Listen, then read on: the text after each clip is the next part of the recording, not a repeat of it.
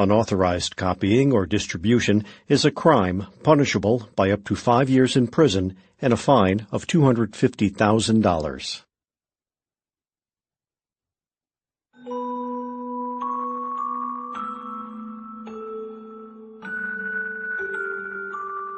Scholastic Audio presents Bendy, Fade to Black, an original novel by Adrienne Kress, read by Taylor Meskimen, with Tom McElroy as Joey Drew. To all the Bendy fans, old and new, to people who like to tell scary stories in the dark, and to the incurable optimists, A.K. Every ending is a beginning, and every beginning finds its end. And so the cycle continues, on and on, a loop on repeat, drawing itself into itself, further and further into the shadows, until you are completely consumed. It's best not to fight it. Or maybe that's a lie. Maybe that's what they want you to think. The darkness and the ink. Prologue. If you were to walk down Broadway in January 1953, on a day when the snow is falling, but the wind blows so fiercely that everything flies at you sideways, where snowdrifts are flattened and cars emerge from the white like monsters in the dark. If you were to walk down Broadway on a day like that, you would have entirely walked into the chaos without realizing it until it was too late. You might have walked into one of the large hulking men in heavy overcoats and muffs on their ears, or flat caps on their heads, because they'd lived in the city long enough and didn't need no protection. Scarves around their throats, up to their mouths, damp on the inside from breathing heavily. "Of course it had to storm today," one would say, and another would grunt and agree. Then a large steel door would burst open, one of those doors you don't even notice are there until you do. Then you might actually look around you, look up at the building in front of you. You'd see boarded-up windows, an abandoned warehouse, you might think, right here in the middle of Broadway, right under your nose. You might think, what else goes on in this city that I don't know about, right under my nose? "Can I help you?" you might offer, as two more large men emerge from the dark inside, carrying large boxes and wheeling heavy crates. You'd notice then that the boxes are stamped with the word gent. You might wonder if that was short for gentleman. Maybe they belong to an old suit factory. The men would ignore you, of course, because they have everything under control. Even as they huff and puff and complain, they know what they're doing.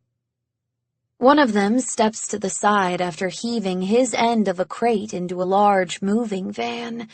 He places his hands on his lower back and stretches. The scarf slips around his mouth. The snow finds his mustache quickly. You don't know why you're so curious. You don't know why it matters, but you might try to make small talk, even though you have places to go to and things to do. "What's all this? Why in a snowstorm?" you'll call out over the wind. "Has to be done fast.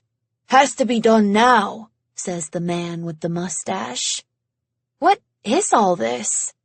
Because the boxes are all such different sizes and shapes and make no sense to you. And again, because something compels you to ask. You might rub your hands together a bit, trying to warm them up. Your guess is as good as mine, kid. But then he'll decide he doesn't want to go back to work right away, so he'll say, Some strange things in there. Experiments, looks like. You probably don't want to know. What a surprising answer, something you had not anticipated. The building looks so dreary, no hint of life or strange goings-on. Where are you taking it all? To the Kismet Production Studios, other side of the city. For TV, you know. TV is going to be the next big thing, mark my words, he replies, brushing the snow that has accumulated on his mustache. You'll nod because you already think it is the big thing. Nothing next about it. He won't see it, though. Through the snow, the wind, even just turning to look at someone is a struggle. Harvey, what do you think under the radar means? Oh, yeah, sorry. He might look at you now and mime locking his lips, then say, Forget I said anything. Harvey, get over here. And then some choice profane words in the style of all New Yorkers. It doesn't bother you because you are also a New Yorker. If on this day you were to do all this, you may have been part of a very small slice of history, something that only a choice few ever really knew anything about, and those who did have long forgotten. You would have seen a massive crate, large enough to hold a car, which is the only thing you could think to compare it to, be craned over, held by large heavy chains. Watch it creak in the wind as Harvey trudges his way over to help steady its descent from a window up high. You'd have seen the word fragile in large black inky letters along each side beneath the word gent again. You'd have felt the wind pick up speed.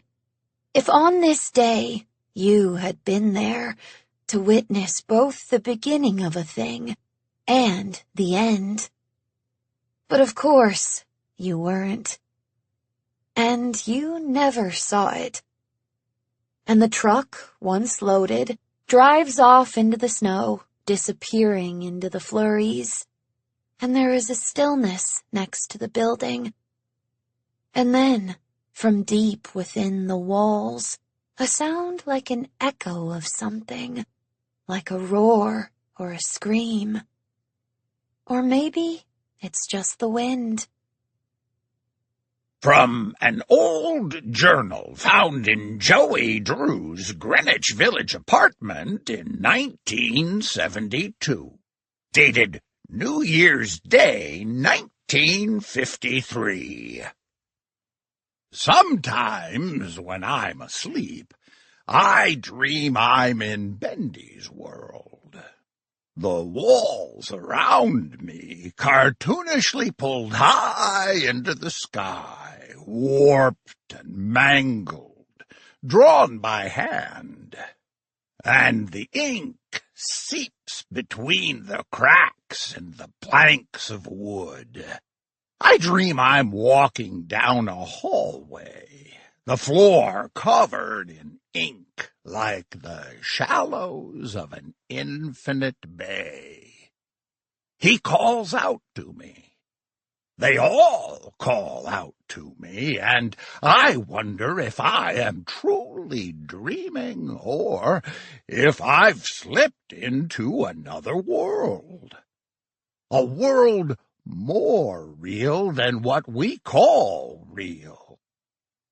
I wake up. I am in my bed. My studio is gone, but I am not. I am here. And dreams never die. They just shift and squeeze themselves through different cracks until they find you again, consume you again. I will wait until they do. I can be patient. I'm not frightened. I've never been scared of the ink. No one will read this. No one will read this. No one will read this. No one will read this. 1. I have always been an incurable optimist. That's what my parents called me, at least. It made it sound like I had a disease. In fact, the first time Mother ever told me this, I genuinely panicked. I was very little, and I didn't know what optimist meant.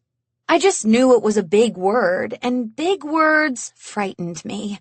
I figured that big words were invented to hide the truth, because if you wanted to just say something, there were a lot of little words that worked. Of course, now that I'm almost officially an adult, I feel differently. Big words are marvelous and exist to be even more precise in our communicating.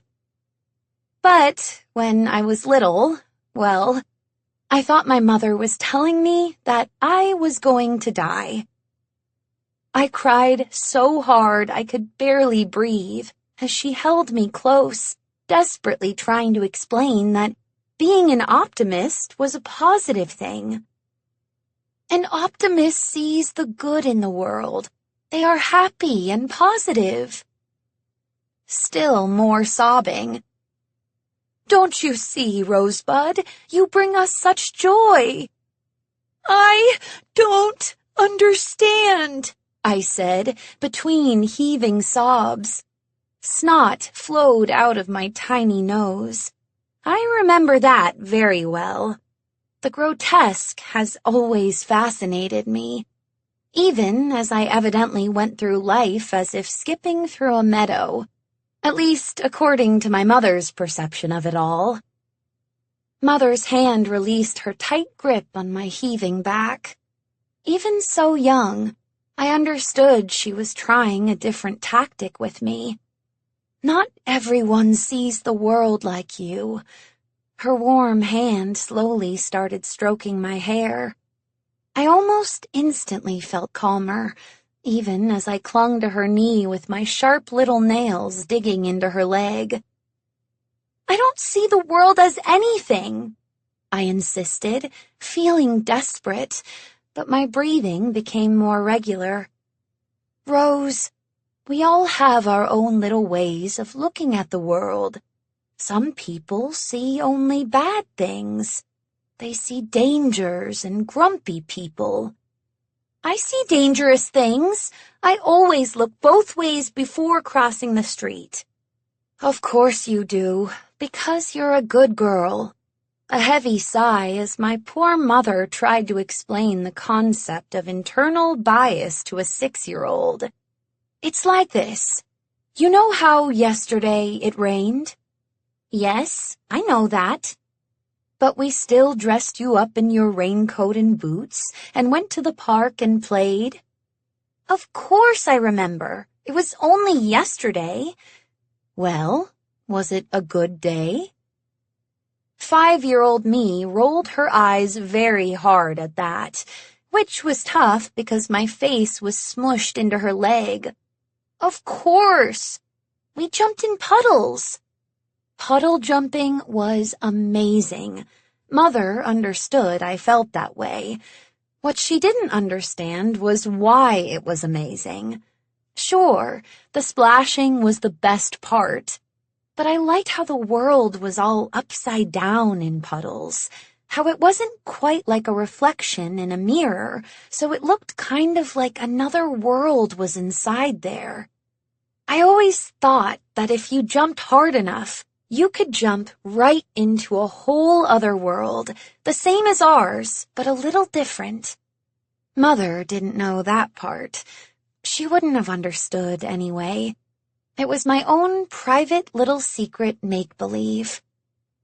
Well, you see, some people might have thought yesterday was a bad day because it rained. Because it was gloomy and not sunny outside. They would have? I pulled my face away and looked up at Mother. She was very pretty, and her halo of curls always made me feel warm inside. Yes, replied Mother. She smiled that soft smile back. It was a special kind of smile, only for me, and for Ollie, though Ollie wasn't around yet. So I thought at the time it was a secret thing between mother and daughter, but it turned into a secret thing between mother and daughter and son, which, of course, I was perfectly happy with, especially since Ollie and I had our own secret looks between us. They don't like puddles? This was a hard concept for me to grasp. Mother let loose a small laugh and sat us both down on the settee. She held me in her lap, her arms wrapped around my waist, mine around her neck as I stared at her intently. Some people can only see the disappointments, the bad things in the world, but you see the good. Because the good is there, I explained. Exactly, she replied. She pulled me in close so I could feel her warmth and smell her perfume. I thought about it all, about seeing the good in things and being an optimist. I thought it was funny. If I saw good in everything, then why had being called a word I didn't understand fill me with fear? Shouldn't I have thought it was exciting? Me, the incurable optimist? Maybe I was more complicated than Mother understood. I decided it had to be that. I also really liked the word complicated. It sounded complicated in and of itself. I still don't understand, I explained, though not able to articulate my doubts. All I said was that Father would be home safe and sound soon. I know. She squeezed me tighter. That isn't being an optimist. That is just the truth. Now she squeezed me so tight, it kind of hurt a little. I know, Rosebud. I know. And then it was Mother's turn to cry. 2. I got the job! I burst into the foyer, and I think I did expect that all three of them would be standing, waiting with bated breath for me to return from the city, but it was empty. As it always was. It made sense. Who spends their free time in hallways, after all? But I heard my mother's yay from the kitchen, and I followed the sound to find her and Ollie together, making banana bread. Or at least she was. Ollie was just covered in a mess of ingredients. If there was one thing I knew about the kid, he liked to sneak a taste. The TV job? Asked Ollie. He was a boy obsessed. Even though we couldn't afford our own television, Ollie just thought it was the keenest thing. Your own little movie theater, right in your front room. And his friend Pete had one. We all knew that. We all went to the big party to unveil it and watched the Jack Benny program together, piled into their tiny sitting room. Kids on the ground in a heap, parents on the sofa, a few kitchen chairs, or leaning against the archway into the room. I ran over to give his hair a tussle and a safe ingredient-free hug. Not easy. He was really covered head to toe. How on earth did he do that? You proud of me, little guy? I asked. I'm always proud of you, but yes, this makes me extra proud. I'm going to go tell Pete. Ollie was up on his feet, but Mother had him by the shoulders almost instantly. Not until after we finish. We don't leave a task halfway through. Ollie nodded and sat back down. He was such an amenable kid. He wasn't like the other 7-year-olds on the street, boisterous and trying to jump on the back of the milk truck. He played outside, he had his friends, but his energy was very contained, a small orbit around just him. Though he did get very competitive when we played marbles. With that, it was every boy or girl for themselves. "Why don't you go tell your father? He's in the living room." I nodded and smiled. I was already planning to, but her tone of voice said more than her words. I knew it well. Father was having a bad day. A puddle day, child me might have called it. Even now, nearly 8 years after his return, he had these days. They were fewer, and he was able to work now and spend whole weeks in our world with us. But he still had these kinds of days. Telling him my good news would hopefully break him out of it. You see, Father had thankfully not died in the war. That was the good news. That was all that had mattered to me when he came home. It hadn't bothered me that he looked skinnier than when he'd left because, at 10 years old, I had lived almost double my life by the time he returned, and who he had been before was a faint memory to me, almost like a dream. A dream, while my father lived in a waking nightmare. That was the bad news. The older men in the neighborhood called it shell shock, and Mother said it was combat fatigue. Neither was a term I had heard before, but I knew a lot more words now, at 9, and I was excited to learn some more.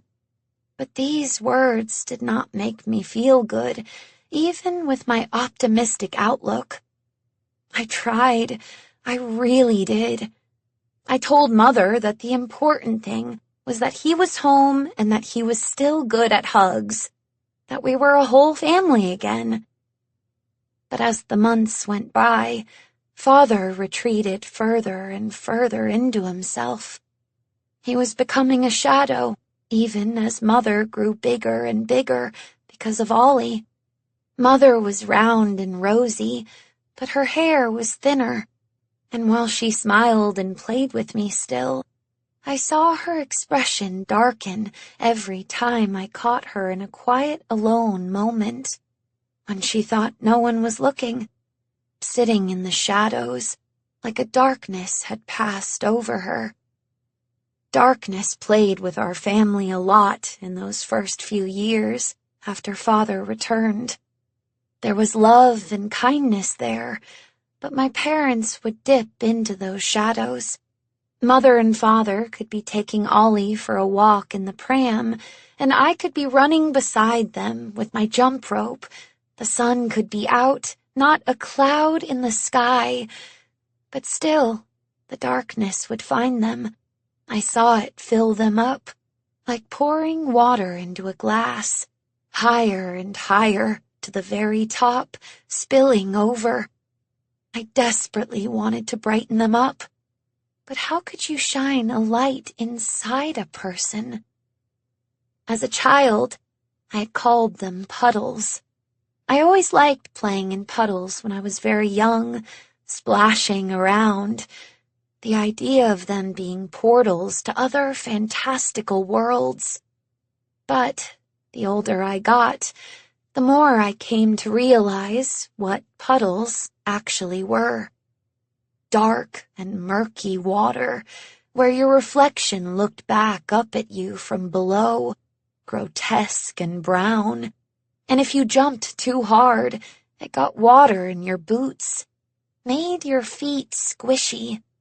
And so, at 11 years old, I said it one afternoon.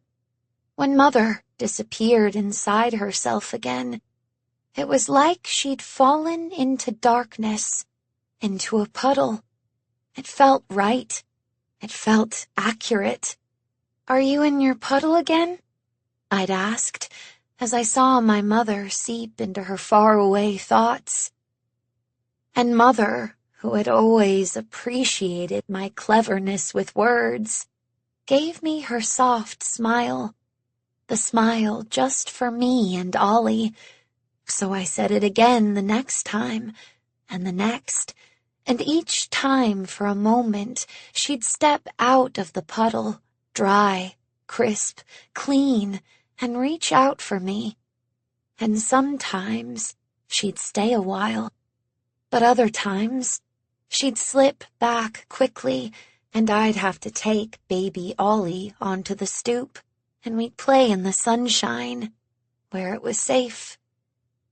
The problem was that on the outside, Father looked healthy. Father looked well. He came back entirely intact on the outside. He could do chores, he could fix a leak or shingle, he could pick up Ollie. I know that some of my friends were mad at me because of that, because their fathers had not come back with all their limbs. And when Father came back, he came back entirely, but he hadn't really, and you couldn't explain. You could try, and try I did, but how do you explain puddles to someone? How do you explain his screams in the night to your friend whose father woke up because of real pain? No, those were unkind thoughts to think. Father was in real pain. He would never pretend that kind of thing. Father had always been a quiet, warm soul, never complained about anything as far as I could recall, though I had been so young when he left. But memories of him, not clear, precise pictures like a movie, more like a feeling, or when you smell something that reminds you of something good, but you can't quite place it. Those memories hinted at who he had been before for me. Even in the puddles, he'd reach out to hold my hand or give me a wink. He tried so hard to pull his head up to the surface. So his screams had to be very real. The pain had to be real. The doctors say that sometimes your father can't tell what is real from what isn't, Mother had explained. Of course, she had tried to explain it because she didn't believe in keeping secrets. Like when you wake up from a nightmare and forget where you are, even though you're in your bed in your room, I said. It wasn't a question. I understood what she meant. I was relating. Mother nodded. He thinks he's still in the war, I said. Sometimes. But he also knows he's home with the people who love him, and we just need to keep reminding him of that. I was very good at taking instructions. I was always the top of my class, the first to answer a question, and the one assigned to lunch duty the most often. I was responsible, and I could remind Father that I loved him. At age 11, with Ollie not yet even 1, I took my duties incredibly seriously, but I was excited by them as well. I knew we just had to work hard to keep Father here with us, and not in the puddles, so that one day he would leave them completely, and then Mother would too. Ollie was truly my primary concern. Little Ollie with his chubby cheeks and impossible hands that didn't really work except when they held onto your fingers so tight, like he would never let go. Little Ollie, who grew every single day and reached out for me every time I was in the room. I was his person, and he was mine. Our age difference was actually very normal for so many on our street. So many babies popped up all of a sudden when the war ended. And so many only children, like myself, suddenly had these important new big sister or big brother responsibilities. I didn't care when Ollie cried in the night. Maybe it was because I knew his cry was pure and there was an easy solution, unlike when I heard my father cry out. Or maybe it was because of that connection. When he hurt, I hurt, and I was going to fix it. I solved all the problems. Maybe that's also part of being an optimist. When you believe that things will work out okay, then you can look easily for the solutions, because there are always solutions. You just have to find them, even if they are hidden in the dark or deep inside the puddles. The living room was inky black, the curtains drawn, the lights off. A thin beam of light managed to sneak in between the two heavy pieces of fabric Mother had draped across the windows. They were normally pretty, a pale green with large pink roses on them. They matched the fabric of the sofa and the wingback chair that Father was sitting in, his eyes closed. There was something unsettling about the dark room in the brightness of the day. Something that sent little prickles up my spine. I quickly shook them off. I could make myself small and quiet. I'd learned how to do it many years ago. I knew how to creep through the house, from my room to the kitchen and back, without making a sound. How to close a door without a creak. To gently rock Ollie's cries to content gurgles when he was a baby. I knew how not to startle with my quietness, which is a whole other lesson. It's one thing to pretend to be invisible, but to do it without scaring anyone, that's quite something else. You don't want to sneak up on anyone. You don't want to startle them. You don't want them to lash out at you from within their nightmare. You want to wake them gently. So I made myself quiet and small and entered the room. Then, as I crossed the carpet toward Father, I made a small sound. It doesn't matter what the sound is. A footstep, a little heavier on the ground than the others. A ruffling of your petticoat under your skirt, or in this case, a quiet private clearing of the throat, not one to gain attention, just something meant just for you. Except, of course, it was meant for him. His eyes opened. I continued my journey as his head turned to see me. He came out of the puddle and smiled. "Rosebud," he said, his voice strained and tired, like someone who has just woken up after a night's sleep. "So, do we have good news?" I nodded and leaned against the arm of the chair. "I got the job." "Well, I would have been surprised if you hadn't. They clearly have good taste." He took my hand in his and gave it a squeeze. I squeezed back. "Clearly," I replied. "And I'll bet Ollie is excited. Big sister and the big city. Big dreams." He looked tired, so very tired. It was something strange that I had observed that the more my father slept, the more tired he was. When he was deep in the puddles, he was exhausted. The world he was living in inside his own mind drained him far more than the real one. He is also covered in flour. Father laughed. "These are two very expected Ollie things." We paused, together, holding hands. "When do you start?" "Monday. They want me as soon as possible." Father closed his eyes again. "That's wonderful," he said, but he was already slipping under and away from me. Still, I held his hand, because it was warm, and that was all I needed to remind me that even if it felt like he was gone, he was still right here. It was important to remember things like that.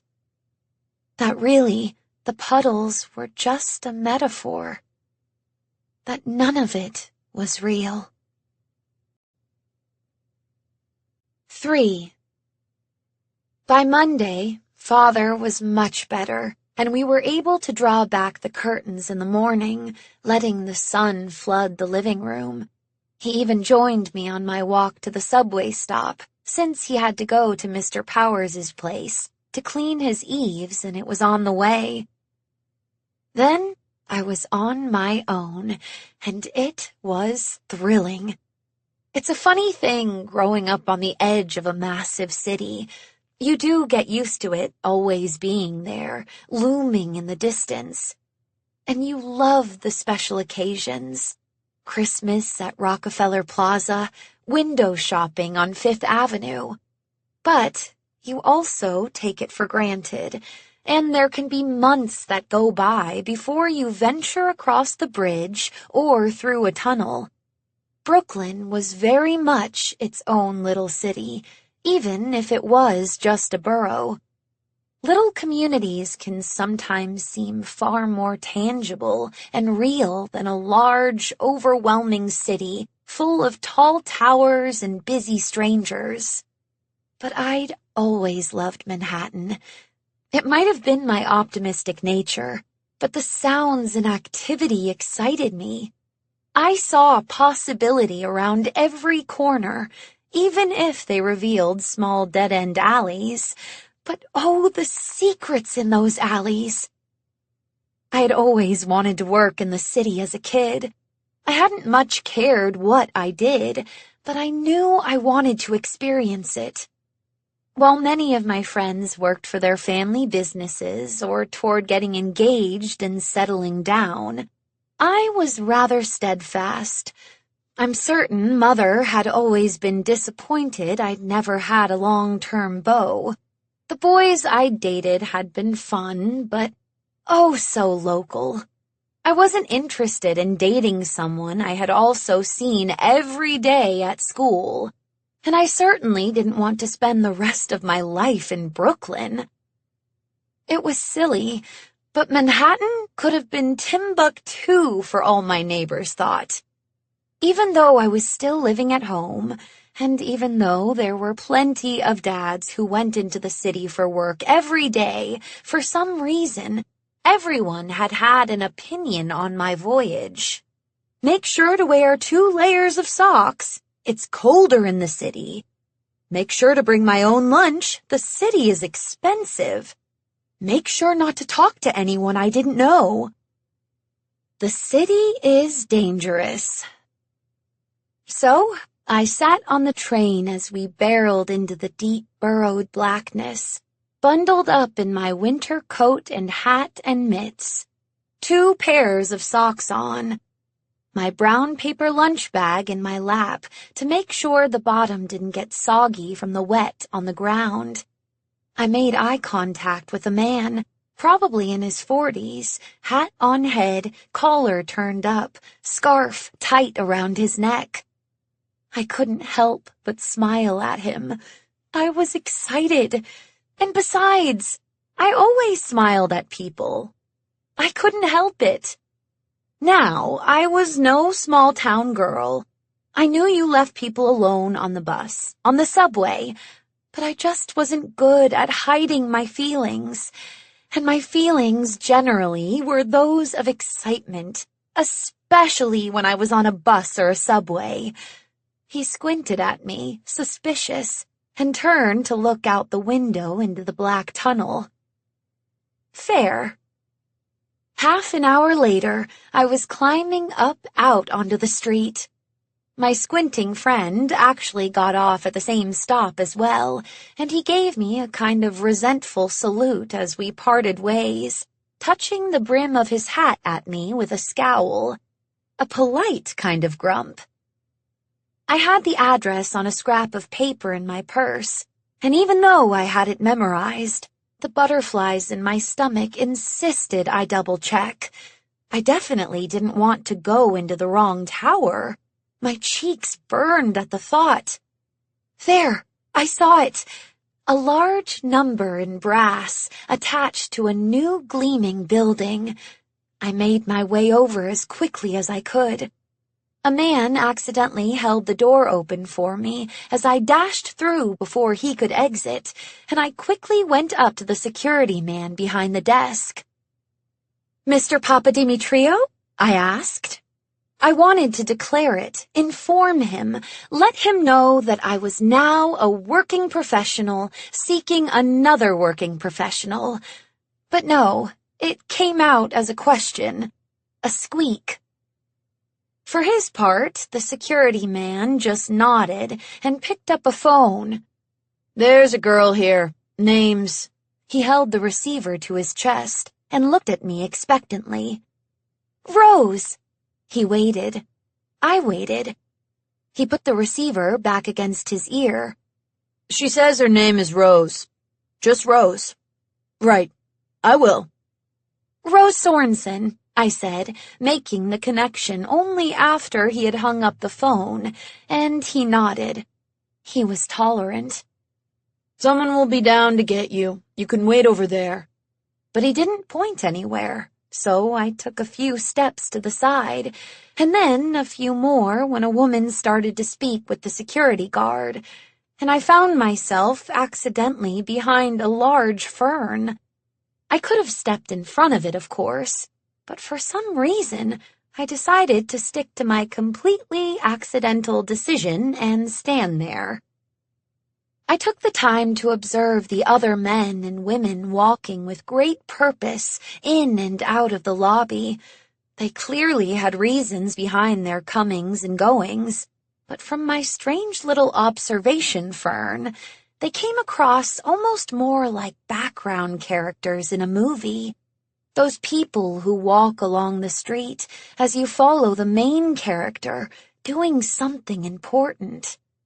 Who fill out the space, who walk just off frame, turn around, and walk back again. Not that I was casting myself as the main character in this scenario, mind you. No, definitely not. It was just a thought, a fleeting thing. Something to occupy my mind while waiting, until the man with all the bluster stormed past. He stepped off the elevator, no coat, no hat, wearing a very well-tailored tweed vest and trousers, a sharp white shirt, and a cravat at his throat. He was older, gray in his hair and mustache, but there was no sign of old age in his manner. He was lively and full of energy. He fascinated me, and I wondered where he was going. He couldn't be arriving as he came from within the building, but was he leaving? With no coat and no hat, he couldn't be heading outside. Was he the one coming to get me? That would make sense. That would be a reason for someone to enter the lobby without outdoor clothing. He paced back and forth, muttering to himself, and I didn't feel entirely comfortable going up to him like that. Then he looked right at me. I felt the impulse to duck, but I didn't. I just looked back, feeling rather sheepish now in my awkward situation. He squinted at me, but not the same way as the man on the bus. Rather in the way that some people do to focus their vision on something very particular. He moved toward me, and as he did, looked around, puzzled perhaps by my presence, and wondering if anyone else had noticed the girl behind the fern.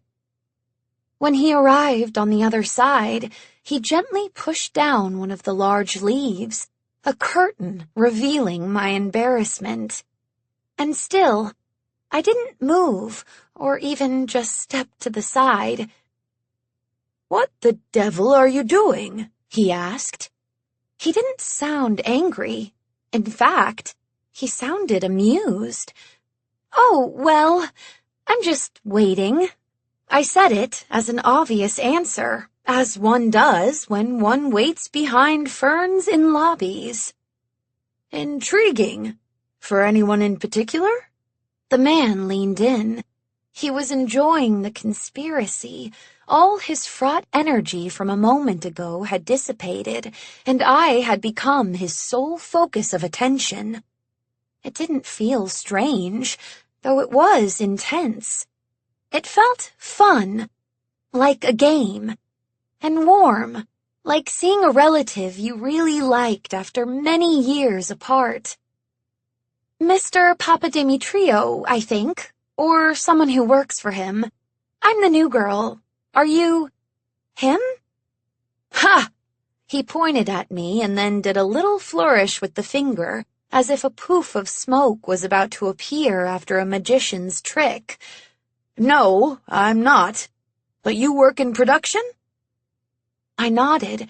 Why was he as excited about this fact as I was?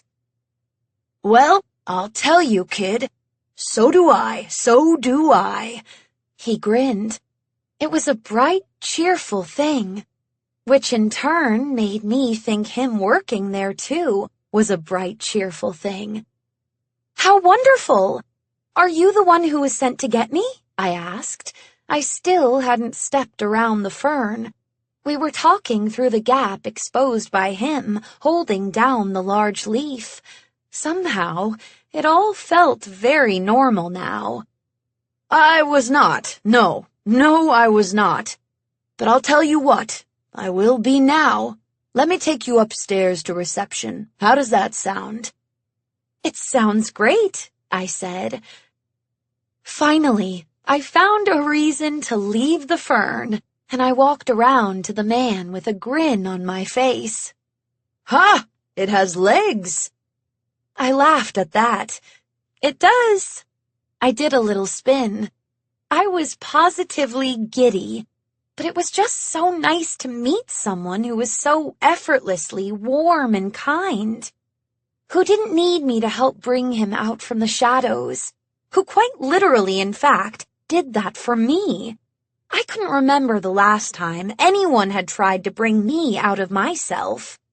I suppose when you are a generally happy person, people don't think they ever need to do that.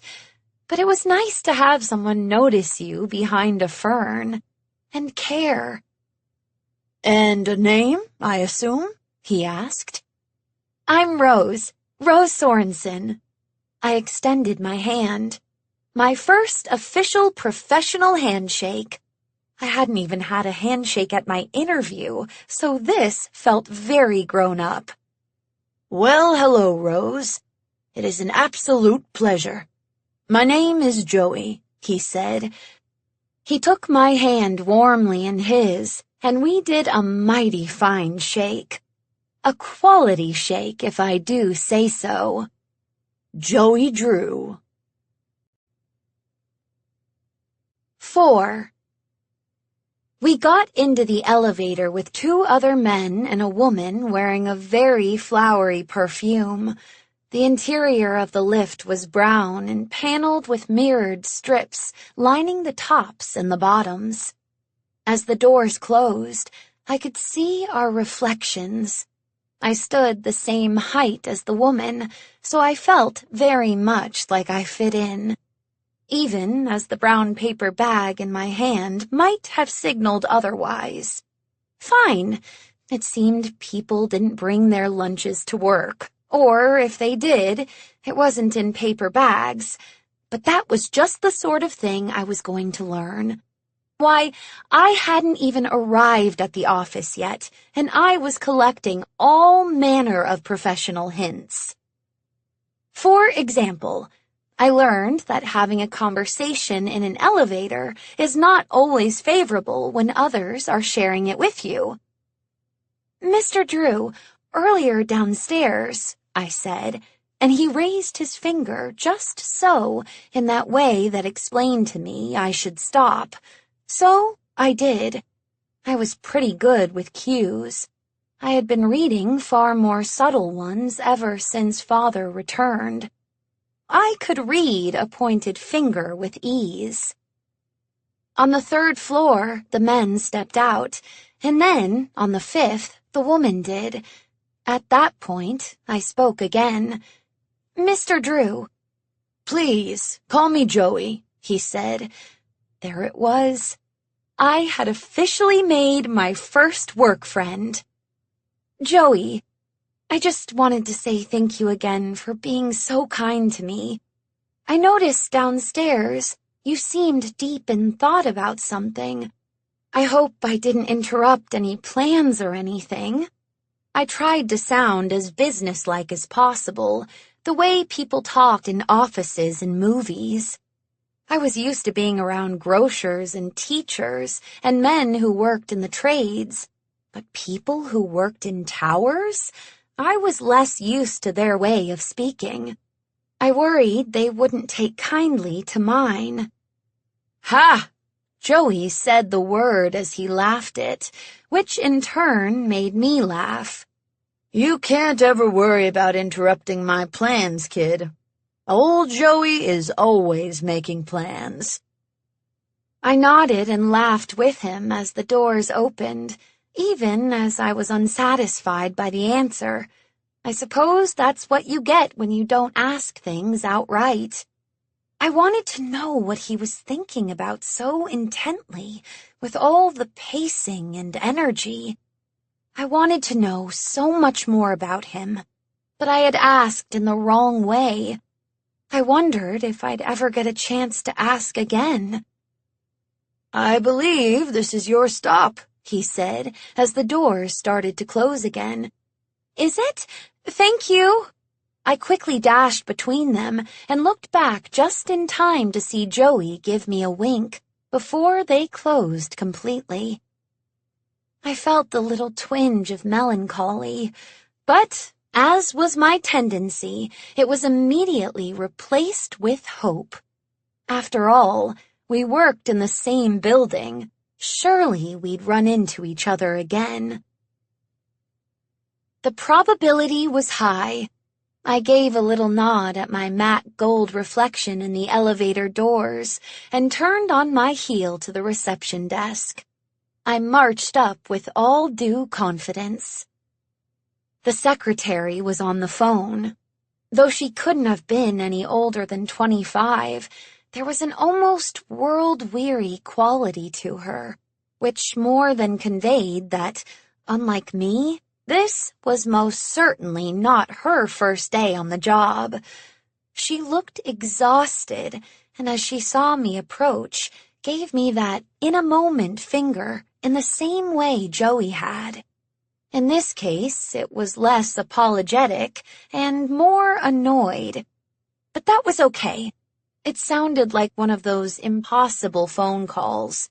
The person on the other end was clearly ranting, not letting the secretary get any word larger than a yes to slip into the conversation. I gave her a reassuring smile, and she did seem to notice that with the slightest of nods. And seeing as there were no ferns to hide behind to wait, I took a polite step back and clasped my hands in my paper bag behind my back. The room was smaller than I'd anticipated, and messier, too.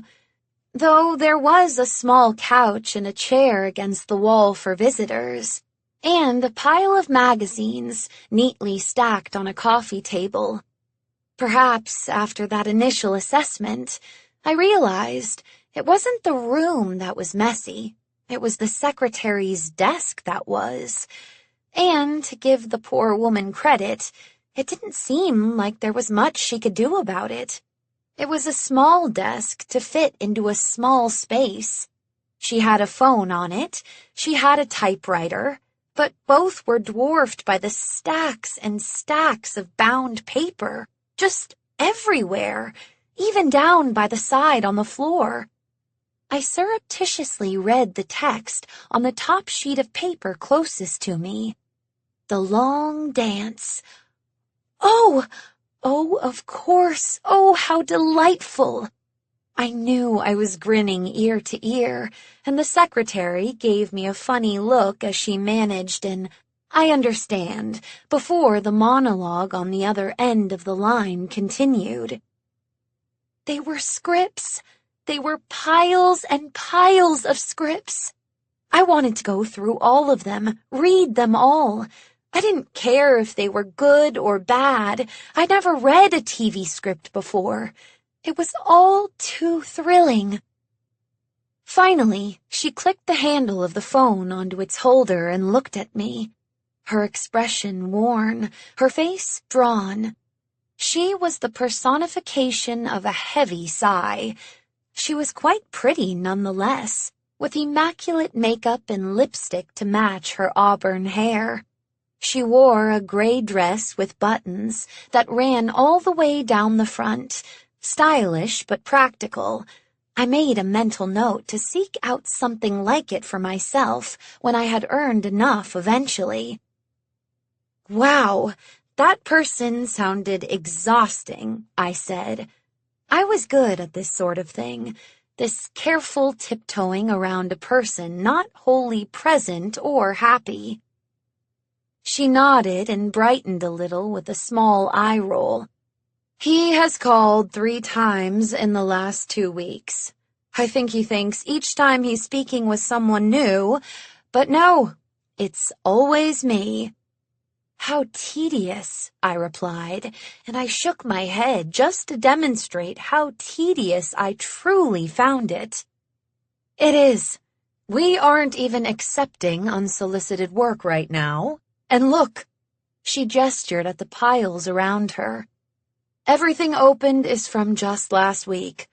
This pile, another gesture now, at a stack of thick manila envelopes piled to the other side of the desk that I hadn't even noticed yet. This is from today.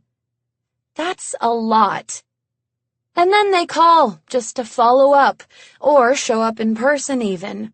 They don't take no for an answer. I think someone wrote a piece for the New Yorker recently, or Life magazine, about gumption.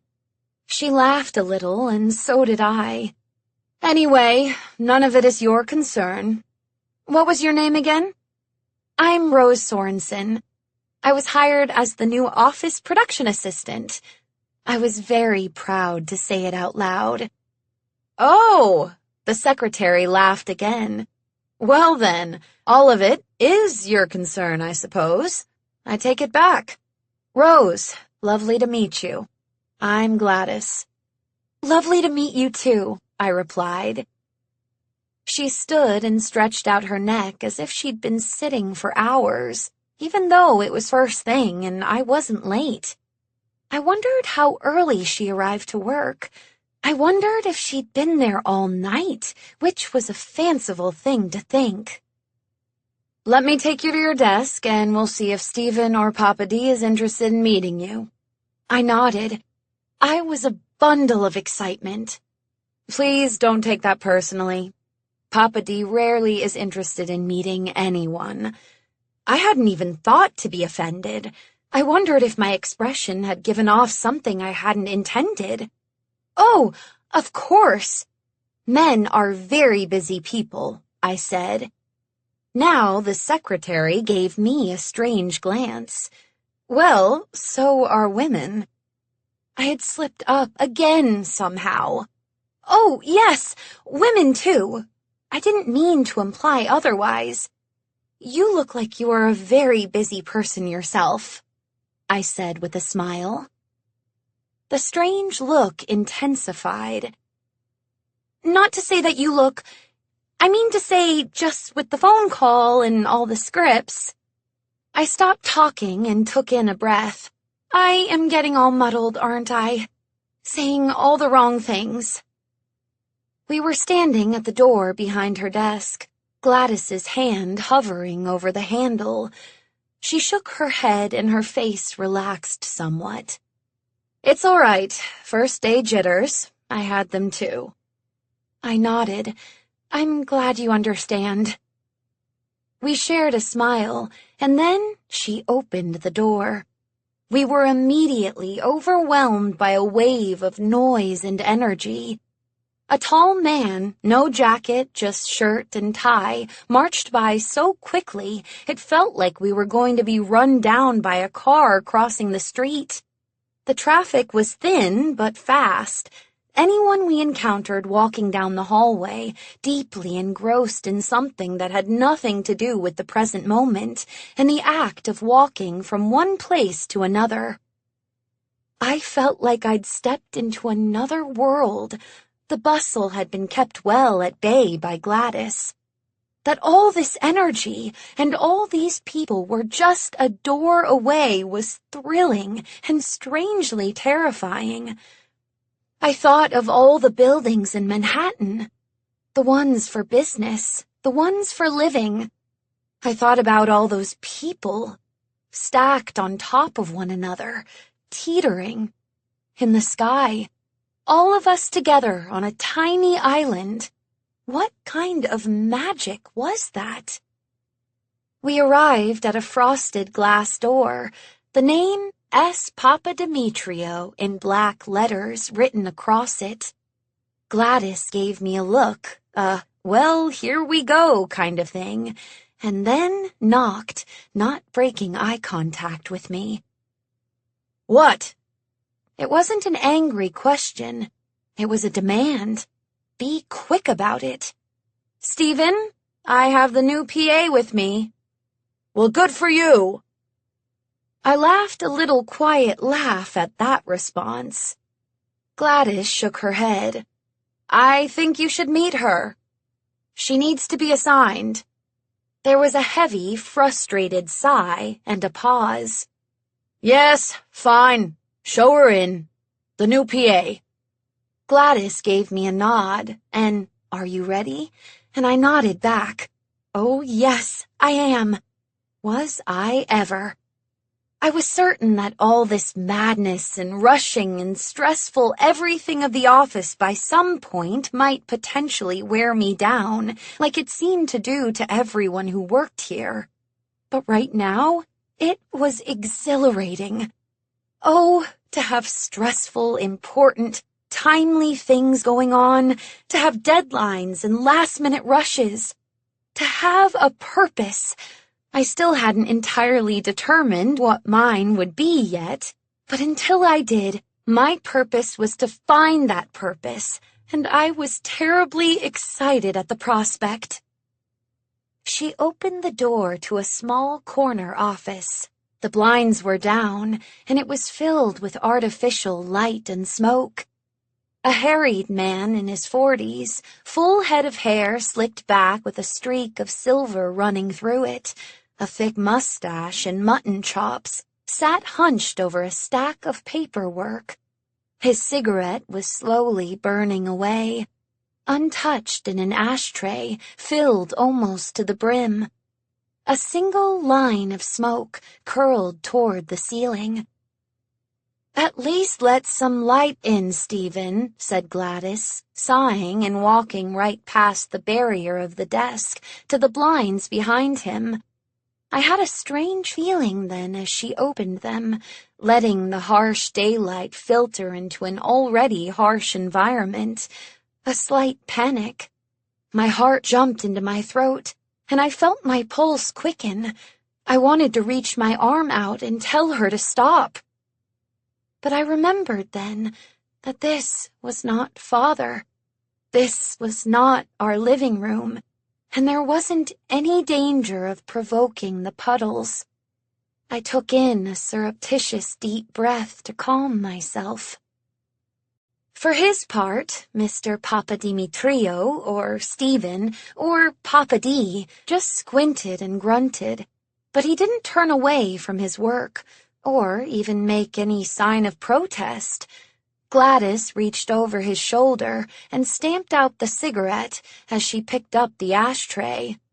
I'll clean this. Now, Papa D, this is Rose. She's our new PA. She bent closer to his ear and hissed. Be nice. Mr. Papadimitriou harumphed, but, once again, didn't argue. Gladys marched back to the door and gave me a satisfied nod. Then, as she closed it behind her, she added, "Good luck." With that, we were alone, and only then did I start to feel a little awkward. There was another chair in the room, but it was covered in papers. It seemed to be a general running theme about this office, the woeful lack of storage space. "Would you like me to file those?" I asked.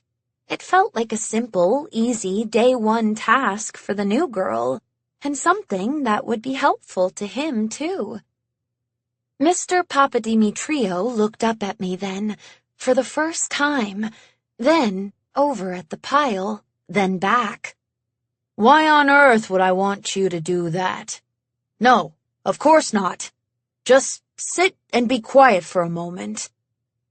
That was easier said than done.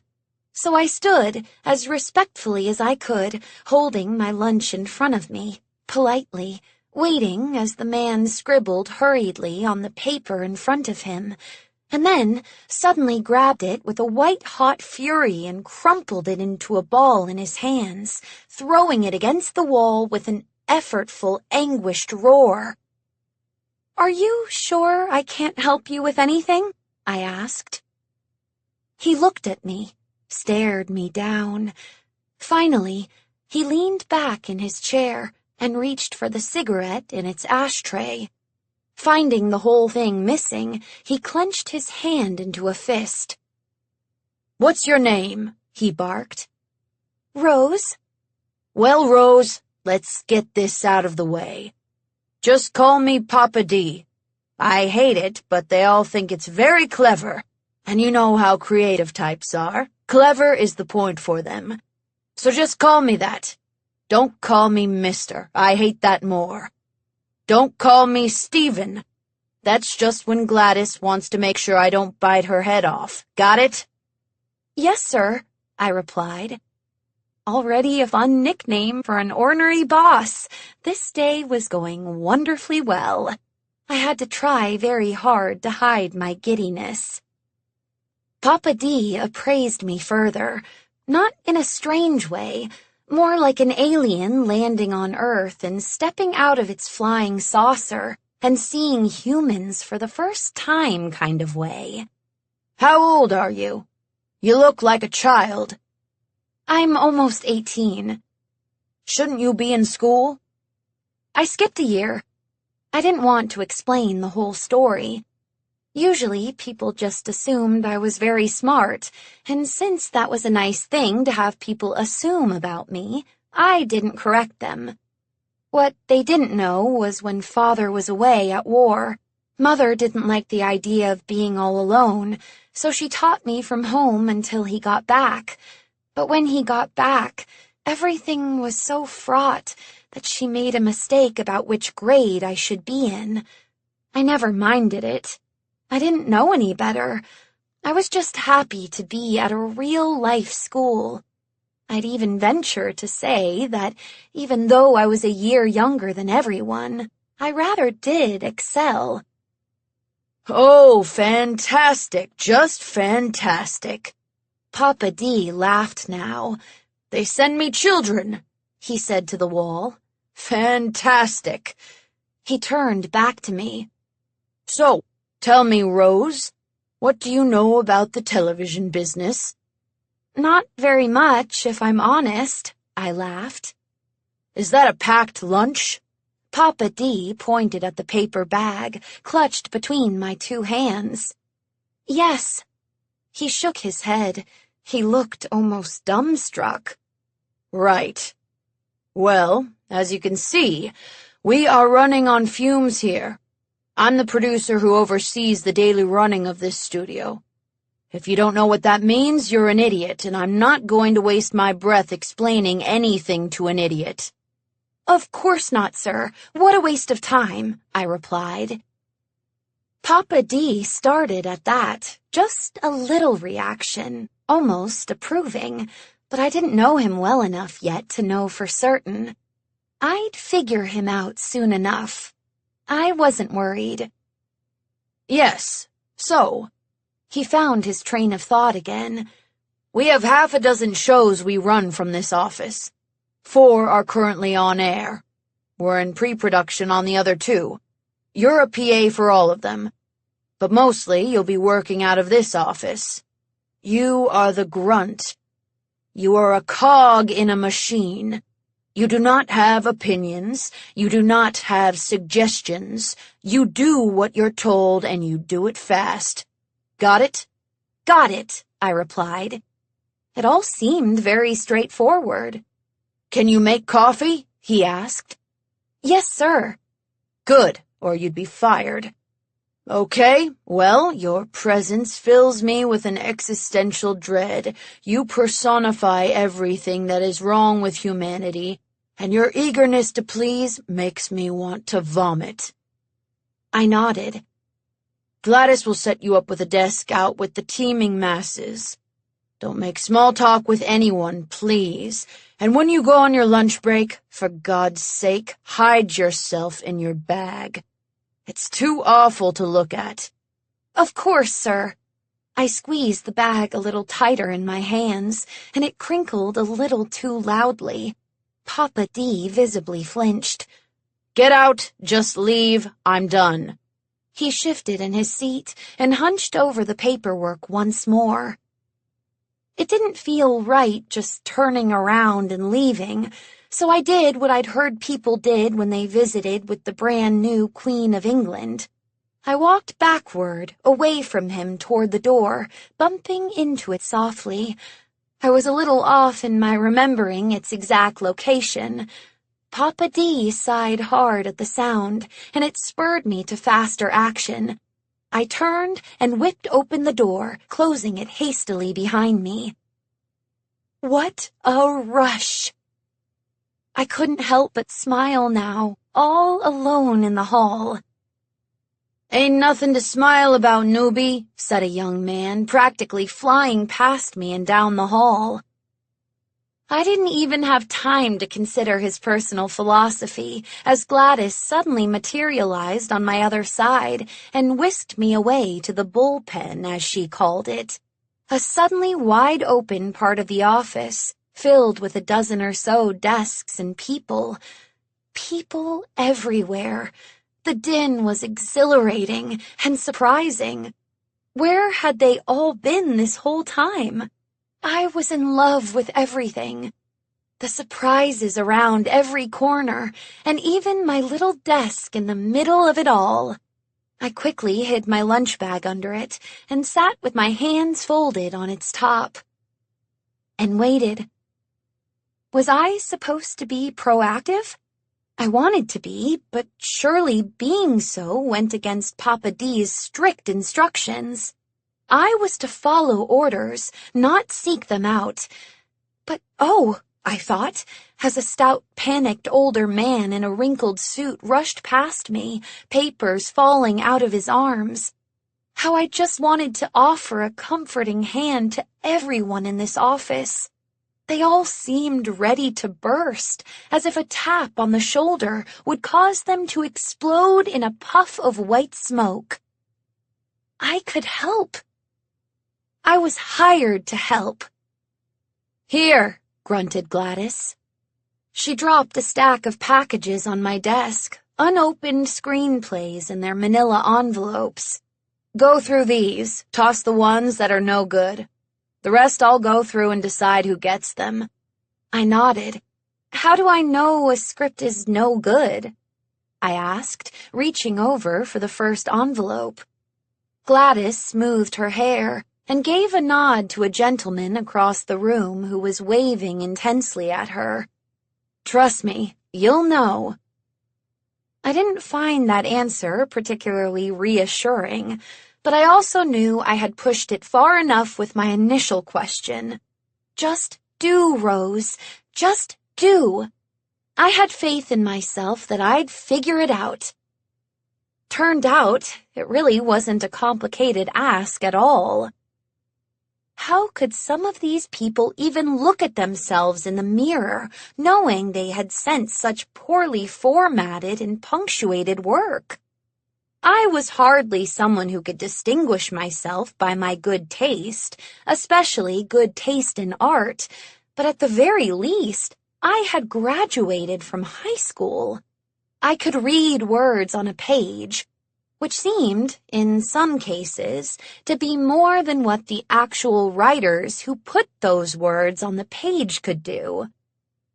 Then, there were the cover letters that accompanied the scripts. Many were just reflections of their general lack of writing abilities, but there was one that was honest to goodness threatening, more like a ransom letter than a query. I put it to the side for Gladys to show to Papa D. I didn't want anyone to get hurt. But when she came to collect the 4 acceptable, at least to me, scripts, she just laughed at my concern. "Is it from Hemlock Moor?" she asked, glancing over the title pages of the screenplays in her arms. "Why, yes," I said, quite shocked. "Oh, we get something from him at least once a month. He targets all the studios. We think it's just some game for him. We don't even know if that's his real name. Probably not." She gave me a small smile. "You were very quick with this. Since no one else here will say it, I'm impressed." I felt that wonderful, warm, fuzzy feeling you get when you've been complimented for a job well done. Thank you. "Well, break for lunch. We'll see you back here in half an hour." She turned on her heel, leaving me surrounded with the discarded innards of manila envelopes, these poor little screenplays destined for the trash heap. I didn't feel nearly as sad as I thought I was going to, dropping them into the garbage. Lunch was a tricky matter. I wasn't entirely sure where I could hide per Papa D's instructions, so ultimately I made the decision to head downstairs and find a spot somewhere outside where I wouldn't be noticed. There was a little park around the corner and an available bench, and even though it was a little difficult eating my sandwich with my mitts on, I did it quite successfully. I was feeling downright proud of my abilities and returned to the office refreshed, full, and content. "Where the devil have you been?" Papa D exploded out of his office just as I passed the door, making me jump. "Lunch!" I exclaimed back, not really thinking, just reacting. "Where? The moon? We couldn't find you anywhere." He was glaring down at me, and yet I wasn't afraid. He was an intense man, but I found him strangely lovable. It was just the feeling I had about him. I could tell there was a kindness somewhere in there, buried, deep down, very deep down. "I went to this little park around the corner," I replied. "Outside? It's 30 degrees out there." "I know." He glared harder. "I wanted to make sure no one saw me eating my lunch. I thought that would be the safest." At that, Papa D rolled his eyes and huffed hard. "Obviously, I was speaking in hyperbole. My God, what kind of a monster do you think I am?" "Oh, I don't think you're a monster at all," I said with a smile. That seemed to catch him a little off guard, and he took a small step back toward the office and looked at me with suspicion. "I didn't say I wasn't a monster. I'm just not completely monstrous." "I understand." We stared at each other then. Was there something you needed? There had to be, obviously. "Was there something I needed?" he replied under his breath. "Go down to 7. Joey Drew is looking for you." "Joey Drew?" I asked. I hadn't expected that, and I immediately had butterflies. The Joey Drew Show. It's new. It's for kids. I don't care for it. They film on 7 and he asked for you. He needs an extra PA today. The Joey Drew Show? He had his own show. I hadn't realized how important the man was. Good God, woman, what do you want from me? It's a show about his Bendy cartoons. It's what it sounds like. Why am I explaining any of this to you? Just get on with it already. He stormed into his office, slamming the door behind him. I stood there in shock, the butterflies now a tornado, and my face getting hot. Not because of his dramatic exit, but because I finally understood, and I couldn't quite wrap my head around it. Joey Drew was the man behind the Bendy cartoons. Joey Drew, the man in the foyer, the one I rode the elevator with, the one who had requested that I be his PA for today. Joey Drew was the creator of Bendy, and Alice Angel. Oh, and Boris. Who could forget darling Boris? I might have been young when the cartoons played before movies on the big screen, but the memories you have from when you were a young child are the ones that last a lifetime. I had never met a famous person before, let alone a person who had been so important to my early life. I wanted to blush now, thinking about standing behind the fern and meeting Joey Drew himself, but I just couldn't feel shame. I was too overwhelmed with the excitement of it all. What an amazing day this had been, and it was only just after lunch. 5. The elevator doors opened onto a messy foyer with no receptionist desk. There was a room filled with boxes that had been kicked to the side to make a path to the door in the back of the wall. It was propped open with a brick, and beyond it, I could see a hallway stretching back toward the end of the building.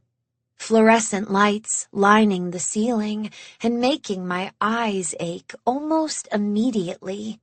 One was flickering and made a small buzzing sound. It was an oddly empty floor. I was already so used to the frantic buzzing about of people that the silence that greeted me made me almost uneasy. I stared at the light, on, off. For a moment, I felt the urge to turn and make my way back upstairs, but I quickly shook that feeling out of my body and with great determination walked down the hall with purpose to the door marked Studio 7. I pushed it open. I entered into a black void.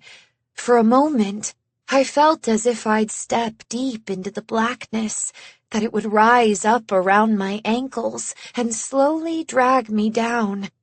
But I landed sturdily, my feet very much on solid ground.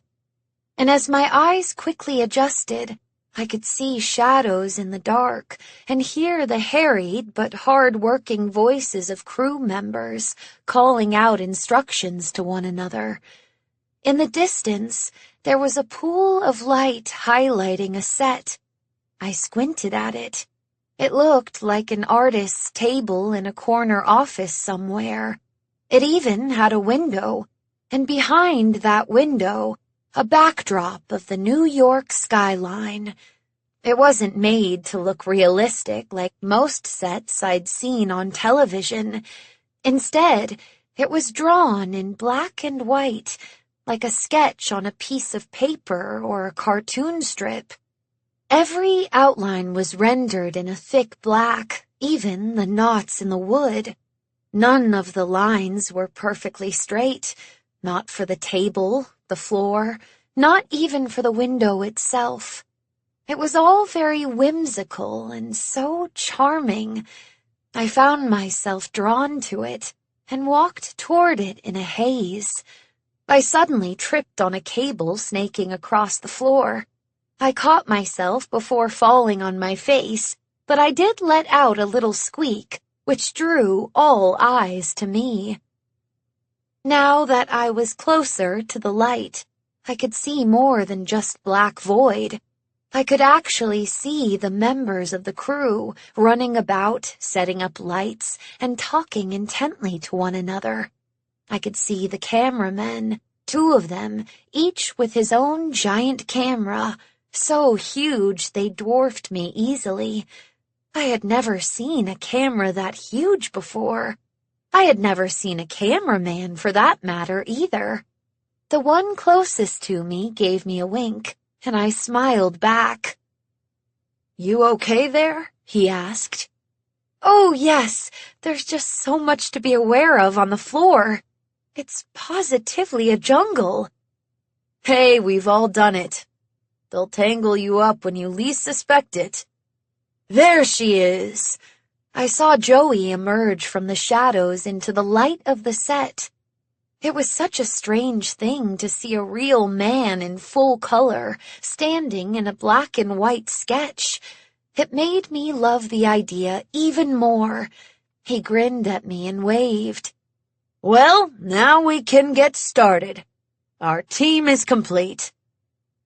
I knew it was just flattery, but darn it all, it worked. I felt rather special, I had to admit. And all those strange feelings of dread from earlier slipped off me as easily as removing a coat after a long day. Come, look at this. Look at all this." He held out his hand to me, and I reached out from the shadows to take it. He pulled me into the light. It was blinding. It was hot. It was disorienting. I was taken aback by the sudden change from the cozy, magical feeling in observing the scene to this unpleasant reality of standing in it. But as my eyes adjusted, I was able to take in the set more closely. "So you see how it'll go. They film me talking about the show we're about to watch, and I sit here at my artist's desk, like back in the studio, like the good old days when we all just rolled up our sleeves and pitched in. So here we are, back at the old Joey Drew studios, though of course it didn't look quite like this. Fun, isn't it?" "Very fun," I said. Everything was a little too hot still, but my hands were cold. I clasped them together behind my back.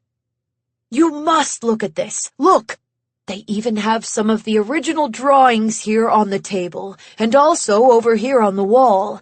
He was a tour guide, and I was his audience of one. I looked at the drawing on the table. Bendy as a cowboy. It was very cute and sparked childhood memories for me.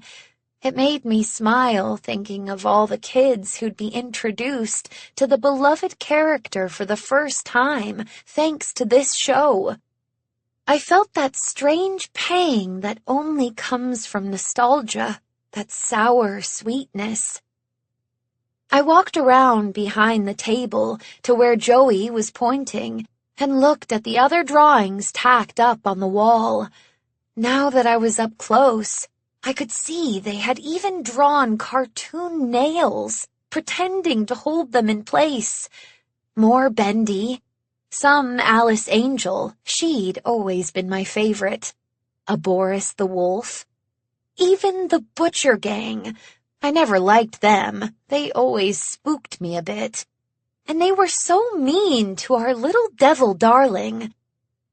"It's great," I said, turning to Joey. He didn't say anything, just kept smiling at me, anticipating something. More compliments, maybe? I was still feeling all over the place, not quite grounded. I quickly rushed to find more to say. "I like the set. I like that it's like your old studio and looks like you stepped into a drawing, though I do wish I could have seen it for real." Joey sighed wistfully. Oh, Rose, I wish you could have too. I really do. It was something else. You'd never have wanted to leave. It was the kind of place that just sucks you in, you know? Absolutely. But I didn't know. Not really. I knew that places could be very interesting, but I did also generally like leaving them and going home and seeing my family. Otherwise, it was what? A jail? But that was a silly comparison. I clapped my hands together in an efficient sort of way. What can I do for you, boss? He laughed at that, though I was learning he laughed at just about everything. I'll tell you, a cup of coffee would work a treat. That I can do, I said. I turned to look into the dark void, all the more dark for the bright lights in my eyes. I actually didn't really know where the coffee was. I turned back to Joey and, as I did, said, "Actually, do you know where I would find some?" But he had already left. There 1 minute and gone the next, like a ghost. But no, again, silly thought. I looked and could see him in the shadows to the side, talking animatedly to a woman holding a clipboard. I had the strangest sensation then, like a child who had been walking with their parent down a street and then lost them in the crowd, suddenly alone, and a little abandoned. It didn't feel particularly nice, so I shook my head and focused on the task ahead of me. Coffee. I would make Joey the best cup of coffee he'd ever had. The desire to impress my new boss was strong. There was something about his presence that simply demanded respect, and I certainly wasn't the only one who felt it. Looking around the set, it seemed to me that everyone was exceedingly aware of Joey's presence. They didn't look at him, or call over to him, or really acknowledge him in any way, but every action felt like a performance for an audience of one. Even the kind but gruff cameraman was sitting a little taller in his seat. So I too stood a little taller, raised my chin just so, and marched back toward the doors through which I'd entered into the studio. I would find the coffee. I would make the coffee. There would be coffee. And it would be good. Once in the hall, I felt utterly lost again. The emptiness astonished my senses once more, and I was struck just how soundproof this studio must be. If you never went through that entrance, you might never even know it existed. But I shook that feeling off and walked with great purpose to the left. As I turned the corner, the lights were out along this part of the hallway, illuminating a pathway into shadow, and with a very certain gut response of, "Nope," I turned on my heel and made my way right instead. Now, here is the problem with a square. I figured out quite quickly as I made it to the end of the hall and turned right, as I went along with no people, no occupied offices, and most certainly no coffee anywhere to be seen, that I was in short order about to reconnect with that dark, unpleasant hallway. I had a few choices, namely two. Namely, go back into the studio, or keep going. I wasn't truly afraid of the dark. I certainly wouldn't panic in a blackout or walking down a city street at night, but I did have what you might call an unease with it since Father's return. When the lights went out, when the house went still, that kind of darkness was when the unpredictable things happened. The cries at night, the wails, the sounds of pain, and then Mother's voice, a ghostly whisper in the air. Sometimes the sound of things breaking and crying. It was hard to fall back asleep after being woken up by those sounds. It was hard to mind your business, even when Mother would catch you peering into the hall and sternly order you back to bed.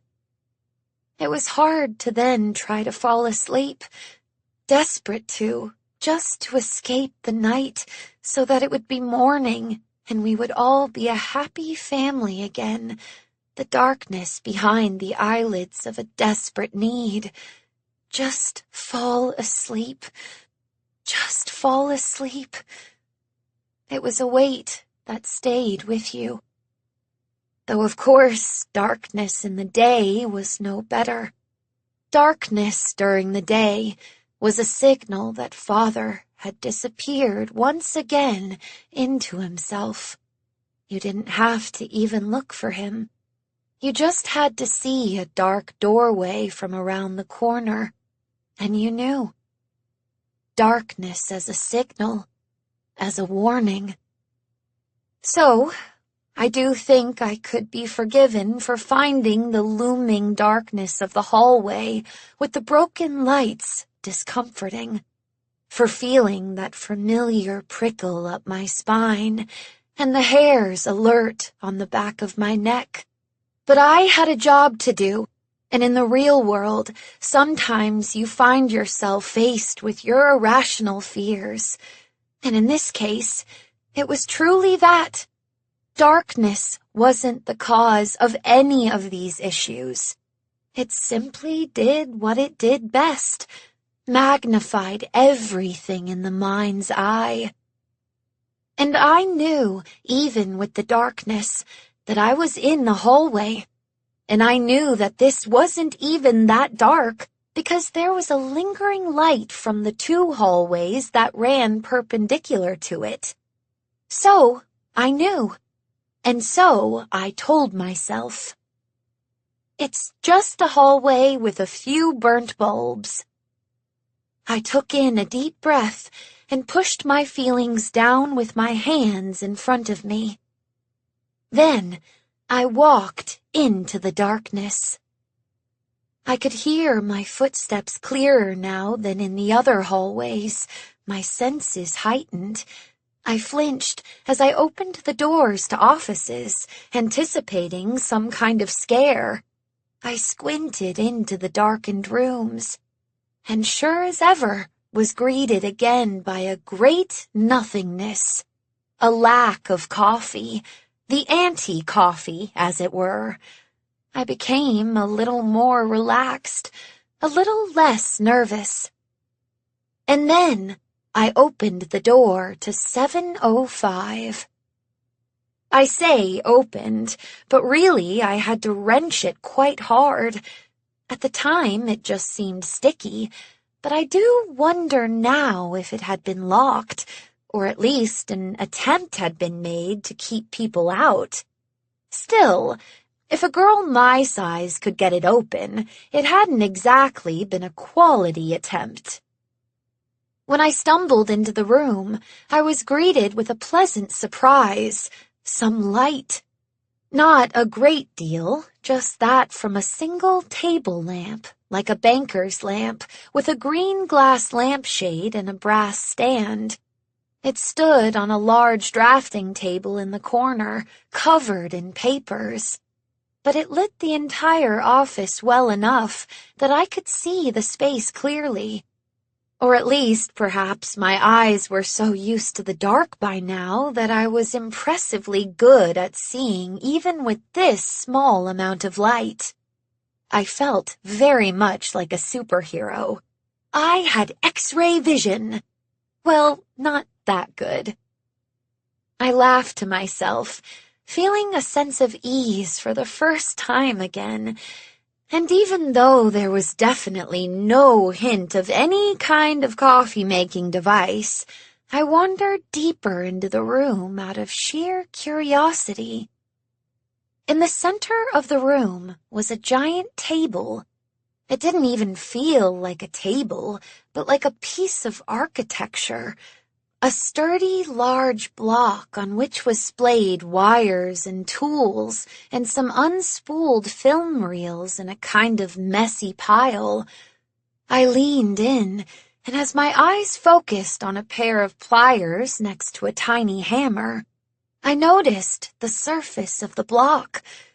It was covered with scratches from pencils pressing through paper too hard and spilled ink, like someone had been writing something with too much enthusiasm. It was a mess of creativity, and there were blueprints with some kind of technological specs on it. I had no idea what any of it meant, but it felt exciting and full of something else. A drive, a creative energy, a forward momentum.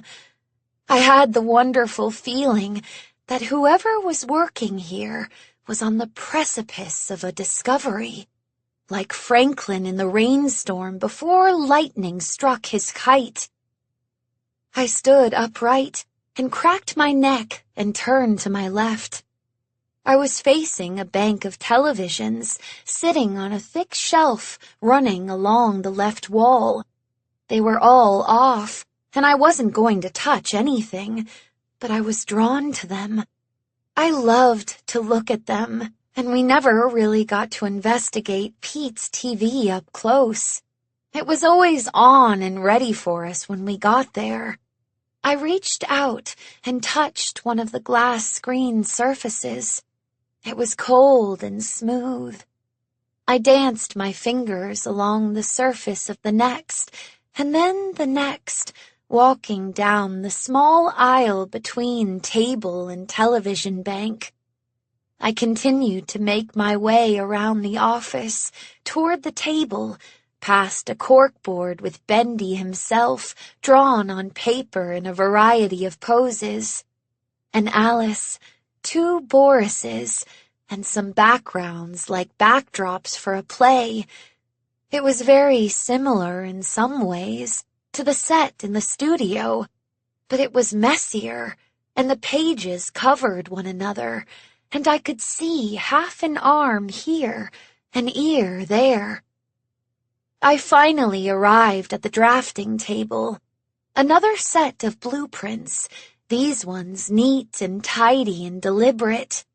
It wasn't a finished product either, just a large circle, really, and it looked like someone was in the middle of working on it. I couldn't read it for anything, but I wanted to try, so I reached for the stool to pull it in and sit on. Something clanged to the floor as I did, and I felt my heart drop into my stomach in an instant. I bent over quickly, and my hands found a pair of glasses.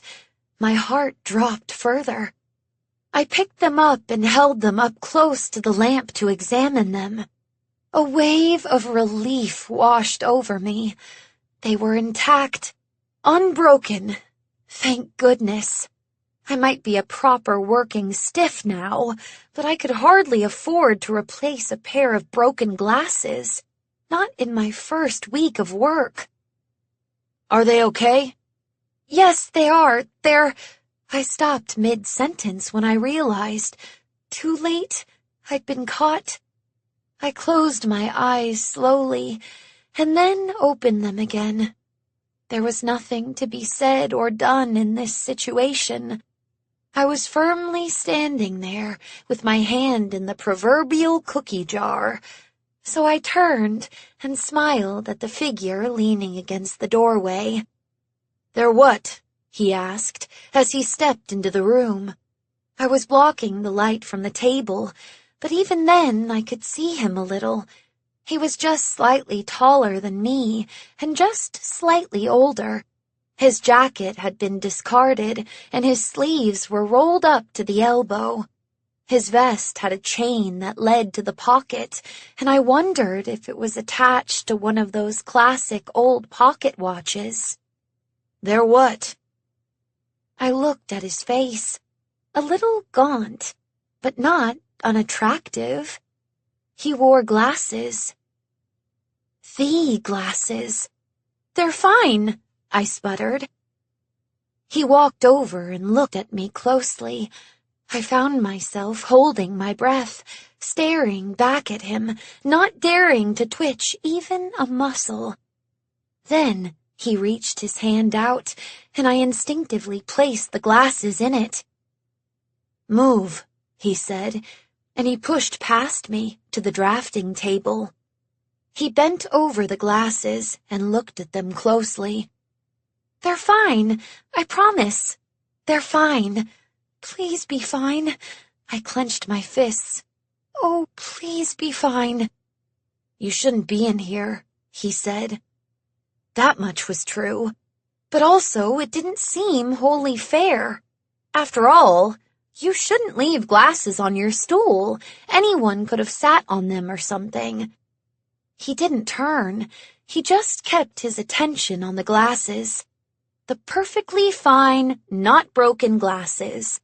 No one is supposed to be in here, so it shouldn't matter where I leave them. And yet, the girl makes a point. Oh no, a third voice. A third voice that just made my throat shut tight and my face get hot. It made us both spin almost instantly. "We really shouldn't be leaving such things just laissez-faire, now should we, Evan?" "No, Mr. Drew, you're right. It was a true lapse of judgment." Evan had gone so quickly to fawning, I would have laughed if I hadn't been utterly aware of my own particular lapse of judgment in this entire situation. "To put it mildly." Joey turned his attention to me. He fixed me with a look I'd not seen before from him. Not that I knew him particularly well, but it struck me as a particularly shocking experience. It was like looking down the barrel of a gun. He was aiming right for me, and it felt dangerous. And I felt all the more ashamed because of it. "Rose, where's my coffee?" "I don't know." Joey didn't break eye contact. "What are you doing in here?" "I was looking for it." "It?" "The coffee. I was trying to find the coffee. I know I shouldn't be in here." I felt my eyes stinging. "Don't cry, don't cry." "Others have fired men for being half as nosy. You had a very simple task." That look, that uncompromising stare. "I'm sorry." I could barely say it. It came out in a whispered quiver. There was a pause so quiet I could hear my own breathing. "Where's the coffee, Rose?" "I'll keep looking, sir," I said. I wanted to walk past him, but I was caught in his gaze. I couldn't look away either. Maybe Evan would do something. But Evan didn't do anything. "Good idea," said Joey finally, and he stepped slightly to the side, indicating I should leave past him. I didn't need any further encouragement, and did. I rushed down the hall and sped toward the light, and when I turned the corner, I leaned against the nearest closed door and closed my eyes again. I could feel heat rise up in my throat and burn behind my eyes. No, I was not going to cry. I refused. I took in a couple deep breaths. Just find the coffee. Find the stupid coffee. But I couldn't. I was too filled with shame, and that look, that piercing look, it had cut to a core that felt ready to explode. I had failed. I had disappointed him. And I knew, I just knew, I was fired.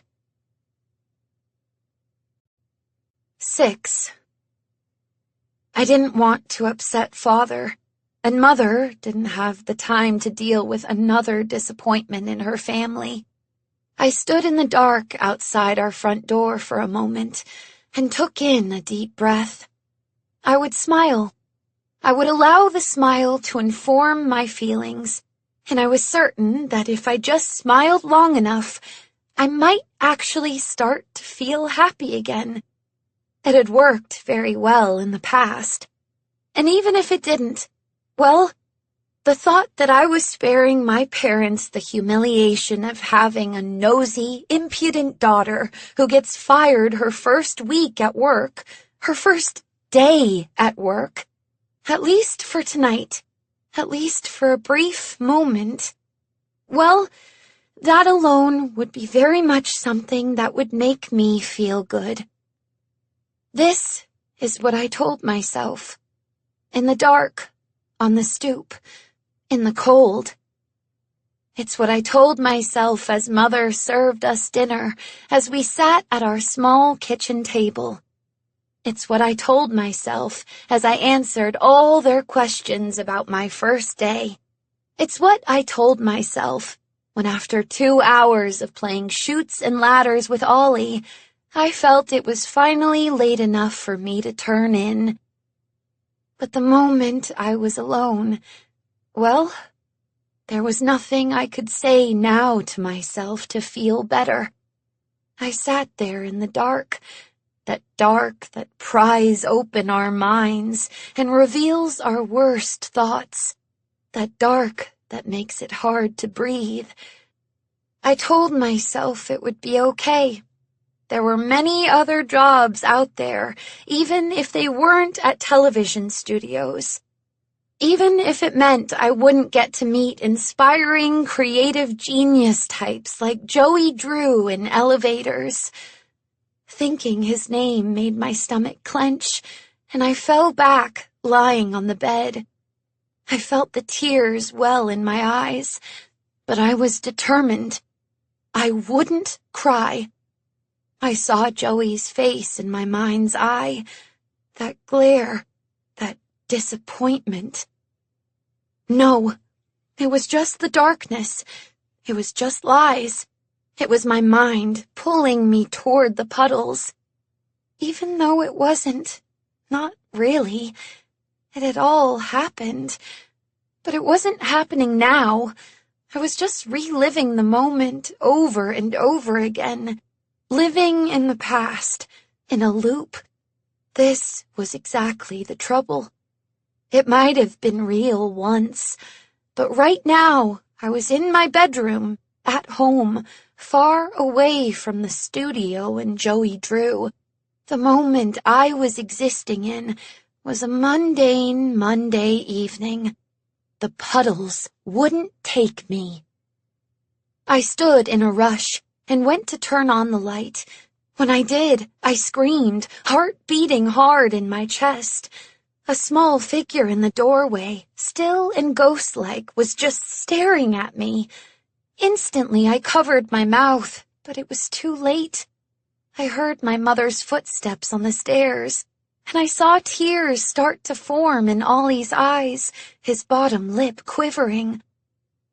"Ollie, you scared the dickens out of me. What were you doing?" I crouched down and held him by his arms.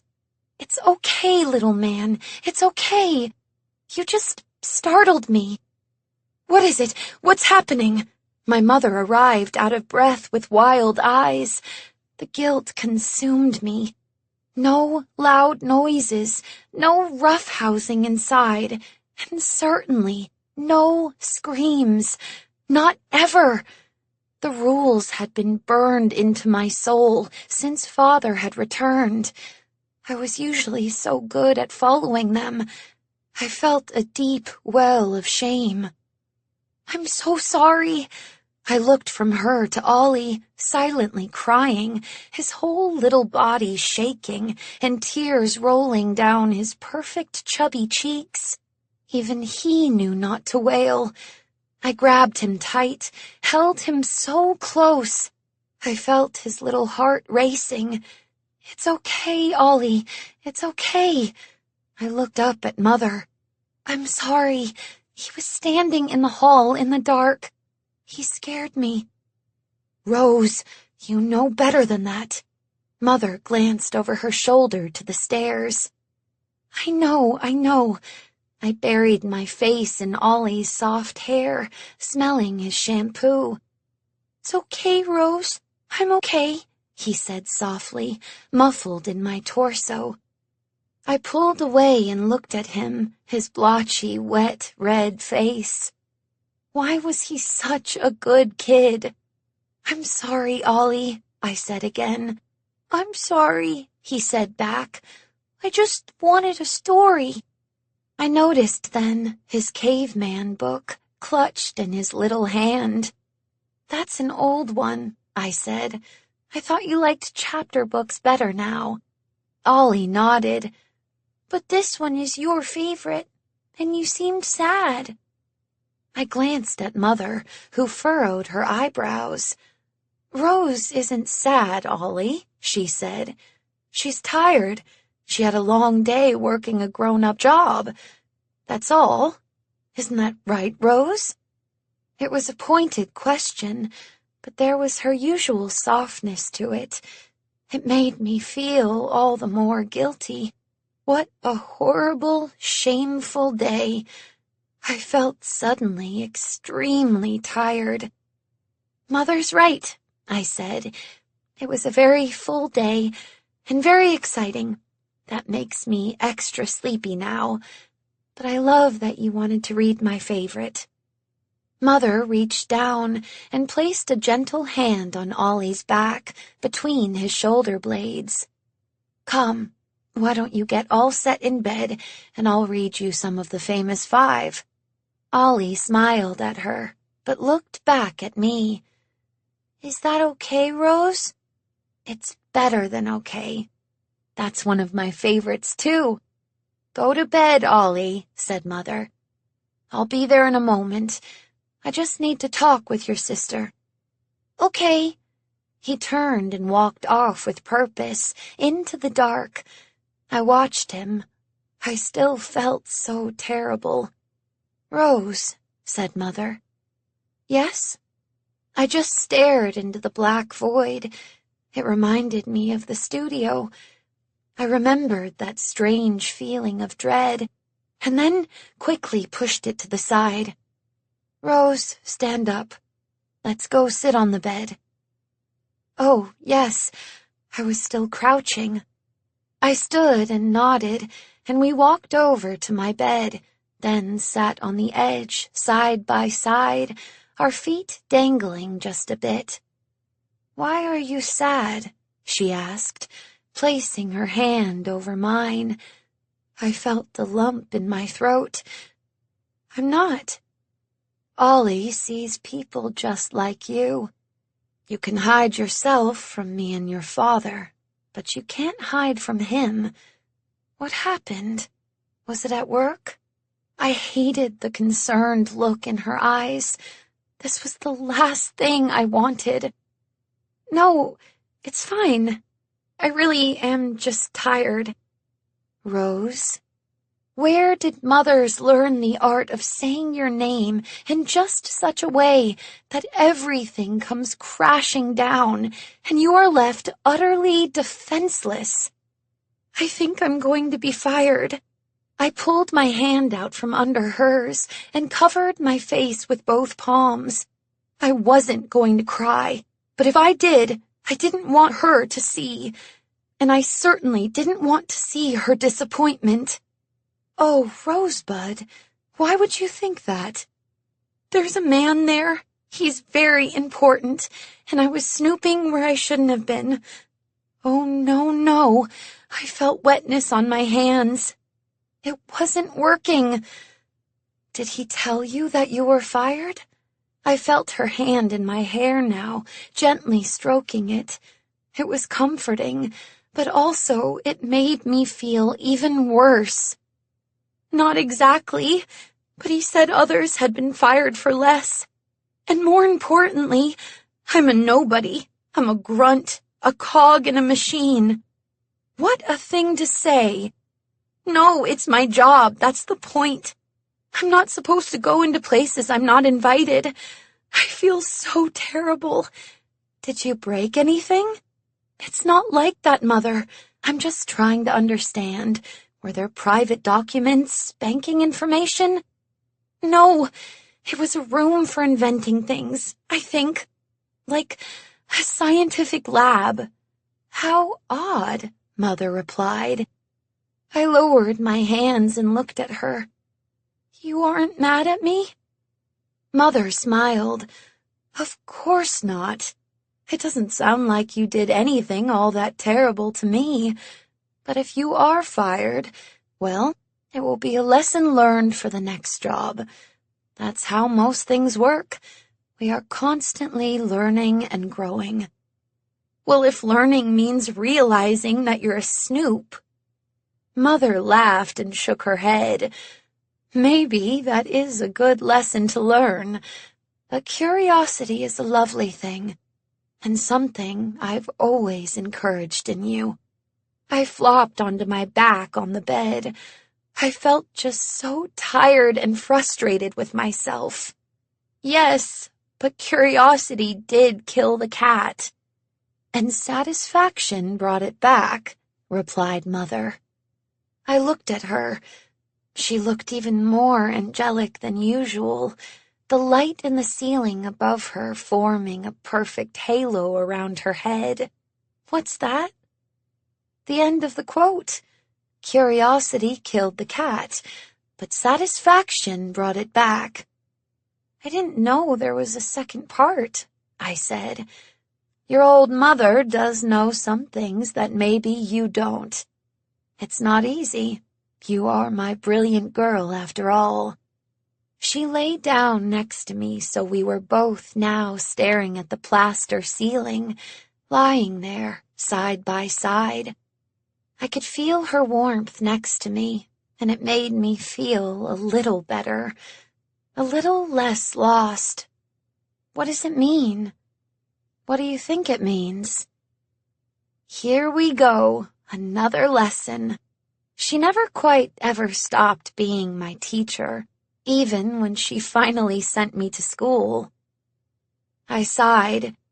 It means that curiosity can get you into trouble, like, for example, get you fired. For example, but the possibility of discovering something new is worth it. I wasn't entirely certain I believed that. I glanced to my side and looked at Mother. She nodded. There is no reward without risk. Maybe, I said. I sighed again. But I stopped. I was thinking too many negative thoughts.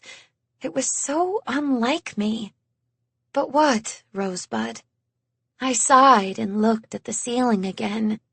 But maybe sometimes it's just risk. 7. The next day dawned bright and sparkly. Even the frozen air felt refreshing and sharp as I sighed heavily and stepped into the frustratingly glorious sunshine. It was as if nature herself was mocking me in my situation, showing me how little she cared about my dread, that the world kept on spinning even as mine was falling apart. Mother had given me an extra tight squeeze this morning and slipped a piece of chocolate from her very special collection into my paper bag lunch. I hadn't had the heart to tell her how much grief that paper bag had cost me yesterday. Oh, I didn't fit in at all, did I? In the working world. Well, the good news was I wasn't going to be a part of it much longer. When I stepped off the train and made my way to the studio, I could feel the dread build up in my throat. I had loved the look of the tower when I'd seen it yesterday, but now it was a looming thing, a looming tower of doom. I managed to make it upstairs, and mercifully, Gladys wasn't at her desk when I entered the office, so the inevitable was postponed. I walked quickly down the hall, practically running by Papa D's office, terrified he'd jump out and grab me, and made it to my desk, where I was able to quickly stash the infamous paper bag lunch before taking my coat, mitts, and hat off, and sitting, hard, almost a little too hard. There was a fresh stack of manila envelopes on my desk. If they were planning on firing me, they clearly wanted me to get some of the busy work out of the way first. And besides, I was grateful for the distraction. I reached for the first one, and it clanged as I placed it in front of me, and something brown seeped through at the bottom. I certainly was not going to open that. I tossed it immediately. Well, this was easy. Okay, I could do this. I wanted to do this. I would put all my attention and energy into this one task and shut my mind off from everything else. It was the only way I was going to make it until the inevitable thing happened. I only hoped no one would ask me to get them coffee. That would probably make me burst into tears. I had already made my way through half the pile when Papa D wants to see you. Gladys had a way of just materializing out of the ether, but she so absolutely terrified me with her sudden appearance this time that I let out an actual yelp. In any other office, possibly a few heads would have turned, but everyone just kept on with their usual chaos, and I just sat there, trying to force my heart to return to some semblance of a regular rhythm. "What on earth is wrong with you?" she asked. "I'm sorry. I was deep in thought. Not puddle deep, but deep enough, anticipating the inevitable, which I realized only then this probably was. The walk to the gallows, not even a last meal." "Well, stop that. You aren't paid to think. Come on, it'll only get worse the longer he has to wait for you." It'll only get worse. Oh dear. I wanted to think the best as I rose, but I was only human after all. One could be generally positive, but still see the writing on the wall. Still know that your own actions had caused a very direct response. People were fired all the time, but I so hoped I wasn't. "Sit," barked Papa D, but of course there was nowhere to sit, so I didn't. I just bent a little at the knees, and then stood upright again, almost as if I had just curtsied. I heard the door close behind me, like the sound of the rope tightening as the trap door was about to be let out from under me. I dropped my chin to my chest and tried to stop my lower lip from shaking. "Right, so, for some reason— Wait, why are you doing that? Stop it this moment." I quickly raised my chin and looked at him. "Good, what's wrong with you, girl?" I shook my head and felt the stammer burn up into my throat. "I'm sorry, I know I'm being fired." "What did you do?" asked Papa D, leaning forward. I didn't say anything then. I was too confused to. "What did you do?" This time, his voice was severe, a warning. Am I not being fired?" "What is happening in this office? Why is everyone insane? No, you aren't. You're being moved." Oh, that made sense too. Hide me away from everyone and everything, in the corner with the dunce cap where I belong. I wasn't generally one for self-pity, but it felt more like fact than self-flagellation. It was the least I deserved. "I see." "Do you? Do you know what a hassle this is for me? All that work to bring in someone new, the job posting, the resumes, the tedious cover letters.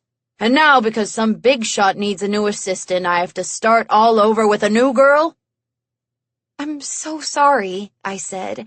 Without meaning to, there was a little quiver in my throat, sadness manifesting as something tangible.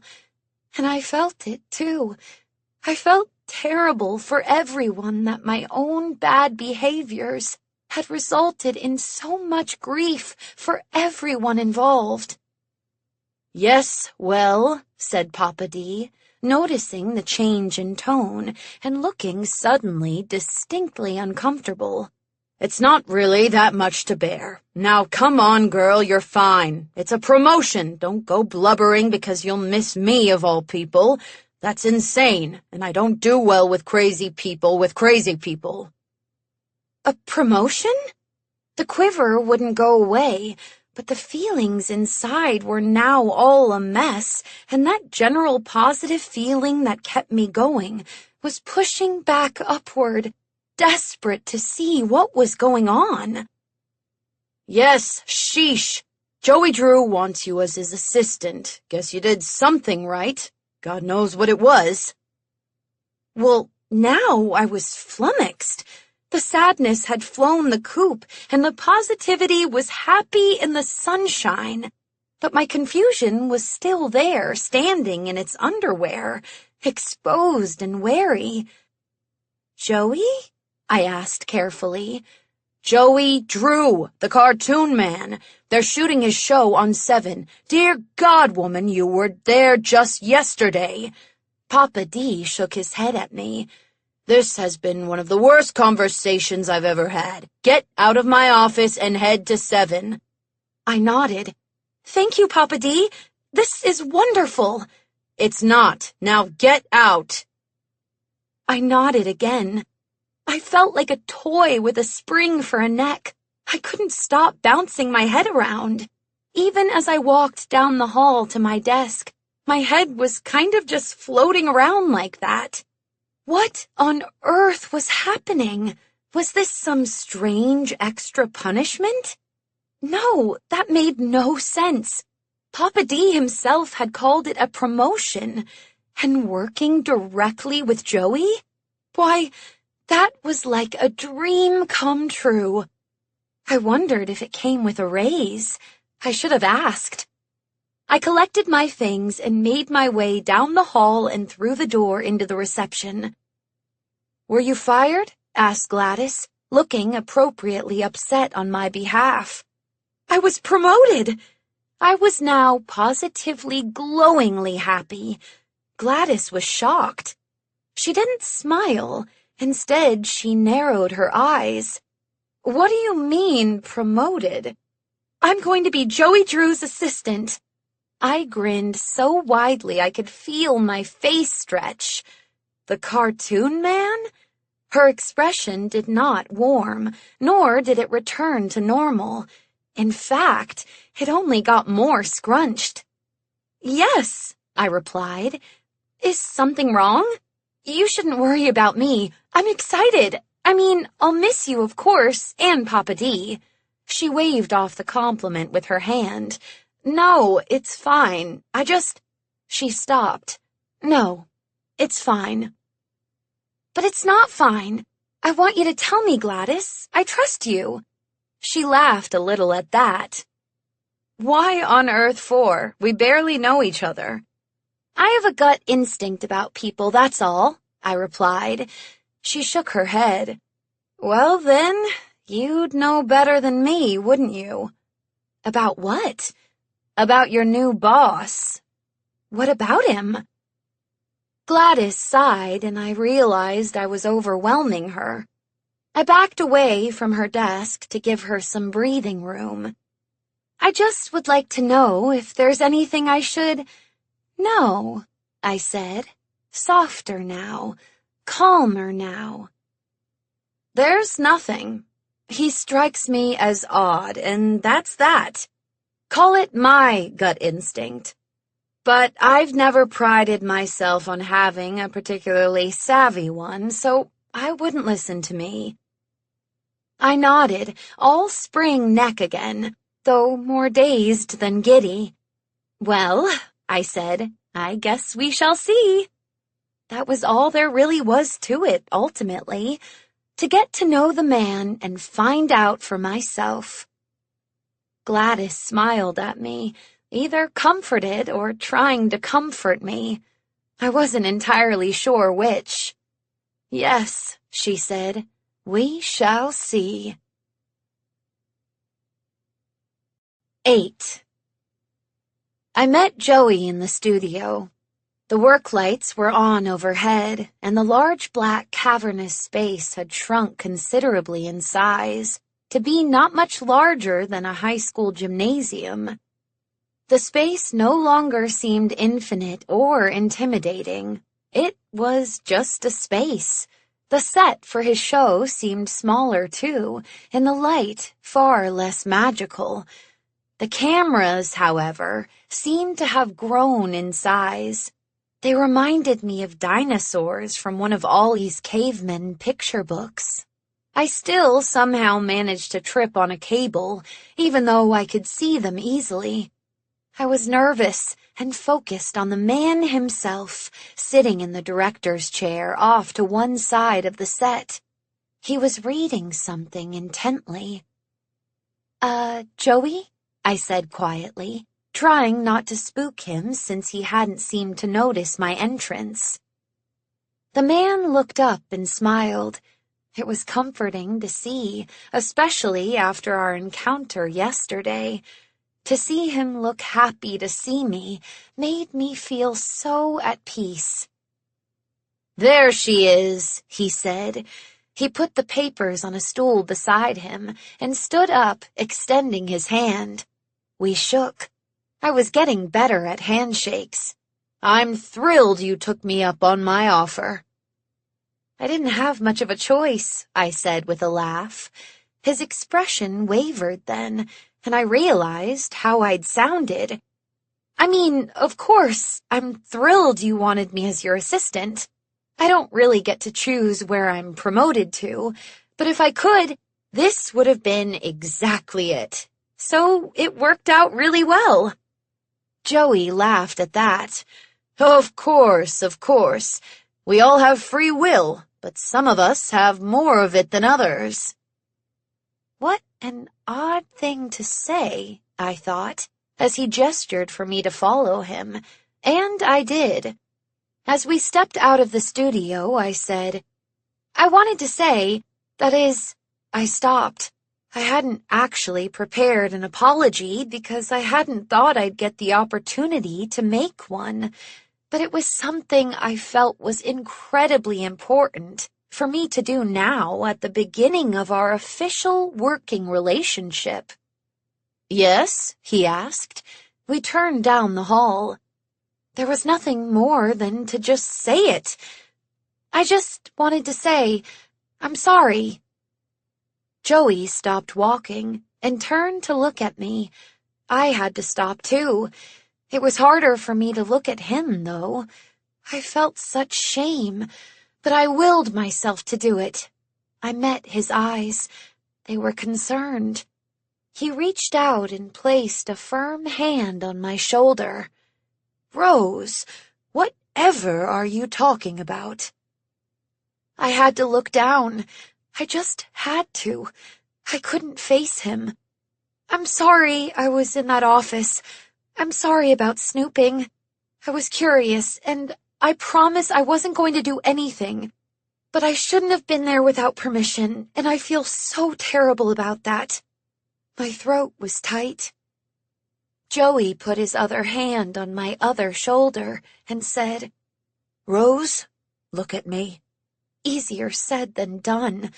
I mean it, Rose. Look at me. I took in a deep breath and raised my eyes. His kind concern met mine. I'm not upset, and I don't even think you did anything wrong. By George, I respect that kind of gumption, don't you see? A curious mind. Why, that's a marvelous thing. And not something everyone has, I can tell you. No, sir. Why, so many out there are happy just to follow orders and keep their heads down. And I'll tell you, I can't stand those people." He smiled then, and I couldn't help but laugh a little. "There you go, you get it." He released my shoulders. "You and I are of a different breed, Rose. Knew it the moment I met you in the foyer by the fern." "Oh gosh, that stupid fern," I said. I felt myself blushing. "Why do you think I want you to be my assistant? It's because of your curiosity and your go-get-'em nature. You're just the kind of gal a boss needs at his side. So don't you dare apologize for actually having some feelings and drive." I nodded. I felt so warm inside, like I was glowing, literally beaming and lighting the whole hallway. "I promise, I won't again." "Good, very good." He looked at me for a moment then. He didn't say anything. "Did you find it interesting?" "Find what interesting?" "The lab. Everything inside." I nodded. Yes, I didn't understand any of it, but it all looked so fascinating, like some real scientific minds were working. I didn't think Joey's smile could get any brighter, but it did. He started walking again, and I did a little skip to catch up. We turned down that dark hallway, and that's when it all clicked. We were heading back to the lab. I felt such a thrill then. Things were making so much sense now, especially after hearing Joey's words. My curiosity had not killed the cat. Those qualities in myself that I knew others could find tiresome, he admired. I felt seen for the first time in a long time, even more so than with my family. I was always seeing them. I was always coming to them, making sure Mother had what she needed, making sure Ollie was entertained and Father felt safe. But for someone to come to me, to see me and what I wanted, it was the first time I'd realized that I hadn't had that in a very long time. We entered the lab together. Evan was hunched over his table in the corner, but he raised his head like a prairie dog and stared at us. "Sorry to interrupt," I said. "Oh, don't be sorry. Stop being sorry," said Joey. "I have little interest in apologies, and especially not for Evan. He can be as skittish as he wants. That's his choice." "Yes, Mr. Drew," said Evan in a flat voice. "I'm going to give young Rose here a proper tour," explained Joey, closing the door behind him. "You are? Are you sure that's a good idea?" Evan's shocked expression was shocked. Shocked squared, you could say. I pressed my lips together to keep myself from laughing.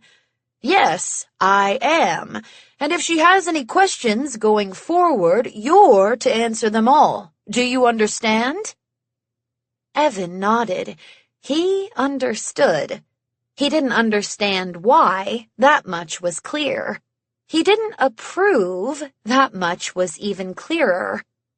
But the most clear thing to me was that what Joey said, Evan did, and ultimately, that was all that mattered. "Now, Rose," said Joey. He flipped a switch and a light hanging above the giant square block in the middle of the room turned on and buzzed almost gratefully, like it hadn't been turned on in a very long time. Then he marched over to the bank of televisions and with great theatricality turned them each on. They brightened from small specks to fully lit screens on which played a scene of Bendy whistling while walking along a path in the woods, each screen showing the same thing, 6 Bendys walking. It was mesmerizing. "Come here," said Joey, when he noticed I hadn't approached the block yet. Yes, sir. I skittered over next to him. Are you familiar with Silly Vision? I giggled. I'm sorry, what's funny? He asked. He looked confused and a little severe. Oh, it's just such a fun name, Silly Vision, I said, trying to explain and feeling painfully awkward. We'd been having such a lovely time, and the temperature of the room had changed suddenly with my small giggle. I needed to remember that. As warm and thoughtful as Joey was, he was changeable like that.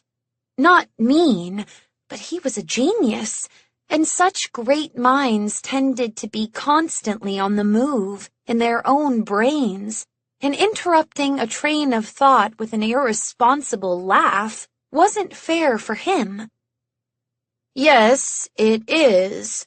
We do make cartoons after all, said Joey slowly, almost as if he was deciding if he wanted to be annoyed with me or not. He seemed to choose not, because as he continued, his voice got warmer, and he spoke quickly and with great energy. But despite its name, Silly Vision is actually some rather serious stuff.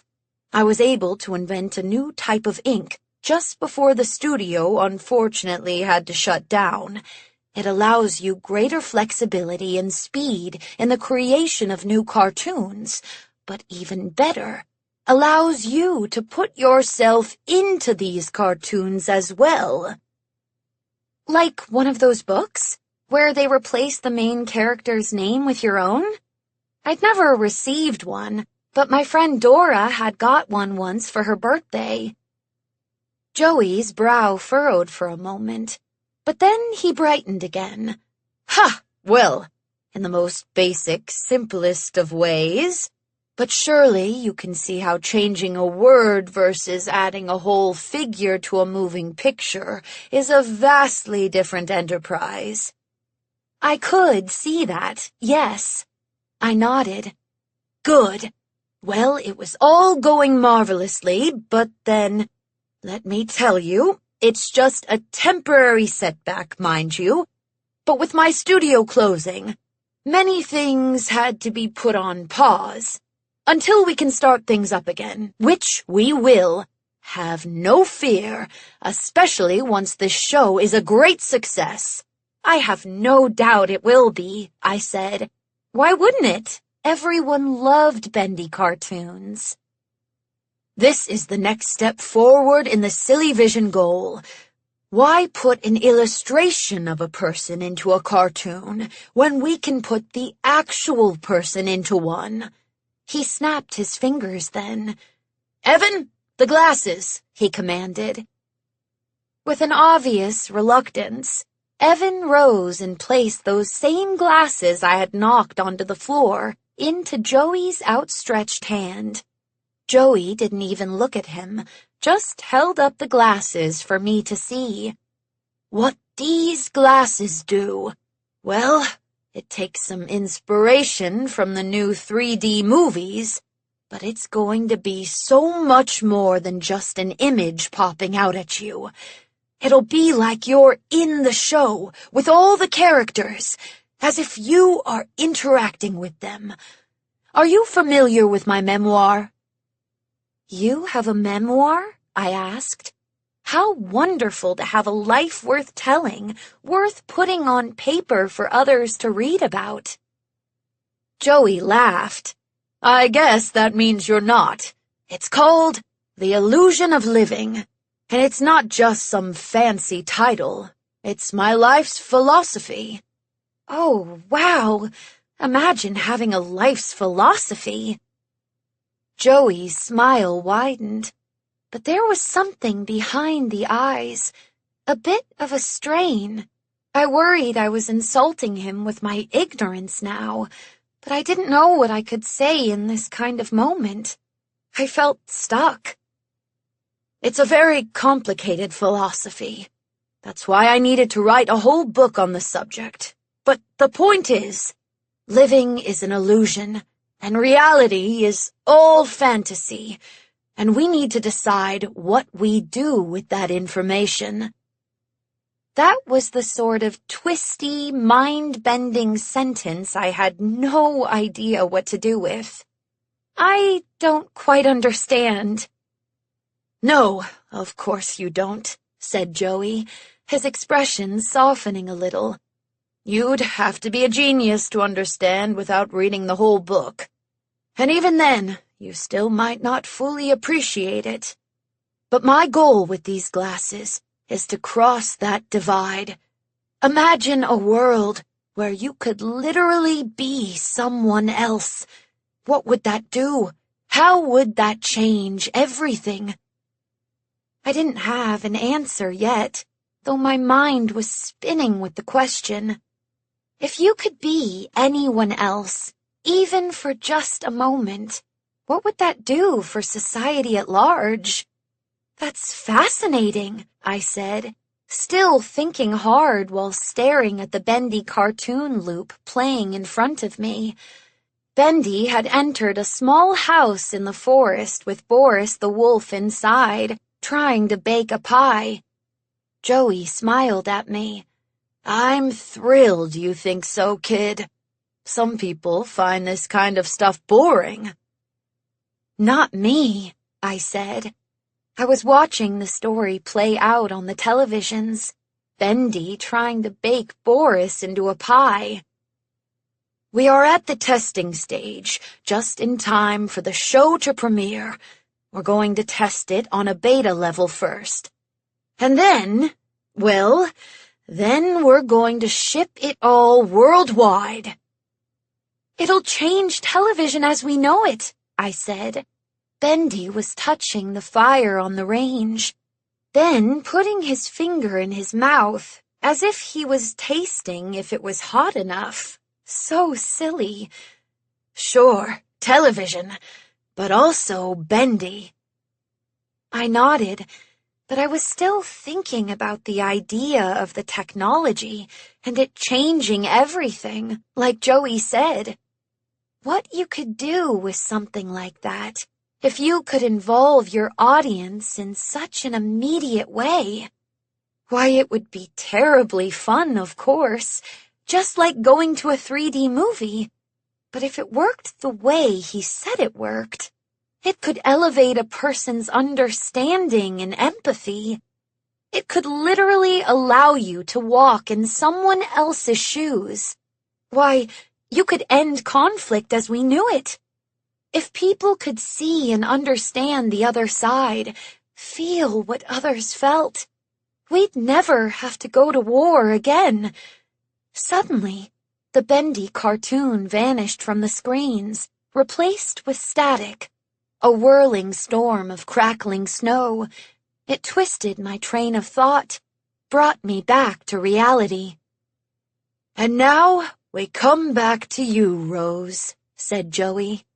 He moved in front of the televisions and was now silhouetted by the static, a dark figure flickering in front of me. Me? There was something intimidating about him now. It made me feel a little uncomfortable. "Would you do me the distinct honor of being one of my test families?" I stared at the figure. I knew my mouth must have been open. I was terribly in shock. Me? My family? Of all the people in the studio, in the city, in the country, he wanted our thoughts and opinions? Of course! Yes! I paused. What does that entail, though? Joey clapped his hands together and laughed appreciatively. If it hadn't been for the laugh, I might have been a little spooked. The clap was loud and had startled me. I felt a bit like Evan in that moment, jumping at the smallest noises. I was so very used to things going bump in the night. It was hard to startle me, but it could be done. I thought of Ollie last night in the dark. Yes, it definitely could be done. It entails you and your family watching the Joey Drew show with our wonderful new glasses." Joey seemed thrilled, but I had a sudden pang in my stomach, a deep sadness mixed with a little shame. "Oh, I'm so sorry, but we don't have a television," I said. I wanted to hide my face, but I kept my chin up, even as the shame burned in my cheeks. "Oh, dear child," said Joey. He stepped toward me into the light. He was no longer a silhouette, but a real person, a man with kindness on his face and understanding. "I never expected you did. But even if you had one, it wouldn't do you any good. You need our TV to go with the glasses." "I don't understand." I felt safe and seen, but I still didn't understand. "I'm giving you a television and one pair of glasses. That's the funny thing. It's the glasses that are the most expensive. I hope your family doesn't mind sharing." "We don't mind sharing at all," I said in a daze. Did he really just say he was going to give us a television? "Then it's settled. I'll have them deliver it to you later this week, before the show goes live Saturday night." 9. There was so much to get done, and so little time to do it. Though I was learning, even in my short tenure in the television biz, that this was pretty normal. Everyone was always running just a little behind, and everyone was always just a little bit panicked. The set builders would get the wrong-sized plank of wood, the painters the wrong shade of green. A light bulb would burst just as we were starting a dress rehearsal, and so on. When I wasn't in the studio, and I wasn't bringing coffee to Evan in the lab, I was sent out on all manner of errands.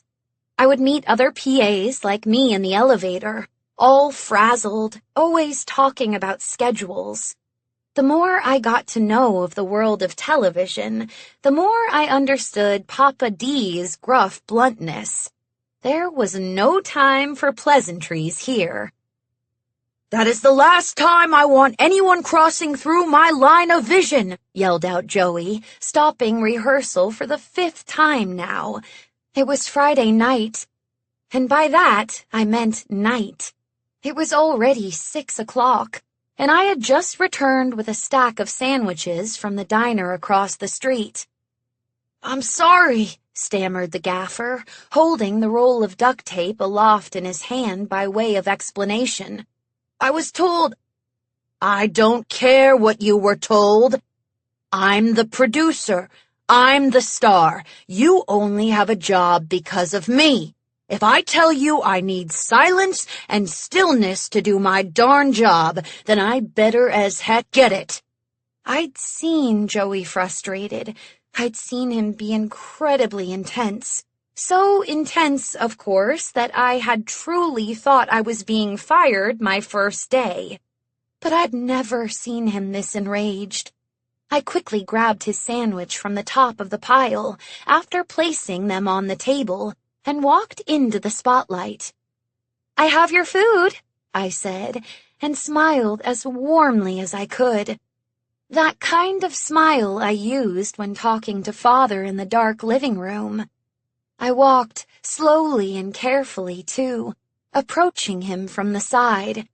I wanted to be all soft edges, not a single threat here. I lowered my voice as I got near. He was still glaring out into the darkness. "He's not the brightest, you know that," I said quietly. It was true. Dean was sweet, but dim, and a terrible klutz. He was the sort of person you knew could somehow manage to knock over the only chair in an empty field. He meant no harm. "Let's take a short break. The sandwiches are really good tonight." I tried to keep the music in my voice and automatically raised it a few pitches. I always thought a higher voice was a less threatening voice. Joey didn't turn right away, but he heard me. Then, after a moment, he slowly looked at the sandwich in my hand, then at me, and smiled. "The feminine touch, taming the wild beast, eh?" he said with a laugh. I laughed back in relief. Whatever it took, I thought. Whatever got him to smile again. He took the sandwich from my hand. "Dean, go ahead, tape everything you want. Tape it all down. Tape my mouth shut if you need to. Let's take 10 and eat. But I mean 10. He laughed, and the team around us also laughed. I smiled brightly, proud of myself to be perfectly honest. As Joey turned away from the cameras and toward me, he said, "One more strike, and that kid's out on his backside." I didn't know what to say to that, so instead I asked, "Do you need anything else?" Joey looked at me for a long moment, then shook his head. "I don't suppose you could come in tomorrow afternoon? Be here for the taping?" He said it in a way that didn't feel like an order, but I hated letting him down. I bit my lower lip. "What is it?" he asked. "It's just, of course, if you need me. I only thought that it would be nice to be there when the television arrived. We're also hosting a viewing party, so Mother will need help getting the house ready and making food for everyone." I trailed off. I felt very average indeed saying all this. Not like someone ready to climb the ladder at work. Not like someone who was interested in new technology and new inventions. No, you must help out. The greatest help of all will be your family trying out the glasses." He spoke with excitement and enthusiasm. "We are terribly excited, especially my little brother Oliver," I said. "Perfect for a young boy. It's just the thing. He'll love it, I promise." He smiled, and I smiled back. "Right. I have to collect my thoughts, so I need some alone time now, Rose." "Absolutely." I practically clicked my heels together at the command and quickly slipped back out of the spotlight to join the others at the snack table. "It's here! It's here!" Ollie had been perched on the back of the sofa for a solid hour, staring out through the front curtains. I think all three of us were rather impressed. He wasn't the sort of kid who stayed still for very long, but he had sat wide-eyed like an owl, even refusing to come to the table for snack time. And now, all his hard work had paid off. Because, yes, there it was. The television. A large white truck drove up the street, chased by 3 kids a little younger than Ollie. When it pulled to a stop, Ollie was quick as lightning through the front door to join them, and Mother gave me a meaningful look, so I quickly raced out after him, while she and Father observed from the window. "You're too fast, Ollie," I said, panting a little when I arrived at his side at the back of the truck. The 2 large men who had driven it were shooing away the kids, trying to get through to the rolling door. "Scram, kids," one of the men said. The kids scattered a few feet, but slowly came closer again, like pigeons, trying to snag leftovers from a picnic. I grabbed Ollie from behind, hugging him around his torso, and pulled him back with me to let the men by. But I didn't want to move too far out of the way either. I was as curious as the children, possibly more so, since I understood how meaningful this experiment was to Joey. Together, in one swift movement, the 2 men hoisted open the back of the truck. It made a satisfying clang. The inside was relatively empty. I was surprised to see. The moment the larger of the two men hopped into the back of the truck, the kids swarmed, looking over into the truck, their chins perched on top of the serrated metal edge.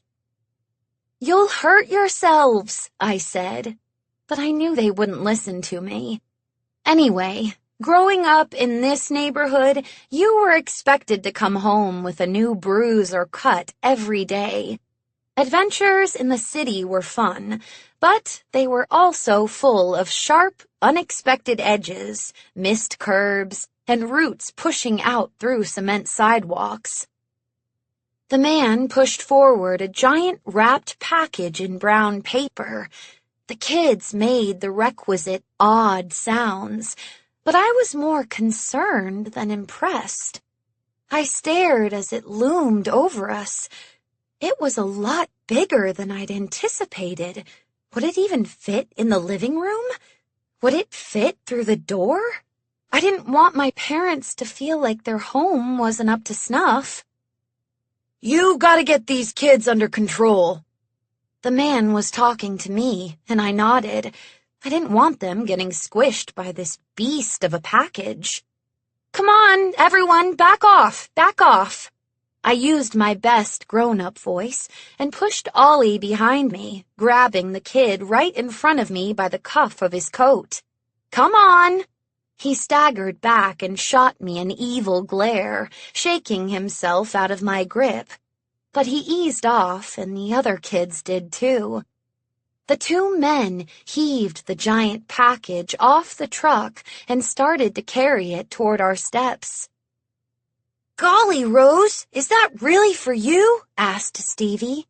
I knew Stevie. He could sound as cute as all get out, but be careful on Halloween or he'd pummel you with eggs. "For the whole family," I replied, but it was sort of for me. It was because of me. I couldn't help but grin. "That thing's gonna fall right through the floor into the cellar," said some kid I didn't recognize. "Nuts to you! We don't have a cellar," called back Ollie. "Ollie," I said, shocked by his language. He looked down immediately in shame. I didn't want him to feel bad, but I didn't like seeing him like this. I liked my sweet boy. He wasn't just another child hooligan. My father opened the door then, just as the men were starting their ascent up the 3 steps of our stoop. He looked a little pale, but I knew he was doing his best to be sociable and just a regular Joe, like every other father on the street. But I knew that all the activity and excitement was hard on him. "This way, gentlemen," he said with a smile, and the large men heaved the large television through the threshold. There was nothing more for the kids to see, so they turned back to the truck. Stevie even climbed inside to get a good look. "Come on, Ollie," I said. "Let's go see our new TV." Ollie looked at me, lifting his chin way up in order to do so. He smiled now. I smiled back. All was forgiven. We followed the men inside. I felt a bit like a guest in my own home, seeing it how strangers might. The narrow, dark staircase, starting almost right when you stepped over the threshold. The arch on the right that led into our small sitting room, with the sofa and Father's chair facing the fireplace. As the men heaved the package into the space, I felt at a loss. There wasn't any room for it. "Where do you want it, ma'am?" one of the men asked Mother, who was staring around the room just as intently as I was. "Goodness, I couldn't say," she replied. I looked for Father, but he had disappeared upstairs. So quickly? He'd been doing so much better lately, but he couldn't even manage a few minutes of these men in the house. I felt my insides tighten. Already, I felt the heavy weight of this new burden directly on my shoulders. If we moved Father's chair next to the sofa, then we could put it there, I suggested. Mother looked at me, worried. I understood.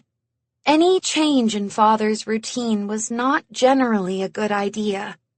Or we could move the sofa over to the chair, put the television in front of the window.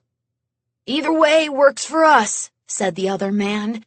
His voice sounded strained. Would you be able to do that for us? Move the sofa? I was feeling a little desperate now.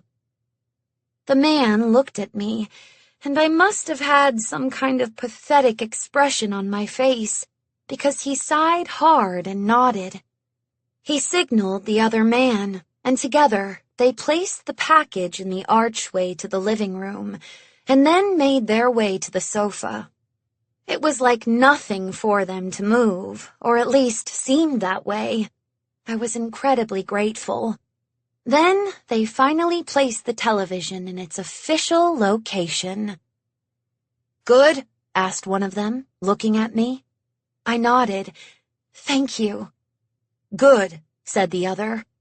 They left quickly, probably worried we'd have more chores for them to do. But before they did, one of them passed me a small rectangular package. Here, he said, not even pausing, just marching out of the room and the house. I watched them from the door as they climbed back into the truck to make their escape, but not before swatting away a few kids from the truck doors first. I looked at the package in my hand and turned to rejoin my mother and brother. And then we were alone with it, a large looming box wrapped in brown paper blocking half the window, staring at us. Should I get Father? I asked. Let him rest. I nodded. The celebratory mood had turned somber.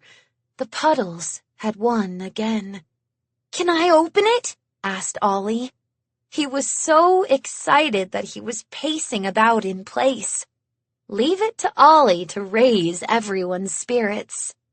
Of course you can, I said, glancing at Mother, who smiled at me. Ollie rushed over to the giant package and tore at it like it was a birthday present. He was such a sweet, soft-spoken kid most of the time, but he was ruthless when it came to wrapping paper. Usually we had to hold him back and remind him that wrapping paper was special and cost a lot, and we needed to save it for the next presents. He forgot often enough that Mother had taken to wrapping his presents in old newspapers. Ollie didn't mind. It wasn't the look he cared about. It was the tearing part. However, since none of the brown paper had come at our expense, Mother just stood and smiled, shaking her head as her youngest accessed his most basic animal instincts and pulled apart the packaging with glee. It took a little more effort than I think even Ollie was prepared for, but finally, with a big grunt from his gut, he ripped the package open. There it stood, shiny and new, our very own television. The square screen was contained within a rich, shiny box made of chestnut wood, standing sturdy on 4 solid legs. It had one large silver knob for changing channels, and one slightly rounder and smaller one for turning it on and off and adjusting the volume. The whole thing was about twice the height of the screen itself, as below the screen, a mesh made of pale yellow indicated the speaker system. With the added height the legs gave it, it was so tall it hid the bottom half of the front window quite completely, but it made for a rather beautiful view in its own right. It was a perfect-looking TV. like something out of an ad in the newspaper. If only we looked quite as beautiful as the families usually featured with it. If only we could be that normal, that effortlessly content. No dark secrets, no dark moments. Even so, Ollie with his mussed-up hair from the violent unwrapping, Mother with her happy but exhausted smile, and me with my general awkwardness. Well, there was something nice to that picture, I thought. Something honest and true. "Can I turn it on?" asked Ollie, breathless. Mother placed her hand on his shoulder, and he turned to look up at her. It was enough of an answer. He nodded and pressed his lips together. "When we're all together," I said. "It'll be better that way." "Yes," he said, squaring his shoulders and raising his chin just so. "It will be. What's that?" He noticed the package in my hand, which reminded me I was still holding it. "I'm not sure. Let's have a look," I replied. I carefully unstuck the tape at both ends and peeled off the paper, revealing a rectangular black box, rounded on the ends with hinges. Carefully, I opened it. Of course. "What is it? What is it?" asked Ollie, peering over my hands to have a look. With one hand still holding the case, I used my other hand to pull out its contents. It's the glasses. 10. We still had so much to do, and Ollie was a wonderful little brother with it all. He even swept up the kitchen, which he had to do 3 times, because he insisted on doing it while we were still getting everything ready. He dusted in the living room and insisted on cleaning the windows. I was pretty sure he only insisted on doing that because it meant he got to clean the glass on the television, even though it already was glistening and pristine. "He's so cute," I said to Mother, who shook her head.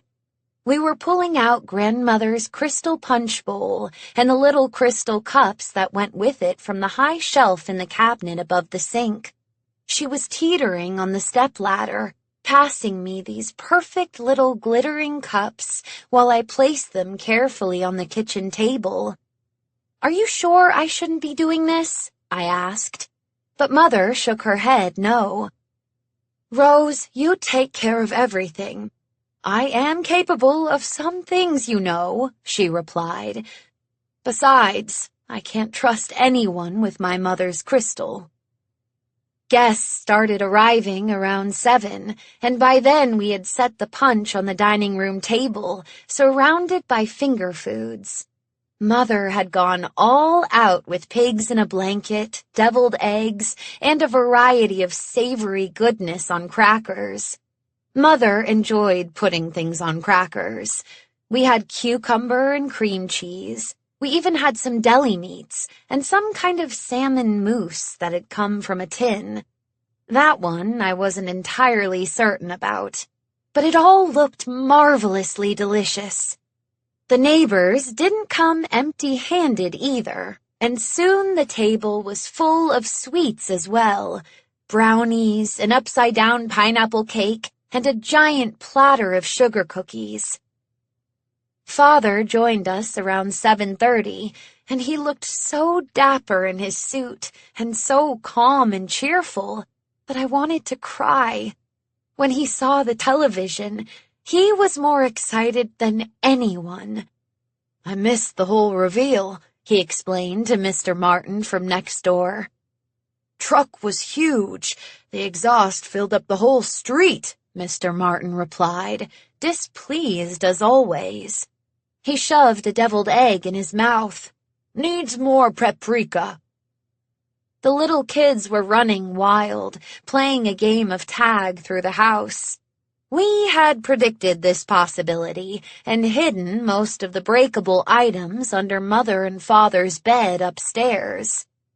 Still, they did a good job at knocking over furniture, and almost Diane Smith herself. "Little terrors," she called out after them. Of course, her son Timmy was the ringleader, so if there was anyone to blame. I glanced at Father, but he seemed to be doing well, even with all the noise and chaos. But I was on high alert. I was always on high alert, just in case. I went upstairs briefly to use the bathroom and came back down, pausing on the stairs to look at the scene.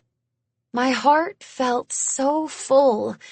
We were a packed house, everyone standing very closely to one another, eating and drinking, talking and laughing.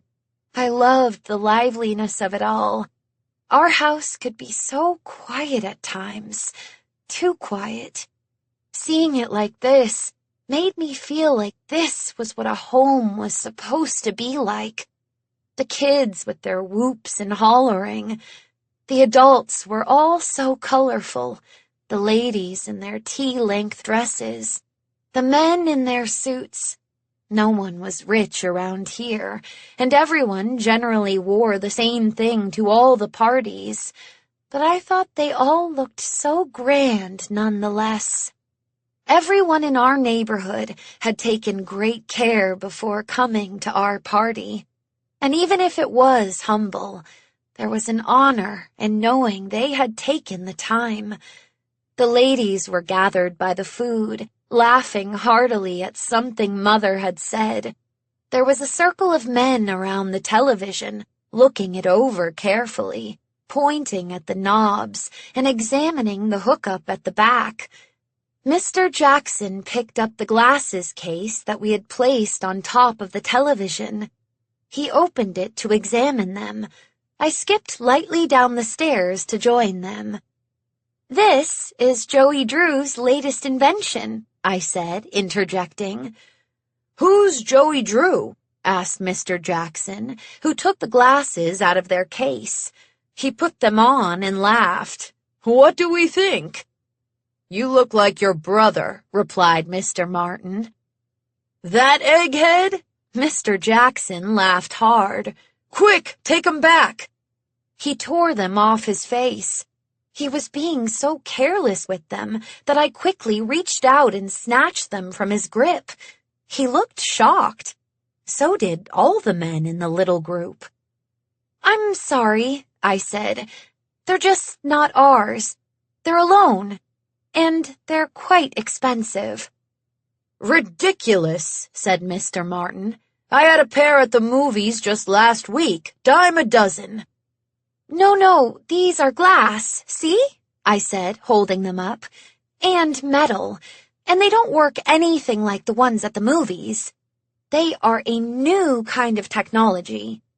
"A new kind of technology, huh?" said Mr. Jackson with a laugh. He reached out for the glasses again, but I pulled them away instinctively. "Now you're playing keep away." "Frank, knock it off," said Father. He had his serious voice now, and I knew the men would listen. "I'm sorry, but we were only given one pair, and they are for Ollie to use," I explained. "Don't worry, Rose," said Father, placing a hand on my shoulder. "He understands." Mr. Jackson rolled his eyes, and as I walked away over toward the food, I heard him mutter, "Should have got enough for all the kids." He wasn't wrong in a way, but he also just didn't understand.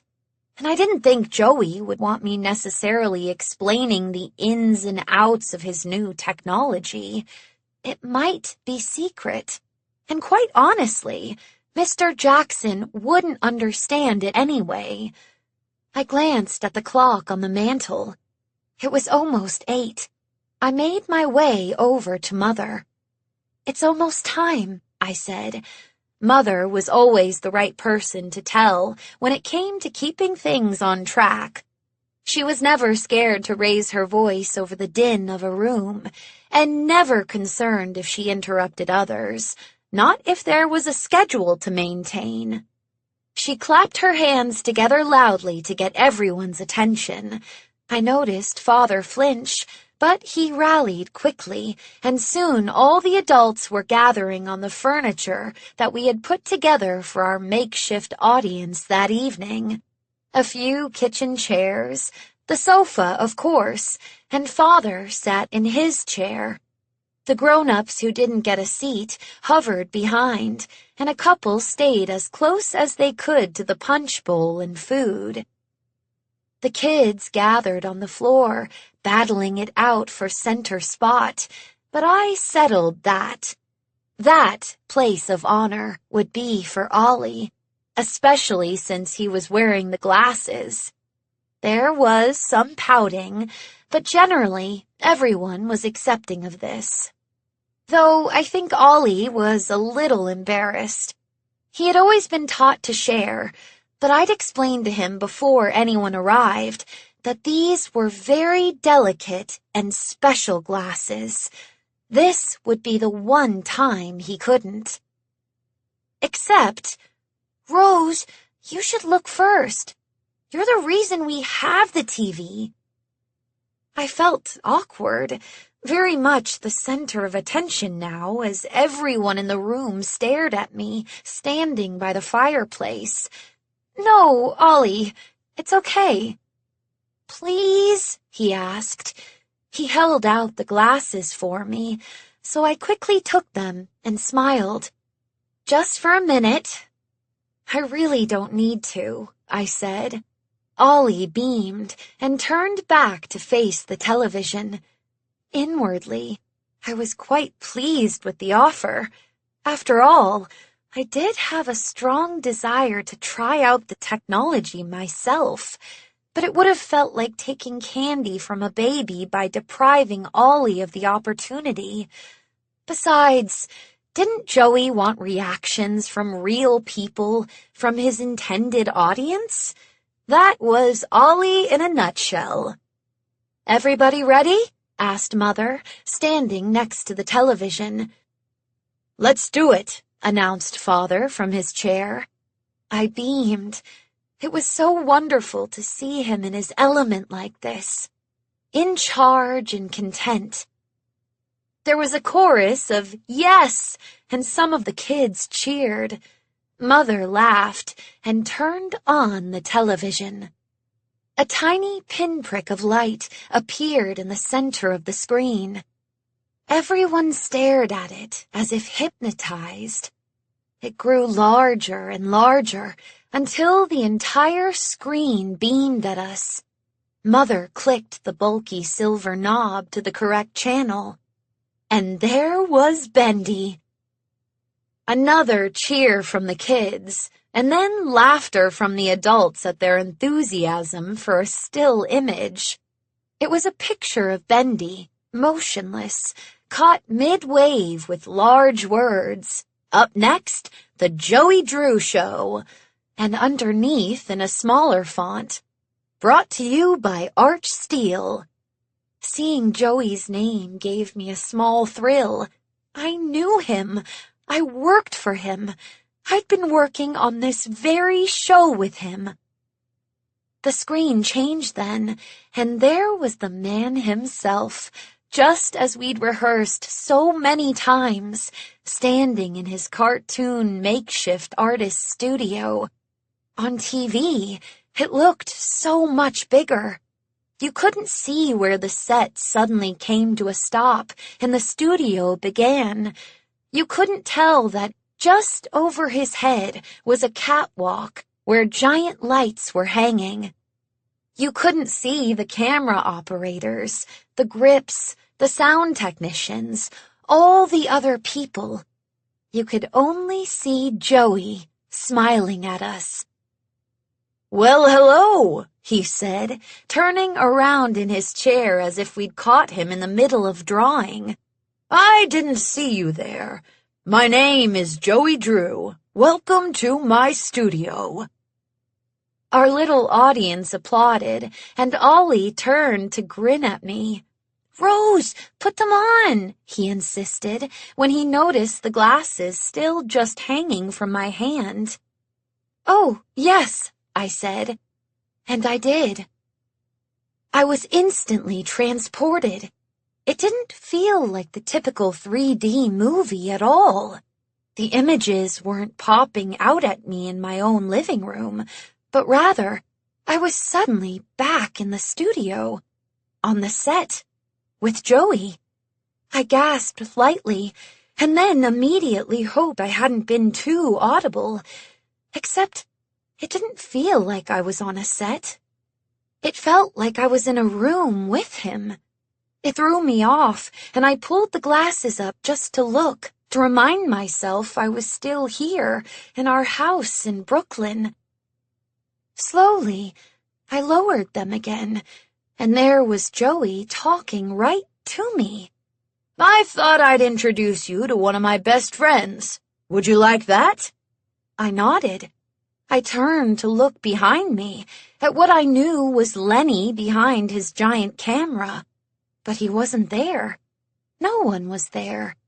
The entire studio had vanished. Instead, I was staring at another cartoon wall with more bulletin boards and more pictures tacked to it. And next to it, a door. I was inside an alternate sort of reality. This cartoon set that I was so familiar with, but now it was complete. Not a set anymore, but a real room. I looked up. There was a ceiling replacing the black void. Everything looked a little yellow, like faded paper. I looked at the door again as Joey continued to talk to my back. I wondered what would happen if I walked toward it, if I reached out to open it. I stretched my arm out and took a step forward. "This is Bendy." I felt a tug on my dress and turned back to Joey. He was still there, as real as day. But black and white, of course, because he was on television, not in color like I was used to seeing him. I glanced down to where I'd felt the tug. Bendy! Bendy himself, with his bow tie and his little grin. He was standing, looking up at me, coming up to about the middle of my thigh. He had pulled on my skirts. How had he done that? He waved. I waved back. I felt a panic rise within me and quickly pulled the glasses off. I was facing the television, exactly where I had been, my feet firmly planted. Animated Bendy appeared on the television screen, much like he had while I was wearing the glasses. This I hadn't seen before. The kids were loving it, but my mind was racing. I turned to Penelope, Diane's sister, who was a year below me in school. "Did I move?" I asked in a whisper. She looked at me. "What? Did you see me move? Turn around or anything?" She stared at me. "No." "Are you sure?" "Of course I'm sure. Now hush! I'm watching the show." It was a whispered conversation, but Mrs. Martin from across the room said, "Shh," and I turned back to look at the television. I took in a few breaths to calm myself. I hadn't been prepared. That was the problem. I had been talking about the glasses for the last week, and about the new technology and silly vision, and I had understood that this was more than just the average 3D viewing experience. But I had not fully grasped the magnitude of what Joey and Evan had created. It would change the experience of watching television and films forever. I felt a little dizzy, And then I remembered. Ollie. Ollie, I whispered. He turned, his eyes wide and full of excitement. It's your turn. This was certainly something he needed to experience. As I bent to pass him the glasses over Timmy's and Lolly's heads, I added, It's a very shocking experience at first. Don't be scared. Lolly giggled. Don't be a scaredy cat, Ollie, she said. Ollie grabbed the glasses from me and gave me a look. He was such a sweet kid, but he didn't like people thinking bad things about him, just like anybody wouldn't. I felt a little guilty, but not that guilty. I'd rather he be embarrassed by me than unprepared. He put on the glasses just as the screen shifted to show us a Bendy cartoon. I recognized it immediately. It was Little Devil Darlin'. I'd seen it before as a little kid in the movie theaters before a feature, and Joey had explained it had been his first ever cartoon. The kids laughed just like I had when I was their age. Bendy never went out of style, and I felt more calm and at ease now, settling into watching the show just like everyone else. I glanced at Ollie, but he didn't seem to be bothered in the least by the glasses. On the contrary, he was smiling almost as big as Bendy. Which, of course, made me smile too. Half an hour later, and 6 more Bendy shorts, it was done. Joey said goodnight, and that he'd see us next week. And then the screen turned back to a card, this one advertising, true or false. Everyone applauded, and Mother turned on the lights. That was fun, said Timmy, bounding to his feet. He looked ready to run around the house for a few more hours, absolutely buzzing. It was, said Mrs. Jackson, his mother. And now it's time for bed. That was the cue, and the other kids scrambled to their feet as the adults began their farewells. I moved over to Ollie, who was still sitting in front of the television. He was staring at the card for true or false. He still had the glasses on. I touched him gently on the shoulder, and he turned abruptly, then laughed. Rose, you scared me. He took the glasses off and handed them to me. Such a good kid. Well, what did you think? Isn't it keen? I asked. Super keen. It was like I was there with them. He was practically bouncing in place. Night, Rose! Night, Ollie! Called out Mr. Jackson. I gave him a perfunctory wave. Did you turn around? Did you look up? I asked. I did. I even walked around a little. I drank from the stream even. That's amazing, I said. It really was. I don't think Ollie fully understood how fantastic it all actually was. Kids take things in stride. Every experience is a new one, something they don't have anything to compare to, so it's all equally thrilling.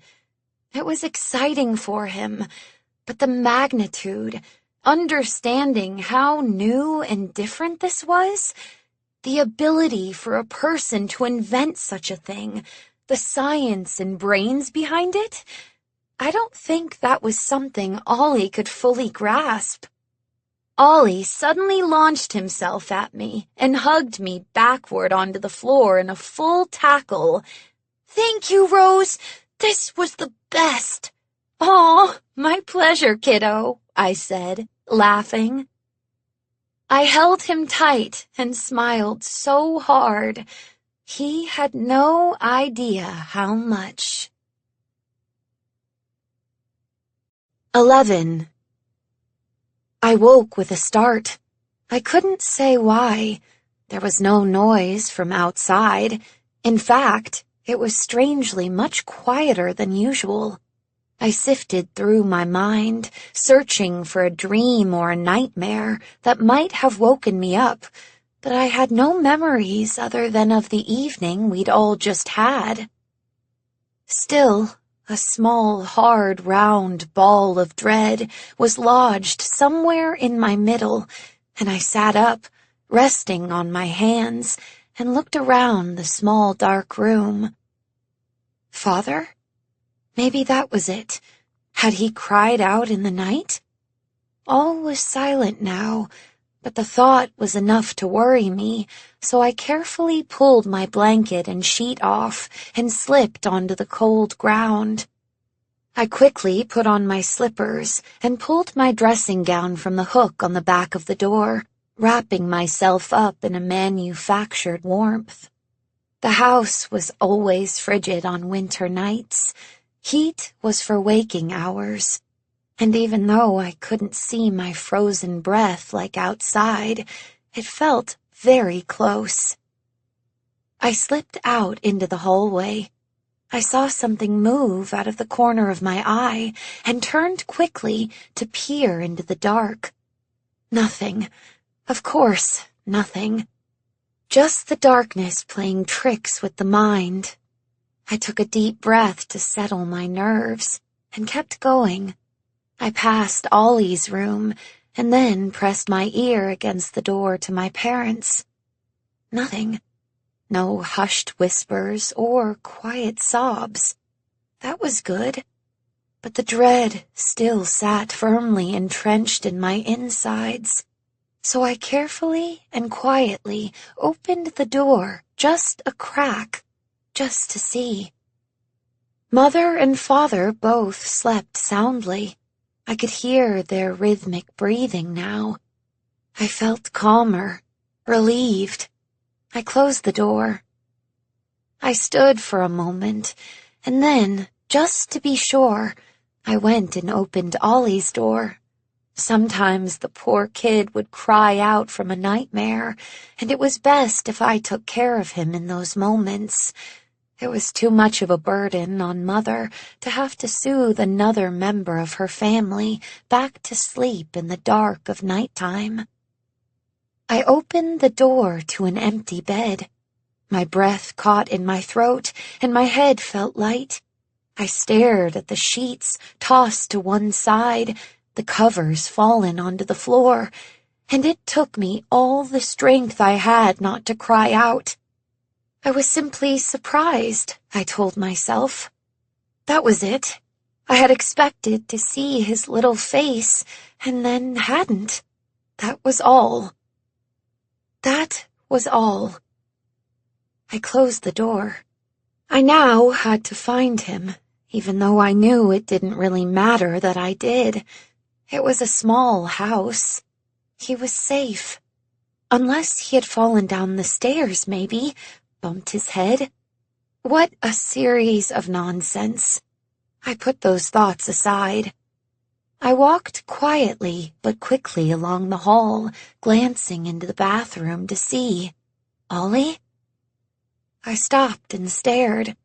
No, the room was empty. I took a step toward it and looked around the door at the bathtub. But we weren't playing hide-and-seek, and Ollie wasn't hiding in the shadows. He wasn't there. I backed out of the room, and then I turned the corner to make my way down the stairs. I stopped. There was light.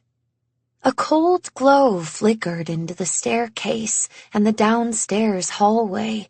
It lit the space in a ghostly blue, casting long, drawn-out shadows of the banister on the wall. Tall and thin bars, like a prison cell. I felt a chill, separate from the cold in the house, a chill that came from deep within. I walked slowly down the stairs, craning my neck to see around the wall. Halfway down, I uncovered the source of the light. The television. Of course. The television was on. but nothing would be on at this time of night, surely.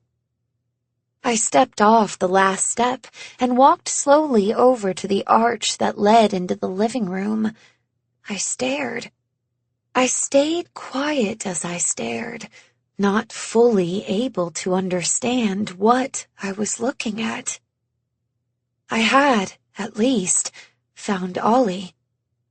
He sat there, on the left, cross-legged and in the middle of the rug, very much how he had sat during the screening last night. He was staring at the television, perfectly still, utterly engrossed. His expression was blank. Not the giddy joy he'd had when we'd watched the show, but neither was it bored or impatient. It was all consumed. I couldn't see his eyes. He was wearing the glasses. He glowed bright and monochromatic in the television light, and he just stared at the screen. It took me a moment to even think to look at the television itself. There was something in Ollie's trance-like state that froze me to the bone. Together, we were a pair of statues. I could barely move to breathe. But again, I saw a movement in the shadows, and I was shaken back to the present moment. Once again, I looked, but all I could see was the bright screen and the darkness of the drawn curtains behind it. There were no shows at this time of night. Everything was done. The world was asleep. All that Ollie was watching was flickering static. Just there, just glowing. I turned back to look at Ollie. It was unnerving. His stillness, his focus.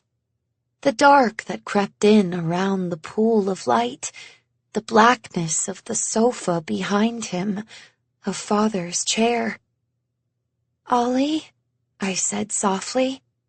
I don't know why, but I was nervous to make any sudden noises or sounds. He didn't move. I took a small step closer, still standing in the hall, strangely wary of crossing the threshold into the living room. "Ollie?" I asked, a little louder. I heard a creak from above, and I quickly turned my head to look up the stairs. I didn't want to have woken Mother or Father. No one, just a black emptiness at the top. I didn't feel alone, though. I very much felt like something was on the fringes of my senses, something that I couldn't quite catch, I couldn't quite see. I turned back. Ollie was staring right at me. I didn't cry out, but I covered my mouth with my hands. I had learned my lesson from the other night, but my heart was pumping fast from the shock. I still couldn't see his eyes, and lit as he was from the side by the TV, the glasses almost made it look like he was staring out of large, round hollows, as if he didn't have eyes at all. I tried not to look at them, and instead focused intensely on Ollie instead. I crouched, trying to see my sweet little brother in all the strange, eerie ghastliness. "Ollie, are you okay?" I asked softly, gently, like I was speaking to a frightened stray dog. He stared. He just stared. I bit the inside of my cheek just to feel the sting of pain to stay calm. "Ollie, can you hear me?" Nothing. I reached out carefully, slowly. He didn't move, didn't even seem to notice my actions at all. I didn't like this. I didn't like it at all. My fingers made contact with the arm of the glasses, and in one swift motion I pulled them off his face. I almost feared what I'd see underneath, but as I pulled back, I could see Ollie's eyes, wide and confused, and then he closed them, bending his head down and rubbing his hands against them. "Are you okay?" I asked again. I moved a little closer. His natural response to the glasses coming off comforted me greatly and gave me confidence. "Yes," he said quietly, more to himself as he continued to rub his eyes. He stopped and opened them again, looking first at me and then at the television. "Is it over?" he asked. "Yes, it was over hours ago, remember?" I said. I had moved in right next to him and sat cross-legged beside him. "I think you might have been sleepwalking, kiddo," I said. He stared at the television in confusion and shook his head a little. Then he looked back at me. "I sleepwalk?" It was my turn to shake my head. There's a first time for everything. "What time is it?" I glanced at the clock on the mantel above the fireplace. It flickered in the glowing artificial light of the snow. 3:30, kiddo." A little gasp. "I've never been up this late, Rose." I looked back at him. His face was aghast. I couldn't help but smile. I felt such a relief seeing any kind of expression on it in the first place. I reached out and pulled him into a tight hug. He melted into my arms, and I finally felt fully at ease. "Well, what do you think about being up so late?" Ollie wrapped his arms around me, hugging me back. "I don't think I like it. It's spooky." "Well," I said, looking up at the dark room, which still had that ominous glow to it. Spooky was definitely an appropriate word, but I didn't want to worry the kid.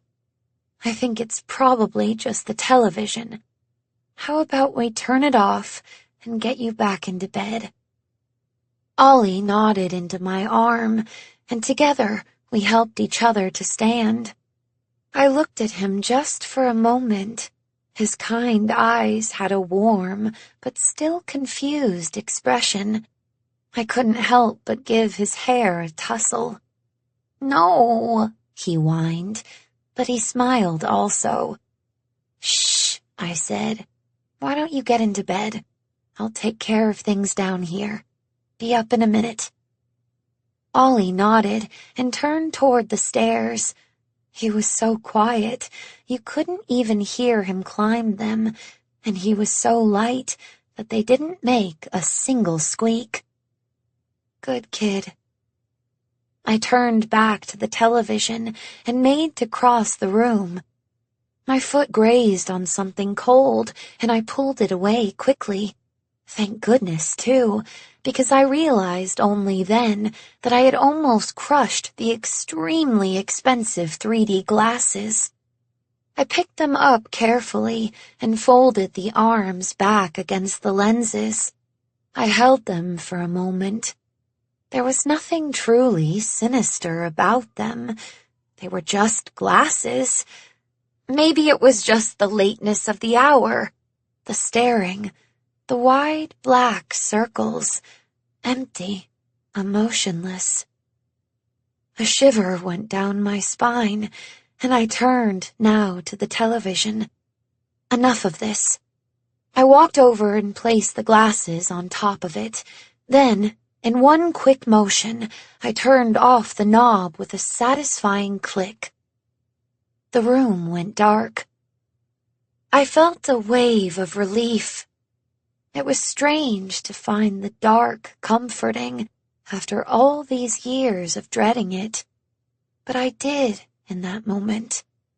And then I felt tired, so very tired. I went upstairs and found Ollie tucked under the covers all the way up to his chin. I let out a little laugh. "Comfy?" He looked at me and nodded.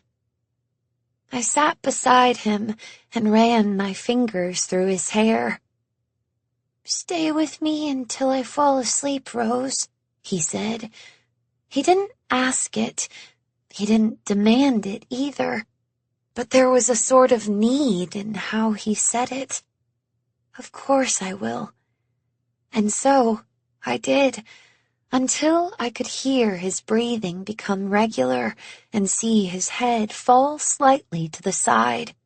I kissed him on the forehead and quietly made my way back to my room. Only then did I lower my face into my hands and cried. 12. The rest of the day was for recovery. It was cold and gray outside, and I felt very much the same on the inside, even as I tried to buck up an exhausted Ollie. We didn't mention our nighttime adventure to Mother or Father. We both knew how to keep certain secrets. Besides, we didn't get much of an opportunity to anyway. Father, for his part, stayed in his room all day, and Mother, Ollie and I had spent the day cleaning up after all the excitement. Then it was early to bed for everyone, which no one, not even Ollie, complained about. But I couldn't fall asleep. I just lay there, waiting for Ollie to sneak out to the television. I was on high alert just in case, but he hadn't left the room. Not once. No one had left their room, except me. I couldn't help it. I had to make sure. I stood at the top of the stairs, but I didn't see a glow, and I was too scared to actually climb down them to confirm the TV was indeed off. The darkness would do. The unsettling darkness could be a small comfort. I went to the bathroom and drank some water. I stared at my face, worn and tired, bags under the eyes. This weekend had taken it out of me. I felt as exhausted as I looked. This would not do for tomorrow. I needed to look professional, peppy, like good old Rose. I saw something on my face then, just beside my nose, and leaned closer. A small speck of black, like ink from a pen. I touched my face to rub it off. Somehow, the speck grew larger, into a dark smudge, like I was spreading dirt. What was going on? I needed to get rid of it. I needed it gone. I was feeling a slight panic as I rubbed it again, and I saw, to my horror, the skin beneath my fingers pull apart. Just a small gash on my cheek, but enough to see a dripping black ooze from the wound. I gasped and stepped back. I heard a noise to my right. "Ollie?" I turned to look into the dark hallway. I listened, but nothing. There was nothing. Just my own heart pounding. I turned back to my reflection, and it was gone. The wound was gone. The black was gone. I leaned in close. Not even a speck. I closed my eyes. I tried to calm my breathing. Too little sleep. Too much darkness. The puddles were winning tonight. I needed to go to bed. I looked at myself again. Still nothing. Just me and Bendy. Me and Bendy. I whipped my head around to look behind me at the shelf above the toilet. But of course, there was no Bendy sitting there, waving at me as he had been in the reflection. Because, of course, he hadn't been in the reflection. because cartoon characters aren't real, because it had all been in my mind, because I needed rest. I needed rest before tomorrow, before going back to the studio. I was so tired I wanted to cry, but I was all cried out. I turned off the light and went to my room, to my bed, and somehow I managed a few hours' rest. Somehow. And then it was Monday. And it was time to go to work. When I couldn't find Joey the next morning in the film studio, I knew exactly where to look. I was exhausted, but the need to tell Joey all about how incredible the glasses were had given me a jolt of much-needed energy, even as the image of them on Ollie's glowing face still haunted my memory. No, I had to remember the good in them, the magic, the science, the reason I had been given them in the first place. I was a test subject, and my job was to report back, and report back I would. I walked determinedly down the dark hallway, refusing to acknowledge the slightest movement from the corner of my eye or flicker from an ambitious light bulb. I didn't need any reminders of the strange waking dream that was Ollie and the television, or of my exhausted visions last night in our bathroom. Because I was so intent on my goal, I almost flew right into the lab before I stopped myself. No, in spite of not getting fired, I had learned my lesson to ask permission. And what was a knock on the door if not an ask for permission to be allowed inside? I raised my hand, but as I did, I heard a voice and pulled it back. It sounded frustrated, almost angry.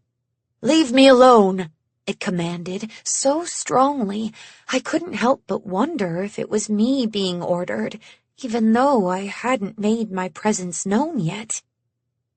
I stepped back. I was pretty certain it was Joey himself. Had he and Evan got into some kind of argument? I definitely had no desire to interrupt that.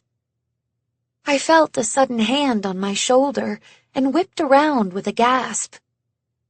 "What are you doing?" It was Evan, full of his usual intensity and obvious distrust of me. "I was going to knock on the door," I replied. "I thought you were inside." "Obviously, I'm not." He scowled at me, then said, "Come with me." "But," and I pointed toward the door, I needed to tell Joey all about the delivery, about how thrilled and grateful we all were, how amazing the technology was, and how much both Ollie and I had enjoyed it. Ollie and the television, and the static, and big, round, hollow eyes. Evan grabbed me by the elbow. I tried to pull back, but he held fast, and I worried if I pulled too hard, I might wrench my shoulder out of its socket. "Stop it! Come with me now." I had been ordered around plenty of times on the job, but the physical part was brand new. I was a little stunned, but did as I was told. I had to admit, I didn't entirely hate it when Evan paid attention to me, as odd and gruff as he was. I allowed him to guide me as he pulled me back down the corridor toward the elevator bank. Upon our arrival, I finally pulled my arm out of his hand and stepped away from him. "What are you doing?" I asked. "Why can't you just follow directions like you're told?" he hissed back. "What directions? What's going on?" Evan slapped the elevator button, just launched his arm out to the side and smacked it hard. It made me jump. "Go back into the studio, but stay away from the office." "Why?" Evan shook his head, turning his back to the elevator, and stared at me. I didn't think I was being obtuse. I just didn't understand his frustration. Unless it was as simple as he didn't want me to ask any questions. I remembered back to Papa D's instructions. I had wanted to be so good at the time. Follow them to a T. I had forgot, and it truly seemed that people in this building really never wanted a person to ask why, which, of course, made me wonder, well, why? Weren't you just listening at the door? Don't you understand why? He finally said. I wasn't listening, I said, not purposefully at any rate. He's in a mood. He doesn't want to see anyone. And again, why? The elevator made a ding, and the doors opened. I stared into the black behind Evan as he turned to step inside. Then, something within me, something made of pure instinct, took over, and I grabbed the back of his shirt and pulled at him. My heart was racing, and my face was hot and flushed. "What the heck?" said Evan, stumbling backward. He turned to me, pulling himself free, and stared daggers. "Look," I said.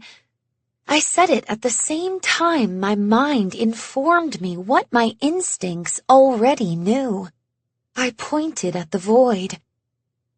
Evan rolled his eyes at me and turned once again, completing his full circle. And then I heard him gasp. Though my body was still coursing with adrenaline, there was a part of me that couldn't help but smile just a little. There was something in that gasp that felt human and vulnerable for the first time. Like Evan wasn't just this mopey presence, but a real-life person. "Are you kidding me?" he asked, staring down. I joined him at his shoulder. I didn't feel safe standing beside him. Before us was an empty elevator shaft. 2 pairs of thick, taut wires, strung up before us, plunged into the darkness below. Evan took a step forward and placed his hand on the edge of the elevator doorframe. He leaned over just an inch to look down at the drop below. I didn't dare. I wasn't scared of heights, but I was definitely concerned about falling. I didn't consider myself a steady enough person to not accidentally tumble to certain doom, but I could visualize it in my mind's eye. 7 stories down. That was some drop. "What happened, do you think?" I asked. Evan shook his head. He was quiet for a moment. Then, "You saved me." "Oh," I said, feeling a little embarrassed. "I suppose I did." He stepped back from the open doors to look at me. "No, you saved my life. I'd be dead." He spoke so seriously and so bluntly as he always did. Even though I was fully aware that his statement was an accurate description of the situation, something about the directness of it made me suddenly afraid. Afraid of what might have been. I suddenly saw his body, twisted at the bottom of the elevator shaft, his head facing the wrong direction, his bones broken and bent. It was as real as if I was staring at it in front of me. "What's wrong with you?" Once more, the blunt-edged voice, cutting through my vision this time, bringing me back to reality. I stared at Evan, staring back, and I was overcome, seeing the living, breathing man in front of me. I reached out and grabbed him into a tight hug, fighting back tears. "Geez Louise, you're a weird one, aren't you?" said Evan, not hugging me back. but I didn't need him to. I pulled away. I'm sorry. I'm just glad you aren't dead. Yeah, well, me too, he said, smoothing out his shirt and shaking his head. I need to get out of this building. He marched to the staircase exit and pushed open the metal door. I nodded. I didn't blame him. I was feeling pretty overwhelmed myself. He looked back at me. Are you coming or not? 13. We sat in the small diner across the street from the building, a real dive of a place, with grimy walls, coffee-stained tabletops, the smell of cigarette smoke always in the air. The food was too greasy, the drinks watered down, the coffee burnt. It was only really good for quick service. Definitely not polite service. That was for certain. Here, said the waitress, Dolores, as she dropped 2 cups of coffee in front of us, the liquid sloshing around dangerously and spilling over onto the tiny saucers below. She stormed off, as if being required to do her job was the very last thing she needed right now. I picked up my coffee and blew on it. Evan chugged his down in one large gulp. I wondered how that made his insides feel. The coffee might not have been any good, but it was blisteringly hot. We had arrived just after the breakfast rush, so there were only a few stragglers sitting about. I didn't really pay close attention to them. They were a motley bunch. The old man sitting by himself, staring out the window and wiping his mouth at random intervals. The fellow at the counter with his overcoat on and his fedora low on his eyes. He had glared at us through a pair of sunglasses he was wearing inside as we'd entered, as if we were invading his personal home. But otherwise, we were alone. It was a weirdly private and intimate setting, and despite the fact that Evan and I had been alone together before, I felt a little unsure about how to act, how to talk now in our current situation. It almost had the feeling of a date, but that was of course a very silly thought and most untrue. Well, not that silly. I didn't exactly dislike him. I just thought he was odd. Yes, he was a few years older, but it wasn't that large of an age gap. He was even cute in his own unique way. I shook my head to stop that train of thought. What was wrong with me today? Evan leaned back and sank into the red plastic banquette. It was torn just above his shoulder, and some foam poked through, almost touching his ear. "How are you feeling?" I asked, finally taking a sip of my coffee. I winced, still too hot. "Can I be honest with you?" he asked. I nodded. Absolutely he could. Of course. Honesty is one of my favorite things.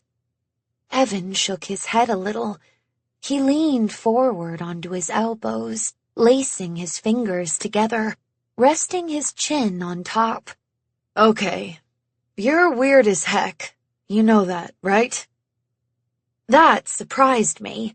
It was such a strange and impolite thing to say, but that was quite normal for Evan.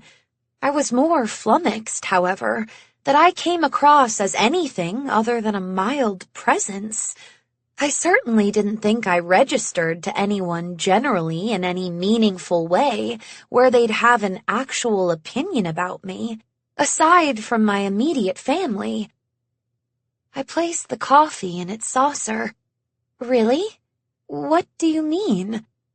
Evan sat up again. He was antsy, moving from pose to pose. He now gestured with a hand toward the window beside us and out to the gray, cold world beyond it. Or at the least, the street. This whole positive, sunny, happy-go-lucky Pollyanna thing you do?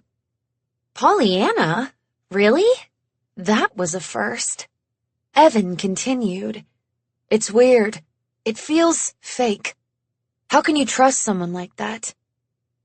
This was just getting all the more confusing, and, not the least, insulting.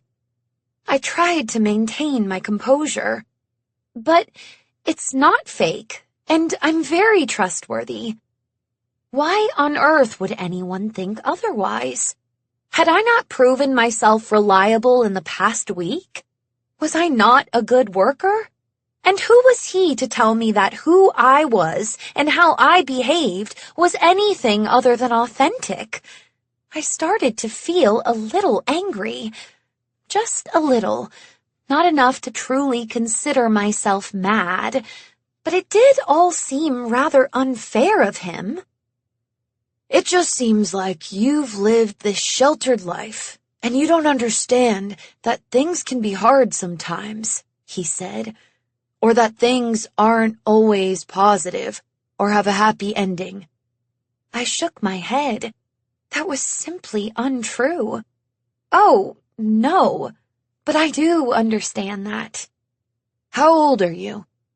Almost 18. I hated that my age mattered so much to people in the city.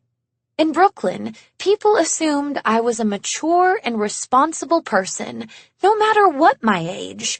No one had asked me my age in forever. Maybe when it was my birthday. So you're a kid, that's my point. You haven't seen things. He talked quickly, not with a nervous energy, but with such a confidence in his own rightness. I didn't have time to put two thoughts together.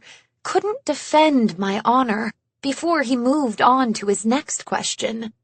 Tell me, are your folks still alive? Still together?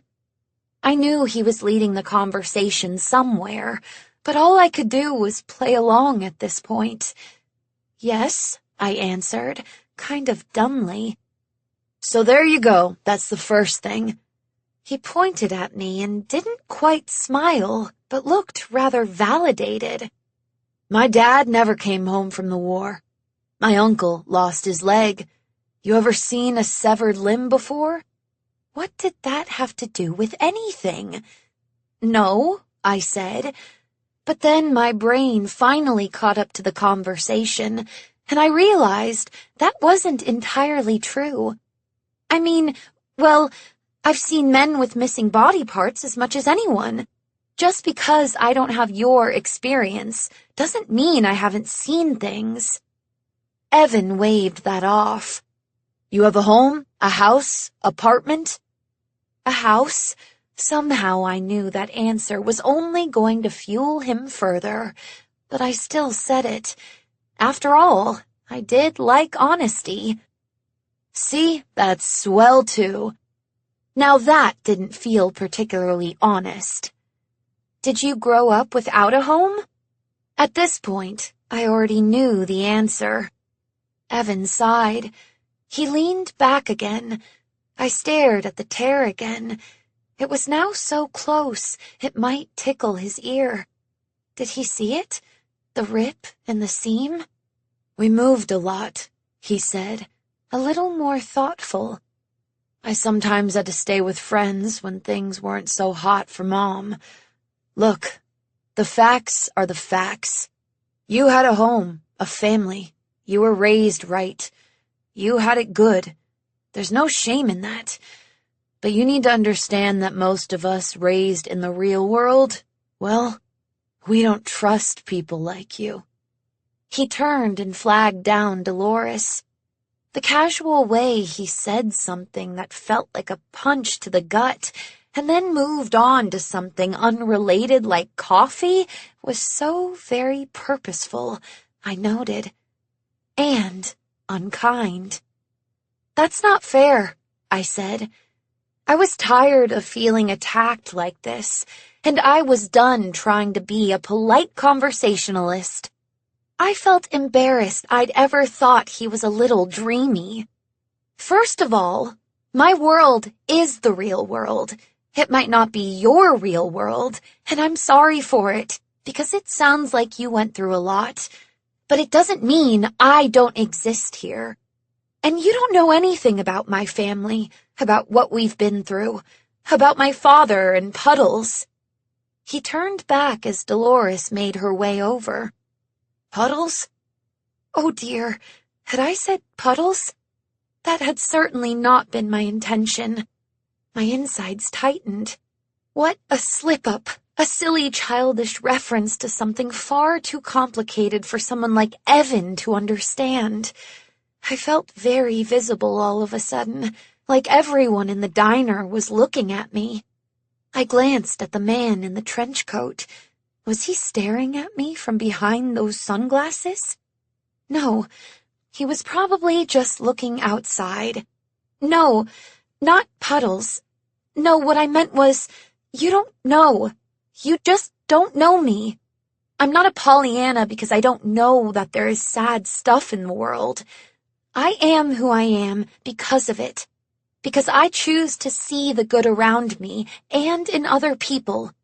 Even you. Dolores arrived with a pot of coffee and refilled Evan's cup. For my part, I still hadn't taken another sip. Oh, even me? He smiled at that. The first time I'd ever seen him smile. I hated that I liked it. Especially since I wasn't liking him very much at the moment. I'm sorry, that sounded mean. Evan shook his head and downed his second cup of coffee in one gulp. Hey, it's maybe the first time I've kind of liked you. I shook my head and felt my cheeks burn. Well, that's awful. You should like me for me, or because I saved your life. Any other options? I shrugged. I'm a person, that's all. And I think before you judge my life, you should know a little about it. He clanged the coffee cup back onto its saucer. Okay, so tell me. Oh, then, suddenly, I realized I had absolutely no interest in doing so. If I wanted to impress him, I'd have to tell him sob stories, and my sob stories were not ones I was keen on sharing. Besides, I didn't think he'd understand. No one understood. Not really. Maybe at first they had cared, but now, nearly 8 years later, it was abundantly clear that everyone in our community thought my father should be well past whatever issues he had come home with. I don't really want to. That's okay, kid. I don't really want to know. There was that kid again. Clearly, Evan had spent a little too much time with Joey, and I didn't much like Evan thinking of me as a kid, especially not as a kid. I'm sorry, but could you stop saying that, please? That's what Joey calls me because he's old enough to be my dad, maybe even my grandfather. You can't be much older than me, so it's weird. Or, at the least, condescending. I'm 20. There you go. But I've lived. I've lived too. I'm here, aren't I? I knew he didn't mean it literally, but I also knew it was a silly game of one-upmanship that was getting tedious. Yet, I couldn't stop playing. Another lean back. I noticed he did it almost predictably when his energy changed. It's just different. I don't know. I've seen things, life-changing things. Where I used to work, the stuff we did there, it was terrifying and exciting. It was going to change the world. I thought Mr. Drew had a grand vision. That's why I came with him here. Now I'm stuck in some closet. It was a surprising shift in the conversation. From cutting me down, now he wanted to share all this with me? Maybe, I wondered, that was the point of all this? Of his invitation out for coffee in the middle of the workday, of his small insults about my character. Maybe all he wanted was to share something on his mind, and he had to work his way to it through a maze of pointless interrogation. Some people needed to communicate as if by accident, I marveled. It couldn't seem purposeful or too eager. Maybe that was why I liked Joey so much. He was so ready and excited to share. He had no secrets. If this had been the point, I certainly was curious to follow through. Did you work at the studio? Evan shook his head. Nah, that was before my time. He turned his gaze out at the street. I worked at Gent. What's Gent? Immediate eye contact. You don't know what Gent is? I was startled by the sudden intensity. I felt bad in my ignorance. No, I confessed. Energy was pumping through his veins again. He was like a cart on a roller coaster, only I couldn't see the track. I had no idea when we'd be going up or down. I just had to hang on for the ride, I supposed. He leaned toward me, eyes bright and shining. It was intense, and I pressed my lips together hard to keep myself from looking away. It was this amazing factory where we did real science, worked on true technological advancements. It was nothing like these stupid gimmicks with these 3D glasses. It was real-world stuff. That didn't seem fair. I like the 3D glasses. They're wonderful. He furrowed his brow. You tried them? I nodded. I did. I mean, only for a moment. My little brother wanted them, of course. His stare only intensified. You did, and how do you feel? It was a strange question. I mean, fantastic. In awe. Mind-boggled, I suppose. It was so exciting to watch TV that way. I think Joey is really onto something. Evan shook his head. No, not about the glasses. How do you feel? Well, that was an even stranger question. I don't know. What do you mean? He looked at me closely for a moment longer, and I had absolutely nothing to say, but stared back anyway. Then he shook his head, and once again, predictably, leaned back. Never mind. Look, I'm just telling you. Mr. Drew used to have these big plans, these grand ideas. Ever read his book, The Illusion of Living? I haven't, but Joey told me about it. I really should. I liked talking about Joey. You probably won't be able to get your hands on a copy. It went out of print ages ago. Oh. Anyway, point is, he had these amazing ideas, and that's what inspired Gent to go in the direction they did and set everything into motion. But he didn't have guts. I don't know. He didn't follow through. He was so darn focused on those stupid cartoons. As if that was the point somehow. But that was never the point. I don't understand. I was feeling a little tired now. It was all so much, and I felt woefully ignorant about all of it. Maybe I wasn't tired, actually. Maybe I was just a little disappointed in myself. I know I'm just venting. I'd never expect a girl like you to understand. And then Evan again managed to find a way to spark that little bit of fire inside me.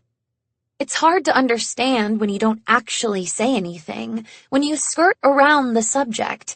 It's easy to feel superior when you don't share. He raised both his hands in mock defense. Okay, cool your jets. All I'm saying is Gent really took things to the next level. When the studio went under, they kept going, you know? They understood the mission statement. And then, well, then the factory had to shut down. And I guess I thought when Mr. Drew invited me to work with him that we'd be starting again, looking toward a bright and exciting future. But it's all been, well, it's all just TV, show business, numbers and audience viewership and sponsorships, commercials. It's not what I want. It was never what I wanted. But you're still here. He paused and thought for a moment, then sighed. True. Well, what can I do? No one's doing what Gent did. No one. It's like an alcoholic. You might give up the hooch, but a taste is better than going cold turkey. I don't think it works like that. You get my point, though. I nodded. It wasn't the best analogy, but I definitely understood the meaning behind it. I do. I actually do. I think in a way, maybe it's the same for me. You? I laughed. You think I like fetching coffee when you get to invent brand new things that the world has never seen before? I don't know. I thought so, yeah. It made sense he'd assumed that. No, I like having a job. I love working in TV. But I'll admit it, I do get a little envious of the work you and Joey do. Even the work Papa D does. Who the heck is Papa D? He works upstairs. It doesn't matter. I just think having a goal and working toward it is marvelous. Having a real purpose, a real drive. I've always wanted to find that purpose. And so, even while I figure it out, getting to see you all, well, it's like that little sip of alcohol you mentioned. I paused for a moment. I think I like technology. I think I wish I could know more, learn more. It was the first time I truly formulated this thought. It came together as I said it, like the words were putting all these mixed up thoughts and feelings I'd been having into one solid idea. I felt butterflies in my stomach. Yeah? Yes, I said. I felt excited now, but also at a total loss. Now what? Now with this new realization, what on earth, what? I guess maybe I could go to school for it, but I wouldn't know where to start. He waved off this idea. He liked to do that. Oh, forget school. They teach you what they already know, and what they know is never that much to begin with. Nah, you want to learn? Well, stick with me, kid. Rose, I reminded him. What? Call me Rose, please. It's Joey's thing. It doesn't suit you. He shook his head at me again, but I felt now like we had some kind of an understanding, that we had come out of the other side of this strange diner experience with something new, something positive. You do like your honesty. I do, I smiled. That's okay, I guess. And he smiled too. You'll really teach me? Sure, why not? I have nothing better to do. 14. Joey greeted us in the lobby of the building. It reminded me a great deal of the first day we'd met. And he was just as enthusiastic about this meeting as he was at our initial one. I couldn't help but smile widely when he came up to us, waving and excited. No hint of an angry or frustrated person. Of the man who'd been yelling behind the closed door, or who Evan had wanted to escape from this morning. I couldn't wait. I need to hear everything. How was it? He asked as he held open the door to the stairs. There was now a proper out-of-order sign on the elevator doors. Still, it seemed to me he was so excited and full of energy, even if we could have ridden up, he would have insisted on walking. I was okay with that. I had pretty strong legs. Evan seemed less than thrilled. Then again, he was always less than, generally, with all his emotions. I was learning. It was amazing. I've never experienced anything like that in my life. You've created a whole other world. I have no idea how you did that. One second I was in my living room, the next I was in your studio. It was like magic. Joey was beaming so brightly I thought I might want to borrow that man from the diner's sunglasses. It made me smile all the brighter. "Tell me more. Don't spare any details," he said.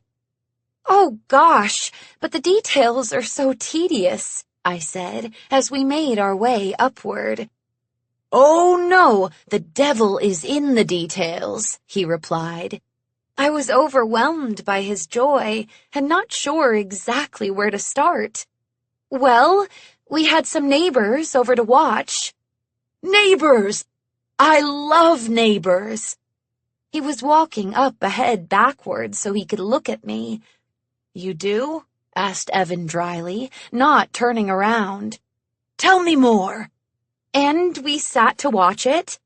And my little brother Ollie got to wear the glasses, of course." "Of course!" "And he just loved it," I said.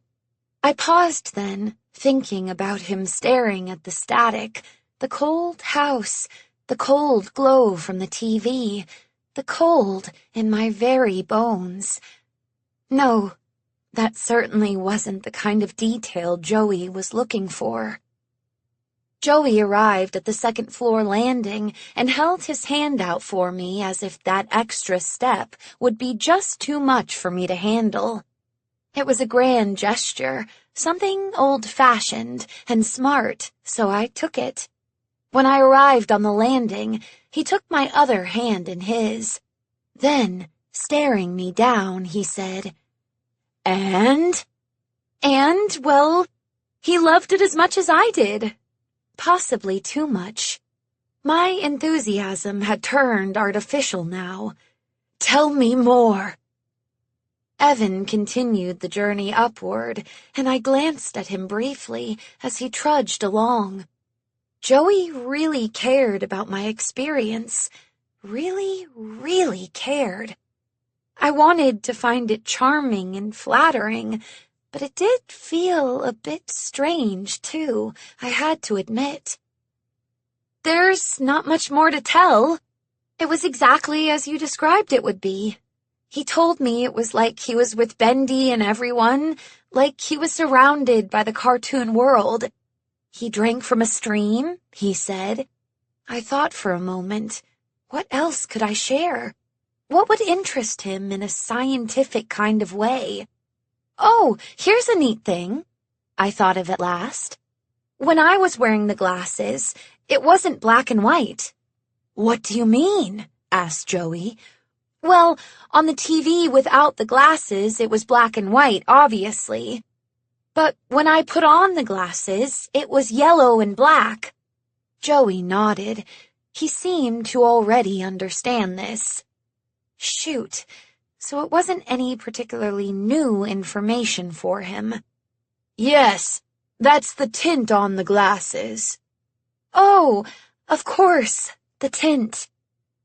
He was still looking at me closely, still holding my hands. I could hear Evan above us, traipsing up the stairs, one heavy footfall at a time. Resentment in every step. "I really don't know what I'm supposed to say," I finally said. At that, Joey released my hands and smiled. "No, there is nothing you need to say. You've said it all perfectly. Come, let's climb."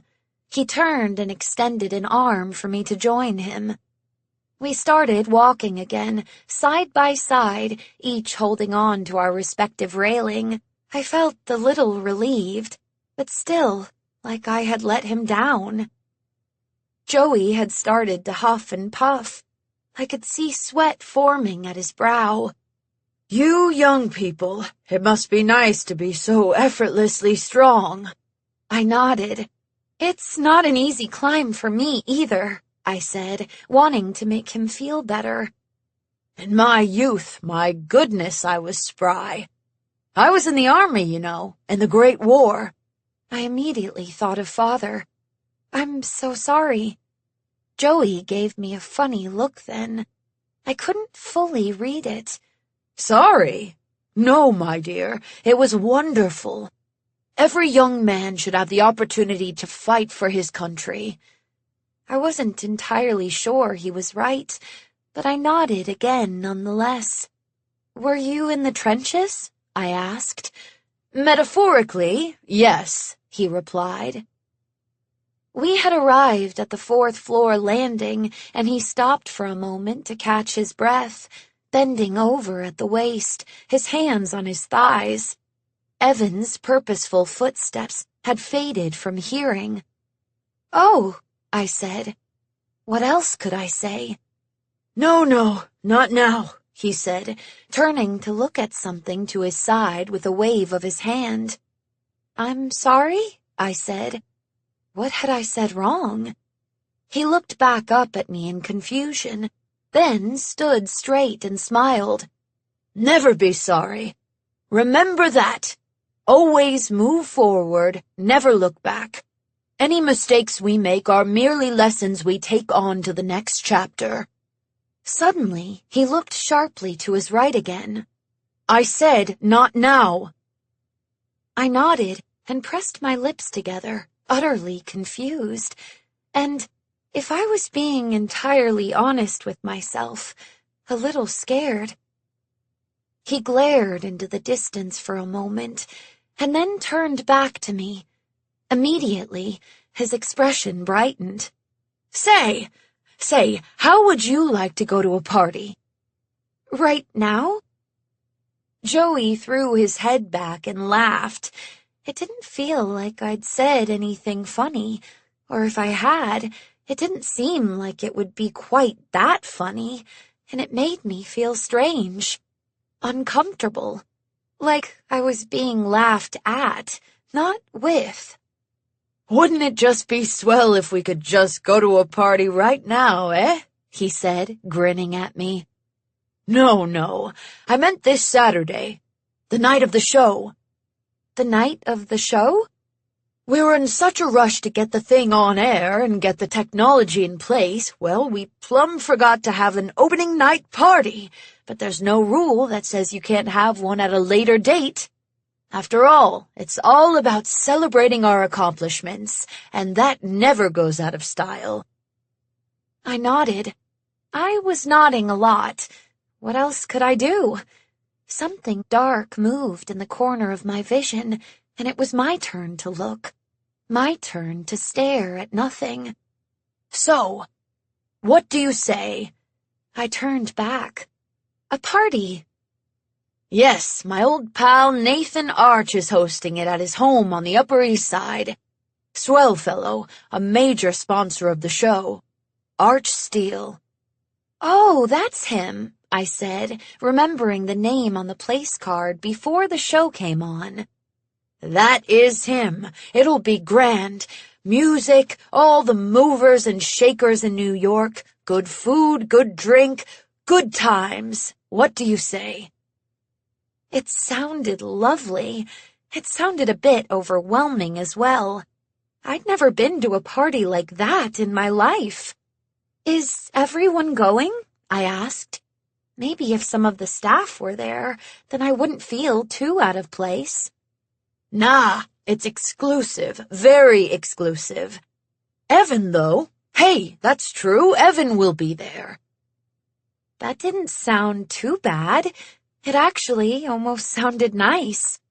I hated that a single butterfly flitted across my middle at the thought. Stop it, I told myself. I focused on the party idea instead. I reminded myself of what Mother had always told me, that I had to take every opportunity that came my way and grab it hard. Without risk, there was no reward after all, even if it might seem scary. And of all the scary things in the world, a fancy party with fancy people had to be one of the least. Though, still, a little scary. "Okay," I said quietly. "Okay?" "Yes, of course, yes. That's wonderful, really. I'm honored you'd invite me," I said. I smiled then, because really I was. Now that I was thinking about it more, it was quite special, wasn't it? "Please, it's nothing. You have shown gumption and smarts, and you're fun to have around the studio. I respect people with innate talent, you know," he said. "You think I have innate talent?" I wasn't so sure about that. Well, maybe talent for doing grunt work, I supposed. "You ask good questions, and you're interested in the right things." The right things? "Never had any kids, but I could see the appeal if they were as bright as you say," he added. That made me beyond flattered. It was hard to accept these accolades when I hadn't really done anything. I didn't think, but it was a kindness, and I wasn't going to reject it and make him feel bad. "I think we'd better continue our arduous journey," he said, looking up through the tower of stairs winding around itself. "But it's not so bad when you have company." I smiled. No, it's not so bad at all. 15. By the time I left for home, I had that wonderful feeling you get from being completely exhausted, but exhilarated after a good day of work. That feeling where you are ready to turn in, but not so eager that all you do is look at the clock. It had been a truly full day. Evan was now a friend, even if he probably wouldn't define me as one. Not yet. And Joey had invited me to a fancy party. And beyond all that, I was working in television, and though maybe in the future I might get bored with that fact, today was simply not that day. I stepped out into the cold air. It was pitch black outside, and my breath froze when I exhaled a happy sigh. The lights beamed out of the windows in the tall towers above me, and the diner, as cheap and run down as it was, positively glowed across the street. I smiled. I loved the look of the city at night, of the cozy interiors and the signs of life going on all around me. It made me feel warm, even on the coldest nights. I drew my coat closer to me in a hug and sighed. I watched as a pair of men trudged past me, deep in conversation, heading, no doubt, to a bar to complain about their bosses. I couldn't relate. I liked my boss just fine. In fact, you could argue that he was just dandy. Then I noticed a flash of movement out of the corner of my eye. Again. There it was again. That something just in my periphery. But this time, I'd caught it. This time, I'd seen a glimpse. My subconscious had been ready for it. But for the life of me, I couldn't believe what I just saw. No, it couldn't be. I turned and looked to the left of the diner where I had seen it. Nothing, of course, nothing. Always nothing. But I still stared and squinted through the dark, because I knew what I'd seen. This time, I knew where to look. There it was again, It ran right across my line of sight. I took in a deep breath. My skin was buzzing. I felt lightheaded, and that familiar dread was sitting low within me. And again, there it was again. It darted out from behind a trash can and down into the alley. How was I seeing what I was seeing? This wasn't possible. This couldn't be real. I was completely petrified, and yet somehow at the same time, my body was drawn to it. I had to know. I had to see. I wanted to call out. I almost stepped right out into the street after it, but I stopped short as a cab whizzed by. When the coast was clear, I ran across the street and over to the alley. It loomed narrow and dark. High brick walls, a fire escape on one side, a creaking of metal on metal, trash mixing with slush. I took a step toward it and looked, but saw no one, nothing. "Bendy?" I called out. My voice echoed in the emptiness, high and strained. The moment I said it, I felt instantly foolish. I shut my lips together hard and shook my head. No, this was all very stupid. I couldn't have actually seen Bendy. I was exhausted. A long day, a weekend before it with little sleep. I remembered the Bendy in the bathroom and could feel the flush of embarrassment rush through me. I spun on my heel to run away from the scene as quickly as possible. And right into someone. I bumped into him hard enough that he grunted, and I staggered back a few steps and held my head with my hand. "I'm so sorry," I said as I looked up. The figure silhouetted in front of me didn't say anything back. Just a man standing there, staring at me in a trench coat and a fedora. He was blocking the exit to the alley, and I felt frightened in a new way. He wasn't doing anything, but I didn't like being cornered like this. I didn't think anyone enjoyed the feeling of being cornered. I raised my chin to show I wasn't scared, though I could feel my hands trembling, and walked toward him. "Excuse me, please," I said, with all the confidence I could muster, and aimed myself for the gap between him and the wall, but he sidestepped into it. Now a deeper fear set in. This wasn't an irrational emotion inspired by some animal instinct. This man was actually a threat and trying to prevent me from leaving. I quickly darted to the other side, but he blocked it as well. "You work for Joey Drew," he said. He had a working-class English accent. It was irrelevant to anything, but it stuck out in my mind as unexpected. If he thought I was going to engage him in polite conversation, I made to dart right again. But as he moved, I changed direction and went left, slipping in the tight space between him and the wall. I ran as fast as I could out of the alley and down the street toward the subway, my heart racing as quickly as my feet. I couldn't help but look back over my shoulder. I saw the man in the light of a street lamp, watching me. I couldn't see much of his face, but I did see now that he was wearing sunglasses. At night, I remembered him then, from the diner that morning. What on earth? He wasn't following me, but I wasn't about to take the risk. I turned back to face the direction I was heading and ran the entire way, even down the stairs.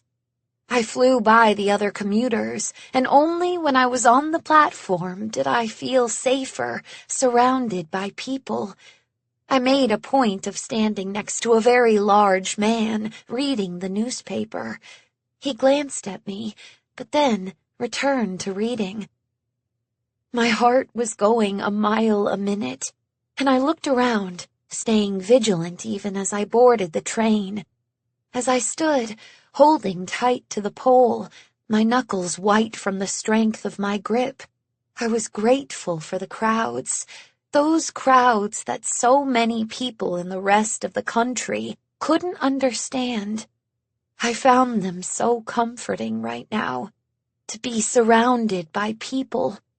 They might not all be good, they might not all be polite, but they were all witnesses. Suddenly, the image of Evan broken at the bottom of the elevator shaft burst into my vision, and I gasped. "Hey, watch it!" I'm sorry, I said to the man whose foot I had inadvertently crushed with my step back. This was the problem with the puddles. They could find you at any time, but most especially when you were already vulnerable. He didn't fall. He isn't dead. You saved him, I told myself. I tried to remember that elated feeling of being a hero, of saving the day, but it was buried deep inside now. I just wanted to get home. When I finally made it inside our small house, I was completely drained. Staying vigilant was hard work, and my body felt achy and sore as I pulled off my coat and hung it in the front closet. I had been holding my body so tight, I hadn't even noticed. Every one of my muscles was clenched. I took in a deep breath and let it out slowly and focused on letting go. Letting go of the tension in my body, of the images in my mind, of the fear in my gut. Whoever that man had been, he hadn't chased me. Maybe he had just wanted to talk, and I'd overreacted. But who follows a young woman down an alley? Who wears sunglasses inside and at nighttime? No one decent, certainly. I made my way back to the kitchen, where happy sounds of dinner preparations were floating toward me down the hall. Somehow, they had an ominous twinge, almost as if they were an echo of a memory, and not a present and real thing. I entered, and there was Ollie at the table doing homework, and Mother at the stove stirring some sauce. Very real indeed. I smiled softly. "Oh, you're home. I didn't hear you come in," she said as I approached her. She leaned her cheek toward me as I kissed it. "I can be so sneaky," I replied. "That's what I tell everyone. Have you met my sneaky daughter, Rose?" She raised the ladle and gave the sauce a taste. "It needs something more," she said. "Rose!" Ollie bounded toward me, and I gave him a big hug. "What a greeting! That's real brotherly affection," I said, holding him against me. "Or maybe someone doesn't want to do his homework. It's so boring," he said, pulling back with a grin. "It's not," I replied. I didn't have the usual pep talk within me to say much more. I sat down at the table as Mother made her way to the fridge, opening it and thinking as she stared into it. "Garlic?" I asked. Ollie, meanwhile, had moved over to the stove. I could see out of the corner of my eye. Sometimes he helped Mother cook. He wasn't bad at it, even. He gave the pot a smell. "Smells good to me." Mother turned and waved him back with her spoon. "You keep your nose out of that." We all laughed, and Ollie moved back along the oven to the other side. "I have no idea. I'm going to chop some green beans." She closed the door and sat opposite me, bringing the cutting board and green beans over. "Will you be the executioner?" I smiled and grabbed a small pile, carefully going through and breaking off the tops and bottoms. "How was your day?" What a complicated question that was all of a sudden. How had my day been? I didn't want Mother ever to worry about me, but I also didn't like hiding things from her. It was good. Evan was nice to me, and Joey invited me to a party. "Oh, he did he?" replied Mother, grabbing my green beans and chopping them into small pieces with her knife. "Mother," I said, reaching for more. "He's older than Father." "I'm teasing," she replied. "What kind of party?" "A party for the Bendy show." "Bendy!" said Ollie. I smiled and glanced at him. He was pointing at the stove. I looked to see if the pot was boiling over. It was fine. I turned back to Mother. "Yes, I guess they've been so rushed. They didn't have time for a big premiere party last week, so it's this week," I explained. "Oh, so it's going to be a big television party. Very done up, I imagine," said Mother. I nodded and reached for more green beans. "Yes, I imagine." I was thinking now about the man in the trench coat again for some reason. He wouldn't leave my mind. "I can see you're worried," she said. I saw her looking at me, and I quickly shook my head. "No, I'm not worried about anything." "Of course you are. I would have been at your age. A big fancy party, nothing to wear, but you can wear my black tea dress." "Oh, well, I hadn't actually thought of being concerned about clothes yet, but she was right. Now that I thought about it, with all those rich TV types, fashion would be an important consideration. And, of course, with Evan there, too. No, not of course. He probably wouldn't care a fig what I wore. Silly. I smiled. "Thank you. It was a very pretty dress. Mother had never offered it to me before, not even for prom. She must truly have understood the importance of the event. She seemed to understand its importance even more than I did." "Bendy!" said Ollie again. It was a little strange and a little infantile of him, and I turned in my seat. I wasn't planning on scolding him, just to remind him that he was 7 now, and interrupting conversations with nonsensical outbursts was a little childish. But instead, I found myself mute, rooted to the spot. I was watching something as if in slow motion.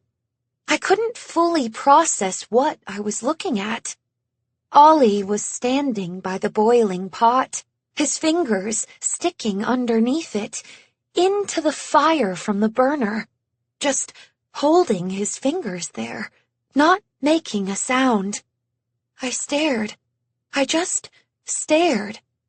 It oddly reminded me of the cartoon that had been playing that day in the lab, the day Joey had asked me to test the glasses. Bendy in the forest, Boris making a pie, Bendy touching the burner and tasting his finger. Suddenly, I snapped out of it. I jumped to my feet in an instant and grabbed him by the shoulders, pulling him back away from the fire. "Ollie!" I cried as I did, and we fell back into a heap onto the tiled floor. "Oh, my goodness," said Mother, breathless, rushing over. Only then did Ollie cry out. He screamed in agony and held his hand with the other. He stared at it, and I stared too. Red and white blisters were already bubbling up.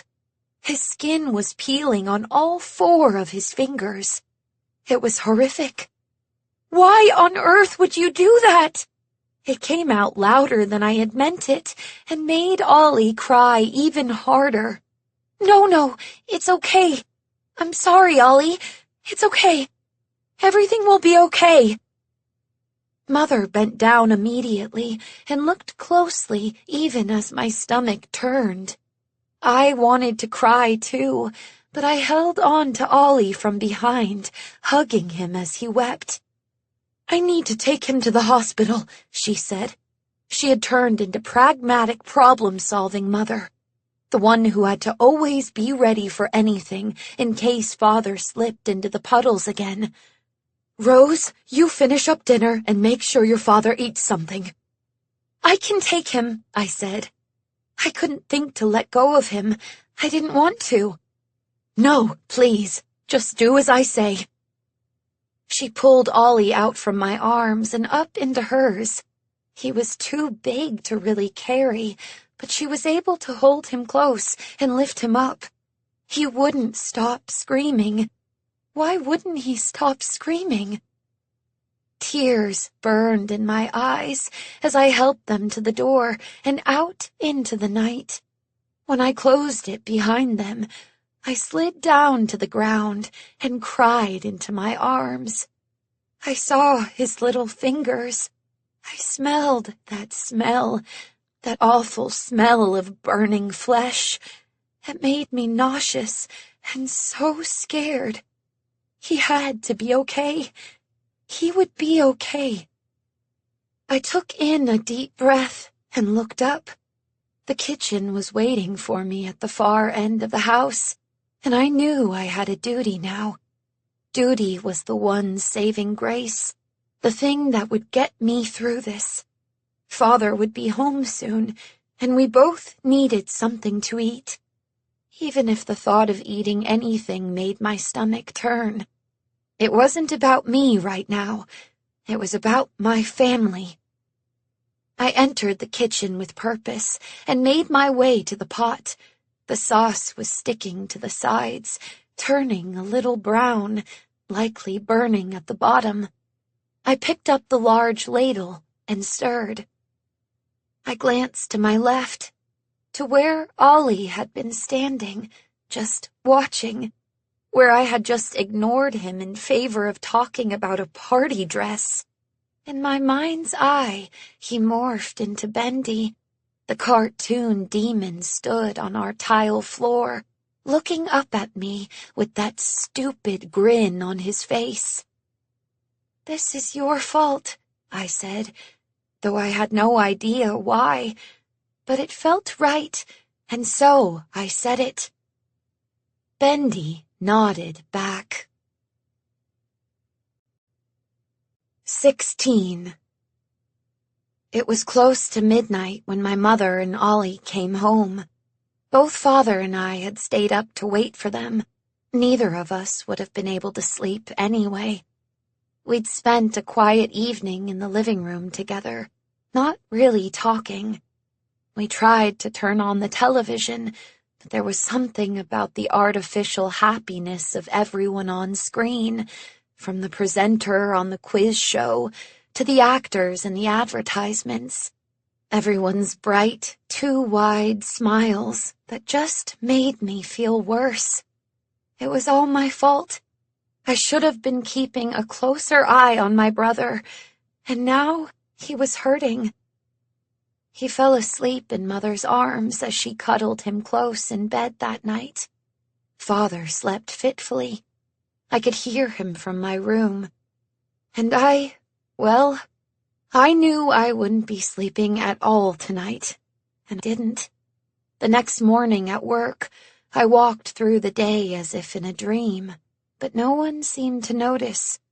For the first time since I'd started, I felt indifferent to the goings-on, and when I was sent to fetch Joey from the lab, I didn't even knock, just opened the door. "Leave me alone!" That shook me out of my daze, and I backed away, closing the door as I did. "Oh, sorry." Joey turned just as I was about to shut it. "Oh, not you, Rose. Come in, come in." "Okay," I said. I didn't have the brain power to question the interaction. "I was talking to Henry." He casually waved toward an empty stool, and I nodded. It didn't strike me as particularly delusional. I just assumed some genius make-believe was at work. Or something. I honestly didn't care. "Who's Henry?" I asked, propping myself up on the large center table, sitting so my feet were dangling beneath me. Why was I here again? "A traitor," he replied. Oh, I hate traitors. Not that I had any in my life, but the concept of them was lousy, so I figured I did. Besides, again, I didn't really care. Joey turned fully around in his seat. "Exactly. Nothing worse than someone you thought you trusted just abandoning you." I nodded and felt my stomach clench, just as I had abandoned Ollie. Just ignored him in favor of talking about fancy parties and stupid, useless things. And now he has the gall to just sit there and judge me. Me! I stuck around, you know. I actually did it. I nodded again. You did. Maybe I was dreaming, actually. Maybe I had fallen asleep after all. None of what Joey was saying made any particular sense. Joey turned fiercely to the stool and pointed at it. "You see? Even she sees, and she's a nobody." He paused, finger still aloft, his brow furrowed. Then he leaned back in his seat, his legs slipping out so that he was almost lying backward, hand to his forehead. "Forgive me, Rose. I haven't had much sleep. My old nightmares haunt me in my waking hours now." I know the feeling. Had he just insulted me? "Henry was. Well, that's no matter. It's no matter." He brought up his other hands so they both covered his face, then, drawing them down to his chin, pulling the skin with them, he let them drop to his side. "I did another pass with the ink last night. I think this Saturday is going to really bring in the crowds. I can't wait for the feedback from our test group." He looked over at me and smiled. "Do you know what I mean when I say that?" Test group? "No, about the pass with the ink." I shook my head. I felt like I had a spring for a neck again, and it was just bobbing all about. But this time, not from elation, but rather a detached indifference. "The ink for the film for our show. I put it through another silly vision treatment. I was working on it all night, tweaking things, perfecting things, and I think it's going to be something even more impressive." It was already very impressive, and immersive, I added. He snapped his fingers and pointed at me, much in the same way he had been pointing at the stool. "Yes, immersive. Excellent word. Rose, you are good with words. You should be a writer. I could hire you as a writer. When we start making original cartoons again. When I open up my studio again." Thank you. I felt rather stupid at the moment, so I wasn't sure exactly what he was talking about. Suddenly, I remembered. They want you on set. "Ha! That's why you're here. Okay, then, let's go to set." He hopped out of the chair, suddenly full of energy again. I was envious. I was still sitting there on the table like a sack of potatoes. I heard the sound of the door open, and then slam shut behind me. I turned. He had left, just like that, not waiting for me or anything. I was alone in the lab. I slipped off the table and looked around, approaching Joey's desk. I saw drawings, sketches of some kind of cartoon hallway. "Of course you're here." I spun on my heel. Evan stood, like he tended to, framed in the open doorway. How do you open doors so quietly?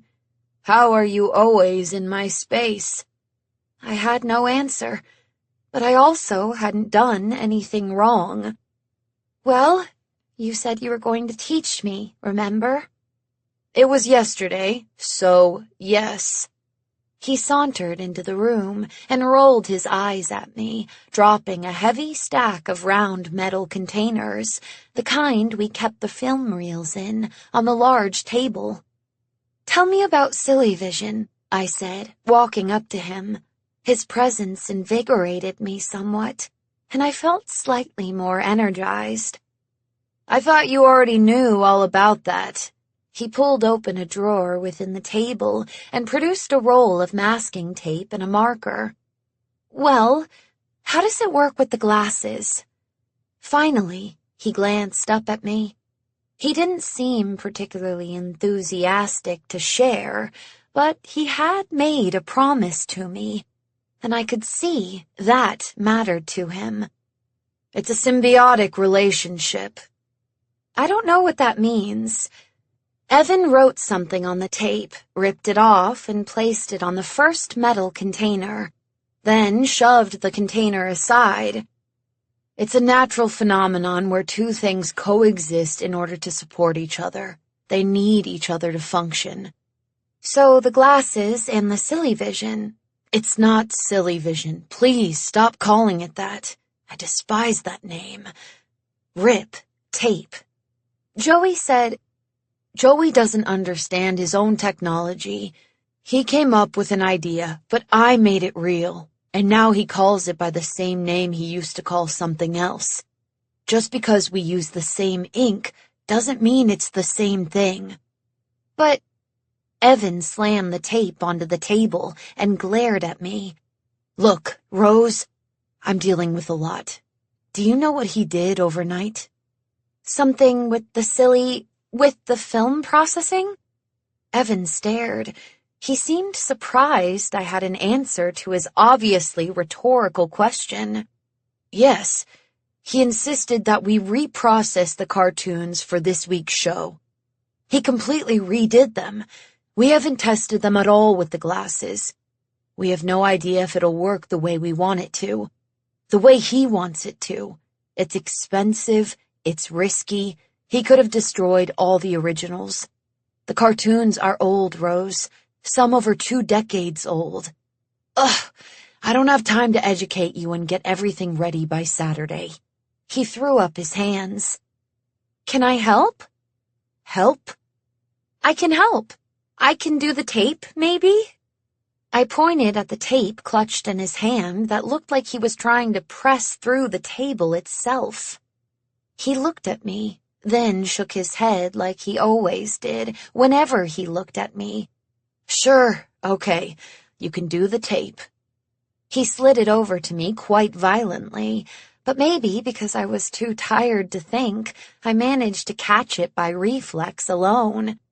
"Just do what I ask, and otherwise leave me alone." "Okie dokie," I said with a small laugh. He marched past me while still looking at me over his shoulder. "Are you drunk?" "Oh, no, never touch the stuff." I pulled out the tape and ripped it. I held it up, stuck to my index finger, letting it dangle like a worm on a hook. "What should I put on this?" "Bendy in the Pie Contest V2. He sat at his desk hard with a sigh. "As in the letter V and the number 2? "Yes, version 2. "Oh, yeah, that makes sense." Even looking at the back of his head, I could tell he had absolutely rolled his eyes at me again. Joey didn't seem to mind that I wasn't properly PAing in the studio that week. I barely saw him at all, to be honest, but the times he came into the lab, he seemed happy I was helping Evan. He seemed quite happy in general. Despite his starting the week in a foul mood when he'd been yelling at his imaginary friend Henry, clearly this new plan of his, this new version of the film reel, was thrilling him. "Why aren't you more excited, Evan? This is going to be spectacular!" He laughed, slapping Evan on the back heartily. "I can't believe we're testing this on Friday night. We need more time," replied Evan. "Work fills the time allotted," replied Joey, and then he'd practically skipped out the door, leaving me alone with an ever grumpier Evan. Not that I particularly minded. At Gent, we had time. At Gent, we were doing something real, muttered Evan to himself. And what exactly was that? I asked, hoping this time he'd say. And as usual, he offered no answer. My spirits had risen by midweek. Mostly it was down to Ollie, who was getting better and stronger every day. He still felt the worst in the evenings, and he hadn't gone back to school yet, but he was able to come downstairs to join us for breakfast now, even as he avoided the stove, walking as far away from it as he could to do so. But there was also another reason for my happier state, though I wished it was just Ollie and Ollie alone. I hadn't seen Bendy again, and most importantly, the man in the trench coat hadn't returned. The lack of both these individuals in my life made me feel a bit silly by the end of the week that I had been so upset by them in the first place, as the latter had clearly been someone needing Joey, and who knows, maybe he'd even managed to find him and speak with him. And the former, well, the former was a figment of my imagination. Something that happened when you were tired at the end of a long day, and you were in the dark, and very, very likely was a giant rat. Of course, it didn't prevent me from yelping when I opened the door on Friday to Bendy sitting on the giant table in the middle of the room. "What's wrong with you?" asked Evan. I didn't want to say anything as I approached it, but as I came into the light, I felt so stupid and ridiculous. It was a large Bendy stuffed toy, not the real thing, because of course there was no such thing as the real thing. Bendy wasn't real. He was a drawing. Nothing. Where did this come from? I asked. Your best pal, he replied. Joey? I asked. Of course. Not once in this entire conversation did he turn around to acknowledge me. But I was used to it. I knew the back of his head better than the front at this point. I leaned over and picked up the toy. It was very soft. But why? It's for your brother, he said. I had mentioned something offhandedly to Joey the other day about him not being well. Not the specifics, of course, but just some general small talk I'd felt instantly guilty about. But he'd remembered. He'd remembered. I hugged the Bendy. That's so nice of him. Sure, it is. Rose, come on, you know tonight's the big test night for me. I have a lot of work to get done. I'm sorry. Yes, of course. Do you want me to grab you any dinner before I leave? There was a pause, and then... Yes, that would be nice. Thanks. Always happy to help. I squeezed the Bendy tightly again. I got home after 8 that night and quietly removed my boots and coat, moving Bendy from one hand to the other to slip off the sleeves. As I was hanging it in the closet, Mother approached me, wiping her hands on her apron. And who's this? It's for Ollie, from Joey. That's just lovely of him, isn't it? Mother beamed and gave Bendy a little pat on the head. Is he still up? I asked. Should be, she replied. She leaned forward and kissed me on the forehead. There's leftovers in the fridge. Thanks, I said, and I immediately made my way up the stairs to his room. I knocked gently on the door. I have someone out here who wants to meet you, I said. I didn't hear anything, so I opened the door slowly and held the plush Bendy doll through the crack. Hello, Ollie. Your big sister tells me you're very brave, I said in a high, squeaky voice. Bendy doesn't talk, said a quiet voice from inside the room. I pushed open the door farther and looked inside. Ollie was lying on his bed in the dark room, his arms over the covers, and I could see his bandaged hand. It all reminded me too much of Father. I wanted to flip the switch for the light and let the room flood with brightness, but I had to be gentle with him, poor thing. I guess you're right, but you don't think it's a little funny hearing your sister sound so silly? I asked. Ollie didn't look at me. He just kept staring at the ceiling. I came over to the bed and sat down as gently as I could beside him. I reached over and pushed his hair on his forehead back up. "How are you feeling, kiddo?" I asked. "I'm okay," he said. I watched as his eyes flitted back and forth, almost as if he was watching something. I glanced up, but in the dark, I couldn't tell if maybe there was a spider or silverfish crossing the ceiling. I looked at him again. "Does the hand still hurt?" He nodded. "A little." I still had the Bendy in my other hand, hanging down over the side of the bed. I put it up next to him on his pillow. "Isn't he cute?" I asked. Finally, Ollie turned to look at the toy. A faint smile. "He's pretty cute, yeah," he said. "Why don't you give him a hug?" Ollie thought about it for a moment and nodded. He reached out with his good hand, and I passed Bendy to him. He squeezed him tight between his arms and turned onto his side to face me, holding him close. "Rose?" he asked. "Yes?" "Do you ever see things in your imagination?" The question sent a chill over me, and I had to remind myself that Ollie was a sweet little boy who didn't know anything about the puddles. He was just asking a typical little kid question, one of those big questions that always felt really tough to answer, but you tried anyway. "Do you mean like when I close my eyes and I imagine things? Like what it would be like to visit Hawaii or own a pony?" I asked. "I don't know," he replied.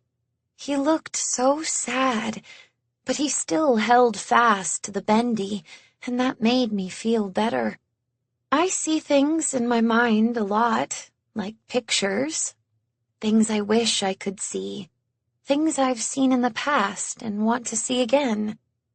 And then there were things that had never happened, and I wished to never see, like Evan's broken body, or things that could not possibly exist, like Bendy himself walking down a dark alleyway. But I didn't say that." "I see things in my imagination a lot," said Ollie, "ever since I was little." "I think it's a family trait," I replied with a smile, even as my gut dropped. "It's fun to play pretend." Ollie nodded again. "How do you know what's real and what's pretend?" Wow, he really had tough questions today. Answering them felt impossible. "Well, real things are real. You can see them, but you can also touch them and smell them and hear them. I guess if your other senses can participate, that makes things real." I was asking myself more than him. I'd never thought about it in such specific terms before. "Can you imagine smells?" he asked. "I don't think you can," I replied, but I didn't feel certain about that. "What about sounds?" I didn't know. I thought about dreams and how real they could be in the moment, how you could have conversations with people, and it really seemed like you could hear them speak. I thought about if I had dreamed about eating cake, say, wouldn't I dream I could taste it? Smell it? I think I would. I didn't know what to say, and I was worried I was getting it all wrong. "Are you real, Rose?" he asked. That just about broke my heart. "Ollie, of course I'm real." "And Mother and Father?" Yes, of course." "And Bendy?" I paused then. The question was confusing. Ollie had long ago learned the difference between the made-up characters on the big screen in radio plays and real-life people. He was a little too old to be asking this. At the same time, I didn't want to discourage him or make him feel bad. "Well, Bendy is a character in a cartoon, and that's all made up. But the toy you're holding, that is very real." Ollie looked at the toy Bendy and gave him a little pet. "He's soft and squishy," I added with a smile. "But not real." I shook my head. No, the character of Bendy isn't real. Not real. I felt strangely uncomfortable, a little like when your skin is too dry or the air is too warm. "Hey, kiddo, can sisters get hugs too, or is that reserved only for Bendy?" Ollie gave me a little smile and carefully placed the Bendy to one side. He reached out his arms. "Sisters always get hugs." I pulled him in close, careful not to irritate his hand. "This is real," I said. "This is the best kind of real." 17. I stood in the dark and cold. I had pulled my scarf down to my chin so I could watch as my breath puffed in the air. To my back was Central Park, a looming black void with the lights of the West Side peeking out through the trees. And in front of me was the Arch residence, home of Nathan Arch, steel magnate, investor and backer, and party host. I was freezing in my stockings and kitten heels. Mother's dress was a pretty and simple sleeveless black silk tea dress that poofed out nicely to just below my knees, thanks to an old yellowing crinoline. Covered by my wool coat, I still felt like I was wearing practically nothing in the winter weather, but for some reason, I wasn't ready to go inside yet. I had never been to a house in Manhattan. The city was made of towers, like the toy blocks I played with as a child. To be honest, I really hadn't visited anyone's home on the island, just in my little borough. But of course, it was quite obvious that everyone on the island lived in the sky, especially in the evenings, when you could see the lights glowing from all the windows and silhouettes of the people living there passing by. All kinds of people in the same building, all with different hopes and dreams and day-to-day business. I thought it was marvelous. But a proper house? Not until that moment. And in that moment, staring up at the 6-story structure before me, I could hardly imagine all this space could be for one family alone. It seemed grand, but also a little sad, a little too empty, I imagined. I wondered if it was possible to go a full day in there and not see another person. I took in a deep breath and climbed the steps to the large oak door, ornately decorated with a cornucopia of harvest-time foods carved around its border. I saw a large door knocker in the center, but to the right there was a bell. I chose the bell. Almost exactly as I withdrew my finger, the door was opened by a tall man with white hair wearing a tuxedo. "Oh, are you the butler?" I said, not really thinking. How thrilling! I'd never met a butler before. He looked at me, and had it not been beneath him, he very much would have rolled his eyes at me. That would have been fine. It had been a silly kind of outburst to say. Music and laughter floated over the threshold to greet me, and I tried to look beyond his shoulder into the home. Finally, he moved to the side to let me pass, and I stepped into an ornate, glittering entrance. "Thank you," I said, but it barely managed to escape my lips before a stunned silence overtook me. I didn't want to disgrace the space with the descriptor of foyer, for it was far grander than that. I had entered a massive room with a marble-tiled floor in which danced thousands of sparkles reflecting off the enormous chandelier hanging from the ceiling above. It rose above my head at least 2 stories, if not more, just as the wide marble staircase before me did, taking you in 2 directions at the top landing. At its peak hung the largest painting I had ever seen, the size possibly of someone's living room, or at the least mine. It was of some king or noble warrior, wearing swaths of fabric, blowing in the wind as he held a sword aloft, his foe prostrate at his feet.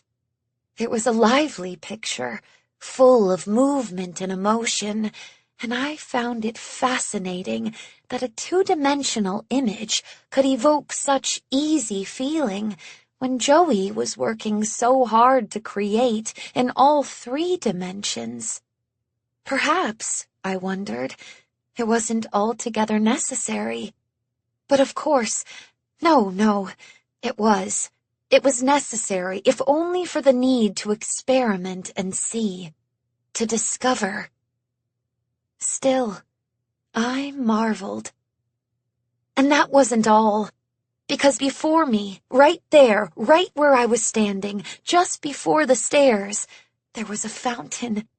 An actual working fountain, inside, like something you'd see in a park, with 3-tiered large bowls on top of one another, carved stone cherubs and angels looking up where the water exploded out of the top.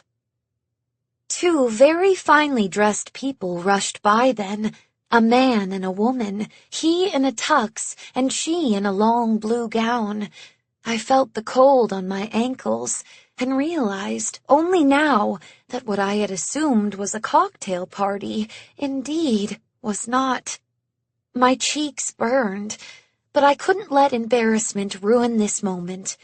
Even if I had known it was black tie, I certainly would not have been able to dress for it. I would have come as I had, or not at all. And despite my nerves, oh dear, was I glad I had come. "Beautiful room," I said. "Immaculately restored. One of the few remaining jewels of the Gilded Age, so thoughtfully taken care of," replied the butler. He seemed pleased with my reaction, and indeed looked at the grand entranceway with a personal pride, as if it was he who had done the restoration himself. "How wonderful," I said, and he nodded. "It is. Come, miss, the party is in the drawing-room." A drawing-room! How marvelous! I followed him across the entranceway and along the same path as the pretty couple, down a short hallway on which hung another huge painting, this time a portrait of a man with kind eyes, and a boy, perhaps his son? The boy looked right at me as if he could read my innermost thoughts. How unnerving, but how impressive, again, at what a good artist could do with a little bit of paint. We arrived then at the party, another giant space. It was decorated in soft greens and blues. The walls sparkled in the light of another magnificent chandelier, and I noticed the pale paisley wallpaper must have had some sort of iridescent threads within it. A carved white marble fireplace, the size of a car, stood on the opposite wall and burned brightly so that the room was very hot. But of course, the many people added to that. Such beautiful people, all beautifully dressed and laughing and eating finger food being passed around on silver trays by beautifully dressed staff. I looked to see if I could spot Evan. I wondered if he too was wearing a tux. "May I take your coat?" asked the butler. I nodded, still staring, gaping if I was honest. I quickly unbuttoned my winter coat, and he very elegantly helped me step out of it. I felt a little childish in my mother's tea dress, but I kept a smile on my face and thanked the butler as he left. "Champagne?" asked a waiter, materializing beside me. "Oh, no, thank you," I said, though the glittering glasses filled to the brim with golden bubbles did look very tempting. "There she is," said a booming, jovial voice. Joey. I felt suddenly so much more at ease. He emerged from the crowd dressed in a perfectly tailored tux, beaming as he made a beeline right for me. "Hi, Joey," I said as he arrived. "You look stunning, just stunning," he said, and it really did seem he meant it. "Oh, no, nothing like your other guests. I'm so sorry I didn't realize it was black tie." I nervously smoothed my skirt. "Let me tell you a little secret," he said, linking his arm through mine in such a familiar fashion I almost felt a little shy, and turning to face the room in the same direction as I was. "The more effort you can see in an ensemble, the cheaper it is." I didn't really understand. He gave a nod at a woman in a purple dress covered in what looked like diamonds. "What do you say? I say that dress is worth half the value of what she's wearing."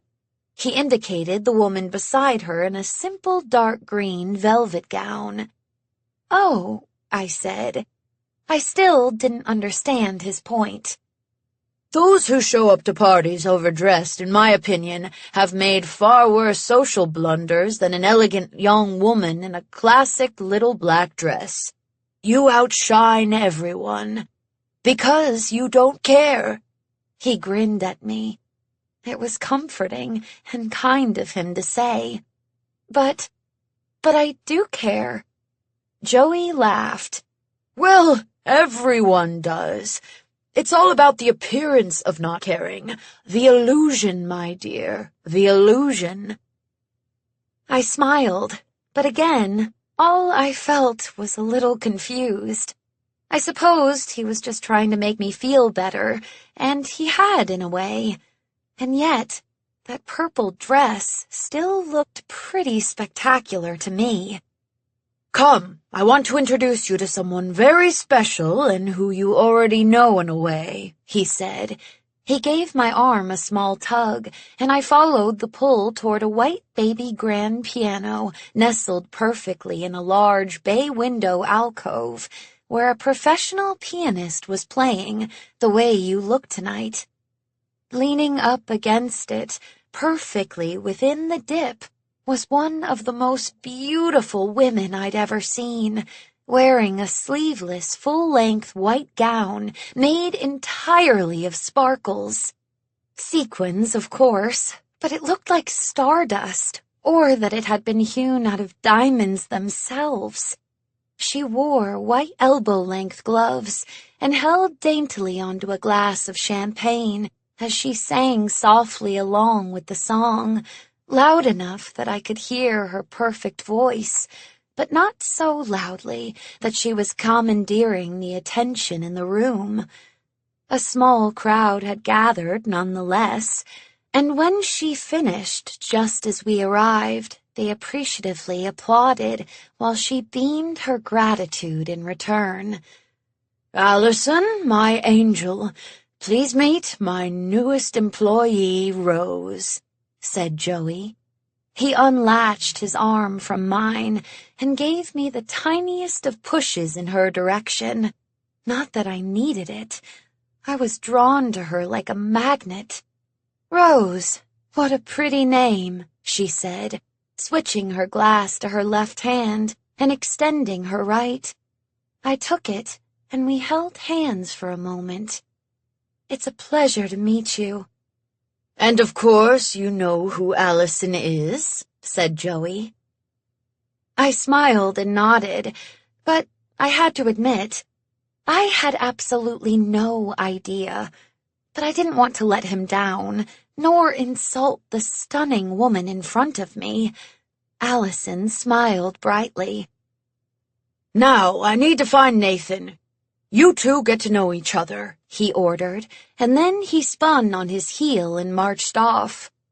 He has this way of making you feel like the center of the world one minute, and the next, like you've disappeared in a puff of smoke, said Allison as we watched him go.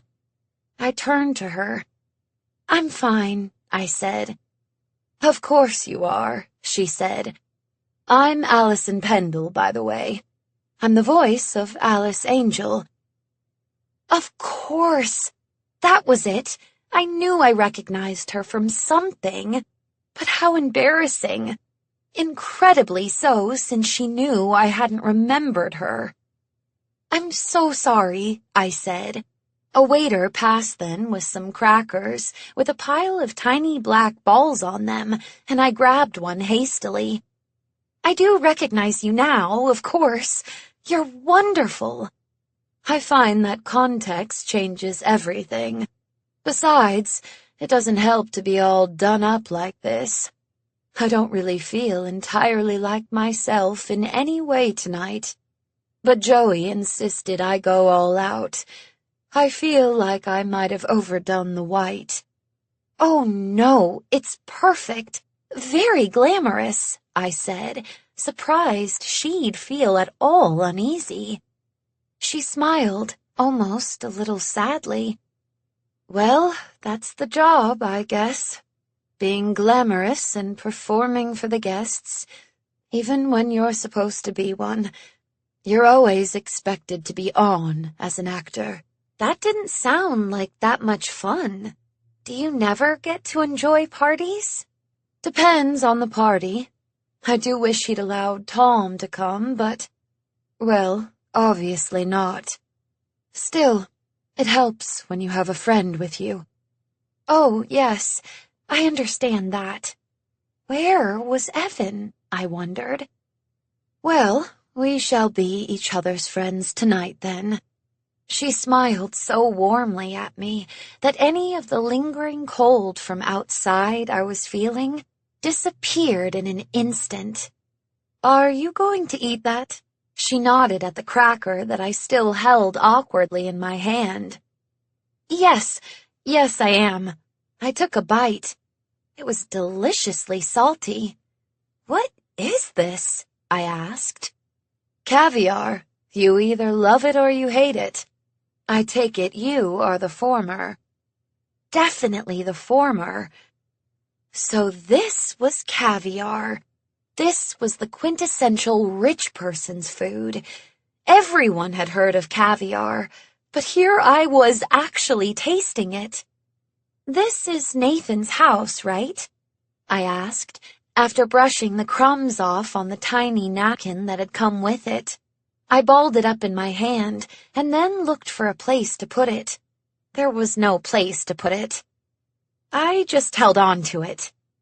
"Yes, a very successful businessman, old friend of Joey's. He's probably the biggest sponsor of the new show," she replied, taking a sip of champagne. "That's nice of him," I said. "Yes, to have such friends," she said with a smile. A waiter passed by just then, and she placed the empty glass on his tray, and he vanished before I could think of disposing of my napkin likewise. I squished it harder in my hand. I was feeling very awkward. "What's it like to be famous?" I asked. Well, that was a silly thing to say. But Allison gave the question due consideration, which hadn't been necessary, but made me feel a little less stupid. "I don't think that I am. I suppose it is lovely when people recognize me for any of my work, not just Bendy. It's wonderful to know you've done something that lasts in the world, that has a real impact." I nodded enthusiastically. Yes, that must be the best part. Knowing you made some kind of a difference, like how I was helping change the face of television. I didn't need to be famous for it, but knowing something I had been a part of had changed the lives of others was a thrilling idea. "What do you think of the new technology?" I asked. "Which new technology?" she asked with a smile. "The television and the 3D glasses." There was a great deal of technology out there in the world, I suppose. Specificity was a good idea. "I do enjoy a good 3D movie. It's so real," she replied. She started swaying a little to the new song the pianist was playing, a lilting melody I didn't recognize. "Me too, but I meant Joey's 3D glasses." "I'm not sure what you mean." I wasn't certain how exactly to explain it any better. I was confused by her confusion. "Allison, darling, you said you'd tell me where you got your clutch." The infamous woman in purple suddenly appeared between us. Up close, I had a better sense of what Joey meant. There was something a little unrefined about her outfit that translated generally to her entire appearance. Her rouge was a little too red, her hair a little too stiff, but I didn't find anything particularly bad about it. Her wanting to put in an effort for Joey surely was more of a compliment than anything. Allison gave me an apologetic look, and I nodded back. It was time for her to be on again. I didn't mind the interruption, in fact, as I was still feeling perplexed. "It's a custom piece, a present from Joey, but I'm sure he could introduce you to the designer," she said, and they slowly melted away into the crowd together. I squeezed my napkin again. I could feel it falling apart from the sweat in my palm that had by now permeated my thin gloves. I now had no choice but to keep my hand tightly closed, or, I feared, shower everyone with confetti.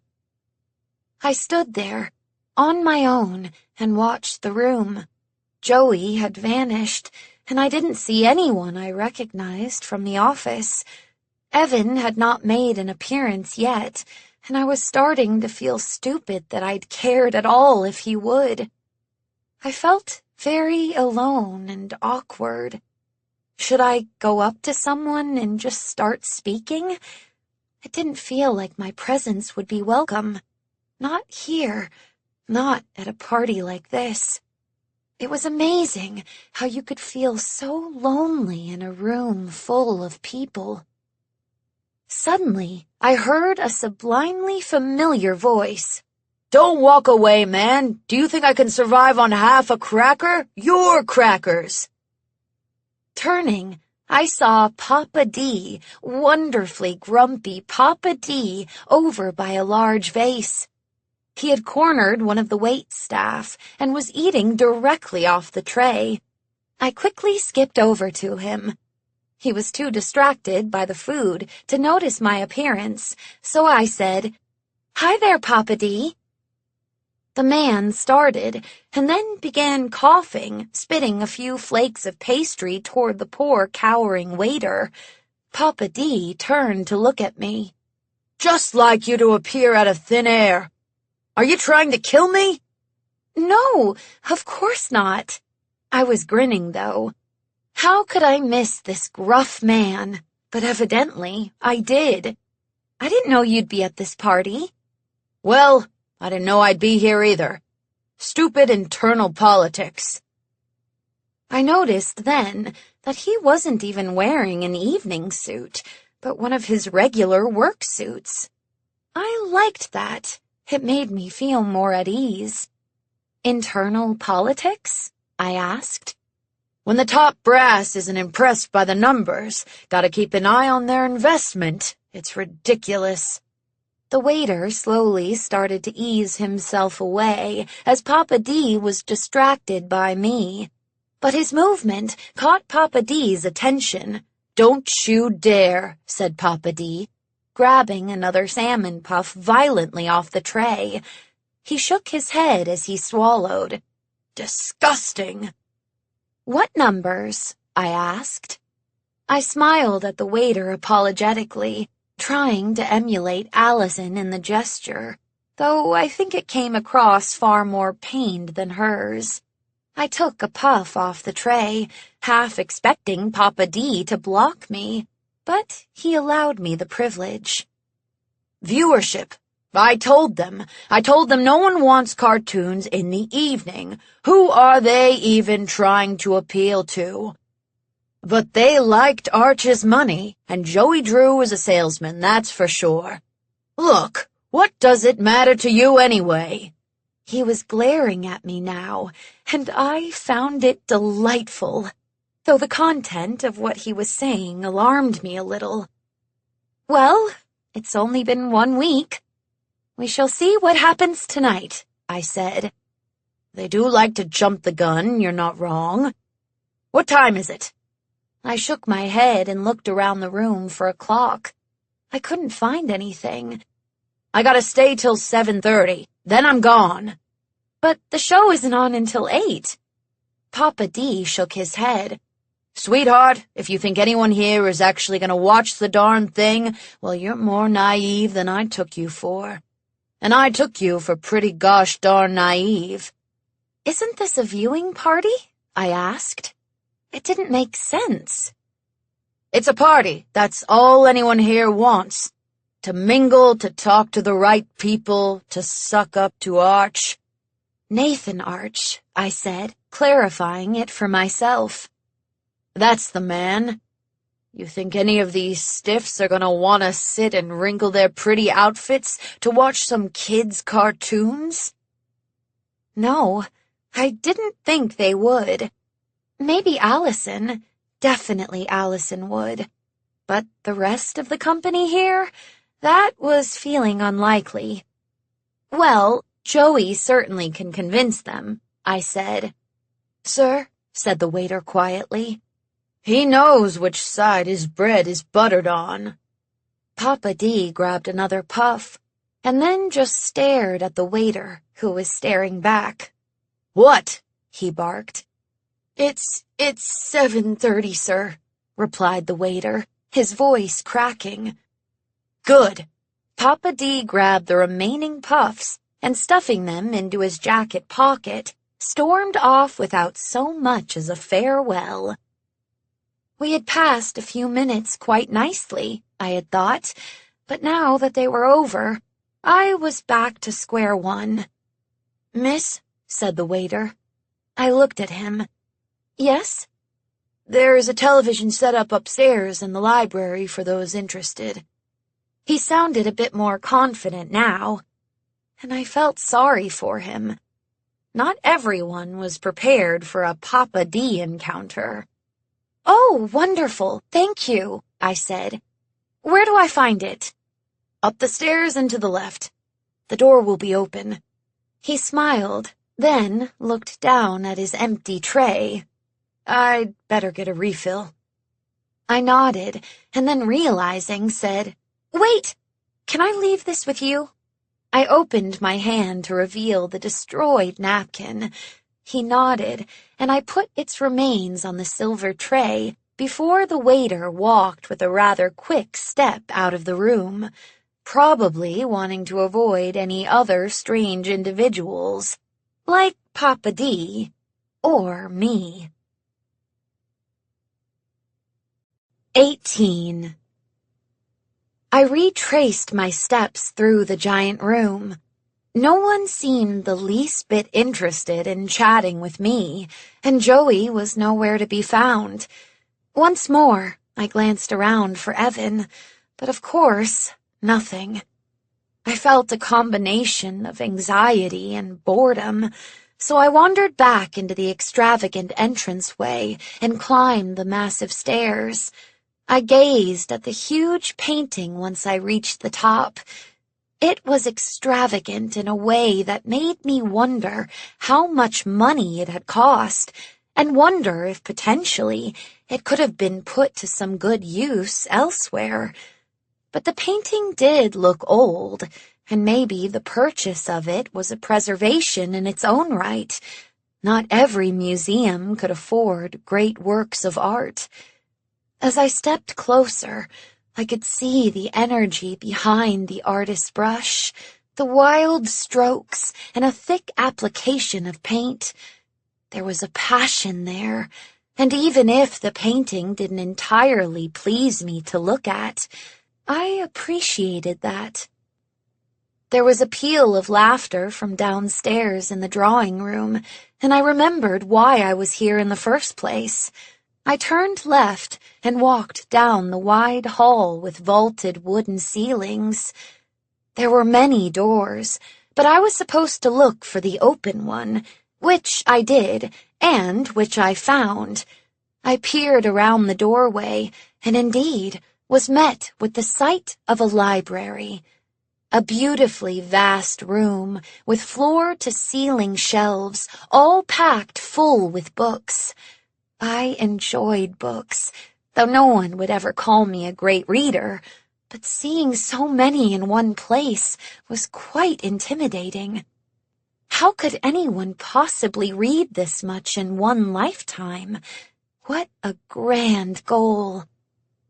And how odd, too, to enter a room full of books in search of a television. It was like walking through a maze, as some shelves came right out into the center of the room, creating walls and nooks and crannies. There were a pair of leather chairs when I turned one corner, with a large globe on huge brass casters standing between them, and around another I found a chessboard on a table with 2 wooden chairs on either side, paused mid-game. One of the chairs was pushed back away from the table, as if someone had left in a rush, or perhaps a huff, like Ollie would when he was losing at Chutes and Ladders. I saw a flickering blue light on the wall around the next corner, and felt satisfied I'd finally found the television. I quickly made my way around the next bend, and, sure enough, there it was. Quite small, smaller than the one Joey had given my family, sitting on an elegant table. On the screen was that quiz show, the one that aired just before the Joey Drew show, but the volume was turned all the way down. There were about 6 chairs around the table, and I drew back the one nearest me and sat so that I was at the head and the TV was the foot. Or perhaps the other way around. It did feel a bit as if the television had called this meeting and not me. It was a silly thought. That's when I noticed the 3D glasses sitting in the middle. One pair, just one, sitting as if an invitation, or possibly, strangely, a dare. "So I'm not alone after all," said a voice. I turned abruptly in my seat to see a man leaning against the bookshelf on the far wall. He was holding a book open, as if he'd been reading while also watching the screen. He was tall and thin, Maybe in his late 20s or early 30s, possibly older, possibly younger. It was hard to tell with his thinning hair and the flickering light. His voice had a rasp to it, as if he had smoked one too many cigarettes. "No," I replied, "unless you wish to be." I stood quickly, not wanting to intrude. The man shook his head. "Of course not.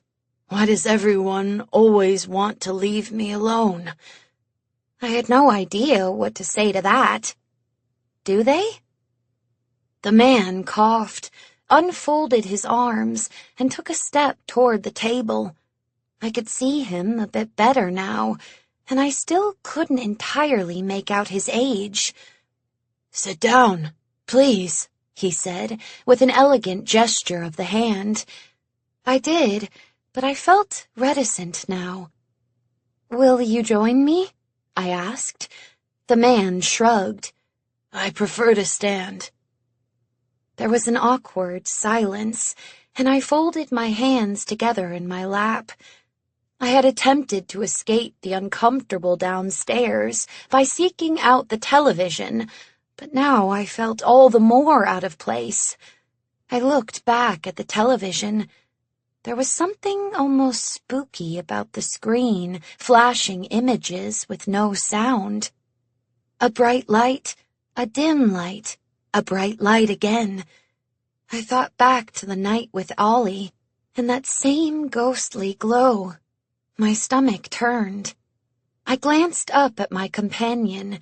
His face seemed to change shape in each new light as the shadows grew and diminished, highlighting his sunken cheeks, his focused gaze. "I'm Rose," I said. I hadn't planned on making an introduction, but the silence had overwhelmed me. The man turned to look at me. "Wilson," he said with a small nod. "Wilson Arch." "Oh, are you related to Nathan Arch, then?" I asked. I still felt ill at ease, but at least here was something we could talk about. "I am," he replied, closing the book. "He's my father." "Well, that's lovely," I said. "Is it?" "I think so, yes." I felt on the spot and stammered out my answer. "He's a very generous man, your father." Wilson stared at me now. I couldn't stare back, though I was able to maintain eye contact with so many strange and new people. Papa D was an excellent example. For some reason, I couldn't with him. For some reason, I felt a little cold. I averted my gaze back to the television. "He's generous, I suppose. Foolhardy, maybe. Too trusting, too invested." "Oh." The man on the television grinned and pointed at a cue card that had the number 15 written on it for some reason. "Most businessmen are ruthless, but not my father. He's obsessive, but far too lenient, far too hopeful. I admire him in a way." "That's nice," I said. It felt like I had to say something, but I didn't really mean it. I didn't want to participate in this conversation any more at all. I really wanted to get up and leave, but something held me rooted to the spot. Now 14, and now 13. Lucky number 13, I thought. An arm appeared between me and the television. I glanced up at Wilson. He had picked up the 3D glasses and was looking at them intently. As he stood upright, the television suddenly changed. Bendy on the screen, waving at me. It was the next up card, the same as last week. In exchange for the glasses, Wilson had left the book in its place. My eyes were drawn to it. "The Illusion of Living," it said on its cover. Joey's book, the one Evan had been talking about. It was right there, in front of me, so close I could reach out and touch it. "Show's on soon," said Wilson. "Yes," I said. I kept him in my peripheral vision, still studying the book cover, and noted as he stepped out of view to the side. It was so quiet I could hear him breathing, wet and raspy. It was far more unpleasant than the awkward silence. "Do you like Bendy?" I asked. "You know, I don't think I do," he replied. His voice was now behind me. I made to turn, but he stopped me with, "Don't. Keep facing forward." I did as I was told. I felt in my gut I should probably be doing the opposite, but I was frozen in place. I just stared at Bendy, also frozen in his wave, with that smile. "Keep watching the screen." I started at that. It was a whisper, right in my ear. He was directly behind me now, and I felt myself hold my breath. I didn't like this. I didn't like this at all. I could feel my pulse quicken. I wanted to bolt from my seat, run down the hall and out the front door. But I couldn't. I was stuck, glued, immobile. Then the glasses materialized in my view. I could see them being lowered over my head in my periphery, and carefully, almost delicately, he placed them over my eyes, hooking the arms over my ears. Bendy drew himself toward me. He was standing on the table in front of me. His wave wasn't frozen anymore. He beckoned me with a finger, as in, "Come here, Rose, come here." For some reason, I closed my eyes. "Watch, you'll see. Just watch." In my ear again, that rasp, that almost cough. "I've seen it," I said, also in a whisper. Suddenly, I felt the glasses torn away from my face. I opened my eyes to see the regular Bendy on the screen, and then the image cut to Joey standing at his artist's desk. The show had started.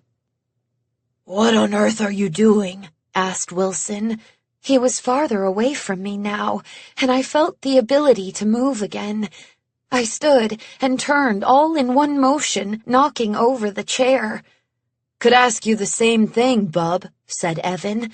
He was there, standing across the table, holding the glasses and staring absolute daggers at Wilson. "Evan! Rose, come on, let's get out of here," he said, pointing toward the exit. "But the show just started." I didn't mean to argue. I wanted to leave more than anything, but I felt numb and kind of stupid all at once. "She wants to stay," said Wilson, reaching out for the glasses, and Evan pushed him back. Shoved him more like a hard shove, a violent shove. I didn't mind that. In fact, it shook something inside me, and without any more instruction, I immediately turned and made my way hastily toward the exit. I looked back and saw Evan marching not too far behind me. I felt good about that and stopped to wait for him in the hall. The brightness was welcoming, and I could feel cool air flowing now that we were out of the confined space.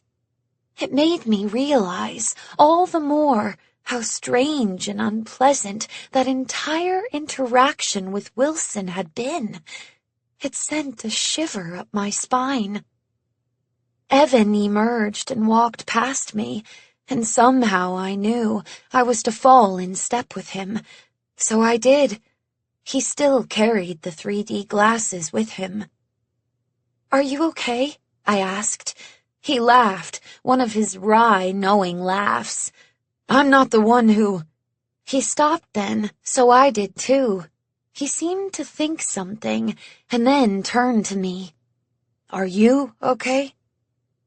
He genuinely looked concerned, which was quite nice of him. Indeed, very nice of him.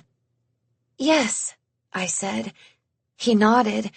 Then he looked at the glasses in his hand for a long moment, so still, thinking something, and then threw them onto the floor. There was the sound of glass cracking, but that wasn't good enough. He stomped hard on them. "Evan!"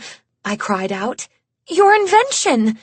"Exactly. I made them. I can destroy them." "Is that what you want?" I stared at the poor things, all shattered glass and twisted metal. "It is." He looked back at me. "So, now we're even." "Even?"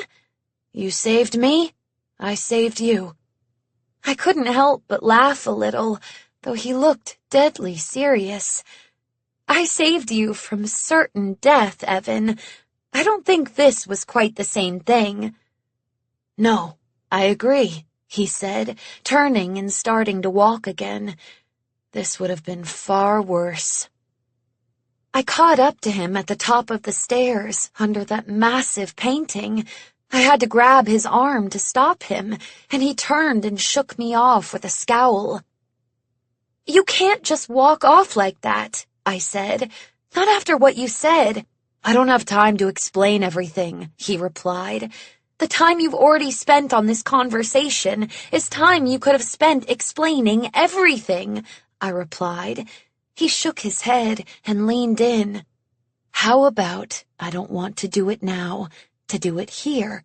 Does that maybe work as an excuse for you?" I felt another shiver up my spine. They were following each other in quick succession, like a waterfall flowing backward. "Yes," I said. "Good. So let's leave, and then you can," I added. Evan looked at me with that indignant look of his. I couldn't tell if he absolutely couldn't stand me, but I was just going to assume with the week we had that he liked me, or at the least tolerated me. "Rose, not tonight. I don't even quite know what I'm doing, okay?" he said. He looked worn out suddenly, and I saw him differently then. Not this young man made of sharp edges and an even sharper tongue, but someone exhausted and drawn out, worked to the literal bone. "There are my two favorite employees," called out an all too familiar voice. As one, we both turned to look down the grand staircase to Joey standing at the bottom like the lead in a musical, arms outstretched up to us while striking a fine pose. Neither Evan nor I said anything. We just stared. When we didn't move, Joey sprinted up to join us, taking the steps 2 at a time. He was sprightly for a man in his 50s. It was quite admirable. "Did you watch the show? Is it over yet?" He beamed at us, and it was hard to not smile back, so of course I did. "We started to," I stammered. Joey nodded and glanced down the hall toward the library. Then his brow furrowed. He stepped between us, pushing us apart without having to actually touch either of us. We moved the moment he did, an innate act of respect for him. He walked down the hall and stared at the broken 3D glasses. I heard Evan take in a sharp breath beside me. Joey looked back up at us. "How did this happen?" he asked. His voice was stern, like a parent asking his 2 naughty children who broke an expensive vase. I was struck silent. I had no interest to get in the middle of these 2 men, and furthermore, well, I felt a strange kind of loyalty to Evan. He and I were more like a team now, in a way, surely. Evan, for his part, spoke up immediately. They broke. Joey stared at Evan for a moment, and then turned back to the glasses. Carefully, he bent over and gingerly picked them up, including the small pieces scattered around them on the floor. He placed the pieces of glass in his jacket pocket and held the frame in his hand. Then he looked at us again.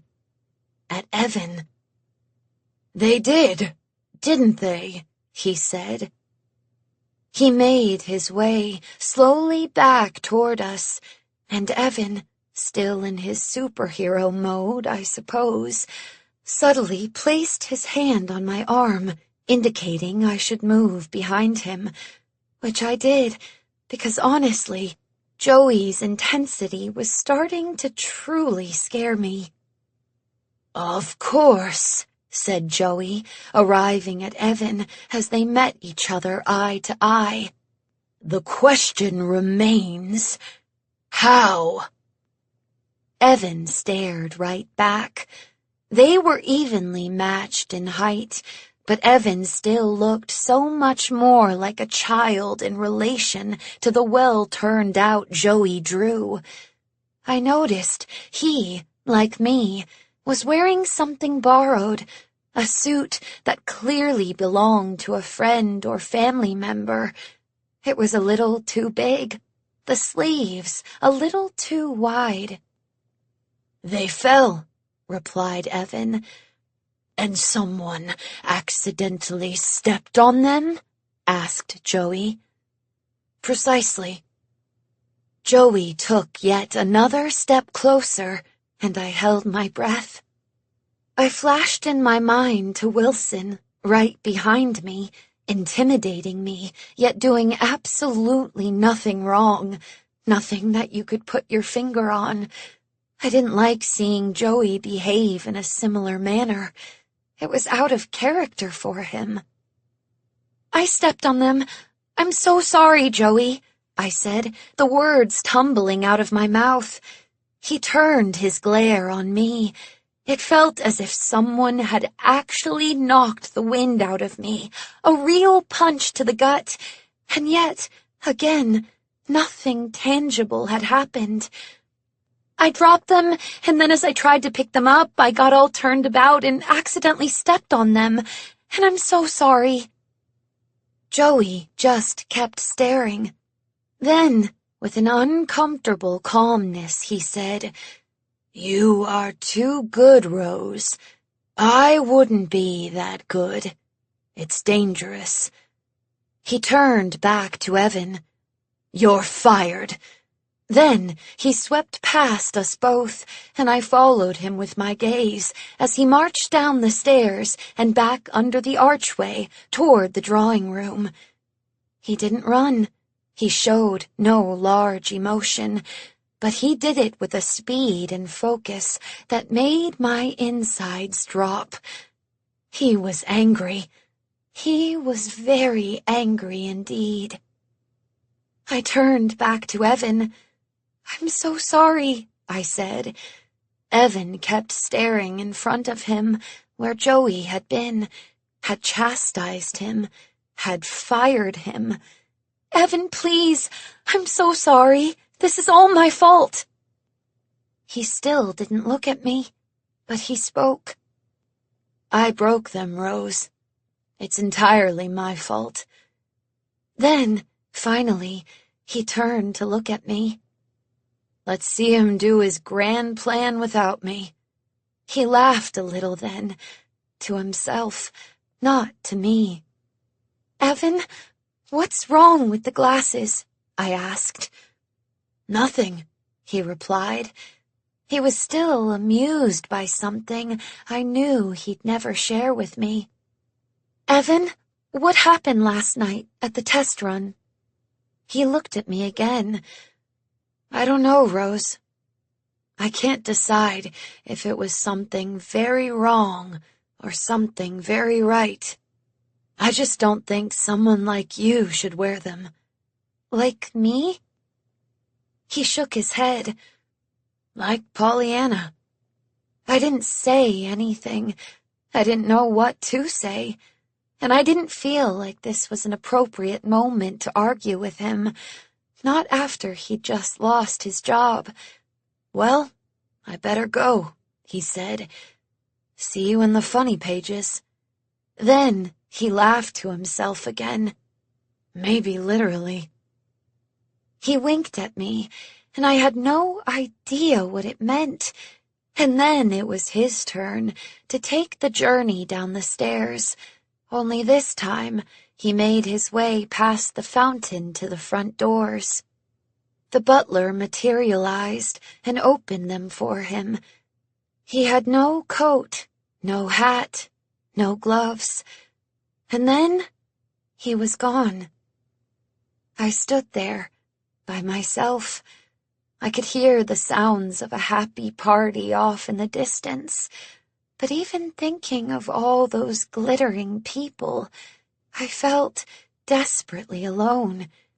It wasn't a literal aloneness. It was an aloneness inside me, in my heart and soul. Evan had become a kind of ally, and now he was gone. But even then, it wasn't the greatest cause for concern. It was Joey. I had to confess to myself that it was all Joey. I had never heard him speak like that. I had never seen him act like that. And while I completely understood him, wanting to fire an employee who ruined company property, it was the attitude behind it, the coldness, and the stare.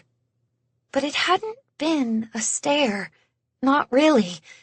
It had been something more disturbing, at least the way it seemed to me. It had been a man reading my innermost thoughts, and I have no idea what he'd seen in there. In my mind, could he dive as deep as the puddles? I wondered. Could he get that far? Had he? Another shiver, and then another reminder. I turned and stared at the hallway leading to the library. In my mind, I saw the book The Illusion of Living sitting on the table, with the frozen Bendy waving at me from the screen just beyond it. I needed that book. It would explain, if not everything, then at least something. Something important. I felt it in my very bones. But I was absolutely not going back into that room. Not with Wilson still in there. That would be like walking into a snake pit. Instead, I left. I just left. 19. I walked down the stairs, and even before I arrived at the door, the butler appeared with my things. "Thank you," I said, as he helped me put my coat on. "Of course, miss." And then I was out on the cold street, staring down Fifth Avenue as far as I could see. I crossed the street to the park side and stopped then to stare up at the house. The light from the windows no longer called to me. It felt instead like I was being stared down, challenged. "Joey Drew girl," said a familiar English accent. "No, absolutely not," I said. I didn't even have to turn to make sure, but as I started walking away quickly, I could see the shadow of the man following me from behind. The wide fedora gave him away just fine. I simply did not have the time to deal with my terrifying stalker, not after someone had breathed on me, and my boss had just read my deepest secrets and fired my one friend in the office. I was fueled by adrenaline and fury as I picked up my speed, even as the man in the fedora kept pace. I need to talk with you, he called out from behind. He had fallen farther back, but he was still there. I don't care! Stop following me!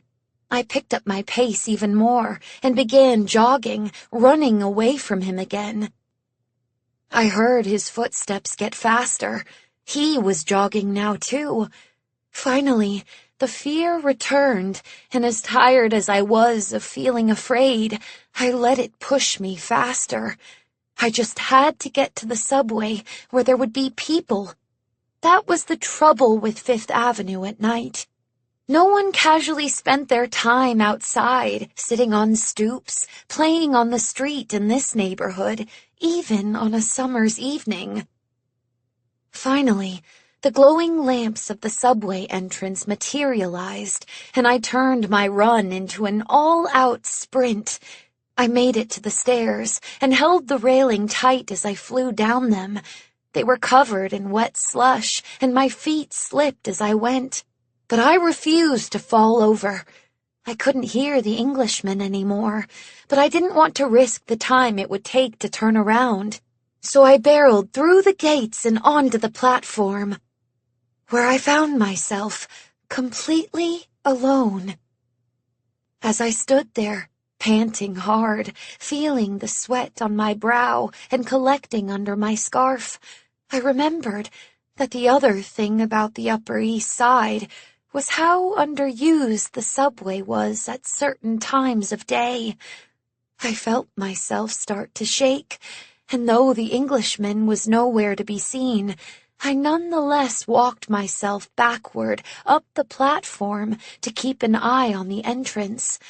I glanced at the exit I was approaching, the small one on the far end up the platform, but as I got closer, I saw that it was chained up. A sign indicating that the exit was closed on the weekend. I had nowhere to go, nowhere to run to, but darn it all, I wouldn't be caught off guard. I heard then the distant sound of a train approaching. I felt my heart race as I sensed an actual race beginning between its arrival and the arrival of the Englishman. Who would make it first? I turned my back on the entrance to lean over the edge of the platform and glance down the tunnel. I saw a pinprick of light. It was coming. I turned quickly, and horror quite overwhelmed me. The Englishman had arrived on the platform. There he was, far down the other side, standing there, staring at me. I still had no idea what he actually looked like, but that fedora and that trench coat, they had become so familiar to me. The sound of the train was getting louder, and I moved as far up the platform as I could go, as if the few extra feet would make any kind of a difference. I refused to look away as the figure started walking toward me. He was in no rush. Clearly, he didn't feel a need to race the train, even as I expected he ought to. The train got louder, and lights started to fill the platform. The Englishman kept walking, but I was ready. The moment those doors opened, I was diving onto that train. I didn't care how foolish I might look to my fellow passengers. I took a step closer to the edge to prepare myself. The man kept walking.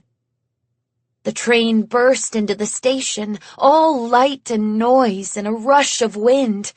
As it slowed to a stop, I turned to face it, watching as the doors flew past and gauging where mine might land so that I might immediately board. I glanced back at the Englishman. He was running. He was running right for me. I took in a deep breath and faced the train. It stopped. The doors opened right in front of me, as if the train knew I needed the help. I made to step aboard and was grabbed firmly from behind around my middle and pulled back onto the platform. I flew away from the train. I kicked out and screamed, hoping some passenger might see. I flailed with my arms, hitting out, and managed to twist myself free, pushing myself off the man behind me and staggering backward. He was wearing those sunglasses, those horrible sunglasses. "Stop," said the Englishman. But I still had time. The train hadn't left. I turned to leap on board, my full body weight behind me, and found myself facing an empty platform. I skidded to a stop, throwing my arms out in front of me and falling, my head over the edge of the platform where a train had once been. I held onto the edge with my fingers, even as my body continued to slide forward. Then there was a hand on my ankle and a pull as my upper torso fell over the side. My view was nothing but the train tracks.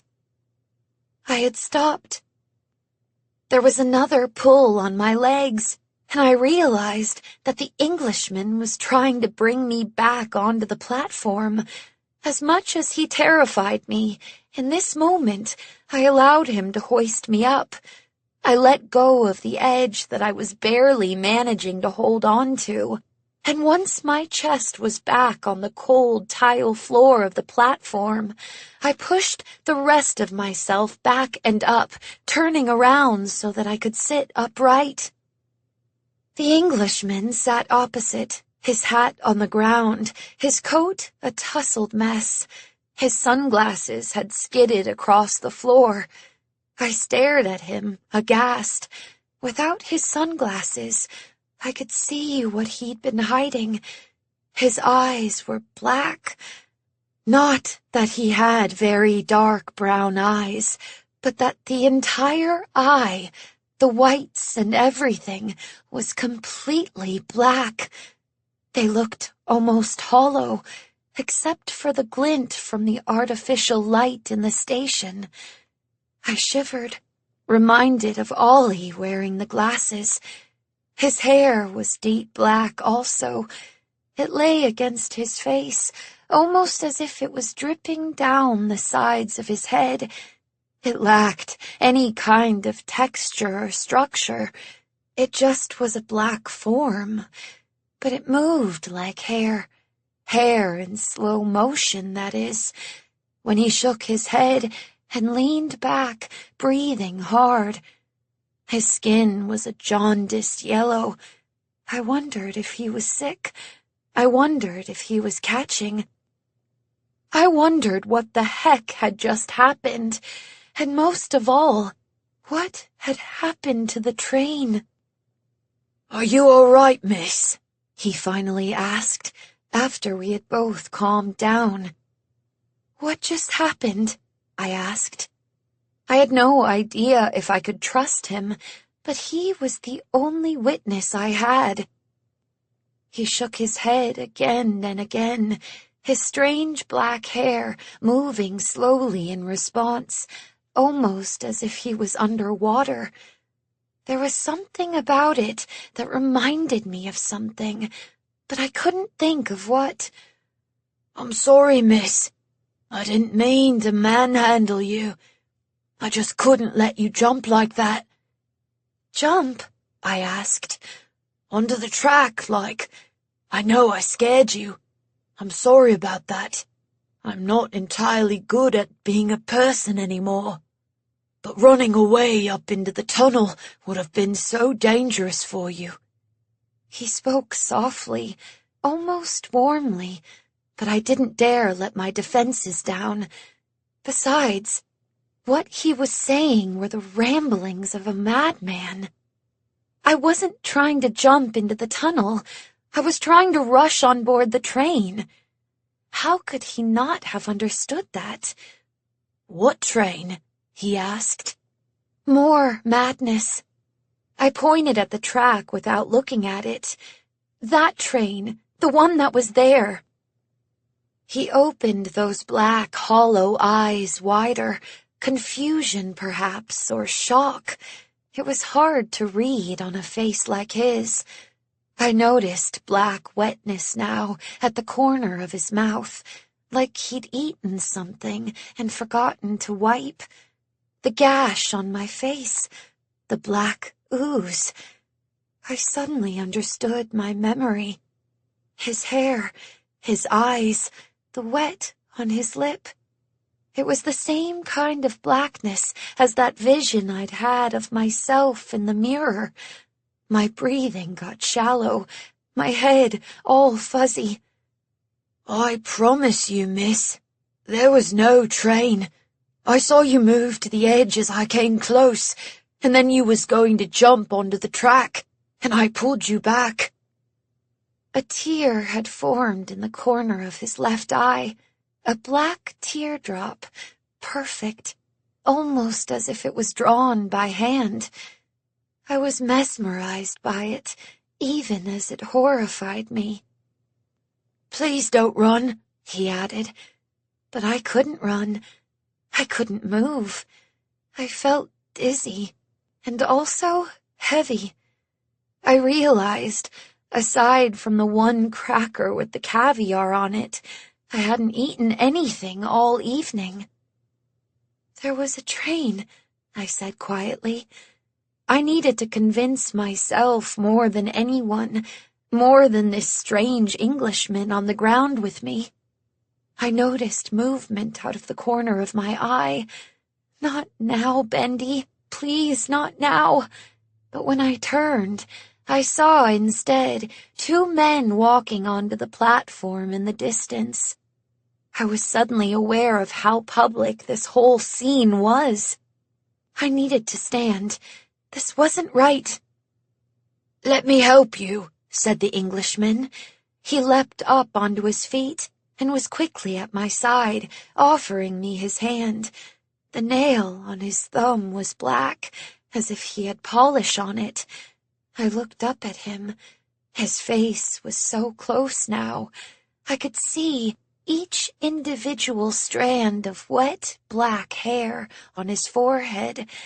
His eyes. I took his hand. I stood. There was a train, I said again, but now I wasn't so sure.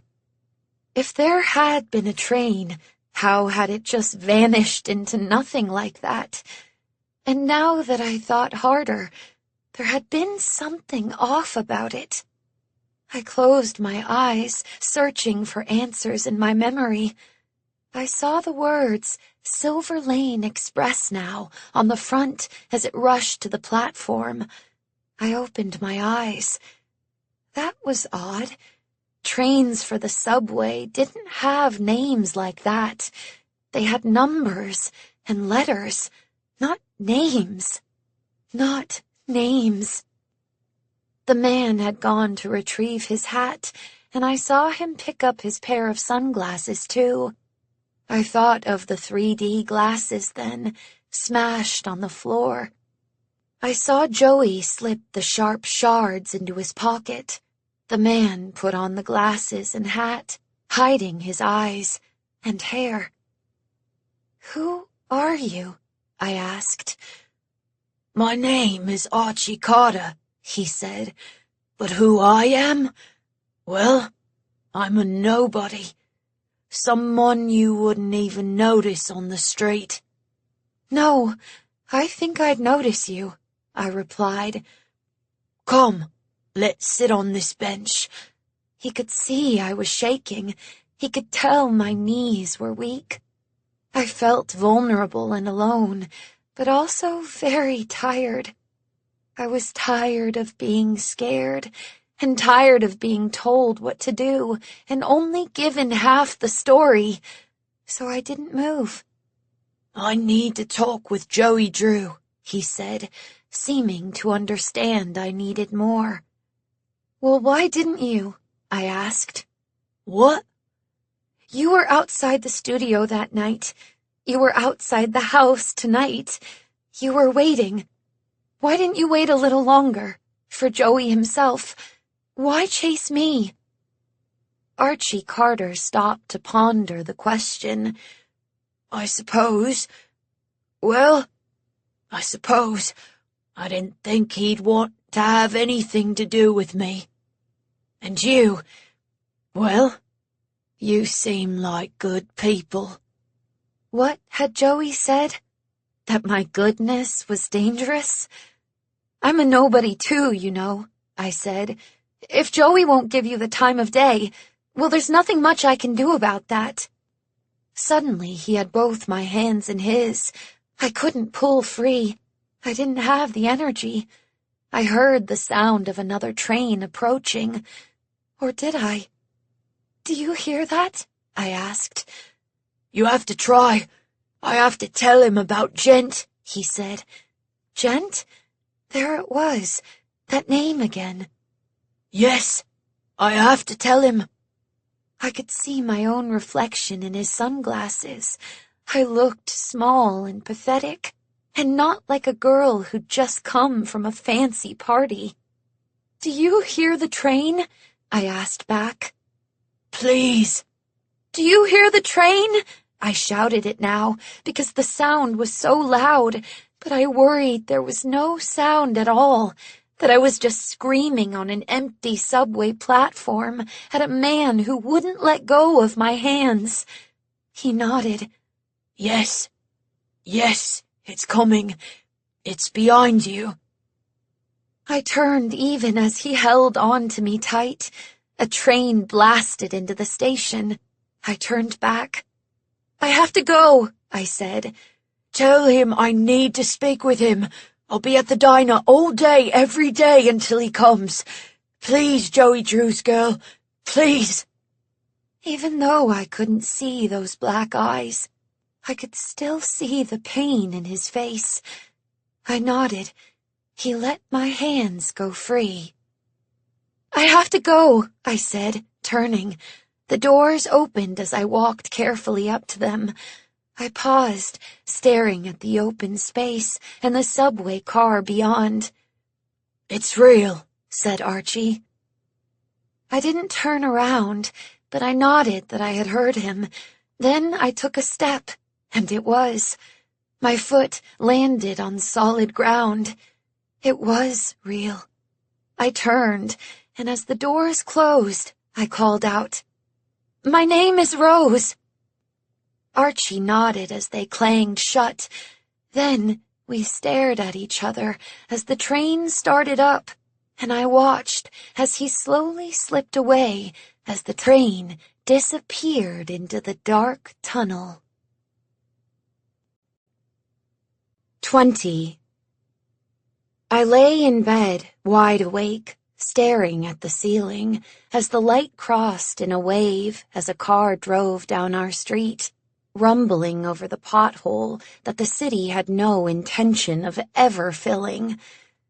I had never felt quite so overwhelmed, nor quite so scared. To sift through everything that had happened in one short evening felt like digging a hole in dry sand. The more I dug, the more it was filled in by everything surrounding it. My body wouldn't stop buzzing. My mind wouldn't stop racing. I needed to relax. Breathe, I told myself. I took in a long, cool drag of air and held it within me. I exhaled. But it felt impossible to calm down. So much had happened tonight, but of all the things, the party, Papa D, the creepy Wilson, Evan and Joey, and Archie, the thing that wouldn't release its grip, the thing that held on most tight, was the train. I was utterly petrified by the thought. I could feel the cold grip of terror tighten around me every time I tried to focus on something else, anything else. It wouldn't let go. Was it something passed down from parent to child? I had always thought that combat fatigue was specific to people who had been through traumatizing experiences. That is, at least what the doctor had explained. The kind one, the one who had taken time with us all, who had listened to Father. Not the first one, or the second one. The second one, who was so ancient, I assumed leeches were probably his medicine of choice for all ailments. Of course, Father wasn't the only person out there who had to contend with it, so it wasn't unique to our family tree or anything. It was, unfortunately for all involved, quite common. But what if... I clenched my fists under the covers, felt my stomach turn over, and curled over onto my side in a tight ball. Maybe I could try to squeeze the horrible feelings out of me. It wasn't doing any good, though. What if there was something special, or maybe not special, different about us?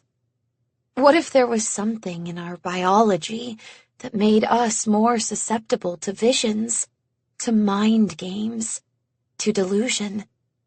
I had spent so much time over the years taking care of Father that the notion I might be next in line, well, it hadn't ever occurred to me.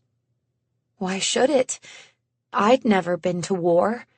I lived my whole life in this small little neighborhood with my small circle of people. Did leaving it for the first time this month spark something inside my soul, inside my brain? Did something snap? Did something come to life that had been lying within me, waiting for the right moment? Was I going mad? I squeezed my eyes shut hard, trying not to cry, but I had already cried so much recently. I didn't have time to lose my mind. I had people depending on me. I had an injured little brother, an unpredictable father, and a mother who had far too much on her shoulders to take care of it all herself. I had to stop seeing things. I didn't want to see Bendy anymore, or hear bumps in the night, or see my face peel away, or encounter ghost trains. I didn't want anything else. I certainly didn't want to die. Archie had saved me. That strange man. Something was very wrong with him, and yet he seemed to have more sense than I did. He knew something about Joey, just like Evan. They all knew something. Even that terrible Wilson Arch, why he had Joey's book, The Illusion of Living. The illusion of living. The illusions. In my mind. In my very being. What is true and isn't true? Ollie asking me if I'm real. I am real. I know this. I know I'm real. I sat up, the covers slipping off my shoulders and pooling around my waist. I could feel the cold on my arms, seeping through the sleeves of my nightgown. The book. I had to find the book. I certainly couldn't go back to the Arch House. I would never go back there again. But books are in libraries, and books can be found on forgotten shelves in attics and schoolrooms. Books don't disappear into the ether. They last. Even ones you've never heard of before. They are out there, somewhere, existing. If I found the illusion of living, that would be something. Maybe there was an answer in there for me. Joey was so smart, even as he was unpredictable and strange at times. Maybe he understood something that would help me, would help all of us. I lay back down. I wasn't satisfied or content, but the buzzing had lessened. I felt more calm, which was a small something that would help me finally rest. Even a fitful sleep was better than nothing, and I needed a well-rested mind, or at least the approximation of one. I did somehow manage to fall asleep, because when I opened my eyes again, Daylight was filtering through the curtains. A dreamless sleep. Like a snap, I had gone from night to day, and it must have been quite late for the brightness outside. I looked at my little alarm clock. 9 a.m. Mother had let me sleep in. I joined the family in the kitchen. There was a lovely, happy feeling in the air. Mother was sipping some coffee, and Father was reading the Sunday paper. They greeted me and looked so very much like a normal couple with no problems beyond paying the bills and raising a family. My heart ached. Ollie bounded up to me, dragging the Bendy stuffed toy with him. He'd had him less than a week, but the wear and tear was already visible, a sign of love. "Did you watch it last night?" "No," but that was no answer for him. "Of course. Did you?" "Of course," he laughed. "I love the glasses." The glasses, a sudden vision, broken glasses smashed underfoot. Something dangerous, something bad. I felt like a cold bucket of water had been dumped over me.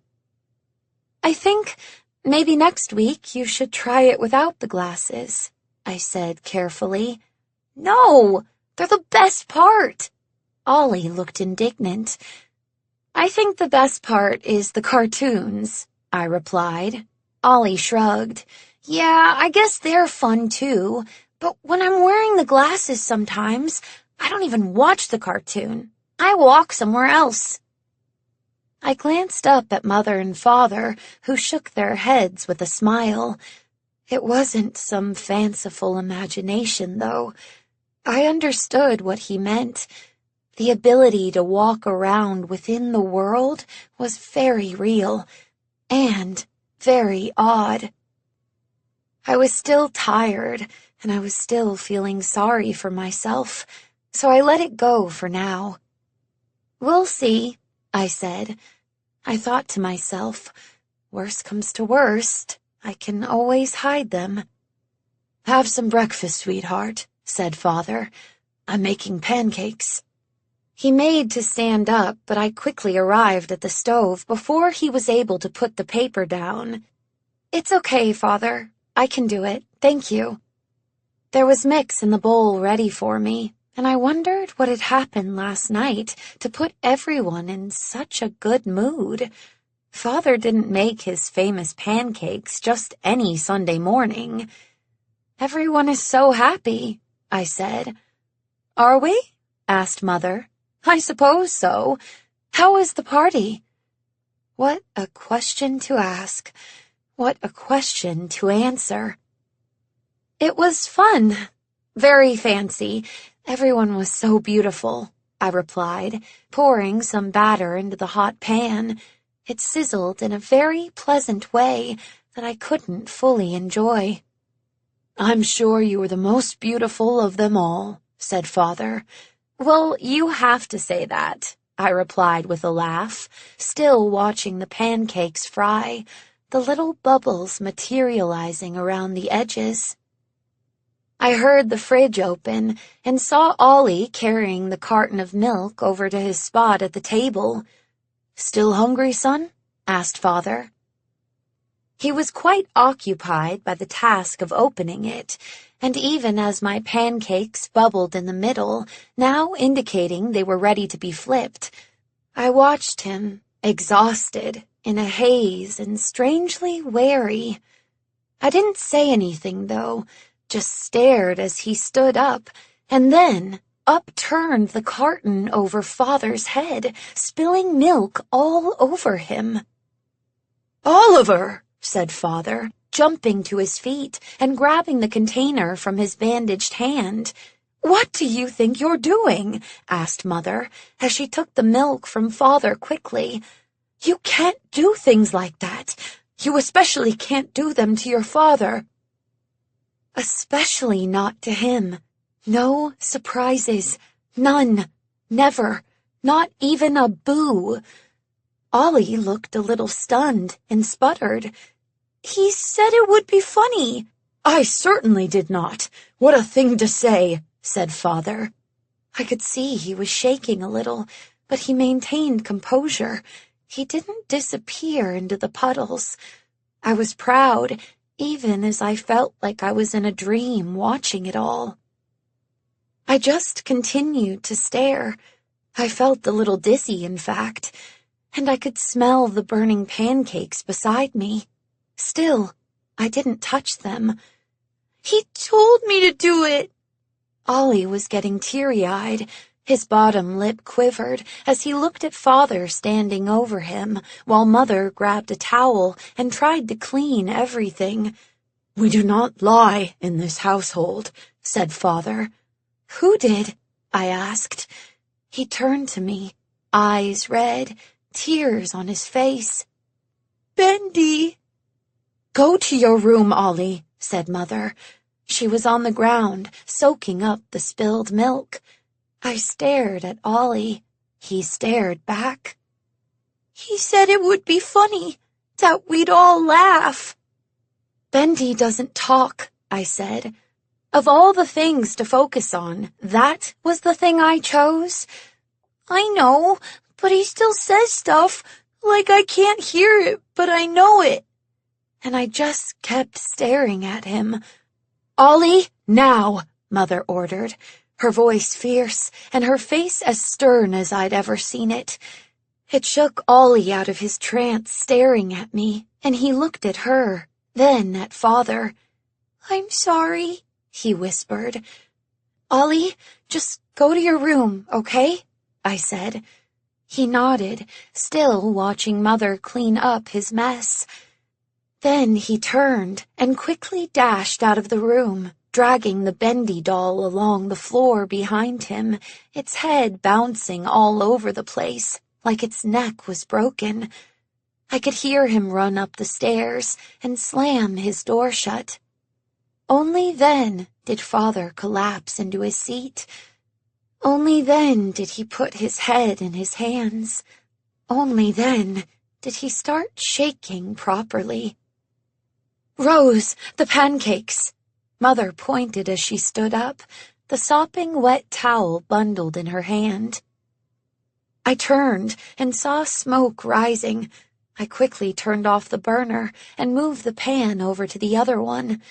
Mother went to the window above the sink and opened it. Then she immediately returned to Father's side. Do you want to lie down?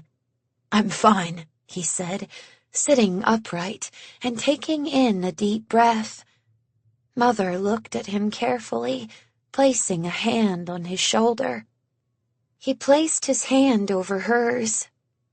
I am, I promise, just a little sticky. He gave me a smile, but I didn't think any of it was particularly smile-worthy. I think I'll take a shower. And he slowly rose, giving my mom a peck on the cheek, then left the room. Mother wiped her brow with the back of her arm and then placed her hands on her hips, looking at the chaos in the kitchen. What on earth happened? She asked, looking at me. I didn't have an answer, but I felt a deep dread in my gut, something I couldn't share with anyone.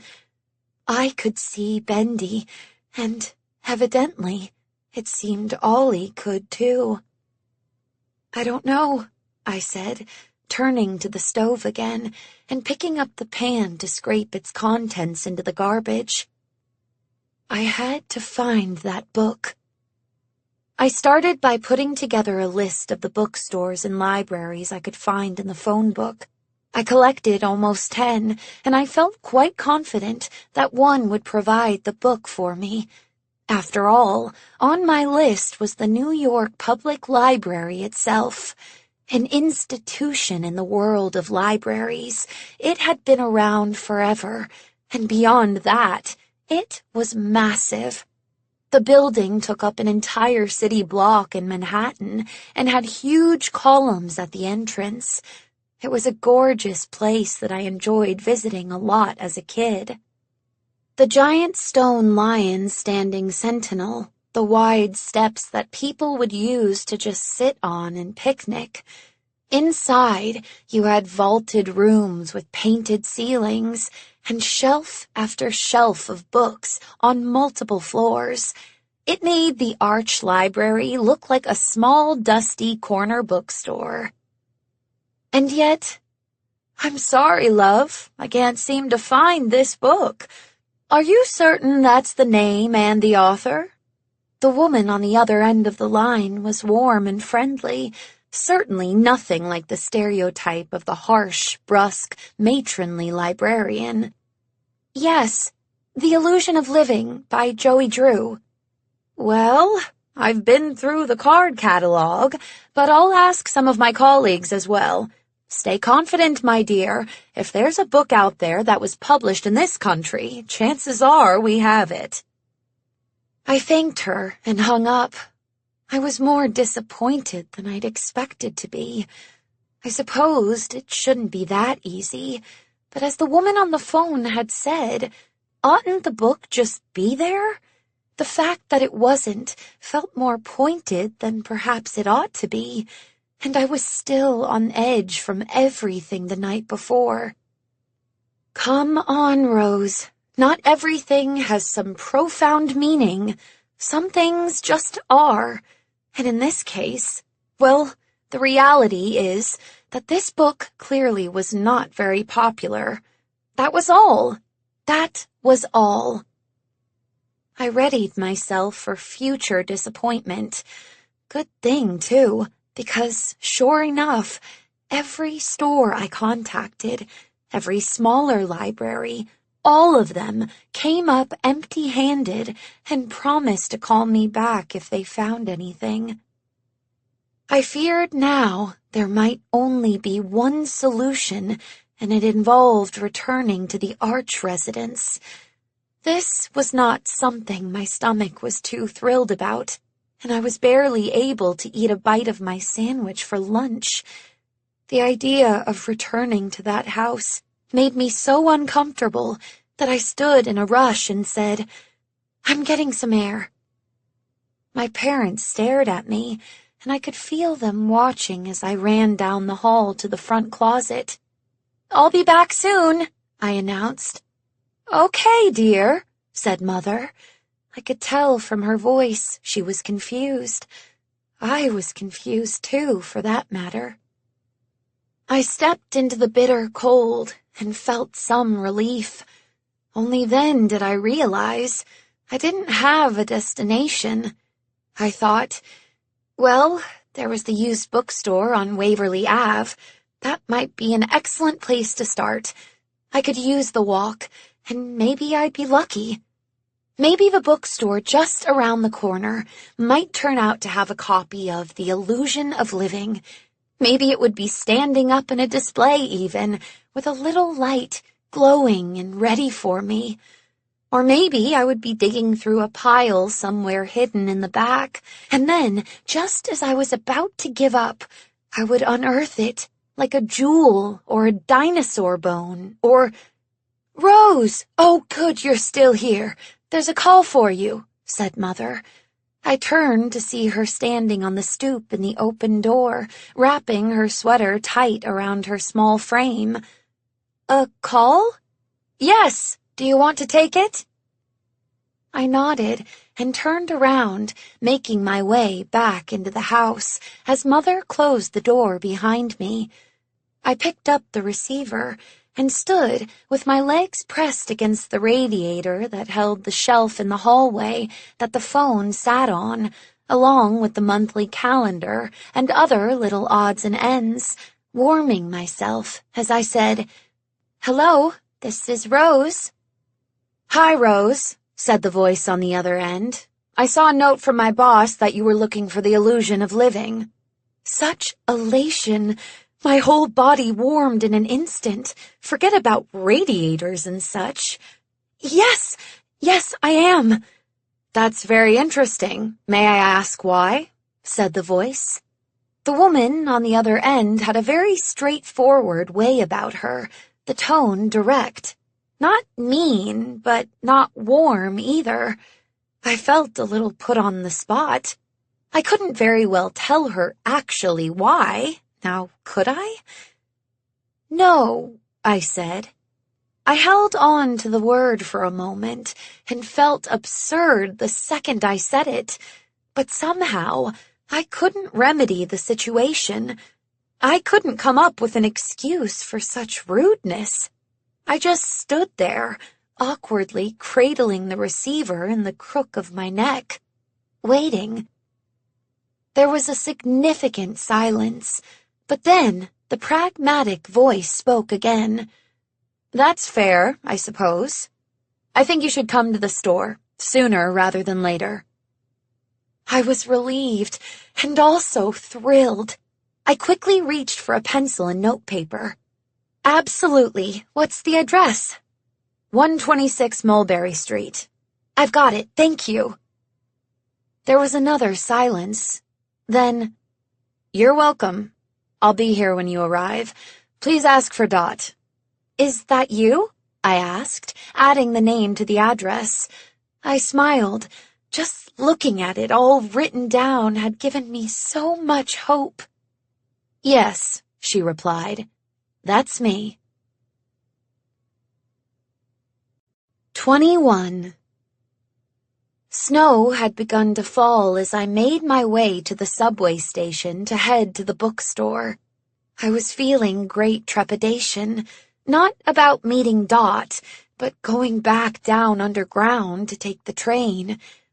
I was grateful that my journey was one I was enthusiastic to take, because otherwise I wasn't sure if I would have been able to do it. I almost asked for Mother or Father to join me, but I couldn't do that.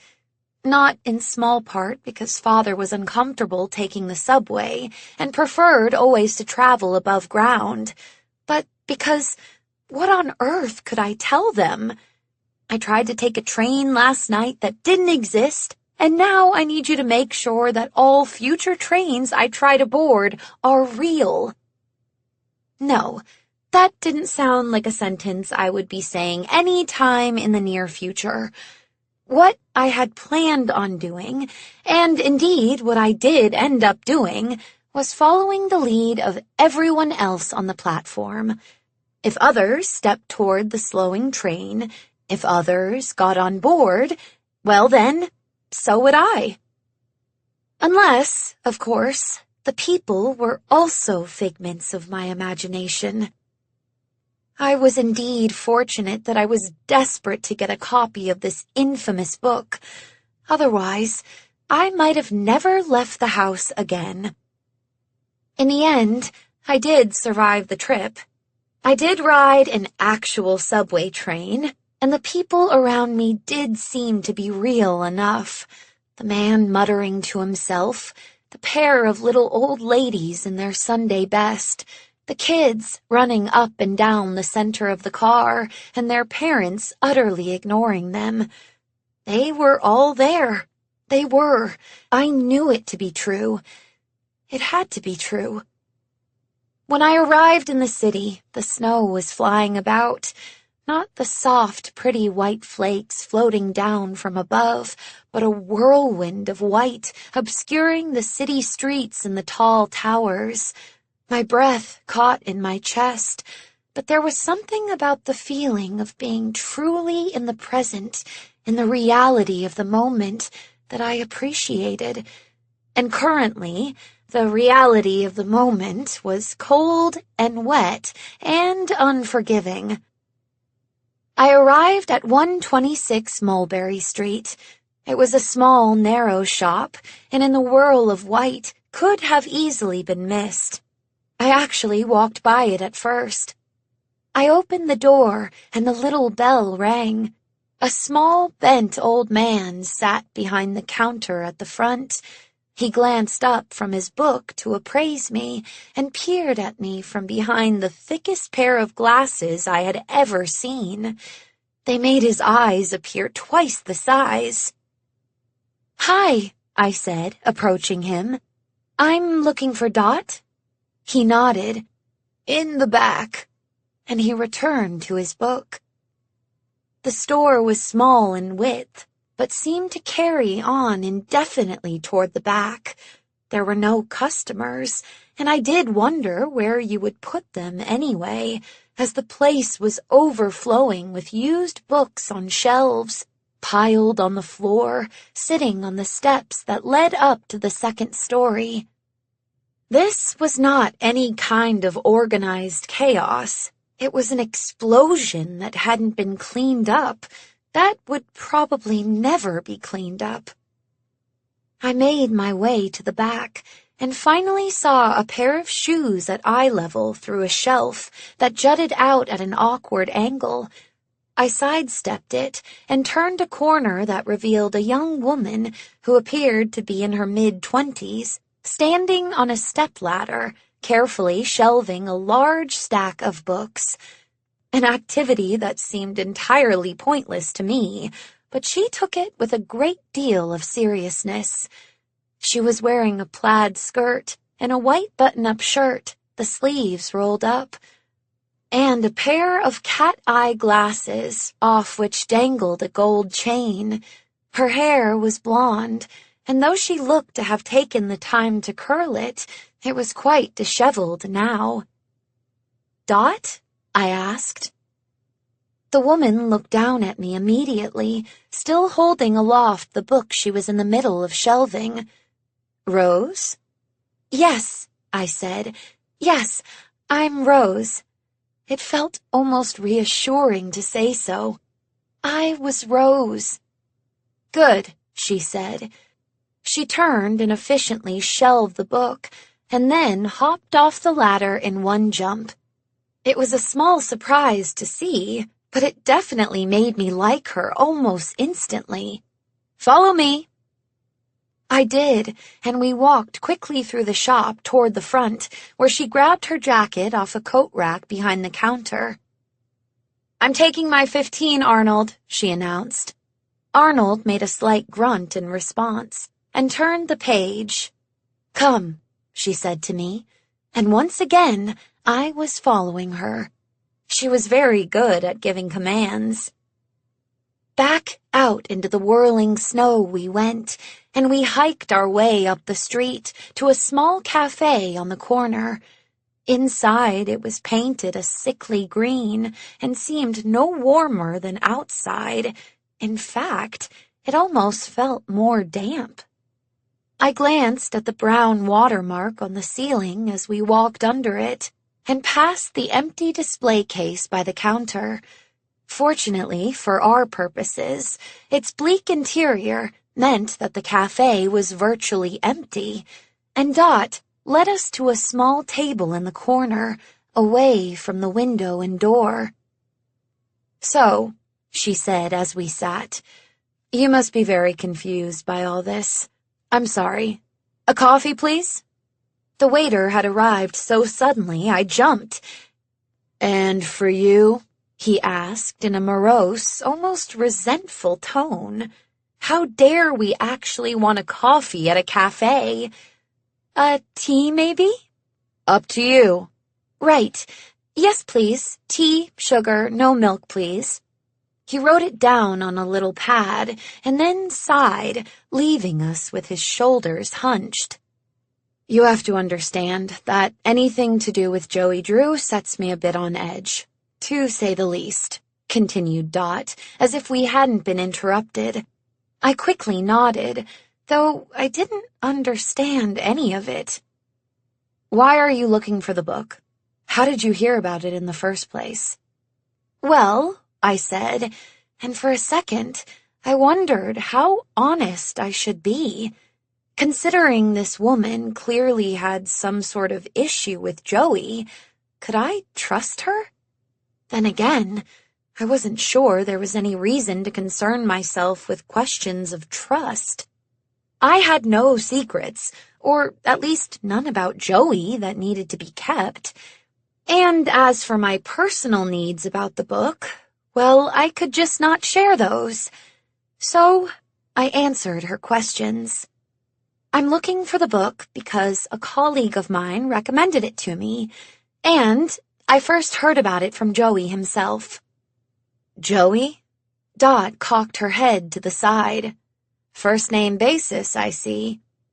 Why did I feel like I'd stepped in it somehow? Oh, I guess, yes? So, how do you know Joey? She asked. Her gaze was firm and difficult to read. All this for a book? I just want to read the book. Is that okay? Do you have it?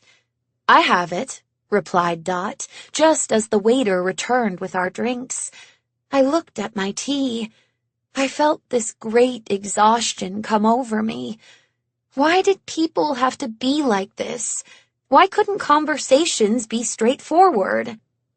May I buy it, please? Dot sighed and then took a sip of coffee. How old are you? She asked me. Again, being asked about my age. I felt like saying, I don't know, because what did it matter? 17? Dot nodded. That sounds about right. I sighed. I can't do this. I just can't. I know there are games that must be played and ways of talking, but I'm so very tired. Can you just tell me if I can buy the book or not? I don't think I can handle any more of this. Any more of what? Dot looked concerned. You seem so straightforward and to the point, but even you can't answer a direct question. It seems like no one in his orbit can answer a direct question. I looked up at her. I felt the tears form, but I was quite frankly too tired to care. You speak very well, she said. Thank you. Dot took another sip. I'm sorry. I don't want to be like those people. I never want to be like those people.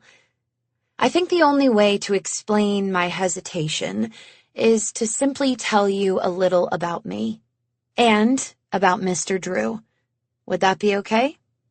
I don't think I can tell you if I'm willing to sell you the book until you understand me better. And until I understand you. It wasn't ideal, but at least it was to the point and an actual answer to a question. I'll tell you whatever you'd like. Tell me about your relationship with Mr. Drew, she said. I plopped a sugar cube into my tea and stared at it as it slowly started to dissolve. I work for him. I started work at the Kismet Production television studio 2 weeks ago. And then I was assigned to work specifically on the Joey Drew show with him. He liked me for some reason. I'm just a production assistant. I'm a nobody. But he likes me. And, well, I guess also you should know my family is one of his test families. That felt like an honest kind of answer. Test families? Dot furrowed her brow. For his new technology, the glasses. Well, that's where the whole illusion of living thing comes in, you see. He keeps referring to it in relation to the glasses, and I think I ought to read it to understand better. Another reasonable answer, and the truth. Not all of it, but all of it was true. I'm sorry, I'm very confused about all of this. The Joey Drew show, test families, glasses. I feel like you're speaking another language. I don't know how to be more plain. Dot nodded and sighed. No, it's me. I just need to sift through all this. Joey Drew has a show? A television show? I nodded. Yes. Part of the trouble is it seems no one actually knows the television show exists. The numbers are low, I said, remembering what Papa D had told me last night. I'm not surprised you don't know about it. It airs Saturday nights. It's only been 2 weeks. Joey Drew has a television show. But they shut down his studio. I know that for a fact. The animation studio. Yes, that shut down a few years ago. Yes, 1948 to be precise. Oh, well, sure, I said. But he is now with my television studio. It's a different studio. It isn't his. We produce his show. if that makes sense. That snake, said Dot. I was floored when she said that. That's not very nice. Maybe not, but it's accurate. He's back again, just trying to slither his way back. And what is this new technology? Does it involve the ink machine? I shook my head. I don't know what that is, but I don't think so. Unless Silly Vision has something to do with the ink machine. It does and it doesn't. Dot looked downright angry now, though not at me. No, it didn't seem like she was upset with me. So, I continued. It involves a new kind of 3D glasses, a new visual experience. It's quite something. You've tried it. I'm a test family, which is... Dot leaned in now, her gaze still firm. I couldn't help but lean back a little. Joey gave us a TV and the glasses, and we watched the show. And I tried the glasses, but mostly my kid brother uses them. And what do the glasses do? Another lean in. Somehow, I was feeling cornered, and even though the glasses weren't secret, there was something about sharing exactly what they did with a complete stranger who really seemed to dislike Joey that made me uncomfortable. She was pushing too hard. It was starting to bother me. First, tell me about you. You said you would, and then you didn't. Dot leaned back then and turned her cup of coffee so the handle was facing me. She bit her lower lip. Why was she so unsure all of a sudden? She'd seemed so confident. Joey. That was it. The answer came as quickly to me as the question. She didn't trust me because she clearly didn't like Joey. Joey fired someone yesterday, I said. It was inelegant, and I felt awkward in how I said it. He does do that, she replied, still staring at the cup. It was very strange. I'd never seen him like that before. Normally, he's happy and excited, but he was so cold. He fired someone, just like that, without even thinking about it. Dot nodded. She seemed to respond well to this subject. And he gets so angry with the crew on set if things aren't perfect. And this is where I lied. I was desperate to get this book, and after the night I had, I was willing to do just about anything, even if it meant going against everything I believed about honesty. I think I might quit soon. I just don't think it's worth it. He's so unpredictable. Finally, Dot looked up at me again. You should leave while you still have the chance. She spoke passionately and intensely. It was almost frightening. It also made very little sense to me. Why wouldn't I be allowed to leave a job? Please tell me about yourself. You're scaring me. That, at least, wasn't a lie. Dot made a furtive look around the empty cafe and then leaned in. I'll tell you, but it might sound unbelievable. I promise you, however, it's the truth. I leaned in as well, since we were sharing secrets. I understand. Dot took in a deep breath and then, finally, made the decision to share. I worked for Mr. Drew. I worked at his animation studio. I was a writer and very young, around your age. But from the moment I arrived, it all felt off to me. How so? It's hard to explain.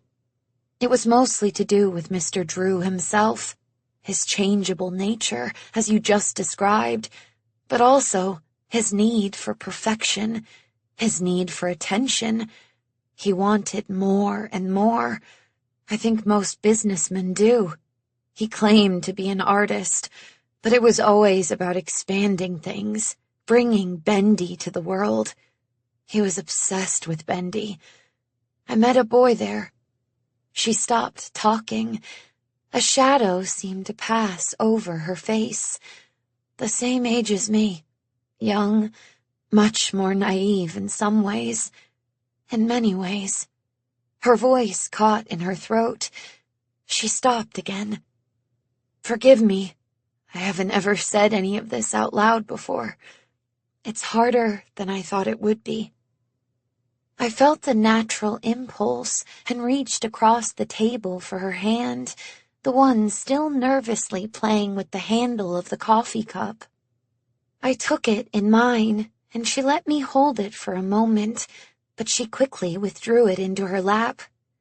"Thank you," she said, in her perfunctory way. "I'm fine." She wasn't fine. My stomach was in knots. I felt for her, but selfishly, I felt for me most of all. It was the first time I had even considered the possibility that I might be in any kind of danger, though I had no idea how I could be or what her story was yet. His name was Buddy, and we became friends. He was an artist. It's my fault, really. I brought him into everything. It actually really is all my fault. He was the kind of person who just wanted to keep his nose to the grindstone, who wanted to make money, go home at the end of the day. He wanted to survive. I wanted more. Her voice was shaking. What did you want? I wanted to know everything. I wanted to see inside every locked room. I wanted to know why the strange things that were happening at the studio were happening. Why that woman died. Woman? A musician. She was found dead, covered in ink. Ink? Like Archie. Like my face. I was starting to feel lightheaded. I shouldn't have absolutely believed her. I didn't know her at all, but I did. Even if what she said was so strange and unbelievable. I'm talking in circles. This is ridiculous. It's so hard. You don't understand the years I tried to find him, the toll it took on me, how hard it is to try to forget, to just let go. These things stay with you, pull you under when you least expect it. Oh, but I did understand. I understood too well. Dot took in a deep, shivering breath. She calmed herself. I'll be plain with you. There was a monster. A real monster. Not a metaphorical one, or a man who behaved monstrously, but somehow an actual beast of a monster. Impossible, I said, because it was. Yes, it ought to be. It really ought to be. She lowered her voice to almost a whisper. I just know that somehow Bendy is real. And he's not cute. Bendy? The idea of Bendy being real hit far too close to home for me. Dot nodded. She kept talking in that low voice, drawing me in. The monster is this large, twisted version of Bendy. He's huge, with his grin, and he has claws and sharp teeth, a long, lean, inky body, and a wail. I'm sorry, I need to stop. I could see she was shaking, physically shaking. Again, instinct took over. I stood and went over to her. I bent over to hug her. I held her as she shook in my grasp. I felt like I was holding Ollie after one of his nightmares. It killed Buddy, Dot said into my arms. She was crying now. It tried to kill me, but he saved me, and it killed him, and I don't know what happened to it. I don't know what happened to him. She pulled away and looked up at me, her eyes red, her face wet. I ran away. I was so scared. I would be too. I felt like crying myself after seeing her like this. No, not from the creature, from Mr. Drew. I couldn't stay there. I knew he knew. He knew I knew. Did he know about the Bendy monster? Dot pushed me away, not violently, but forcefully enough that I could see I had upset her. You don't understand, do you? I'm really trying to. Joey Drew made the monster. She was staring at me with fire in her eyes, pure, white, hot hatred. No, that's not possible, I said. You just think a Bendy monster appears out of thin air. Of course not. Though now I did wonder, did Dot have puddles of her own? Was there maybe a kind of madness that happened to you when you worked for Joey? There's a machine. It's called the ink machine. Mr. Drew had it made and brought to the studio. That's where the monster was born. A machine. Yes. She watched as I returned to my seat. She was keeping such a close eye on me, I felt almost naked. You don't believe me. I believe you believe it, I said slowly. I didn't look at her. My mind was going a mile a minute. I could barely trust my own perception of things these days. How on earth could I trust Dot's? So it's all just a fantasy I'm making up for fun. Would you like to visit Buddy's mother? I still see her from time to time. We tried so hard to find out if there was any trace of Buddy left. We spoke to men at City Hall. We spoke with scientists. We spoke with mediums. We spoke with newspaper reporters. In the end, we had to come to terms with the fact that we were it, that we were the last trace of him. Dot. Her eyes were all fire. Or his grandfather's grave, maybe? The man survived untold horrors during the war, but died from heartbreak losing his grandson. He was very real. His tombstone, very real. Or shall we break into the old studio? I know it's been boarded up. No one else has moved into it. Why wouldn't they, do you think? It's prime real estate after all. I shook my head. No, that's not necessary. But she continued in her rant. I have no idea where he's put the machine, but we could make a visit to the Gent factory. I bet they might have blueprints, proof that it exists. Wait, what? I looked hard at her now. Blueprints for the machine.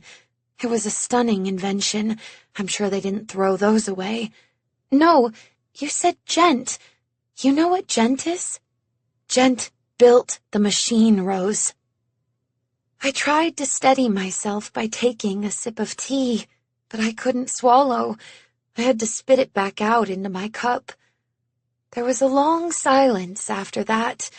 I could hear Dot panting faintly, catching her breath while I sat there, lightheaded, overwhelmed. Finally, "Are you okay?" asked Dot. Evan worked for Gent, I said, more to myself than her. Who's Evan? Evan followed Joey to the TV studio. He invented the glasses. At least, I'd always assumed so. I believe Joey outsources his ideas to others, and they do the work. As I said it, I knew it to be true. That is how he does business, yes. Evan destroyed the glasses. He was fired over it. Evan worked for Gent. My head was spinning. All I could think over and over was that Gent made a monster, and if they made monsters, what else could they do? We need to talk to him. He left Gent to follow Mr. Drew. I wouldn't trust him. No, he left because they shut down. He was quite miserable about working for Joey. They shut down? When? I thought back to wearing the glasses, looking around the fake art studio. It had been an uneasy feeling, unnatural. Last fall, October, I believe. It's been so long since I've looked into any of it. I'm utterly out of the loop. Gent is gone? Like me, Dot was putting things together by speaking out loud to herself. I didn't fault her for that. I was deep in thought as well. Dot noticed. "Rose, what are you thinking?" I looked up at her. Her face was still a blotchy red, but she was no longer in tears. She was investigating me now. She saw something inside me. She saw I was holding back. I'm thinking, but I had no answer for her. I wasn't even sure what the answer was. I was a tornado of thoughts, but not one in particular. Why do you want the illusion of living? And don't tell me it's to get to know Joey Drew better, because it isn't that at all, is it? It wasn't. She knew it wasn't. I knew it wasn't.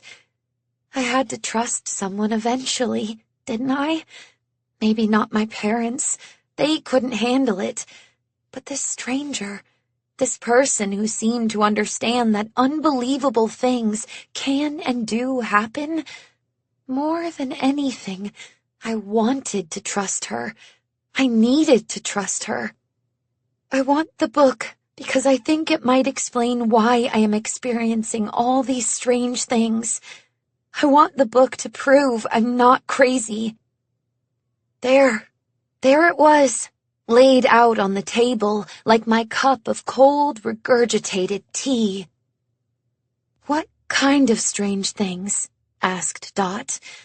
To the point and utterly terrifying to answer. "I don't think I can talk about it yet," I said. Talking about it meant revealing my family's secret, and that was a bit more than I was fully willing to share with my new trustworthy stranger friend. She seemed to understand and accept that. "Well, I don't think the book will help with that, but it might be worth a read, just to get to know your employer a bit better. I wish I'd had it when I got the job." "But what about the illusion part? That had to be at least a clue for something. Anything. I needed it to be." Dot sighed. "The illusion of living is a pseudo-philosophical belief entirely invented by Joey Drew, and the motivation behind everything that he does. The idea that life and fantasy are not far apart from each other, and that you can make anything real because nothing is. It's all nonsense. It has inspired him to push the boundaries between fact and fiction, but it isn't a real philosophy, Rose. It's an excuse for him to play God." She was biased, of course. I had to keep that in mind. But pushing the boundaries is my question. How does he do it? Can he do it? Did he do it to me? I think he has in his own way. I think that's where the monster comes from, yes. But I don't think it's anything more than complicated science. I don't think even he understands how it works. He just gets other people to do it for him. The idea that life isn't life is wrong, though. He wants it to be whatever he wants, and he can live in that fantasy. The rest of us end up stuck in the reality of his decisions. We don't get the luxury of just thinking about ourselves and assuming the world revolves around us. "No," I said. The weight of that sat heavy with me. "We don't. Rose, I can give you the book if you'd like. I'll give it to you for free. But I think, more than anything in that book, that you need to get away from Joey Drew." She was convincing, but I didn't think that would solve my problem. He might be responsible for terrible things, but that also meant he maybe could undo them, or at the least, help me understand what was happening to me. "Here," she said, when I didn't say anything in response. She pulled a paper bag from inside her purse and handed it to me. "Take it. Just remember everything I've told you, and if you ever need me for anything, please call me." I took the bag and looked inside. The book, The Illusion of Living, black cover with a title on it and a pair of drawn horns, like Bendy, I supposed. "Thank you," I said, feeling far less satisfied than I thought I would when I finally got my hands on it. "I will." 22. I sat on the subway and opened the book as we sped back out to Brooklyn. I skipped over the introduction to Chapter 1. The What, it was called. I read, "What is the illusion of living? That's the big question, and that's what this book of mine will answer for you." Well, that was good, as that was what I was curious about. And yet, as I continued the chapter, I didn't feel any closer to understanding. Not even when he wrote, "So, in the briefest of explanations, the illusion of living is the art of mimicking real life on the big screen." An understandable concept, I would think, and yet it is not. The more you dig down into reality, the more complicated it all gets. None of that actually said anything. I flipped through the pages. The first part was labeled, "A Question of Reality." Surely that would have some kind of key. But I already felt unconvinced. More and more, I believed that Dot was being wholly honest with her interpretation of the text. I noticed then the doors were closing at my stop, and I quickly stood and dashed out between them just in time. I watched the train vanish down the tunnel and held the book tight to my chest. Then I followed the crowd up the stairs and back out onto the street. The snow had stopped and the world was blanketed in a cozy white. It was so fresh that there were even parts of the sidewalk with not a single footprint at all. I had to step out into the street to walk in the path made by tire tracks. As I turned the corner, I could see the neighborhood kids up ahead in the middle of a snowball fight. My heart instantly sank, knowing that Ollie had to stay upstairs and couldn't join in the fun. There was nothing quite like fresh snow to play in, especially when it was packing snow like this, and you could make snowmen and snowballs. Though that did also make them more painful weapons. Ow! A cold, hard projectile got me smack in the face. I looked to my right, and there was Timmy, grinning like a fool, his cheeks and nose as red as his hat and mittens. He waved, not at all pretending he hadn't just thrown a snowball right at my head. He thought he could get away with it, did he? I shoved the book into my purse and, hooking it over my arm, bent down to collect some snow. I still remembered how to make a quality snowball. Timmy didn't run. He didn't think he had to, but when I got him back smack dab in the kisser, boy was he surprised. The other kids laughed and pointed as he scowled at me. "Where does a girl learn to throw like that?" he pouted, trying to make a snowball quick, but I was quicker. Another one exploding on his shoulder. He fell back. No mercy. I didn't care that he was a kid. There were some games you played to win. Snowball fights were one of them. "Same place you did. You think only boys can play baseball?" Suddenly, I had the sense that I was surrounded.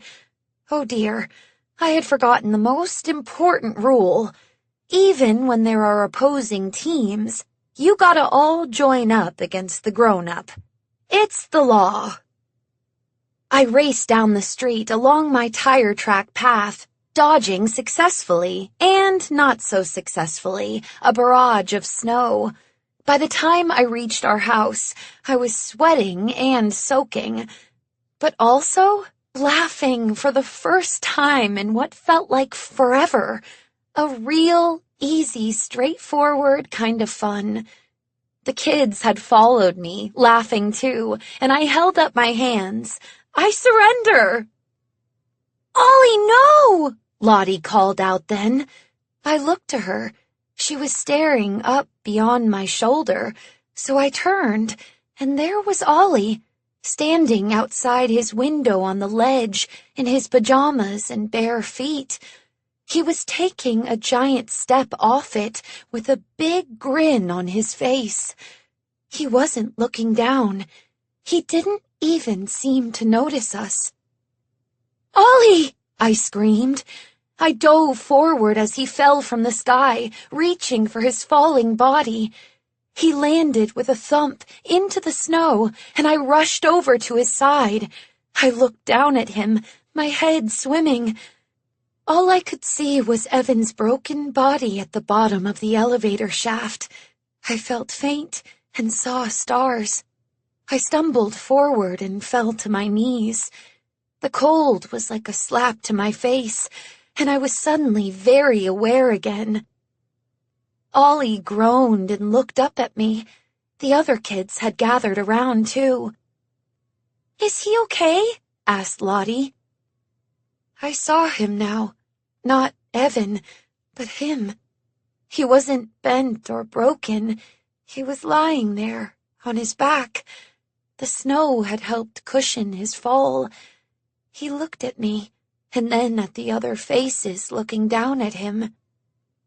Where am I? You fell, I said, reaching over. You jumped, exclaimed Lottie. She was crouched down by his side, too. Yeah, right out the window. What was it like? Timmy, of course, speaking in awe. Give him some room, please, I said. And they were good kids, and they knew it was all a little scary, so they backed off quickly. I moved closer to him. Can you wiggle your toes? I'm cold, he said. Well, you're in your pajamas, kiddo. Wiggle your toes for me. I didn't know a lot about the human body, but I knew if you could wiggle your toes, it was a good sign that you hadn't done anything to your spine. Okay. He bit his lip. I wiggled them. I felt a wave of relief. And what's your name? And when's your birthday? A test I'd been given many times as a kid after having hit my head on something. Ollie, January 24th. Good. Okay, let's sit up. I reached out as he pushed himself up, his hands sliding on the snow. I held him with shaking arms. I felt like I was in a dream. Maybe I was. Maybe I would be lucky, and this was another one of my hallucinations. I helped him to sitting, and then up to standing. I turned to the other kids. They had formed a wide semicircle and were staring at us, all with grave concern. When we came inside, Mother was vacuuming the foyer. She looked up as we came through the door, and then dropped the handle of the vacuum, a beast roaring at us as she ran over.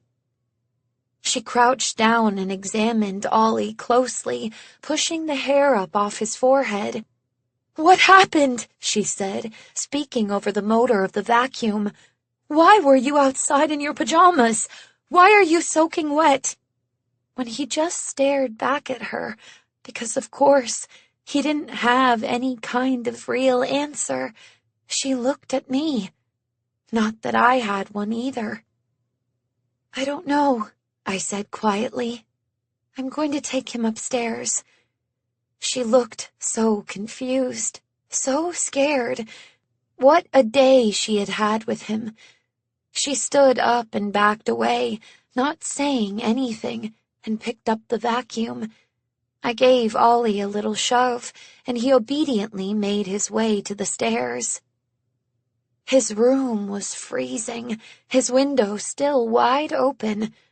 As he sat on the bed, I went over to close it, but not before looking out. From this height, it was even more terrifying.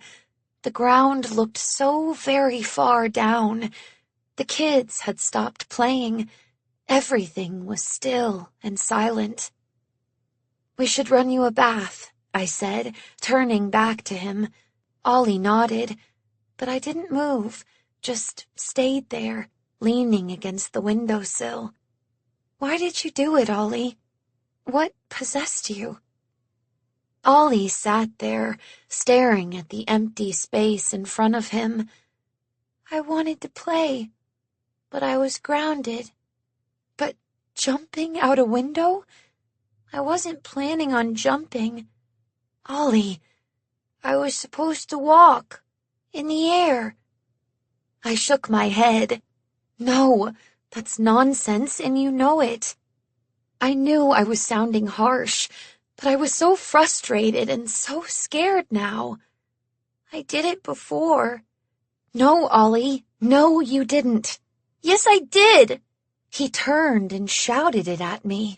His face was flushed and angry. He'd never yelled at me like this in his life. "Ollie! The clouds turn into stairs and you can walk on them." Suddenly, I had a thought. "Ollie, did this happen the other night, when you were watching the cartoons?" Ollie squeezed his eyes shut tight and balled up his fists. He opened them again. "They aren't cartoons, Rose. I was there. I was in Bendy's world. It's a real place, and he comes and visits ours, and he can show me things. He can do it. So can I." I went over to him and sat beside him. "Ollie, Bendy doesn't come into our world, except for when he did." "Yes, he does." He was so upset with me.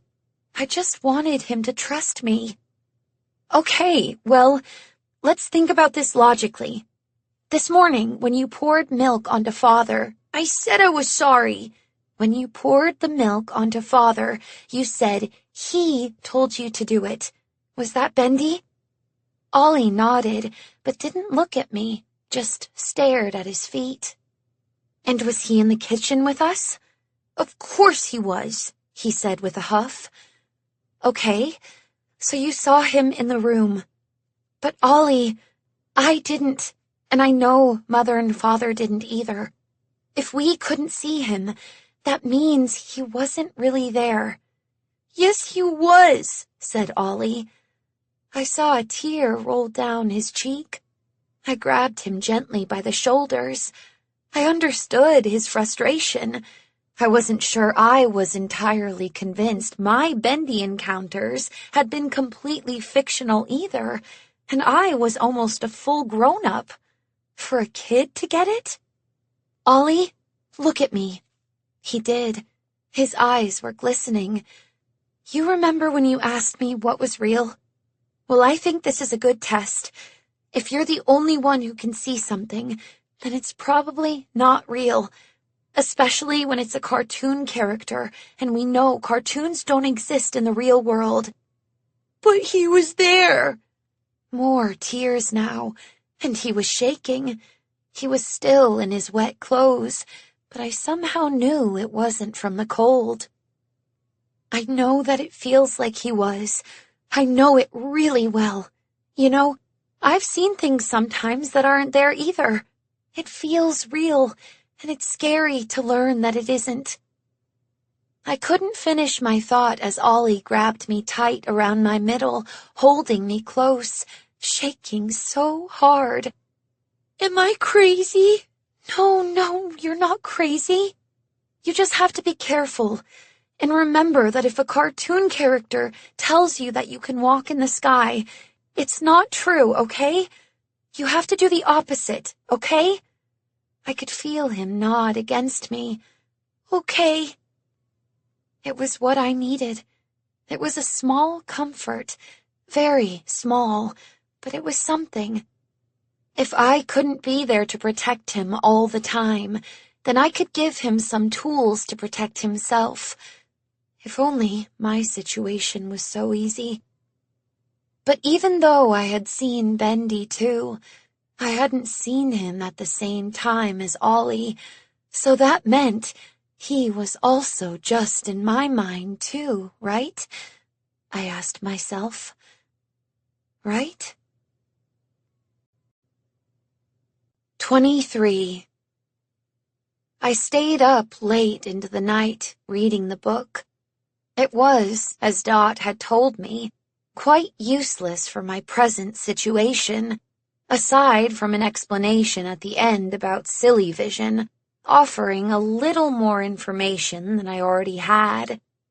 Though there was a section under Joey Drew's 7 Rules to Animate By, the very last and 7th rule, that instructed artists that your animations should haunt people. That felt strangely literal.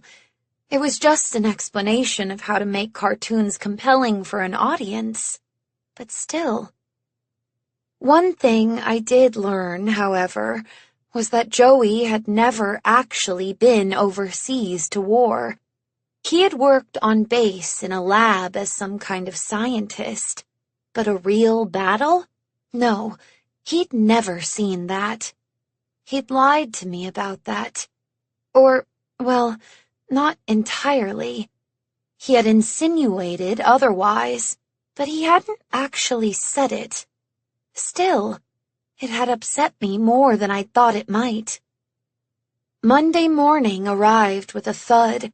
The enormous weight of all that had happened over the weekend sat on my chest, heavily pushing me down into my bed, making it almost impossible to get up and get going.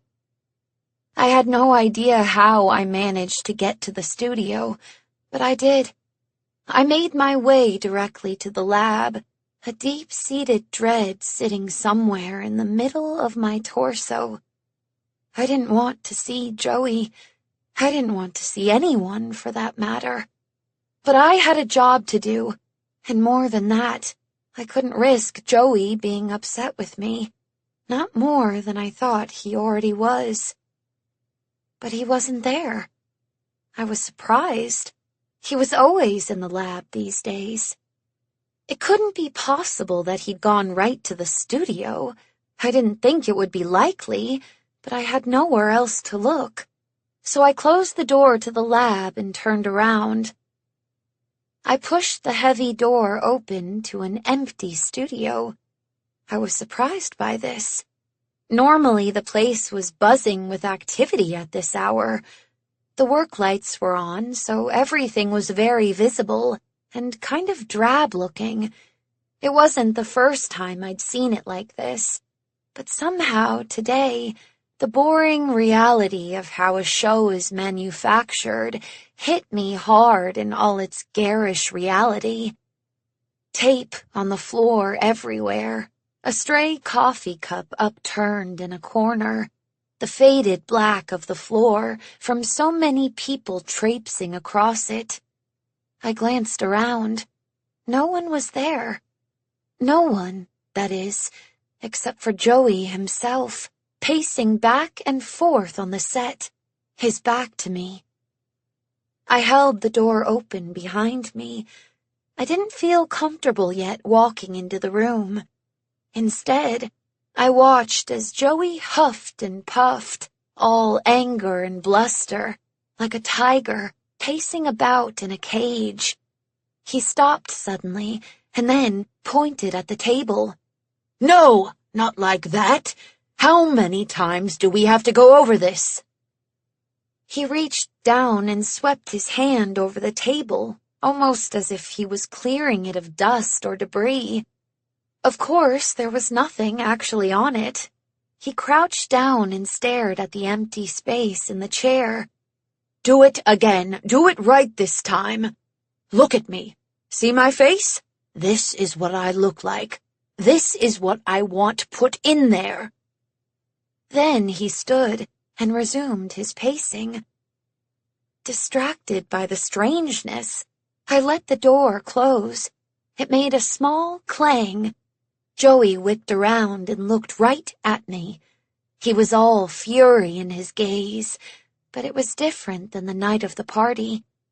It didn't feel personal or like he was reading my thoughts.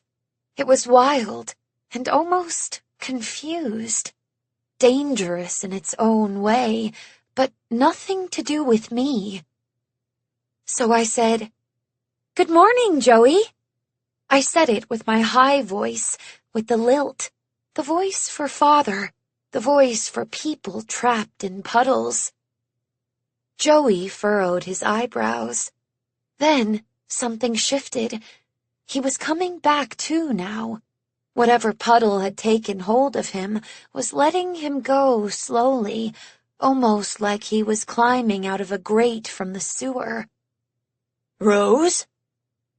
I smiled, not too toothy, not too broad, but warm, kind, soft.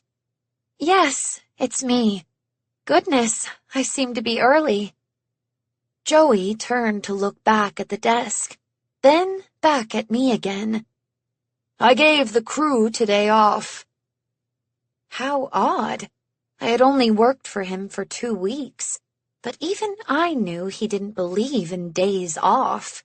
Work was everything to him. He always had to keep moving forward, like a shark. "Oh," I said.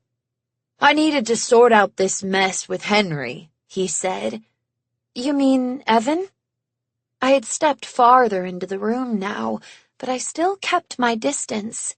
Memories of the party floated around me like a warning, as did everything Dot had told me. He made a monster, Rose. He made a monster. Joey fixed me with a look. After a moment, he said, "Did your brother like the show?" My stomach twisted, but I maintained my composure. "Oh, yes, he did. Very much." "And the glasses? How did he like those?"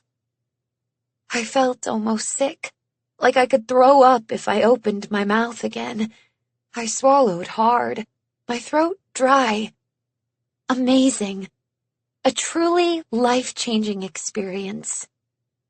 "I missed it live, but I came back here and watched it too. I watched it all night, over and over. I went on such adventures." He was lost in some kind of reverie, even as he was still looking at and talking to me. "But we need more space. We need the world of the studio, you understand? It's more than just cartoon, Bendy. It's an immersive experience, like you said." So he still saw me here.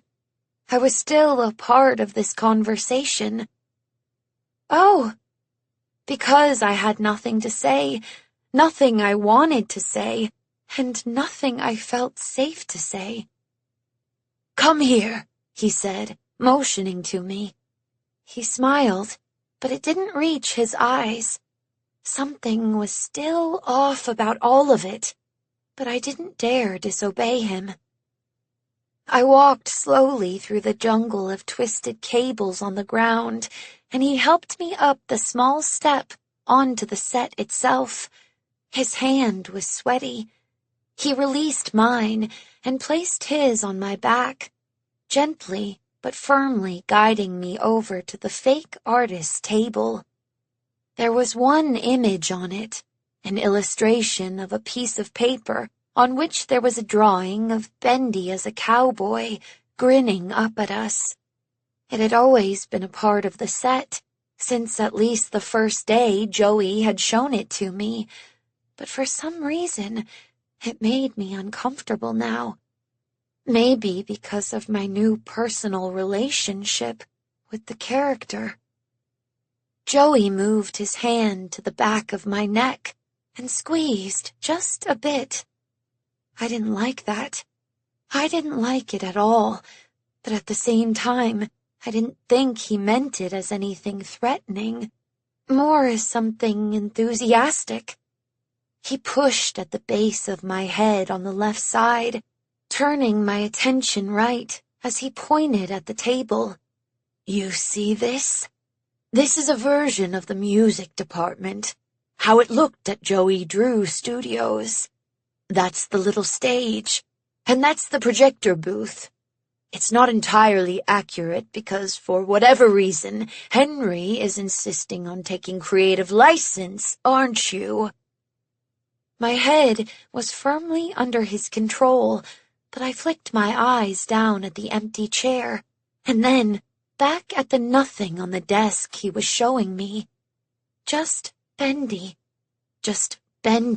grinning. I think sometimes creative license is good, I replied. Sometimes accuracy can be a little dry. Why I felt a need to defend an invisible person, I had no idea. I didn't want to anger Joey, so why was I taking the side of his traitorous imaginary friend? But somehow, I knew it was the right thing to say anyway. It was perhaps the only true skill I had, saying the right thing at the right time. Maybe, I suppose. He pressed on the right side of my neck now, and I dutifully turned my head left. I felt like a marionette without the strings. He pointed again at nothing. This is Heavenly Toys. This is where we made all the toys for all the girls and boys, before we had to work with an outside company. That's why that Bendy toy I gave you is such crap. I inwardly gasped. I'd never heard him swear before. It's really keen, I said. Another push, another invisible drawing. The screening room. I could watch these cartoons all day and all night if I could, if they would let me. He raised his voice now, and I could sense him turning his attention back to the empty chair with a snap of his head. He shouted at it right by my ear. If they would only do their jobs! I couldn't help it. I flinched. It was too loud, too sudden, too scary. I felt him release the back of my neck, and I took a step away, turning to look at him. Oh, my dear, was that a little much? I'm so sorry. He looked pitifully so. I shouldn't yell at them, I know. They can only do so much. It's all on me. I'm the genius, and that means I have to take on all the responsibility. Maybe it was the attempt at an apology that gave me the confidence to do it, but I decided to try to bring up Archie. It felt like it might be a safe moment, and I feared I might not get another chance. I heard you worked with Gent. Joey didn't change his expression at all, so I continued. Evan told me. Evan doesn't exist anymore, Rose. Let's not mention his name ever again, understand? I nodded. Oh, yes, I understand. I just wanted to mention that's how I knew. I suppose it doesn't really matter. No, it doesn't. Well, anyway, I met a man who also seems to have worked for Gent, I think. Or rather, I don't know, actually, but he's very keen to meet you, and maybe he could be helpful in some way. I doubted that all very much, but at this point, I really wanted the meeting to happen. Joey shook his head. I don't want to meet with anyone involved in that company.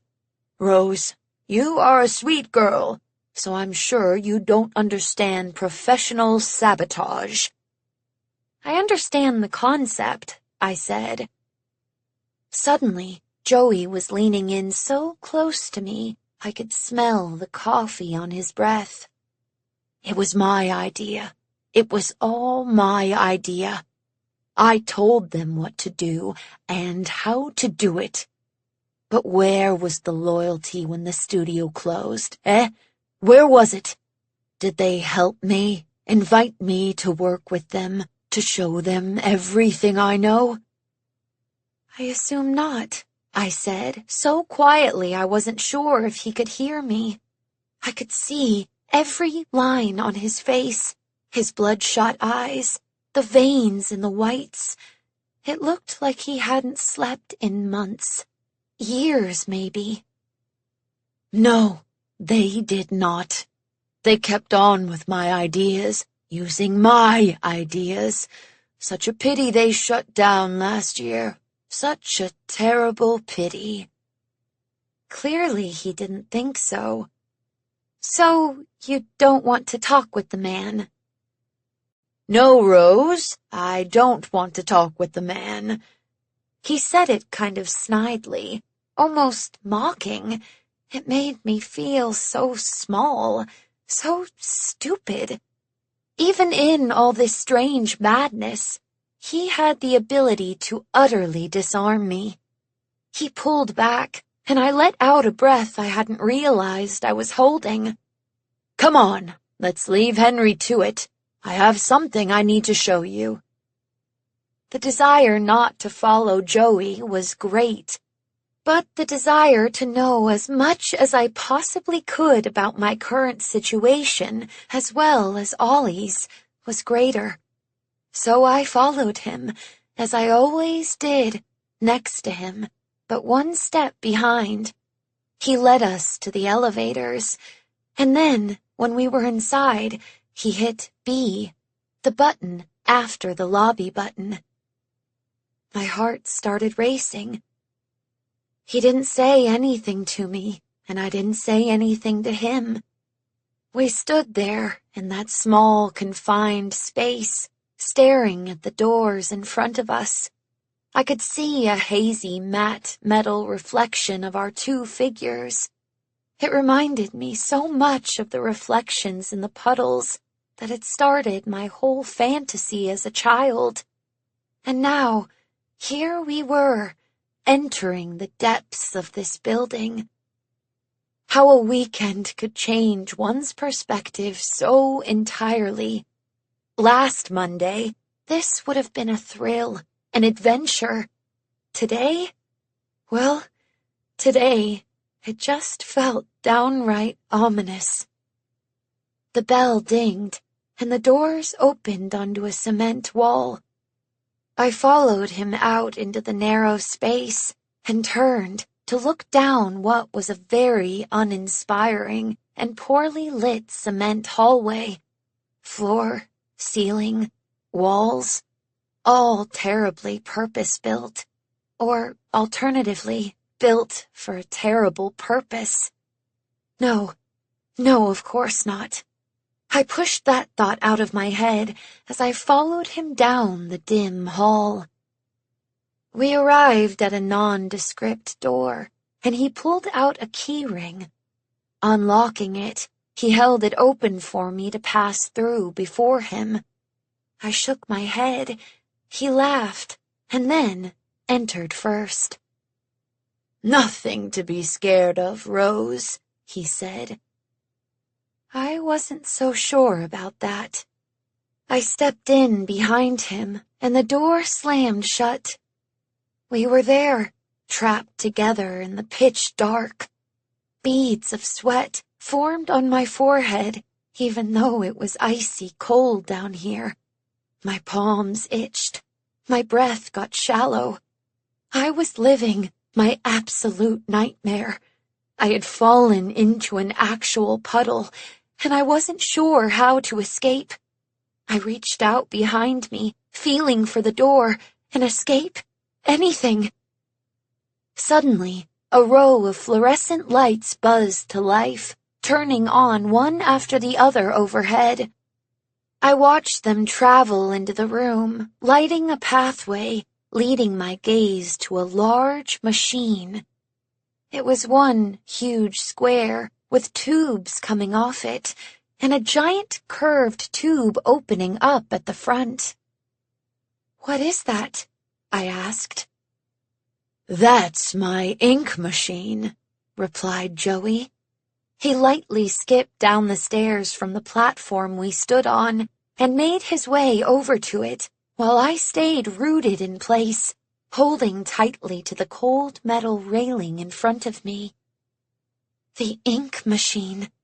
The very thing Dot had told me about only yesterday. And here it was, before me, just like that. As easy as that. No fuss, no bother, no mystery. Joey seemed perfectly happy with sharing it with me. For my part, I felt my breathing get thin and quick, a little bit like I'd just finished running a race. "Come on, Rose," he said, turning and waving me over. I felt very strongly I shouldn't go over. I rubbed the back of my neck with my hand. "I'm okay here," I said. "You need to see it up close," he said. "I can see it from here." "Come here now, Rose." There it was again, that sudden shift in tone, the coldness, the anger. I was in full self-preservation mode now, not that I knew what I was preserving myself from. I shook my head, but said nothing. Joey sighed and walked farther so he was standing right by the machine. "It's a thing of beauty. You should really see it up close." "What does it do?" I called out, trying to still be personable in spite of my stubborn refusal. "What doesn't it do?" replied Joey, almost too quietly, placing a hand on the beast and petting it like it was actually alive. He raised his voice again so I could hear him properly across the room.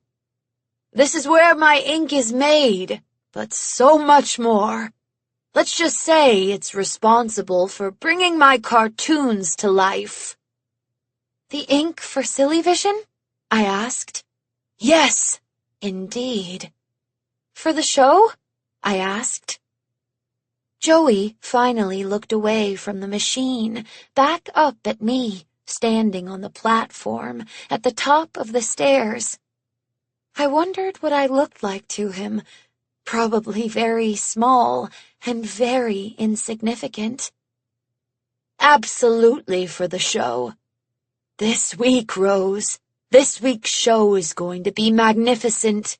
I feel confident I finally figured it out. All thanks to this incredible machine," he said. Then he started making his way back toward me, just like that, right for me. I felt almost like I was tied to the tracks with a train coming right for me, the way he was walking with such purpose. He just looked at me the whole time, even as he was marching up the stairs, until there we stood, practically nose to nose. "You should see it up close." "Maybe another day," I stuttered back. He gave me that scrutinizing stare.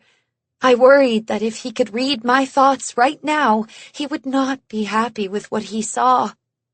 If my meeting with Dot hadn't convinced me to be wary, his behavior today didn't change my mind in the least. To be honest, I was starting to feel genuinely scared of him, even though the worst thing I'd seen him do so far was fire Evan.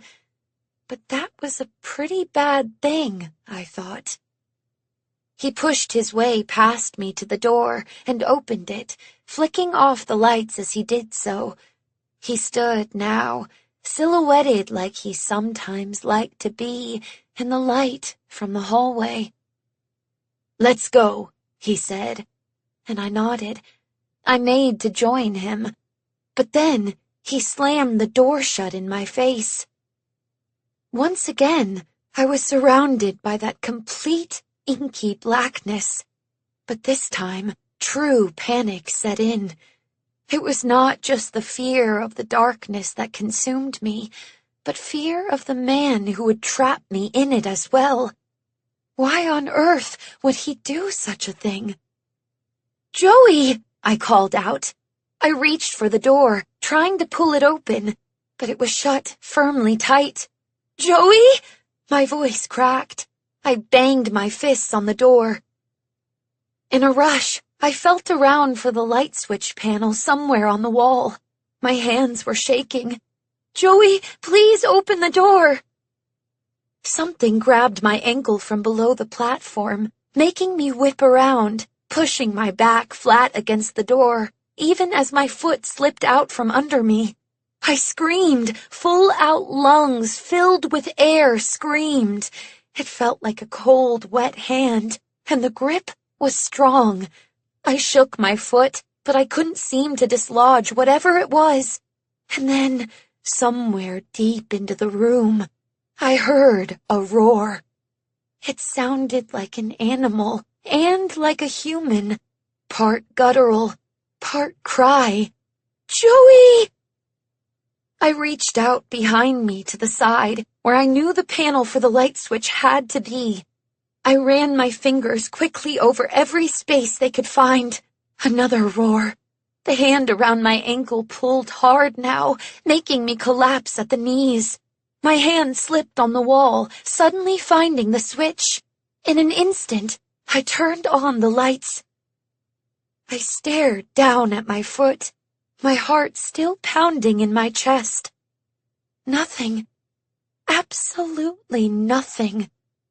As the lights flickered their way on down toward the machine, I gazed out to find the source of the roar. Nothing. Oh God! Oh God! I was losing my mind. That was all there was to it. I was certifiably insane. I felt all strength evaporate from my body, and I slid down the wall. My hand found the doorknob above me and held on. It wouldn't turn, but I tried nonetheless. Then the door burst open, yanking my arm with it, and I heard Joey laughing heartily. I didn't turn to look. I didn't even release the doorknob. I sat there on the ground, my arm aloft, my body weak and numb. "Just a silly prank, Rose. Nothing to be scared of," he said, still laughing. "Oh," I said. I stared at the ink machine. It was just a metal box with some tubes. It wasn't threatening. It wasn't scary. It was just an object used to make ink. And yet, I bowed my head, closing my eyes. I felt so tired. These waves upon waves of exhaustion that found me of late. That was a new thing. I didn't like it much. "Rose?" Joey was right beside me. He had lowered himself down to talk to me. "Are you okay?" His concern seemed sincere. "Yes," I said, eyes still closed. "Then get up. We have work to do." He stood briskly and walked away. So changeable, I thought to myself. Always changing. I pulled myself up to standing using the doorknob. The door swayed as I did, and I lost my balance slightly, but managed to stay upright. I slipped out through the doorway into the hall, just in time to see Joey's retreating back. I closed the door behind me and bent down to massage my ankle. It hurt, even though the attack hadn't been real. Why did it hurt? It made no sense. I saw something then, and leaned over more. A smudge of black ink on my stocking. I reached out and touched it. It felt wet. I glanced at my finger. Black there, too. I didn't want to rub it. I didn't want the skin to pull away, to open a wound. to bleed out black ooze. I told myself it wasn't real. None of it was real. What I was seeing was a lie.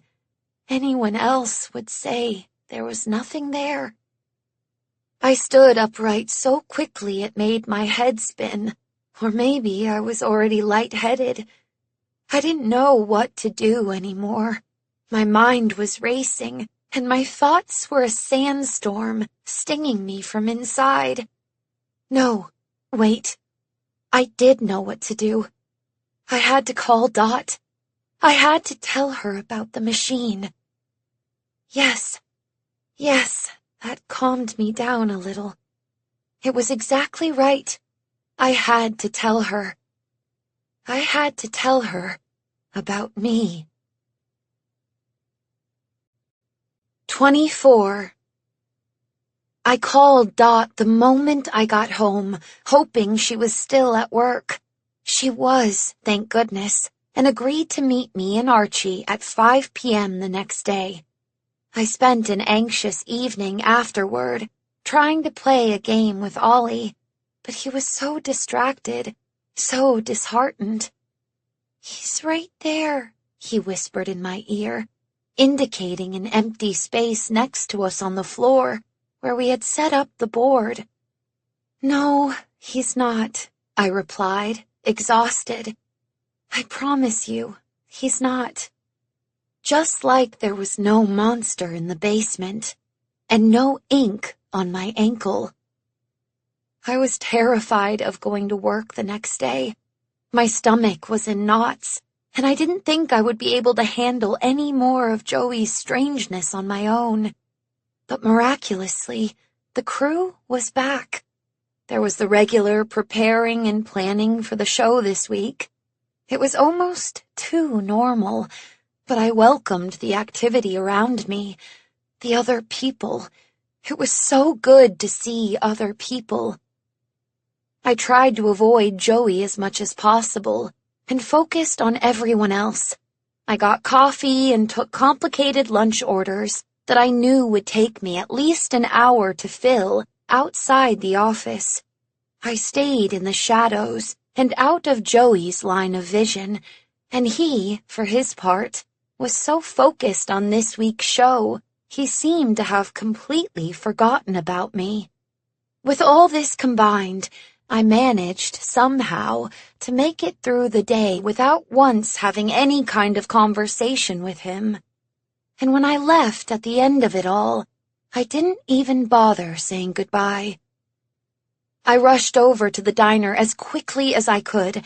When I entered, there he was, Archie, at his spot by the counter. He was already looking at me, even as I spotted him almost immediately.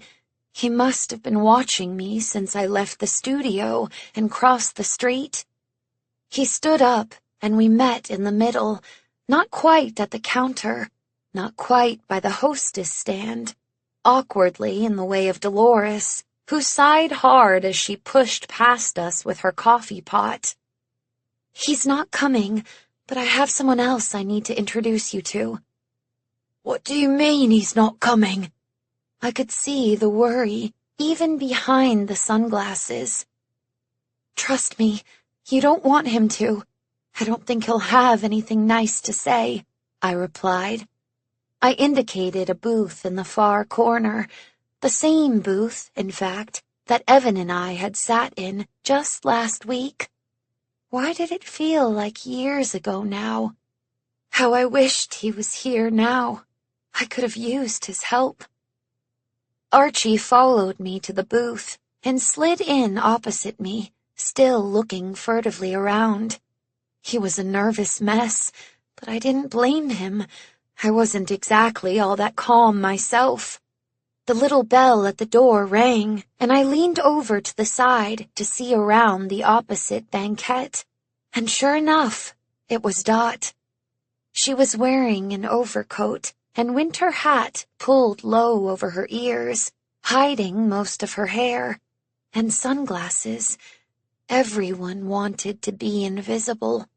I was starting to think I wasn't taking any of this seriously enough. She took off the glasses and replaced them with her regular ones, looking around the diner with her usual serious intensity. Finally, she spotted me waving at her. She gave a sharp nod and made a beeline for us, sliding into the booth beside Archie. I admired her for that. There had been a reason I had decided to sit opposite him and not next to him. He still gave me the willies. "Dot," she said, extending her hand to him in the tiny space between them. Archie stared at the hand for a moment, and then took it, looking up at her. "Archie," he replied. "You're the one who worked for Gent?" she asked, unbuttoning her coat and untying her scarf. "No," he replied. Dot turned to me. "I thought he worked for Gent." "I thought he did," I replied. I looked at Archie. I didn't really know what to say now. "You had mentioned Gent, didn't you? Was I remembering incorrectly?" "Yes, I did. I didn't really work there, though, miss. That's not why." He stopped talking, and he fiddled with the brim of his hat.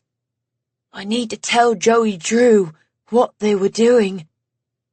Dot turned to face him again. She was looking at him closely now. She must have noticed the yellowing, sickly skin at least. He was otherwise still quite hidden under his coat and hat and glasses. She looked at me, and I glanced at his hands. Then she did too. The black nails. "What were they doing?" she asked, after she looked back up at me again. "Joey Drew really isn't coming, then?" he asked me. I shook my head, but Dot spoke sternly. "Of course he isn't. He hates Gent." "Yes," I said, speaking up. "I can't say for sure, but he said something the other day that makes me think he might have had a hand in them shutting down." Archie shook his head vigorously now, so much so that a loose strand of that strange inky hair slipped out from under his hat and across his forehead. Dot noticed. "They ain't shut down. They'll never shut down. They'll find a way to get things going again. Mark my words." Dot reached out then and grabbed his hand. This startled him, and he looked up at her. "Tell us what you wanted to tell Joey Drew. I promise you're better off for it." "I don't know." "Well, tell me why you think Joey Drew can help then," she said. Her voice was warming up. There was a little kindness to it that I hadn't heard before. She either genuinely cared about Archie and could see his struggle, or she genuinely cared about the information he had. "Well, the ink machine, I guess," he said carefully. I watched Dot closely. I knew her feelings on this subject. It's what I needed to talk to her about myself, but this was not the time for me to interrupt. "Go on," she said, betraying no emotions on her face. "I don't rightly know much about it. I know it was his idea. And I know that because folks at Gent would talk about it, about how they took it all from him, some said it was okay, 'cause it was Gent that built the thing, made it okay that they used it for the experiments." "What experiments?" I asked. He looked at me now, still holding on to Dot's hand. "They advertised for folks. They paid. Someone like me, with my history. Well, no one would hire me, see? We needed the money, and that's why we did it." "No one blames you for anything," said Dot. "Of course not," I added. "I didn't know what they got up to with everyone else. They split us up, but I heard the screams, and I saw the body bags. By then, it was too late for me. By then, I was, well, this. What did they do to you? Asked Dot. I'm not a scientist. I'm just some bloke who is down on his luck. So I can't tell you the why or even the how, just the what. That's okay, she said. Archie paused and then exhaled a long, slow breath. They gave us injections. They put us in these sealed-off rooms sometimes and filled the bottom with this terrible black ink stuff. Do you know why? I asked, horrified. They ain't never spoke to us about it. They was paying us, and that's all that mattered. But I did hear conversations sometimes. I remember a pair of them talking. Something about wanting to bridge some kind of divide. I don't rightly remember it all. My mind isn't that sharp anymore. Never was much to begin with. But now, I think they wanted to use the ink to help people. Heal them, maybe? Dot looked angry, absolutely seething. She shook her head fiercely. No, it's the opposite. The ink kills people. It destroys them. I know, I seen it. But they just kept trying. They kept looking for the answer. When lads started getting suspicious, that's when they started locking us up at night. The dorms turned into a prison, and I would know what that feels like. We ain't done nothing wrong, but they wouldn't let us go.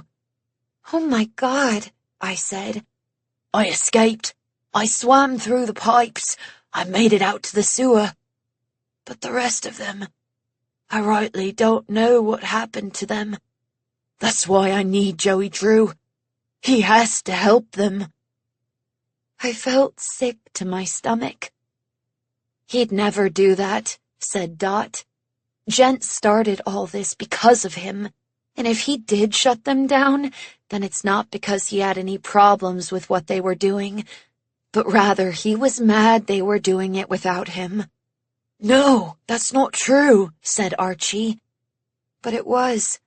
I knew it was, because I'd seen it. He has the ink machine, I said. What? Asked Dot. She turned to look at me again with that fierce stare of hers. I saw it yesterday. He has it. It's in the basement across the street. He's using it for the show. I think Dot's right, Archie. I don't think he's your savior. I thought about it for a moment longer. No one broke the silence. It seemed they were all waiting on me. You talked about a divide, I finally said. I think the silly vision and the glasses. Archie, Joey Drew has created this new kind of 3D where you enter the world so completely it feels real.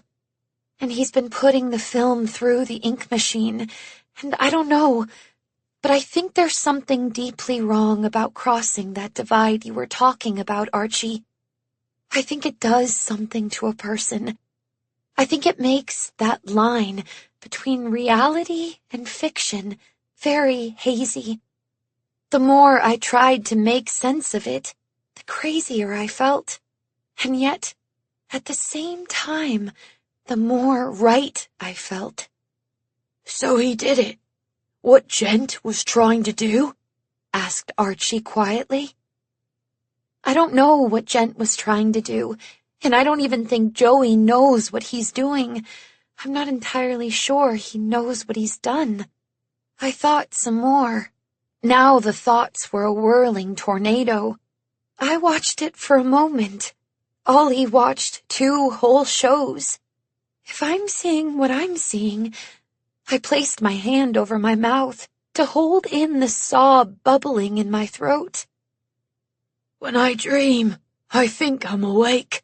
When I'm awake, I think I'm dreaming, said Archie quietly. When I close my eyes, I see shadows of men.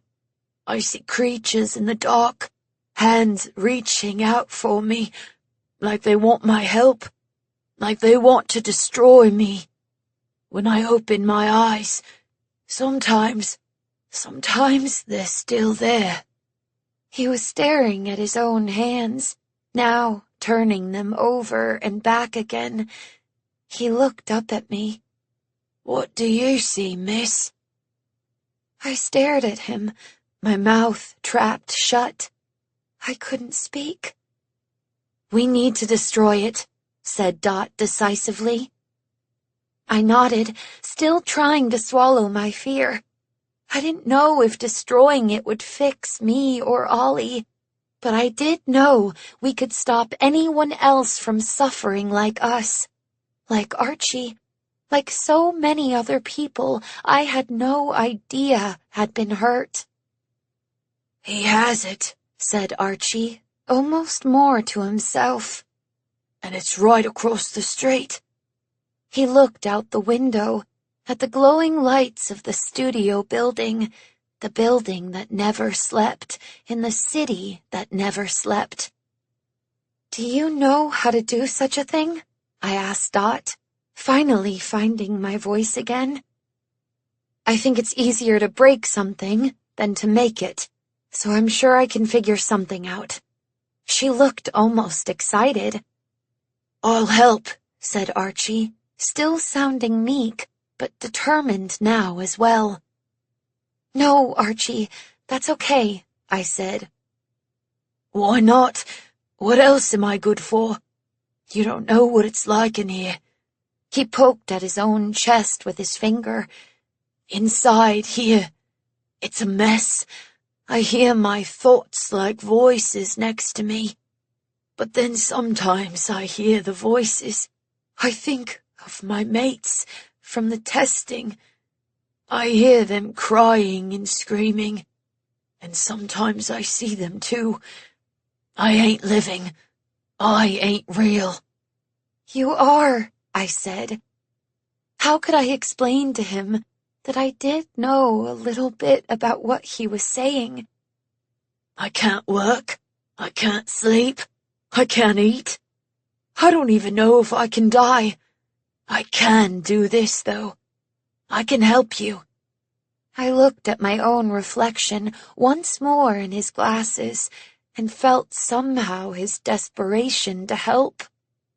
"Okay," I said, "but how on earth do we do this?" "We need to get into the building and destroy it. Simple enough," said Dot. "In theory, yes," I said. I thought carefully. Joey is unpredictable, especially now. I think the ink might be making him a bit mad, too. I think out of everyone, he's the one spending the most time with it. I can't say when he'll suddenly decide to go downstairs to work with it. Dot was thinking about it carefully. When is he not at the studio, then? When was he not, indeed? I couldn't say. Maybe he went home at night, but then again, I couldn't say. It seemed like he pretty much lived there these days.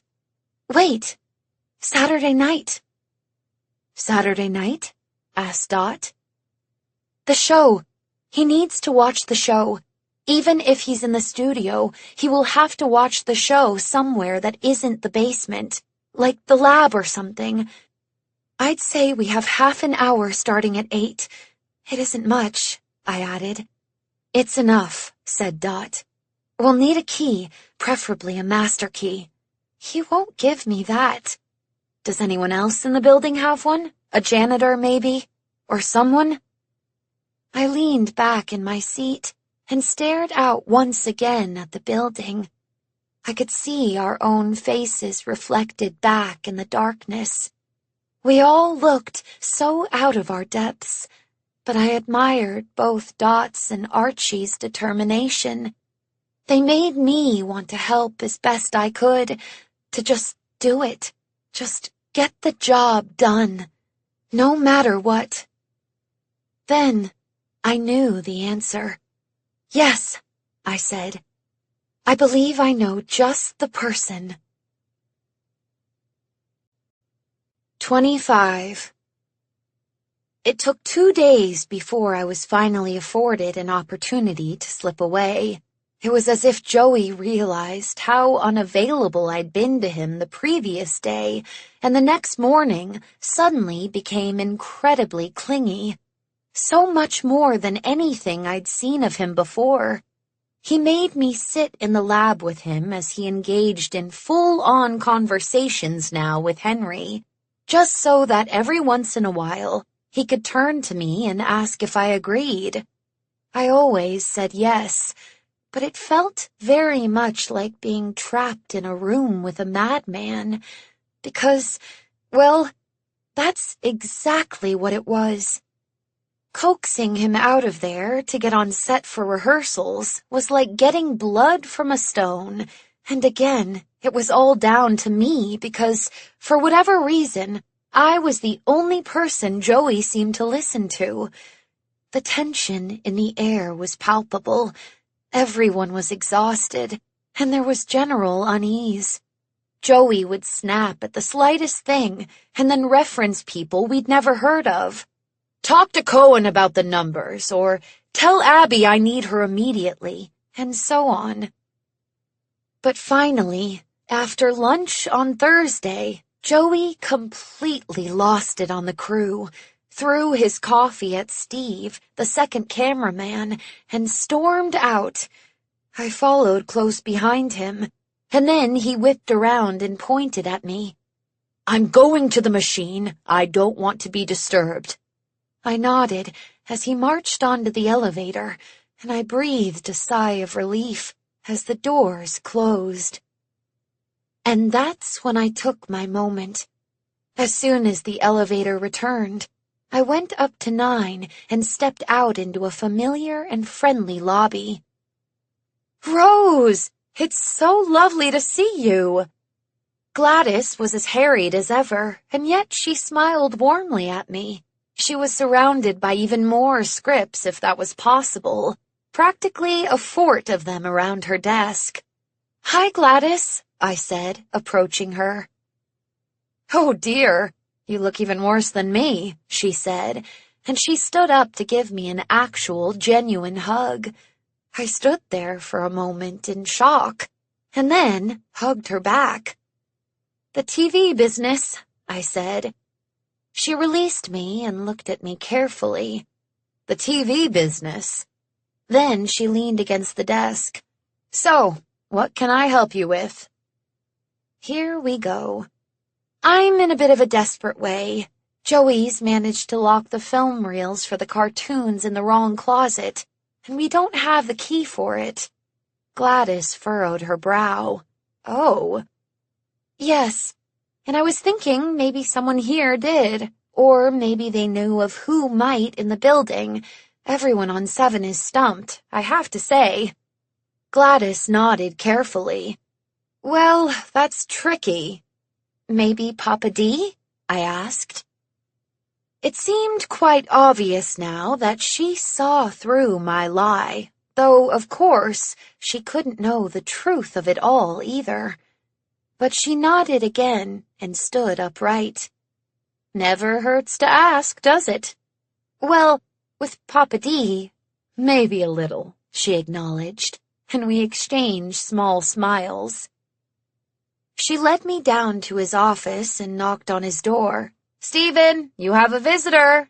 Tell them to get stuffed." "Stephen!" "Fine, let them in, let them in." Gladys opened the door and gestured for me to go inside.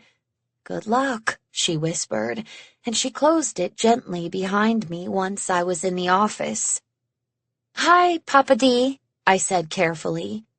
Papa D looked up and stared at me. I smiled. He stared. "What?" "How are you?" "What is wrong with you, Rose? Truly, I feel as if you're just getting more and more pathetic every time I see you." "That's not very nice," I replied. "I'm not trying to be nice. Why are you being so meek all of a sudden?" "I just asked how you were." "And do you really care?" No, you don't. I despise small talk, you know that. He pushed the pile of papers he had in front of him off the desk and onto the floor. They floated down softly as he crossed his arms and continued his withering stare. I need the master key for the building, I said. Why? I can't tell you. I bit the insides of my cheeks to keep steady and to prevent myself from looking away. Papa D slowly leaned forward and turned his head slightly so he was examining me through mostly his right eye. Then, while staying otherwise still, he opened a drawer, rummaged around enough to make some noise, and then produced a key ring over the top of the desk. Suddenly, it was flying right for my head, and I ducked. You were supposed to catch it, he said, with a heavy sigh and a shake of his head. I didn't know that, I replied. I turned and bent over to pick it up as quickly as possible. I turned back to him, but he was already scribbling again into his notebook. Thank you so much, I said. Without looking up, he replied, Get it back to me within the hour, or you're fired. I nodded enthusiastically and quickly exited his office. I practically skipped back to Gladys's desk. I'll be back in an hour, I announced. Good to know, she replied. As I pushed the button for the elevator, she said, Rose? I turned to look at her. Are you okay? I didn't know what to say. I barely knew the woman. I had worked with her for all of one full day, but she seemed to notice something in me that no one on 7 had seen. Or maybe she hadn't. Maybe it was all just my mind again, lying to me. Yes, I said. Yes, I'm just fine. With the keys copied, I felt like finally we were properly on track with our plan, so I returned home that evening, more happy than I had been all week. Hope can have that effect, I suppose. Even in the darkest times, hope can, well, give you hope. When I stepped into our dark and silent foyer, however, I could tell that something was wrong. He didn't do it again, I asked, as I entered the kitchen. Both Mother and Father were sitting at the table while the meatloaf cooked in the oven, and they looked so much more severe than usual. And with Ollie nowhere to be seen, I had to assume he was upstairs, yet again in trouble. My heart sank. He got in trouble today for pushing a boy off the jungle gym, said Mother. What? I said, astonished. No, he'd never do that. He claimed that Bendy was going to catch him at the bottom, that it would be a fun game. The boy agreed, evidently. Mother looked worn to the bone. Father just sat there, staring at his own hands. I'll go talk with him, I said. Rose, there's nothing you can say. There is, I snapped back. Mother recoiled in her seat and gave me a look of complete disappointment. I'm sorry, Mother. I'm sorry. But you just don't understand. Why don't you explain it to me then? She said, still upset even as her voice was measured and calm. I glanced at Father. No, I couldn't talk about this, not in front of him, and I certainly couldn't add to the weight of Mother's responsibilities. She didn't need 3 family members trapped in the puddles. I could handle it. I can't, I replied, and I turned and made my way to his room. I opened the door to a disturbing sight. Bendy's torso, fluff coming out of his neck, the head nowhere to be found, and Ollie sitting in the far corner on the ground beside the window. I slowly walked over and picked up the Bendy body. What is this? I asked, turning to Ollie. He deserved it, Ollie replied. He's a toy. He doesn't deserve or not deserve anything. I walked over to him. My foot kicked something soft. I looked down in time to see Bendy's head roll away toward the closet. I sat down next to my brother and picked at the fluff falling out of Bendy.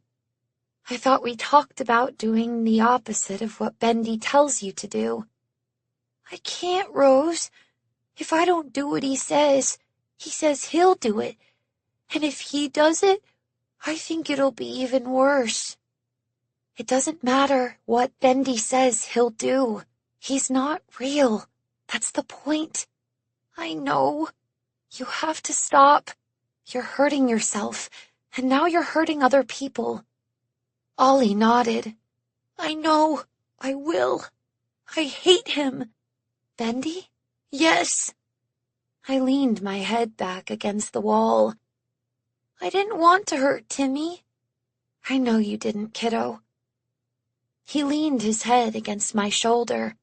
I won't let Bendy hurt anyone ever again, he said. Is that why you did this? I held up the Bendy torso. I could feel Ollie nod against my shoulder. Well, that's a nice gesture. But even nicer is for you to just ignore him, okay? Just pretend he doesn't exist. Because he doesn't, said Ollie. I leaned my head against his. Because he doesn't. 26. Friday was more of the same stress and insanity at the studio. Joey kept changing the script for the show, and there were these uncomfortably long periods where we all just waited for him as he rewrote the scene over and over at the desk on the set. There was nothing we could do or say to convince him to get back to rehearsal, and if anyone dared speak up, he'd yell at them for not knocking before coming into his office. I could sense the whole crew was on tenterhooks, just like me. So, when I was able to, I slipped out and got donuts for everyone. It's all I could think of doing. But otherwise, we finished on time, and miraculously, we had made it to the weekend. Saturday was an overcast day. Not too cold, and the kids in the neighborhood were trying to build a fort in the street. Ollie wasn't with them. He watched them instead from his window, the one Father had carefully nailed shut, just in case. We didn't need a repeat of last Sunday. He looked so low as I peeked into his room, his chin on the sill, staring out at the street. But I didn't think he wanted to play with them, even if he hadn't been grounded. I think he was scared and confused. You want to play a board game? I asked softly, but he just shook his head. I didn't do much that day. I helped out around the house, did some dusting, but my stomach was in knots the whole day, and I could hardly eat come meal times. I still hadn't planned what I was going to say to my parents about why I needed to go out this evening. Something about meeting up with friends to watch the show, but I hadn't fully figured it out yet. Both Mother and Father looked so tired, I wasn't sure whether or not they'd even care that much. Perhaps me out of the house would be helpful, one less thing to worry about. I helped Mother make an early dinner for all of us, and then excused myself after only a few bites. The clock was ticking, and my body was buzzing, and I could barely keep anything down at this point. I went into my room and lay on my bed. I closed my eyes. How would we do this? I had no idea what the plan actually was, aside from some nebulous idea of destroy. I had to hold fast to the hope that Dot at least had some kind of idea about what to do. She seemed the most ready and the most competent of the three of us. I rolled onto my side and reached for the illusion of living sitting on my bedside table. Rolling back onto my back, I opened it. It fell open to the chapter about Joey somehow being a part of a murder mystery, and I thought to myself, how ridiculous he was. I marveled how one could go so quickly from pure admiration of someone to utter disdain. 3 weeks was all it had taken. I wondered about the people who had worked for him in his studio. He hadn't been crazy then. That might have helped. And more people worked there than on his show, so they probably had far less one-on-one time with him. And maybe it was the studio closing down in the first place that had caused him to be this way. But as I flipped through the book, I thought, that couldn't be the case. This was a man who always had blinders on, could only see from his point of view. His version of reality was sorely distorted, which is what allowed him to utterly push the concept of reality aside, it seemed. There was a blood-curdling scream from downstairs. "Mother!" I threw down the book and was up in a flash, charging down the stairs and into the kitchen. It was my turn to scream, as Father quickly pushed me back several steps and turned so that he was standing in front of me, protecting me. I put my hand to my mouth. Mother was cornered against the fridge, a deep gash in her arm, her dress torn and bloody. She was shaking all over, not crying, but I could see she was in terrible shock and pain. And standing there, his back to us, was Ollie in front of her, with one of the butcher knives. "Ollie!" yelled Father. Ollie whirled around to face us. His face was red and utterly rage-filled. He stared at us, and then lashed out. Father pushed me behind him again, even as I tried to rush forward, keeping me at bay as Ollie swiped at the air furiously with the knife. "Stay away from them!" Ollie cried out. Father held me back with one hand as he reached out for his son with the other. "It's okay, son." Ollie sliced the air with the knife, nicking the palm of Father's hand.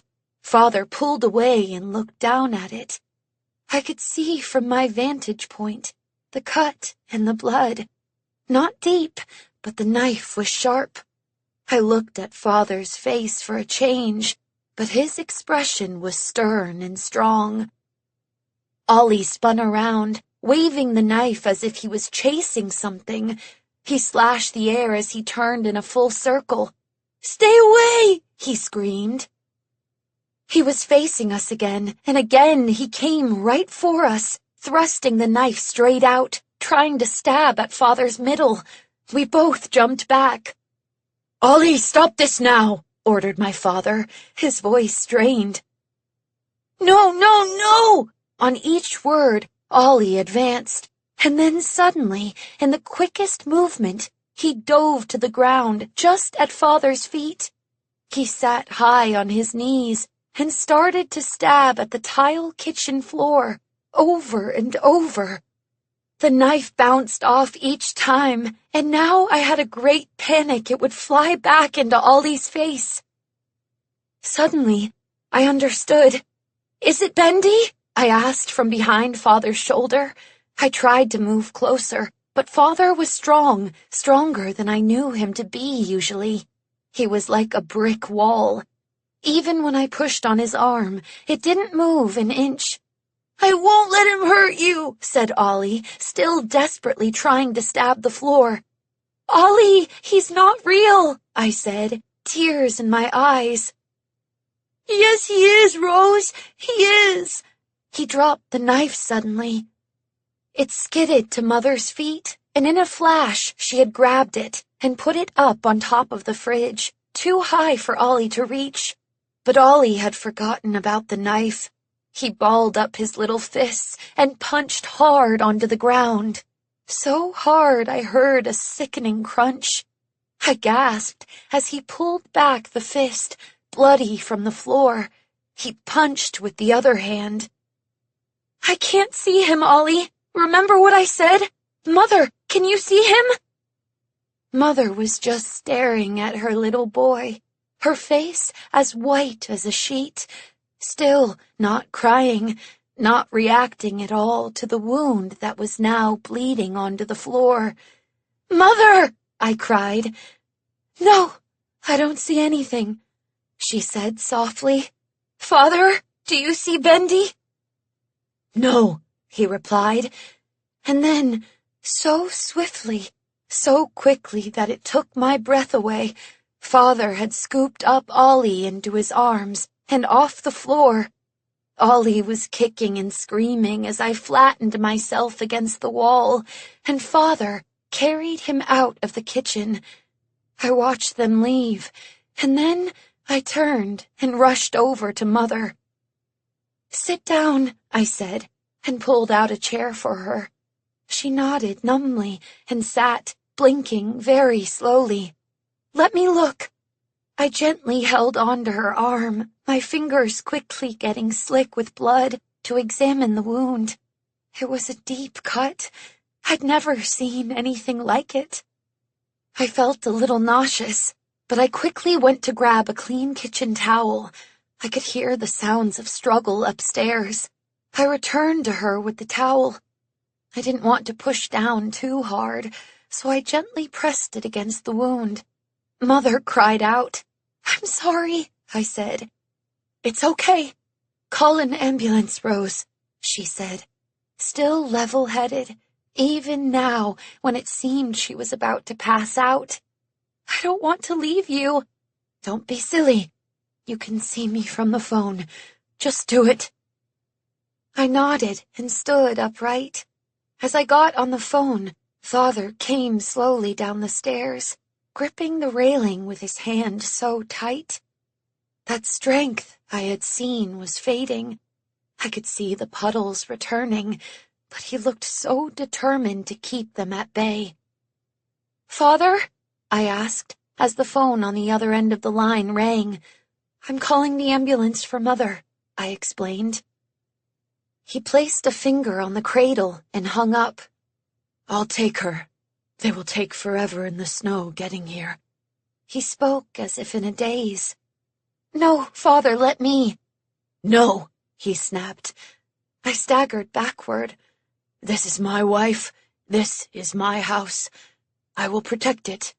I can protect it. You need to hide all the cutlery, anything that might hurt him or anyone else. He's locked in his room. Protect your brother, Rose. I didn't agree with any of this. I didn't think Father could handle taking Mother to the hospital, but I also didn't know how to fight him. I'd never seen him like this before. Severe, angry, determined. So I let him. I let him take her, and I stayed behind. When they were gone, I walked carefully and slowly upstairs to Ollie's room. I knocked on the door. Ollie? I asked quietly. Rose? He said back. I put my ear to the door. Let me out, please. He was right there suddenly, right on the other side of the door. I placed my hand to it. Hey, kiddo, are you okay? Please, he pleaded. He was crying. I could hear it in his voice. It was desperate and scared. I can't, kiddo. I'm so sorry. Rose, please. He's in here with me. I felt the wave of fear wash over me. It was ice cold. He's not real. Just remember that. He's not real. He's going to hurt you, Rose. I closed my eyes and took in a deep breath. I opened them again. He's not real. There was silence. It was too long, too quiet. I pressed my ear hard against the door to hear something, Anything. Him walking across the floor, him breathing, anything. A whisper suddenly. "He's going to hurt you." I pulled myself away from the door in a cold sweat. I wanted to hold him so badly, but I was also petrified to the bone. I didn't dare unlock it and go inside. I knew I wasn't strong enough to catch him if he tried to run away. I placed my hand against the door and quietly said, "I'm sorry." Then I backed away, tears forming in my eyes. No, I didn't have time to wallow or feel sorry for myself. I set to work instead. I removed all the knives and the fire poker, and the forks as well even, and I put them all out back in the alley. I didn't care if someone mistook it all for trash and stole it. Let them take it, let them. I came back inside, but it still didn't feel good enough. So I took the iron. I took books off the shelf. I took the drinking glasses, because if they broke into pieces... I took the little statuettes Mother collected, and I took the candle holders. I took everything outside, and I kept taking more and more, until the house was quite empty. And then I started to clean up the blood pooling where Mother had stood, the blood that had dripped along the hallway from Father's hand, the blood in the middle of the kitchen where Ollie had attacked the floor. I cleaned it all until my hands were red and raw. And then I cleaned some more. I couldn't stop scrubbing. I just kept going in little circles over and over. I had to get it all clean. And it just wasn't getting clean. Why couldn't I get it clean? Suddenly, I stopped. I looked up. What time was it? In all the chaos and madness, I had completely forgot about the ink machine. 6:30. I stood up in another wave of panic. I had the keys. I had to be there. I couldn't abandon them. This might be our only chance. Or even if we had another, who knew what would happen after the show aired tonight with the latest pass the film had made through the ink? But I also couldn't leave Ollie alone. I was stuck. I was completely stuck. I flew out of the kitchen and out the front door into the snow. I ran up the steps to the Martin house and banged hard on their door. "My heavens, Rose, are you okay?" "I am, yes," I said, but of course I was freezing, so I was shaking like crazy. Come in, said Mrs. Martin. "No, I can't. Can you come over and watch Ollie?" I asked. "What's happened?" She stepped out onto the stoop to join me, wrapping her arms around her torso. "Mother has had an accident. She's okay," I added when Mrs. Martin gasped, though of course I didn't actually know if that was true. Father had to take her to the hospital, but I have to go to work, and there are people depending on me. Mrs. Martin nodded. "Of course. I'll stay until your parents get back." "Thank you so much," I replied. I could cry from the relief. "I'll just get my sewing, be over in a jiff," she said. I nodded and ran back to our house. I grabbed all my things, and then, standing in the foyer, took stock of the house. It looked absurd, cleared of all the little odds and ends, cleared of everything except one object. My eyes fell on the glasses sitting on top of the television.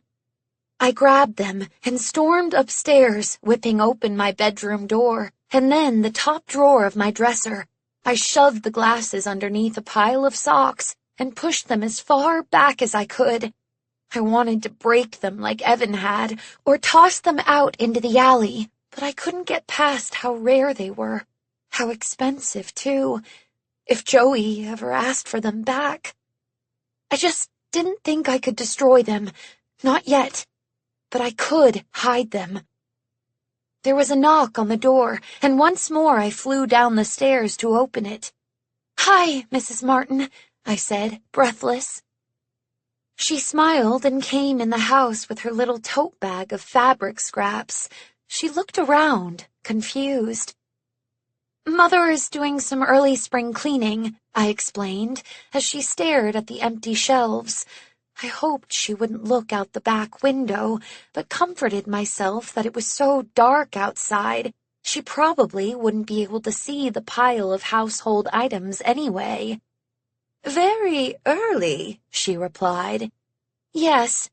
Okay, so Ollie is grounded in his room, so he should be pretty easy, really," I said. "Of course. Rose, are you sure you're okay?" She looked genuinely concerned. "I am. I just need to go, and it's been scary with Mother. I didn't know what to do, so thank you." "It's no bother," replied Mrs. Martin, sitting herself down in Father's chair. "Oh, the television, I had forgot." "Yes, don't watch it," I said. She looked at me, a little affronted. "Oh, it's just Father is trying to save on electricity." "Well, I wasn't planning to anyway. I don't love television. I find it all a little boring." I didn't know what to say to that. I wished I could find it boring right about now. "You go on now, Rose. Don't you worry about us." I nodded and went back out into the foyer to grab my coat. After I put it on, I stopped and looked up the stairs. I wanted so badly for him to be okay. Maybe I shouldn't leave. But no, this was the best thing I could do for him. Destroying that machine once and for all. It was the only solution. "Okay, I'm off. Thank you, Mrs. Martin," I called out. Then I slipped out through the door and into the cold, dark night. 27. We met in the dank alley beside the diner in the freezing cold, a trio of not very intimidating individuals, determined, but also visibly nervous. Hardly an inspiring group. Archie looked even more sickly than usual, if that was possible, and I had never noticed just how small Dot really was. Then there was me, the girl with all the trauma, who had just seen her mother bleeding onto the kitchen tiles, and her brother having some kind of psychotic break. The girl who just went along to get along. The girl who was losing her mind. "Do you have the keys?" asked Dot, blowing warm air into her hands and rubbing them together. The girl with the keys. "I do." Archie stared at me from behind those glasses. I couldn't read his expression at all. "We should do it," he said. Dot pulled up the sleeve of her coat and looked at her watch. "It's almost 8. I think we should. Rose?" We were all scared. I knew that. And somehow I had become the decision-maker. But it was only right. It was my idea to do it during the show, and I was the only one who knew where the ink machine was in the building. And yet, I felt quite the opposite of a leader in the moment.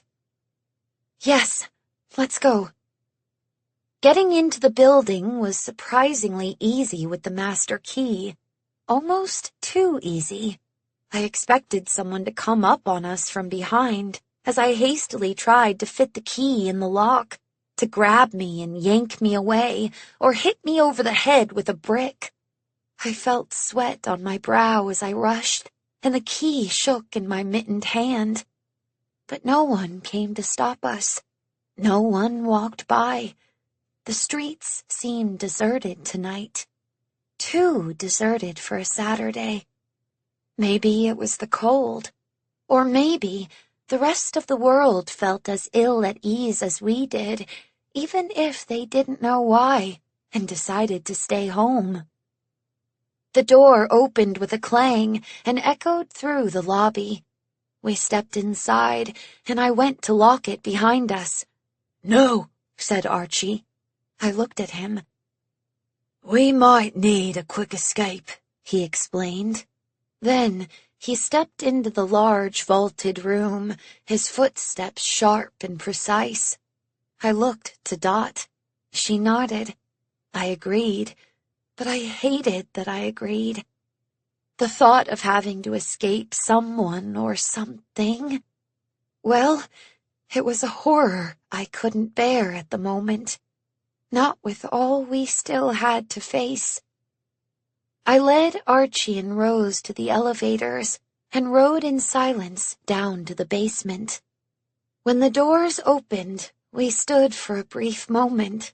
Then I said, "This way," and I led them along the cold cement hallway. I felt a chill when we arrived at the door. I remembered Joey's prank, the terrifying darkness, and the hand around my ankle. I knew it was just my mind playing tricks on me again, but I still feared what was on the other side. "Did you hear that?" asked Dot in a whisper. She had placed her ear to the door immediately upon our arrival, and was now furrowing her eyebrows in deep concentration. "What?" I asked. "I heard a bang." She listened closely, squinting. "I don't know.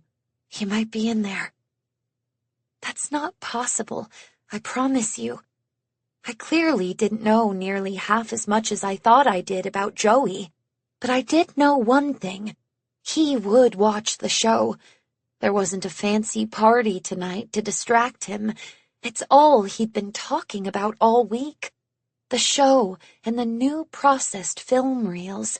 All week. Of course, there was the potential that something else was making noise behind that door. But again, I had to insist, for my own sanity, that something else had been entirely of my own mind's invention. "It's getting late," said Archie. He was right. We didn't have the time to stand outside doors and wonder what was on the other side. Either we did this, or we didn't. Dot pulled herself away from the door and nodded. And I unlocked it. I took in a deep breath. There is no monster, I told myself. Then I opened the door quickly and stood there, shocked. All the lights were on, and as we stared down to the far side of the giant room, I could see a figure at the other end, by the machine. "Joey Drew," said Archie softly. "No, I don't think so," I replied. We stepped inside and watched as the figure attacked the machine with something metal, something that made a loud clang that filled the empty space. "Evan?" I called out. The figure stopped, froze mid-swing, and turned to look at us. "It's Evan! Oh my goodness, this is a good thing," I said. My heart swelled, and without taking a moment, I dashed down the steps and raced across the room. There he stood, a large pipe held up high in his hand, not moving, utterly stunned. He just stared at me as I made my way over to him. I didn't blame him.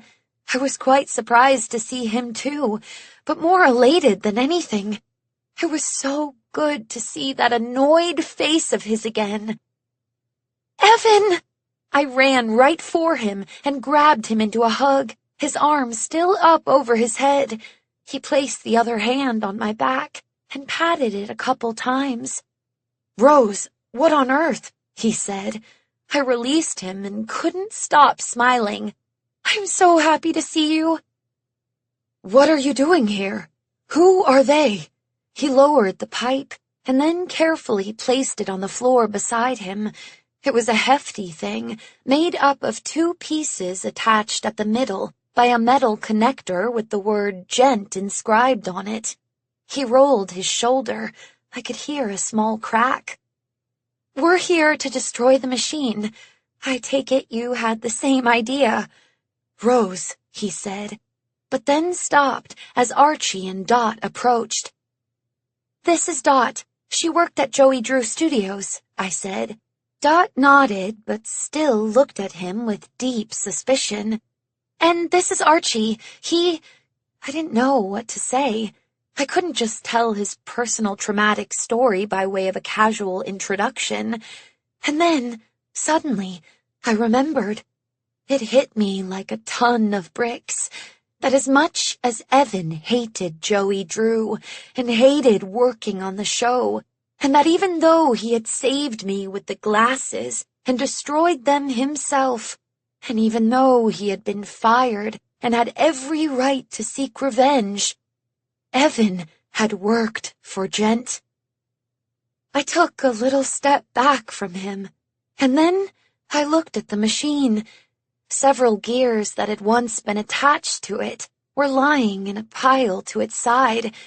The pipe that Evan had been holding, that now lay on the ground, seemed to have come from somewhere inside. He was taking the machine apart, that was certain, but he was doing it awfully neat and tidy-like. "Evan, what are you doing?" I asked. He just stared at me. I'd never seen him at a loss for words before. "I don't think he's here to destroy it, Rose," said Dot quietly. "No, I'm not," he replied, finally finding his voice. He kept looking at me in a way I just didn't understand, like I was meant to read his mind or something. "I'm stealing it." "We can't let you do that," said Dot. Her voice was stronger now, commanding. Finally, he looked at her. "Who are you?" "I told you who she was," I said quietly. "Look," said Evan, turning back to me. "It's simple. Joey Drew has lost his mind, and he is woefully misusing this machine. It's Gent property. I'm taking it back." "You don't work for Gent anymore, though," I said. "You worked for Gent?" said Archie. His voice was hard now, not at all the quiet, timid one I had gotten used to. "I can get the place back up and running. I can do it, Rose. Forget Joey Drew. Forget all this cartoon nonsense. Do you not understand what he's done? He's created this world, this whole other world. The glasses, they pull your mind in. It's unlike anything anyone has ever done. And yet, all he cares about are the stupid cartoons. He doesn't deserve this technology, but I know what it can do. I can bring Gent back." "No," said Dot. "That can't happen." Evan turned to her. "Try to stop me." And then Archie bashed him over the head with the Gent pipe. Evan fell hard to the ground in a heap. I gasped and bent over quickly to see if he was still breathing. He was, thank goodness, and I stared at his unconscious face, his body twisted awkwardly on the ground, like in my vision, except not. Blood pooled out from under him, and I quickly took off my scarf to wrap it around the gash on his head. So much blood tonight. So much blood. It was unbearable. I wanted to scream out, but I also knew that Archie was just trying to do the right thing, even if it was, oh, so wrong. Meanwhile, Dot and Archie were working quickly behind me. I heard them drag the parts of the machine Evan had already collected and move them to the side. Then a loud clang and another and another. I looked up at Archie bashing the Gent pipe against the machine over and over again. I didn't think this would break it. It didn't even seem to make a dent, but Archie needed to take out his anger on something, and it was better the machine than another human head. Dot was on the ground working with a wrench left behind by Evan, following his plan and taking the machine apart piece by piece. "We need to take it all with us," We need to make sure that all the parts are thrown away where they can never find them. She was so focused and so determined, and still I sat there with Evan. I looked at him again. I was clearly in a daze. The world around me seemed to dim. Was I about to pass out? Possibly. The strain of the day was maybe just a little too much. But I didn't feel lightheaded. That was the weird part. I felt sad, and I felt scared.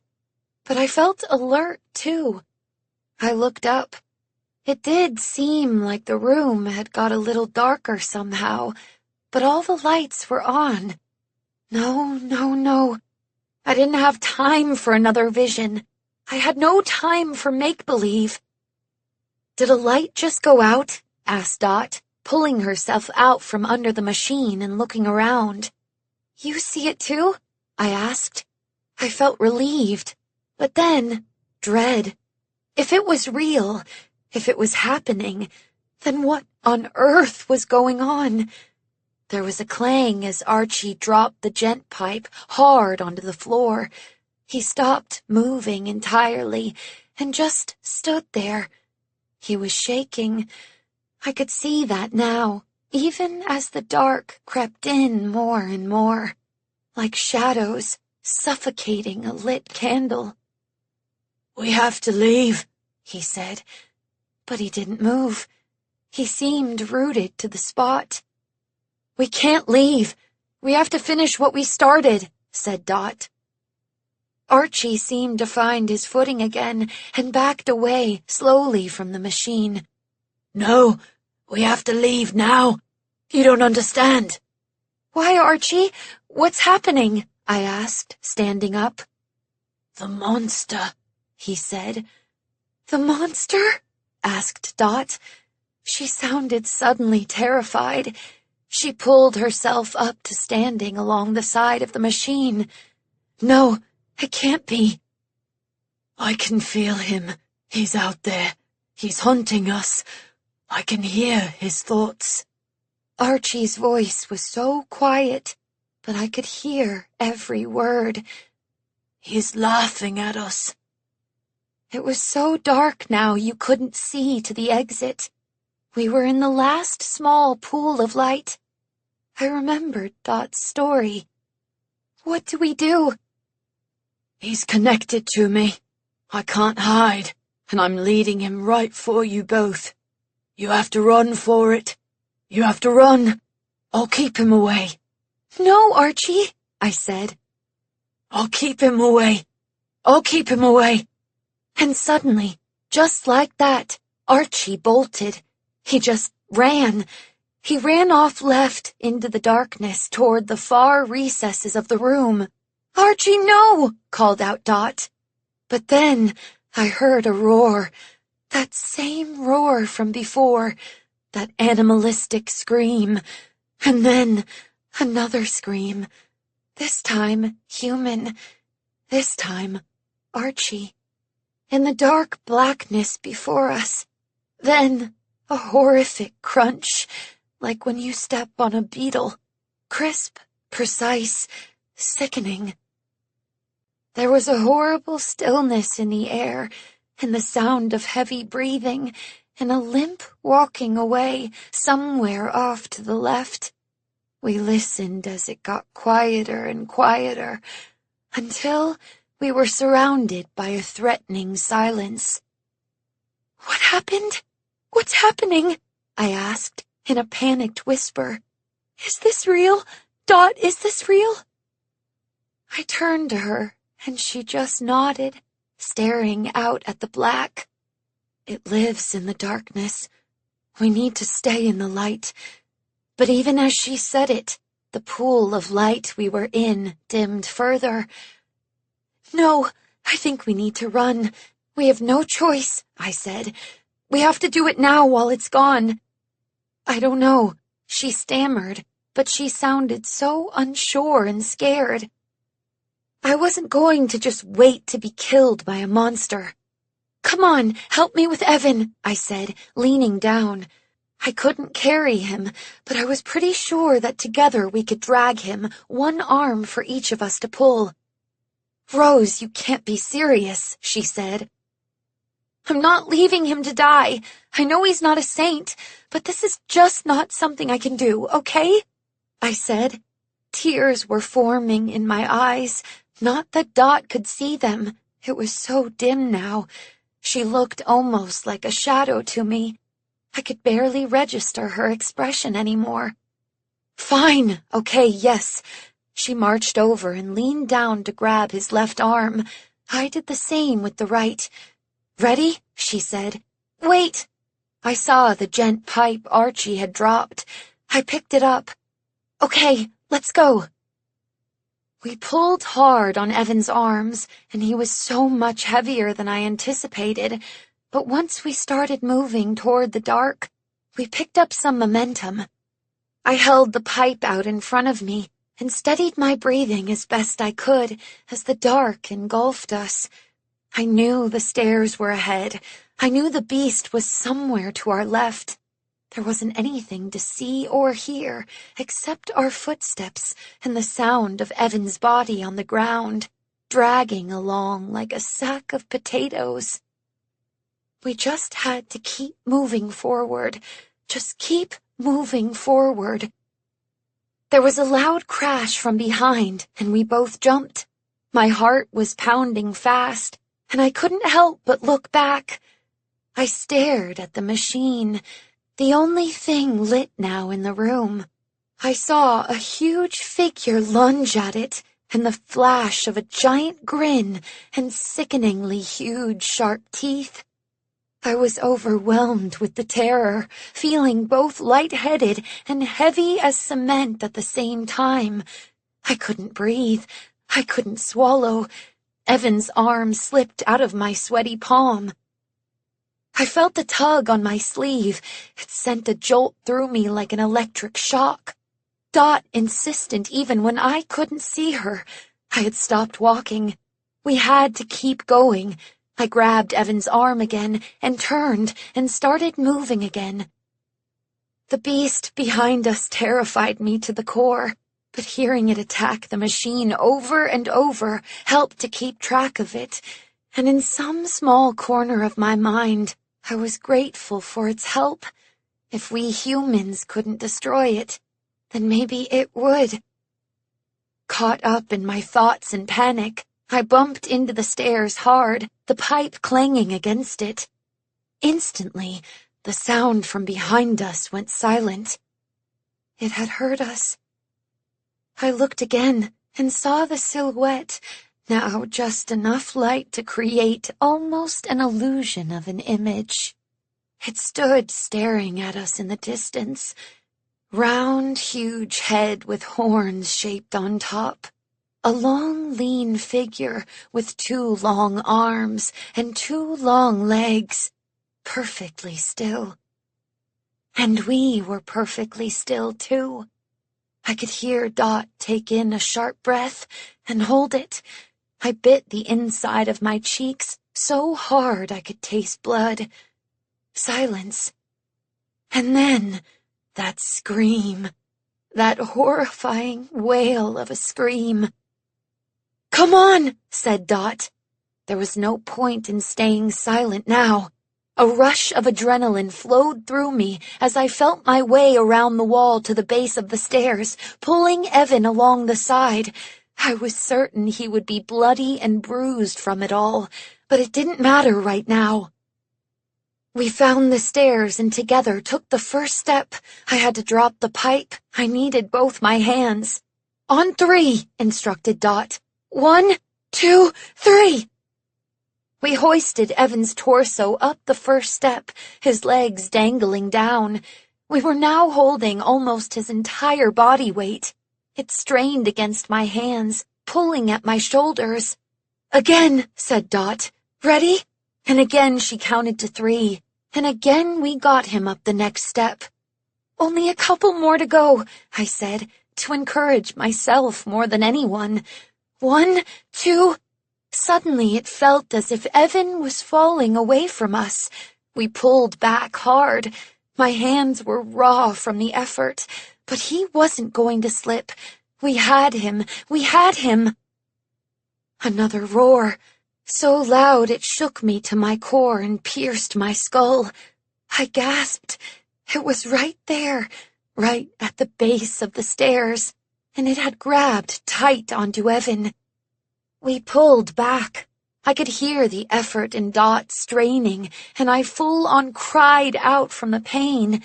We were playing tug-of-war with Evan's body, and I feared it would rip in two. "Stop," he said suddenly, so quietly I almost missed it in the chaos. "Evan, thank goodness you're awake." "Stop, Rose. Please, save yourselves." His voice was strange. There was a gurgling in his throat. I didn't know if it was saliva, bile, or blood, but it sent terror down into my very marrow. "Evan, no," I said.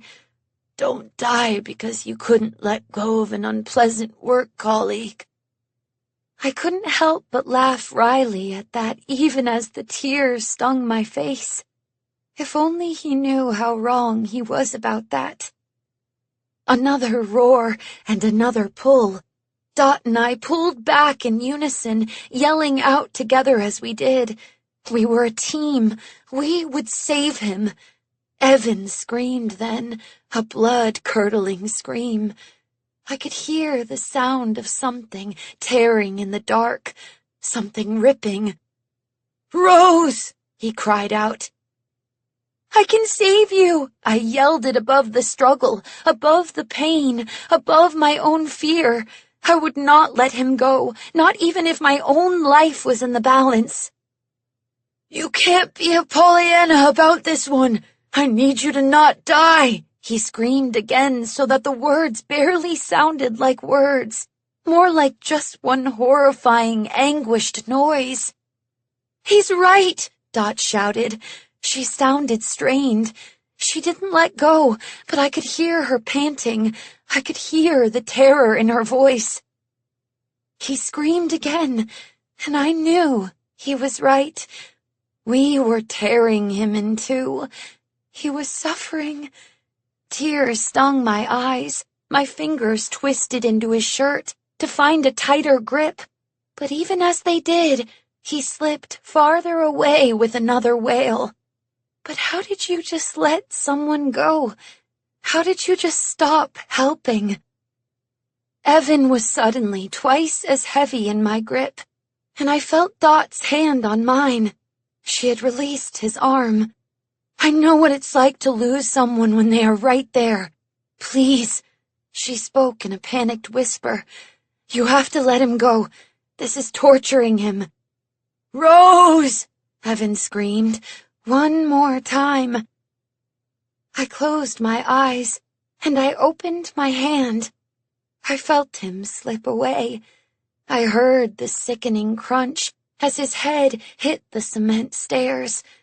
The tears streamed down my face as I opened my eyes again to the ever-present darkness. Evan stopped making any sound. There were no more screams of pain or strained breathing. Even as the monster dragged him away from us somewhere deeper into the dark, all I could hear was his silence, a kind of silence I had never heard before. And I felt a hollow emptiness inside me, unlike anything I had ever felt before. A space of such grief and sadness, I thought I might die. "Come on," said Dot, touching my shoulder. "I can't," I said in shaky sobs, but somehow she found my hand and she pulled me up toward the exit. And somehow I managed to follow her, stumbling as I went, but I followed. We burst out into the hallway, into what felt like an unbearable brightness. Dot grabbed the keys from my pocket as I lay there on the cold floor. I started to sob uncontrollably, just crying as if I had never cried before in my entire life, when I had cried more than ever during the last few weeks. Once she locked the door, she was at my side. "It's okay," she said. "It's not okay." I could barely say the words. I heaved them out of me, along with another sob. "I know," she said. "I know it's not. I'm so sorry." "He wasn't evil, you know," I said. "Just because he wasn't good didn't make him evil. He saved me." "I know," Dot repeated. "He knew how dangerous the glasses were. He would have been convinced how bad Gent was in time. I know it." "I know." But I didn't think she believed me. I didn't know what she thought. We stayed there for a moment, a long moment, me on the floor, curled on my side, her a gentle hand on my shoulder. I couldn't speak. I couldn't think. I just stared down the long, narrow cement hallway. And then, slowly, after several minutes of stillness had passed, the tears started to slow. My breathing started to even out. My mind was clearer, even though the fog remained. "Do you think the machine is destroyed?" I asked quietly, finally looking up at her. She looked so tired and worn thin. "I don't know. I think strangely, the monster helped the most, but I don't think it's gone forever." She sighed and closed her eyes. "I don't know if there's any way to stop it. Maybe it's all just too late. Maybe there's no getting the ink back into the pen." I pushed myself onto my elbows. I felt so heavy, like my body was made of clay. "No, it has to be. Archie's sacrifice can't have been in vain," I said. The pang in my middle, the guilt, the grief. Poor Archie. Poor Archie. We looked at each other. I don't know what Dot thought of me, if she saw some child who didn't understand. But I had to convince her, I had to convince myself, that it had been worth all this. "It'll definitely put a wrench in the works for him for next week," I said. I sent the words over to her to try to cheer her, even in this bleak moment.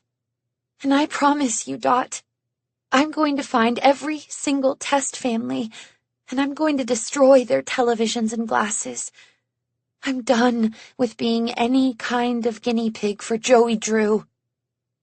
Dot was quiet for a moment as I wiped the tears off my face with determination. "I don't know you very well, but I think you're very impressive," she said quietly. I shook my head. "No, I'm not. I've just always been the girl who does what needs to get done, no matter what." I reached out for her hand, and she grabbed mine tight. "And I am very done with all of this." 28. I returned home in a daze. The salt of tears still caked to my face, eyes swollen and nose red. Every step of the journey was like a waking nightmare. I just needed to be home, with my family, to hold Ollie. I didn't care if he was swept up in any kind of madness. I would nurse him back to health if it was the last thing I did. I climbed up the stairs and went to open the door, but it was flung open before I could touch it. Mrs. Martin stared at me wildly, holding her tote bag. "Rose!" she said in surprise. "What's going on?" I replied. I'm sorry." She dashed out past me, her voice caught in her throat. I watched her race up her own steps and escape into her home. I slowly walked across the dark threshold of my own. "Hello?" I called out. "Rose." Father turned the corner, pale as a ghost. He clutched at my hand and drew me inside, slamming the door behind me. "What is it? How's Mother?" I could barely get the words out. They stuck and clawed at the inside of my throat. "She's fine. She's still in the hospital. She lost a lot of blood, so they are keeping her overnight. I came home for some of her things. Rose, it's Ollie." I could hardly breathe. He pulled me along the foyer into the living room. The television was on, static on the screen, and a soft white noise, quiet and not full volume, but present. And there he was, just sitting there. Ollie watching the television, wearing the glasses. No, this was a vision. This wasn't real. This was all in my mind, my worst nightmare realized. And yet, I approached him carefully with Father standing behind me. I reached out with a shaking hand and touched his shoulder. He was there. He was real. "Mrs. Martin said she felt sorry for him." Father's voice sounded far away. "She said he promised he would only watch the Joey Drew show and then go back to bed. He was scared about his mother." I told her not to turn on the television. I backed away. "This can't be happening," I said, my breath quickening. I turned on my heel and quickly ran upstairs and was greeted by the sight of my door, wide open. No. I stared inside. It was a mess, sheets on the floor, clothes everywhere. My drawers pulled out, dangling precariously as far out as they could go. I charged back down the stairs. I couldn't stop myself. I was barely in control. I bolted into the living room, past Father, and tore the glasses off Ollie's face. "Ollie!" I shouted. "Ollie!" I crouched down and grabbed him by the shoulders and shook. "Ollie, snap out of it!" I shook harder. Nothing. No reaction. He didn't turn his head. He didn't acknowledge me. He didn't blink. Why wasn't he blinking? I was in a full-on panic now, tears streaming down my face. I had no idea what to do. I pulled him in close to me. It was like he was a dead weight. Alive somehow, but not here, like in some kind of a coma, except not asleep. Like he was in a waking nightmare. Everything Evan said came flooding back to me now. Was my little brother trapped in that world? That wasn't possible. And yet, why shouldn't I trust him? I remembered how he'd whipped the glasses off my face at the party, destroyed them underfoot. I carefully laid Ollie on the ground on his side. He stared still, his eyes hollow and lifeless, even as they stayed perfectly open. I touched his hair for a moment, and then I turned and reached for the glasses. I picked them up. "We need to take him to the hospital," said Father. Father, I had forgotten he was even here. "No, that won't help him," I replied. "Rose, we need to do something. I don't think I have the strength." He stopped talking, just faded away. I looked at the television. It was just static. No Bendy, no studio. It didn't make any sense. The show had finished ages ago, but still, he had been watching. Watching nothing? No, I had to stop thinking like that. Right now, sense was the least sensible thing, so I put the glasses on and looked at the static. I was standing on the set again. I was right where I had been 2 weeks ago when I had tried the glasses. I took them off. Again, just static. Just a television with whirling white in a dark room with empty shelves. If I put these back on, I risked long-term damage to my mind. I knew it, but I felt deep down in the fiber of my being that the only way I could pull Ollie out of this deranged coma was to go into the parallel world and find a way to shut it down or something. Something to break whatever connection he had to it, whatever was holding him hostage. I had to go into the puddles. I had to rescue Ollie. 29. I don't understand, said Father. I had tried to explain it all to him as quickly as possible. I needed someone else to know, in case I never came back. In case we both ended up trapped somewhere between the real world and the not. It's unbelievable, but it's true. You know better than anyone how the mind can warp our perception of things. I do. He was sitting in his chair, hunched over, staring at Ollie lying on the carpet, a frozen statue. He's trapped in there, but I think I can get him out, just like I've done with you in the past, when you've disappeared. No, it's not the same. You know it's not the same, he said. I can do it. I can. Father shook his head, and then he reached out a hand to me. Rose, you've always been so optimistic. I took his hand. It was cold. I know, but I believe I can do this. I know a lot now. I'm an expert.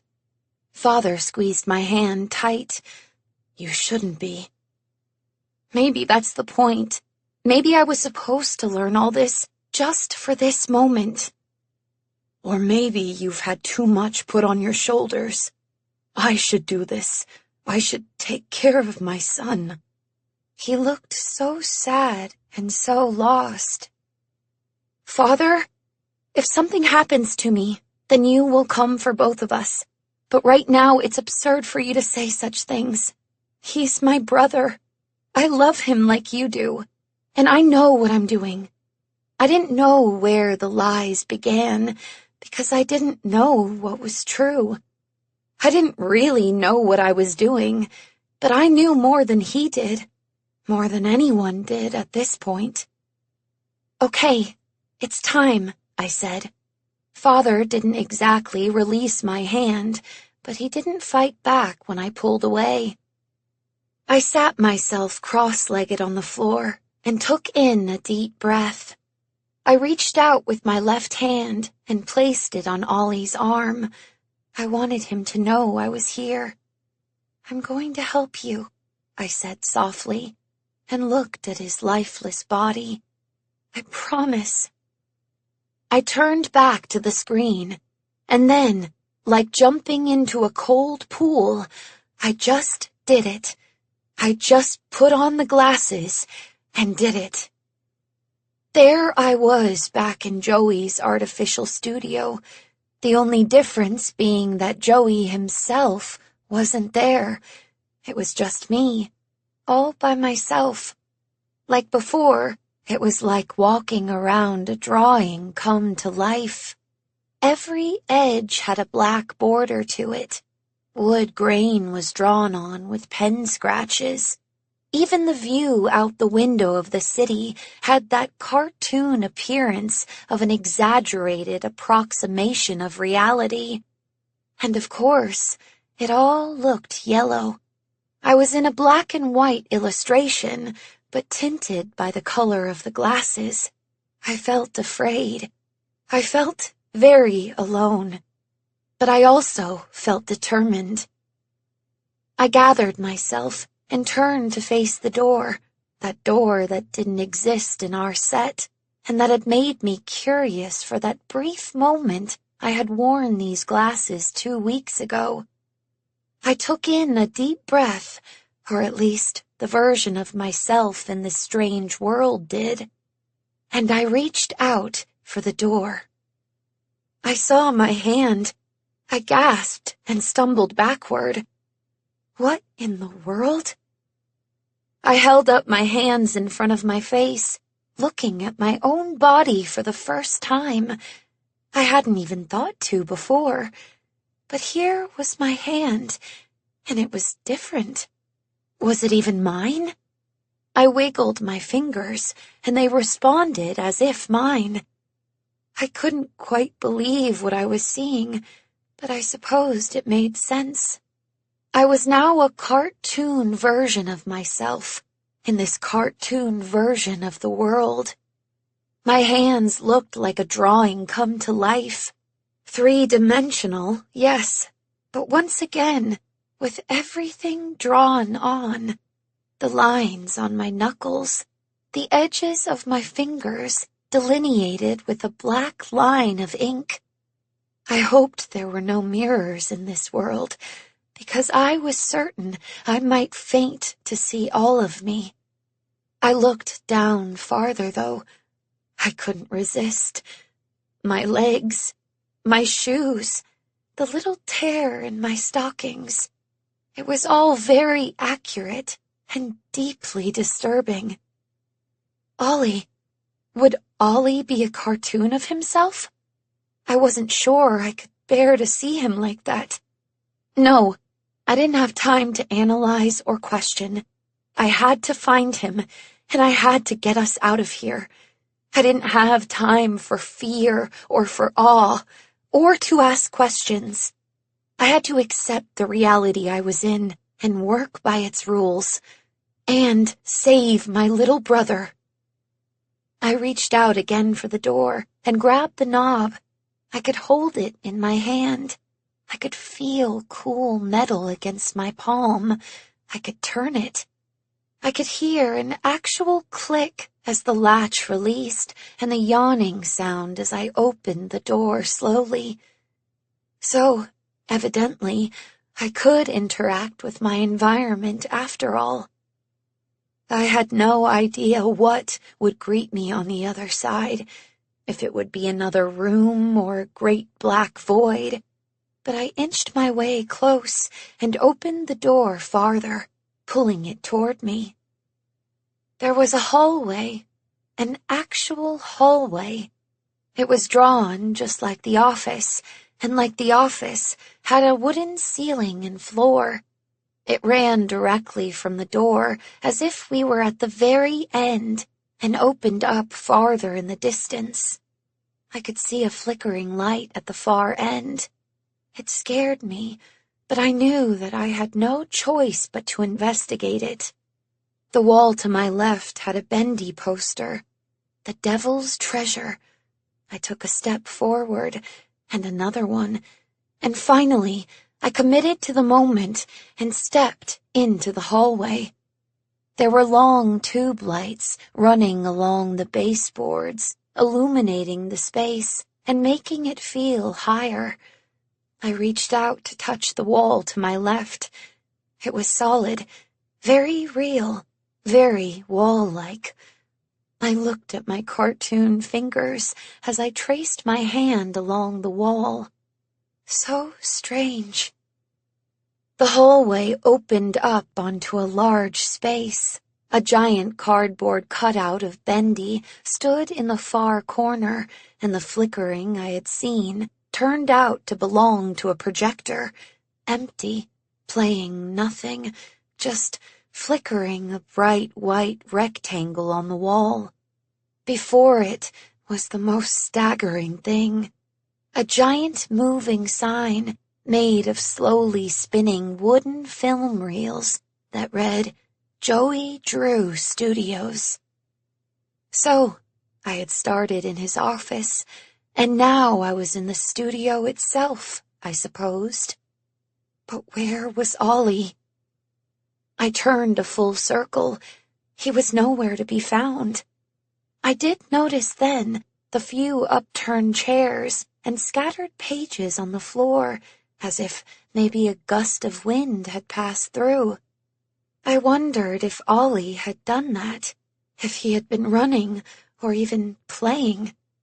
He was known to knock things over once in a while when he was full of energy, but the mess was significant, far more damage than I thought he alone could make.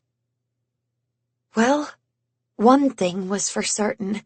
He wasn't in this room. There was another hallway off the room on the other side, so that was where I went.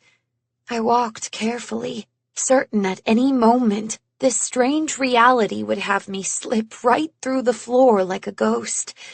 I had never paid more attention to my feet, taking each step, heel, toe, heel, toe. I reached the entrance to the hall and stood, staring, not sure what to do now. It fell away into a black void and only continued about 20 feet across. I could see more floor and more walls and even posters on the walls. But for those 20 feet, it was pure black, like an unfinished picture. I looked back over my shoulder, but all that lay behind me was the room and the hallway back to Joey's office. This was the only way forward. I turned and crouched. I reached out to touch the black on the ground. After all, none of this was real, so even considering the lack of floor, possibly there was one. My hand dipped into something wet and thick. I pulled it back, and it was covered in black ooze. I looked closer. No, ink. Black ink. Like the smudge on my face, on my ankle, on my finger. I got down on my stomach to look flat across the wet and could now see glints of light reflected in it.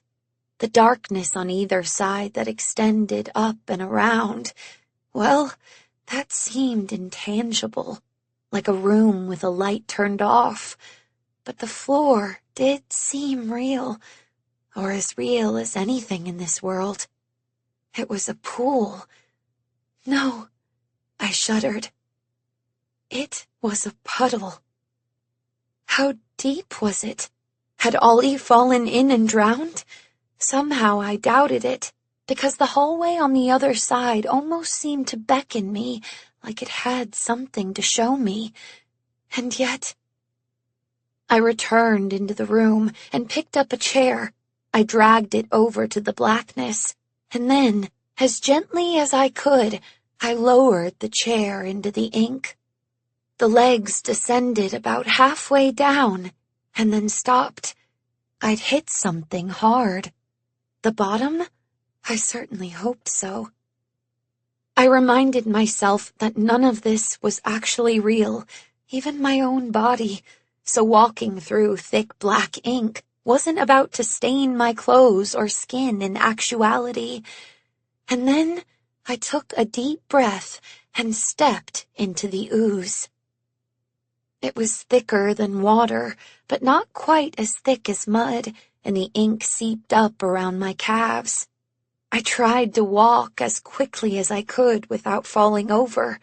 I didn't think I'd get stuck in here, but I wondered what might happen if I did. If I drowned, would I wake up at home in my living room? Or would that be it? Could you die in here? I wasn't about to test the theory. "What was that?" I said out loud as something brushed by my ankle. My voice echoed into the black void. My heart started racing fast. It hadn't occurred to me that there might be something in the ink, creatures swimming about like in a muddy pond. I looked over my shoulder. I was halfway there. It made no sense to turn around, so I continued, picking up my pace. There it was again, another brush along the other side. I told myself to think of it as a little fish, or guppies even, an innocent creature trapped down here just like I was, just like Ollie was. I took another step and another. The ink around me rippled with each movement. out into the endless black on each side. I was almost there as another something brushed against my leg. I picked up speed. I wasn't running, but I was splashing through the ink now, droplets rising up and hitting my blouse. I could feel some on my face. I was there. I stepped onto the wooden floor with a great relief and looked down at my ink-black feet now. They shone in the light, the wet reflecting back that yellow light, that yellow everything. Suddenly, there was a hand wrapped around my ankle. I saw it for just a brief second before my leg was pulled out from under me and I fell hard, my chin knocking into the wooden floor and my teeth crashing together, sending a sharp pain up through my head. An inky hand, a hand made of ink. It was pulling me backward. I had a vision then of Archie pulling me back from the edge of the subway platform. But this was quite literally the opposite situation. I kicked back with my other leg and squirmed, flailing, and managed to turn myself over onto my back. I screamed. There was a figure there, a gaunt, inky figure. It was half out of the black pool, reaching and pulling for me. It was dripping black with glowing yellow eyes, hollow in the same way as Archie's, but I could see a deep anger in the burning brightness. It hated me. It held my leg fast, tight in its grip. It reached out with its other arm, clawing at me, dragging me along the floor back toward the puddle. I kicked at it, batting away its arm, but it kept coming for me. I screamed as it yanked on my leg hard, and I kicked at the same time, managing to get the corner of what appeared to be its head. It cried out, an otherworldly sound, both animal and human, and then immediately it started clawing at me again. That was it. The head. I had to take a risk. I had to let it pull me close. I stopped fighting back, and I flew across the floor into the puddle, the wet rising up my neck. I pressed my lips together hard as the ink splashed onto my face. I wasn't going to swallow that toxic goop. And then I sat up and punched the thing in the face. I'd never punched anyone before in my life, but I did it, just like in the movies. I punched it with everything I could give it from my position. It released its grip, and I scrambled to standing, and just as it launched for me again, I kicked it in the head. Another howl, and it raised its hands to hold its head, shutting its eyes in pain. I kicked it again, and again. I felt an incredible energy rushing through me, and the more I kicked, the more I felt it. It wailed and flailed, the bottom half of its body submerged in the ink, its torso twisting about. I gave it another kick, right to the side where its temple would be, and it fell hard into the ink, sinking below the surface, as if it had never been. I turned and ran. I ran as fast as I could out of the ooze it had dragged me back into, and when I hit the wooden floor, I ran even faster. I didn't turn around. I didn't stop running. I kept on down the hall, and when it turned, I went with it. And when it suddenly ended in a black void, I took in a deep breath and ran right into that ink again. Except it wasn't ink. It was a void, like the edge of a picture. I flailed in the air as I fell down, my skirt rising, my hair in my face. Then I landed hard on my back, onto another wooden floor. My head bounced up and then slammed into the ground. My whole body cried out in pain. I lay there for a moment, winded, trying to catch my breath, my legs twisted beneath me. I stared up at the blackness above me, like a starless night sky. Everything hurt, and I feared my body was broken. I saw myself as if from above. I saw a twisted, mangled body at the bottom of an elevator shaft. Was I paralyzed? Was I dead? I wondered then. I raised my hand to my face to remove the glasses, but no, I couldn't seem to do that. I swiped at my ear, but grabbing the arms of the glasses seemed out of reach for me. I wasn't surprised by this. If I could do that, then Ollie could as well, and none of this would be happening. Whatever the rules were, it felt like the only place I had control over the glasses would be in Joey Drew's office, my only connection to the real world. I dropped my arm to my side. My breathing was more regular now, and I tried to wiggle my toes. They moved.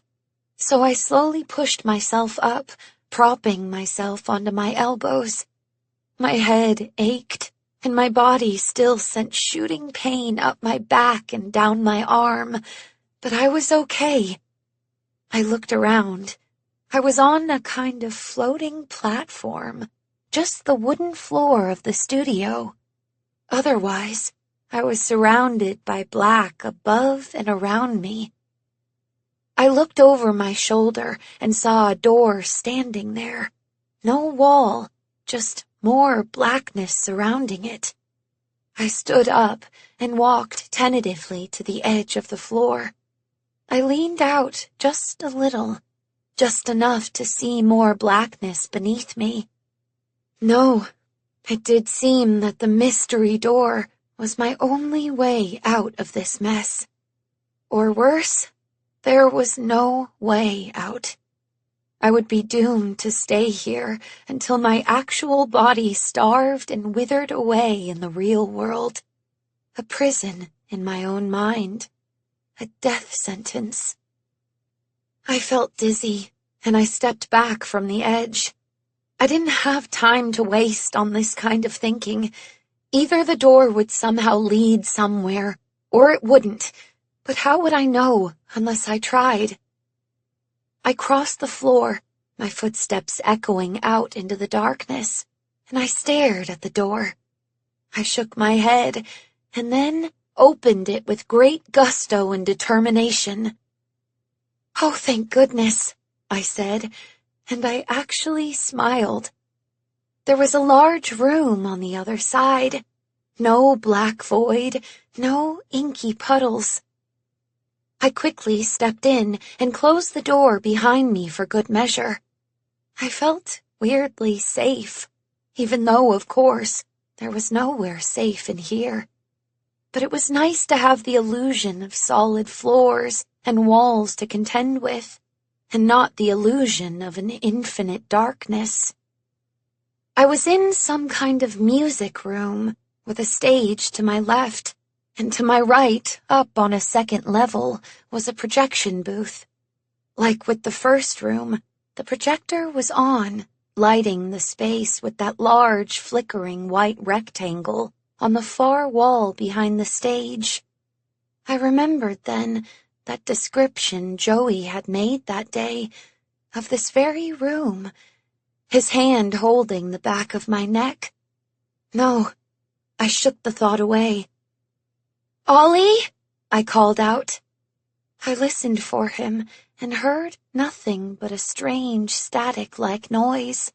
I turned around and looked into the shadows, and then saw a record player in the corner spinning a record around and around. I walked over to it, and habit, I suppose, had me place the needle down. A little friendly tune started to play, something possibly Bendy and his friends had danced to.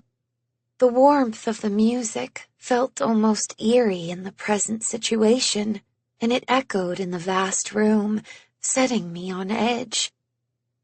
Suddenly, I was bathed in a bright light. I could see my shadow on the wall, a sharply defined black silhouette, and the record player itself was so well lit I could see each single groove on the disc. I turned and held my hand up to shade my eyes.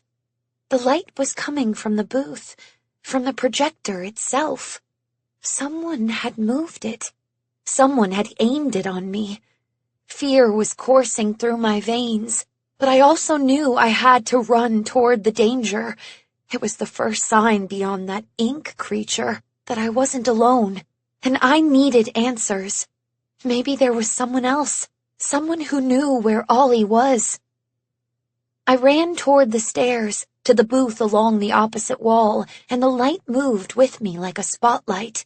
I dashed up them, taking them two at a time, and I burst into the projection room. Then I stumbled backward, back out through the door I had flung open, tripping down the stairs and barely catching myself with the railing. Now, standing framed in the door, was another creature. This one inky black as well, but instead of a head, even one with glowing eyes, it had the projector. Cables attached to it fell down its back like long ropes of hair. Embedded in its chest was something metal and round. I couldn't make it out as the creature looked at me as if through the lens itself, the light blinding me even as I raised my hand to block it. It cocked its head slightly, appraising me. We stood there, each staring, the creature in the doorway at the top of the stairs, me halfway down, clutching to the railing. It didn't do anything. It wasn't trying to chase me. I had to try. I had to try something. "Have you seen a little boy around?" I called out. It wasn't doing anything but staring. Maybe it was good, or at the least, not evil. Suddenly, it let forth a mechanical roar that emanated from that round metal in the creature's chest. It was a speaker. That's what it was. I understood in a flash, just as it lunged for me, but I didn't need to understand anything. I just needed to run again.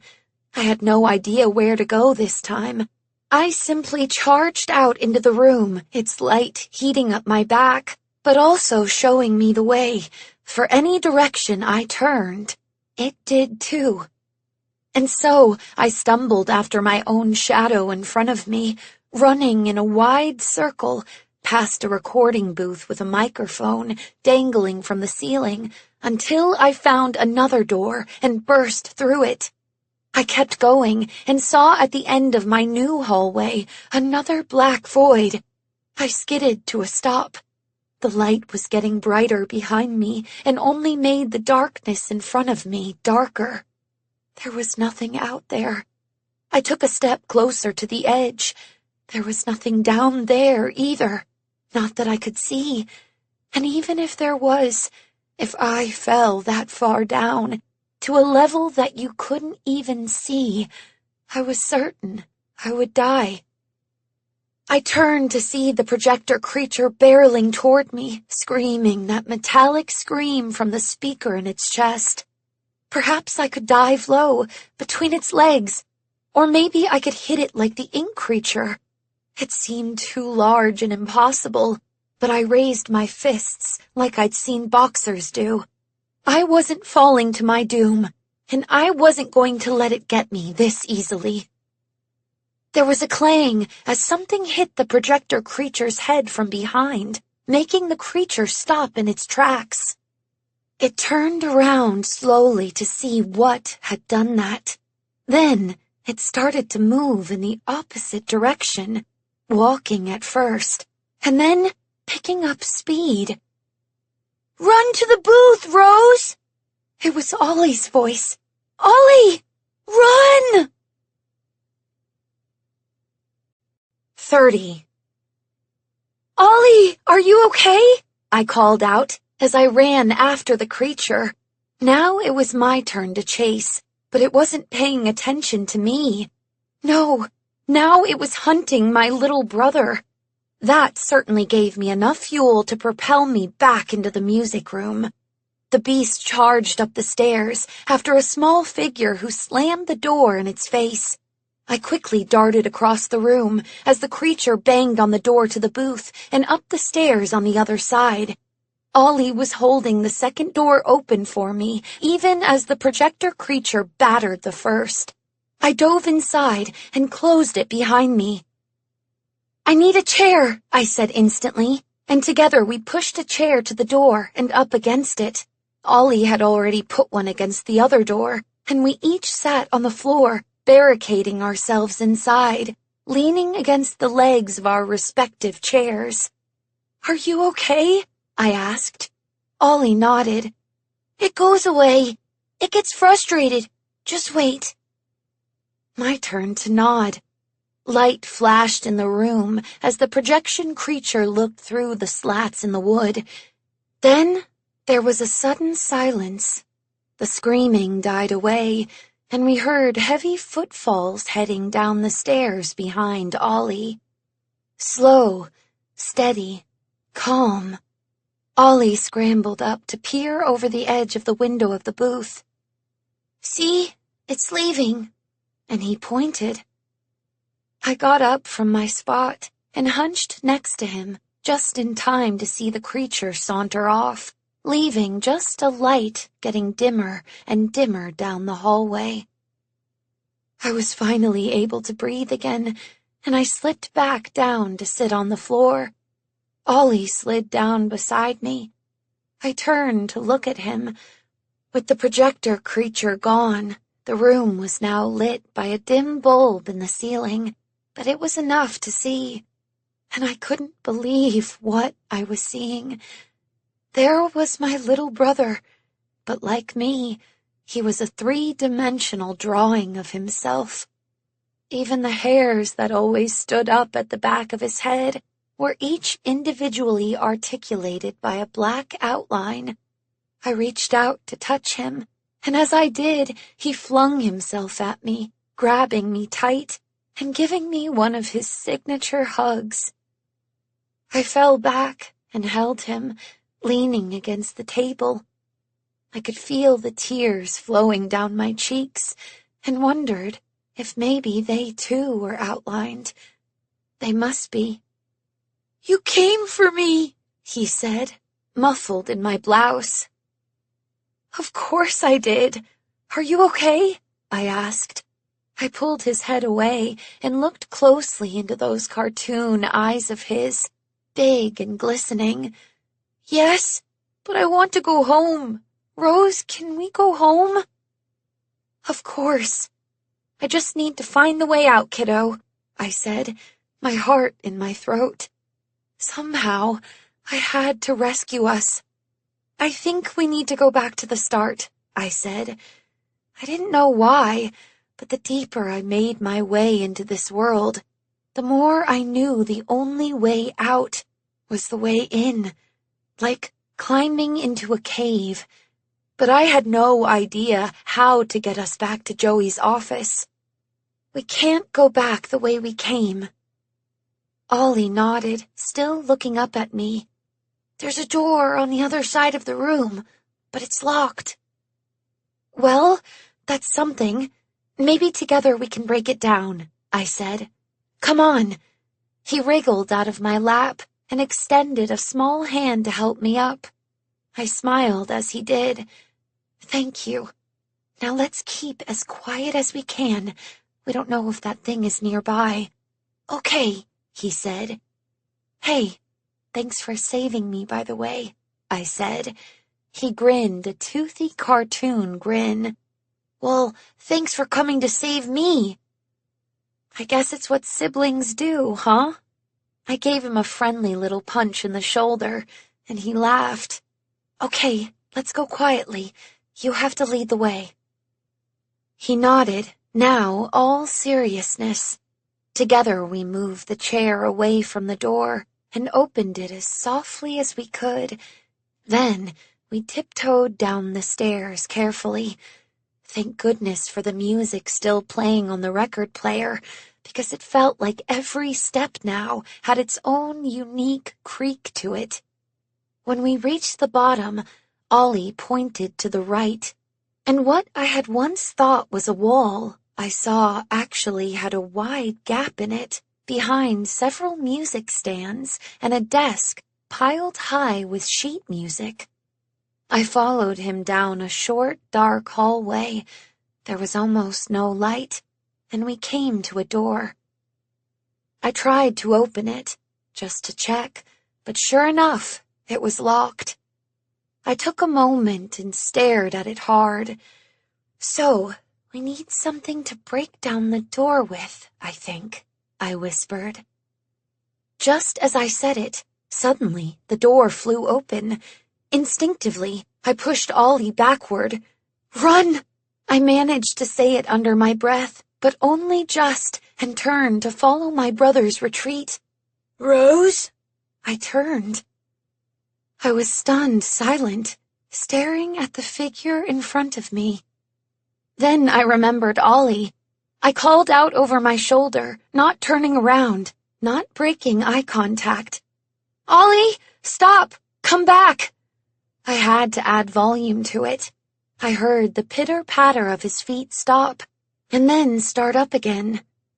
"I can't believe this." "Archie, is that you?" I asked. Ollie returned then, and drew up beside me. "Who's that?" he asked. There was a sudden metallic clang, and that awful synthetic-sounding roar behind us. "Quick, follow me," said Archie. He held the door wide for both of us as we dove past him and through it. He slammed the door shut and locked it. Then he paused, grabbed a heavy-looking desk and shoved it in front, barricading it. Then he turned once again to me. "How are you here?" asked Archie. It was Archie. It had to be. He was a creature entirely made of black ink, covered head to toe, much like the one that had grabbed me. But he wasn't dripping. He was very solid, and he wore real clothes, that trench coat and that fedora, even the sunglasses, or as real as they could be in a cartoon world. It was the voice, though, that English accent of his. "The glasses that I told you about. Whatever Joey did with the machine this week, it's clearly bridged the divide.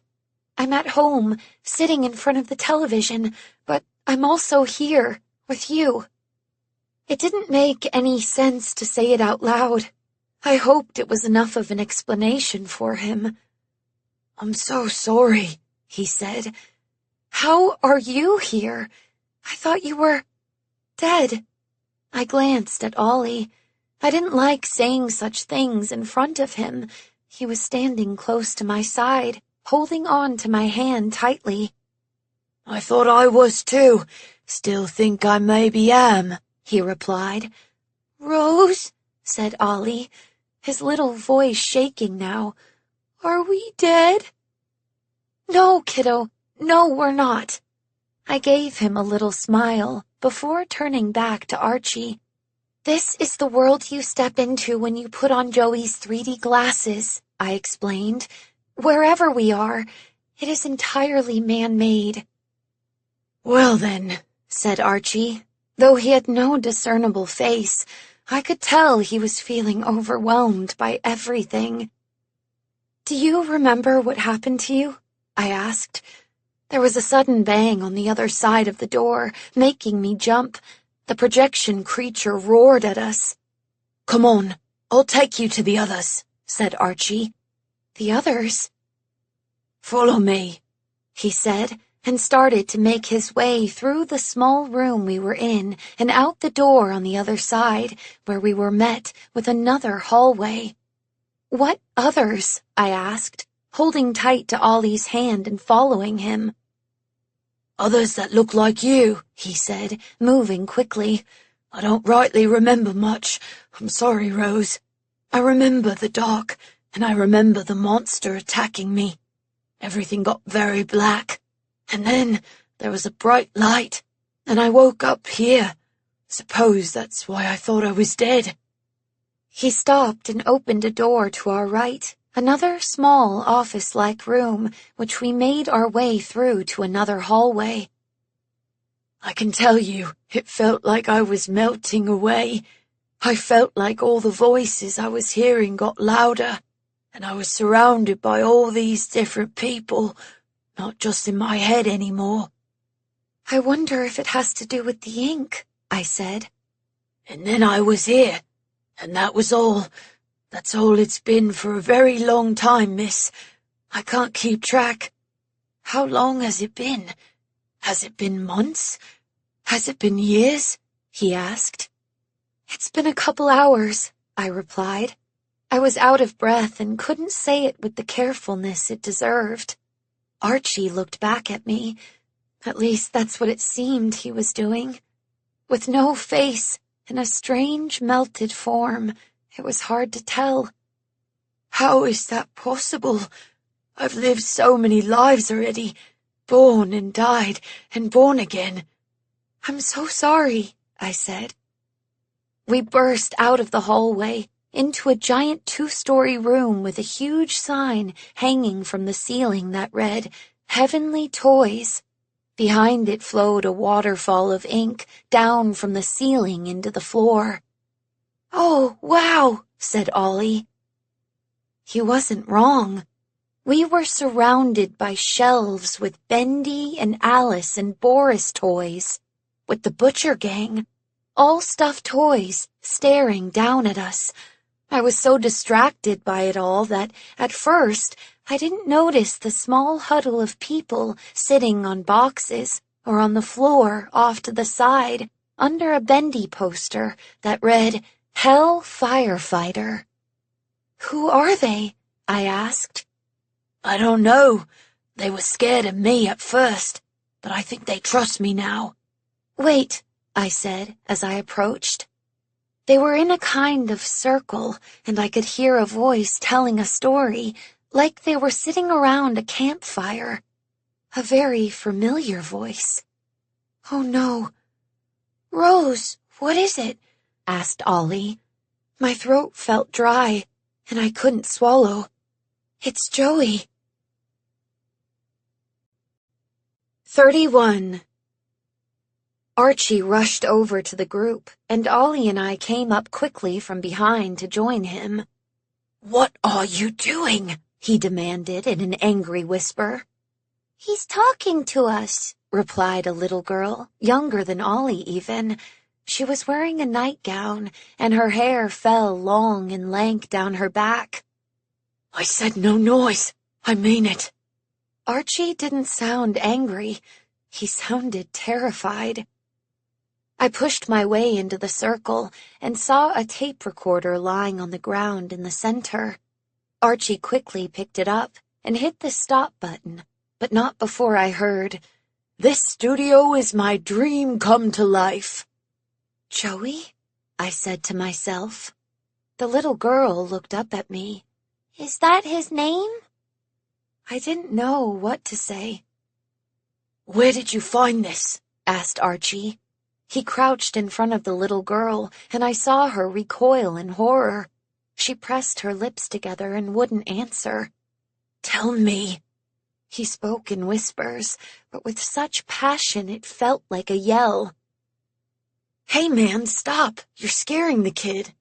I turned and saw a teen boy, maybe my age or just a little younger. He was in jeans and a checkered button-up shirt. Who was he? Who were any of them? I looked at each of them.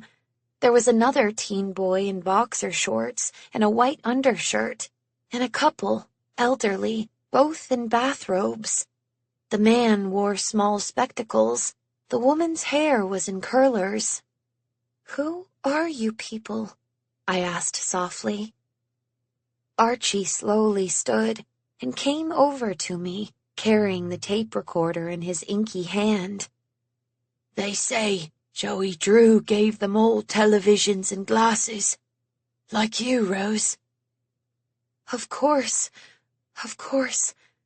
The other Test families. Why wouldn't they all be trapped down here too, just like Ollie, just like I now was? I wondered, and I looked around furtively then. Was Joey Drew himself here as well? No, I realized as soon as I turned to examine the cavernous room that was absurd. If there was one thing I knew about Joey, it was that he knew better than to find himself trapped anywhere, especially here. I turned back to Archie and looked at the tape recorder. "What is that?" "I don't know."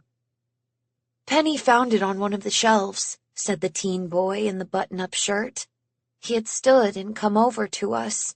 He spoke quietly as well. "It's a recording of Joey Drew talking about the studio." I nodded. "Why are you worried about the noise, Archie?" I asked. Archie shook his head at me, and I seemed to somehow understand that he didn't want to say right now in front of the boy. "Hey, man, we have a right to know," said the boy. "I'm Mike, by the way." He stuck out a hand and I took it.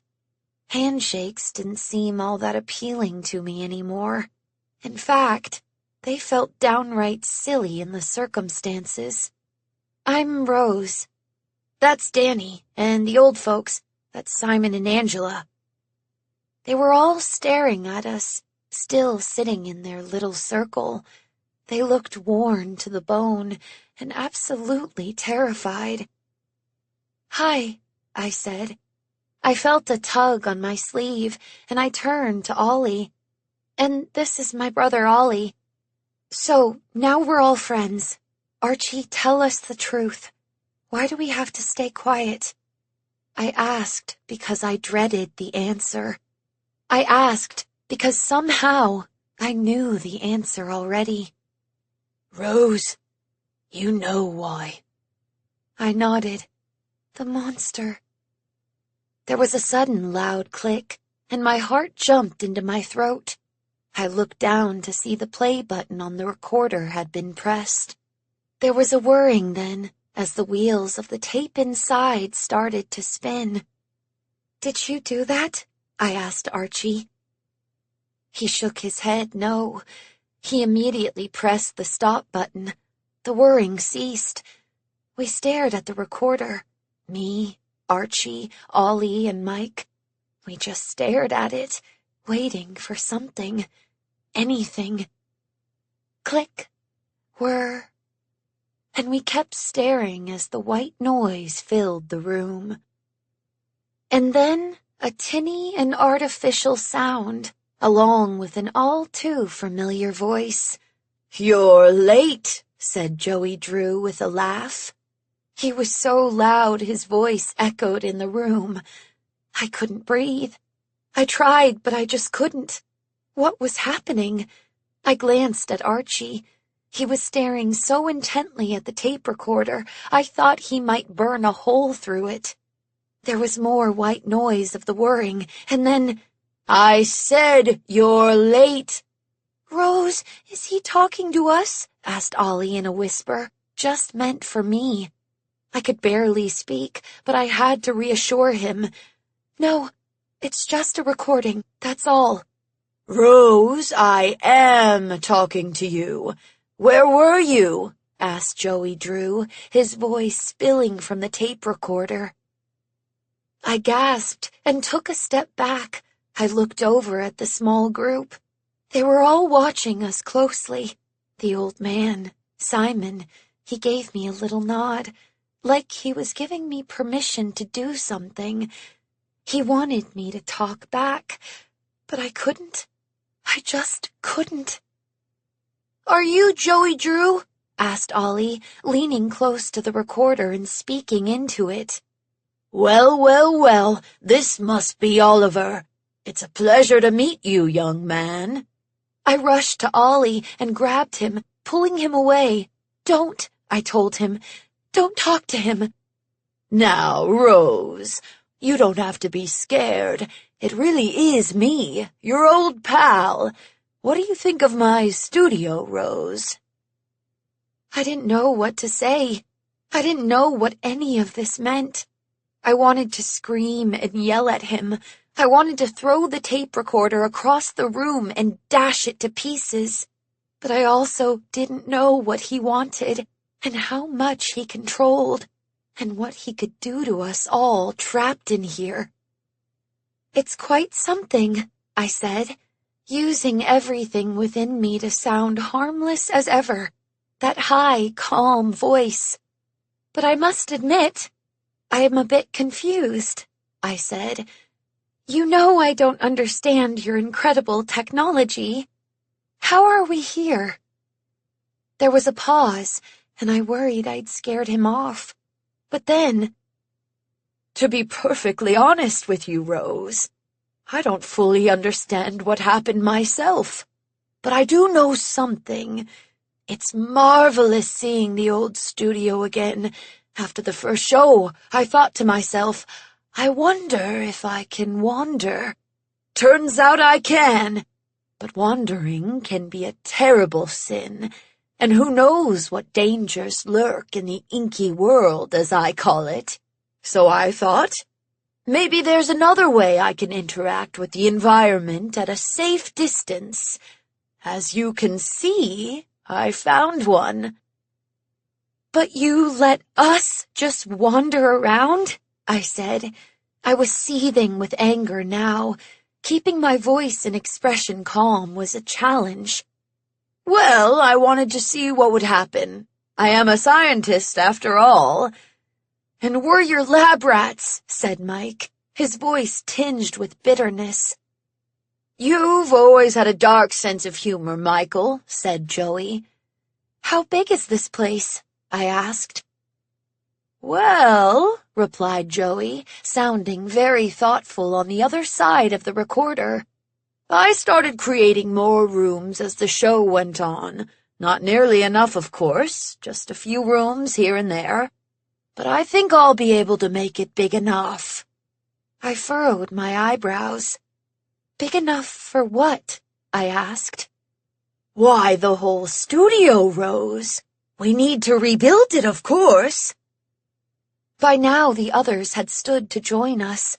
I looked at them all. I could see their fear, tangible in their faces. I assumed mine was now as well.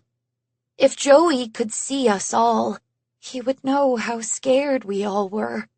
He just didn't seem to care. "But why?" "I haven't decided why yet, what purpose this place can serve. It's got to have its uses, more than just my own personal nostalgia." "Ain't no purpose but suffering," said Archie. His voice was low, but filled with emotion. "Archie, shh," I said. I reached out and placed a gentle hand on his arm to try to calm him. There was another pause. Then, "So, you know this creature, do you?" "Archie isn't a creature. He's a man destroyed by your ink." I didn't feel a need to keep up appearances anymore. What was the point? He so clearly didn't care what we felt. "This is what he became after your monster killed him." Penny gasped, and I looked to see Angela draw her into her side protectively. "How interesting. You know, I have seen the creatures down here. Such unexpected things. I think they are related to the ink. I think they too exist across the divide, just like us. Me at home in my office, and you at home in your living room, in two places at once. I think it has something to do with the ink machine. I think the souls in it might have found two homes." "What souls, Joey? What are you talking about?" I asked. "The experiments," said Archie, his voice wavering. "They wanted our souls, as if that was a real thing they could take from us." "Ah, you're the man Rose wanted me to meet. You're the one from Gent," said Joey. "What a mess they made of my work. You can't create new life out of nothing. Believe me, I tried. It went horribly wrong. You need a life for a life." I felt a cold wash over me. "What did you do?" I asked quietly. Mr. Drew," said Simon then. He bent down and spoke with his mouth almost touching the tape recorder. "Yes, Simon," Joey said. "I think we'd like to get home now. The wife is getting very tired." He held out his hand for Angela, who took it in hers. "Ah, well," said Joey. Then nothing, just whirring silence. "How do we get out of here, Joey?" I asked. My insides twisted. I feared his answer more than asking the question. The pause continued. "Don't you like it here, Rose? Don't you like my studio?" I shook my head no. My throat was so tight, I couldn't speak. "How disappointing," he said. So he could see me somehow. He was watching. "Joey, please answer the question," I finally managed to say. "No." "Joey?"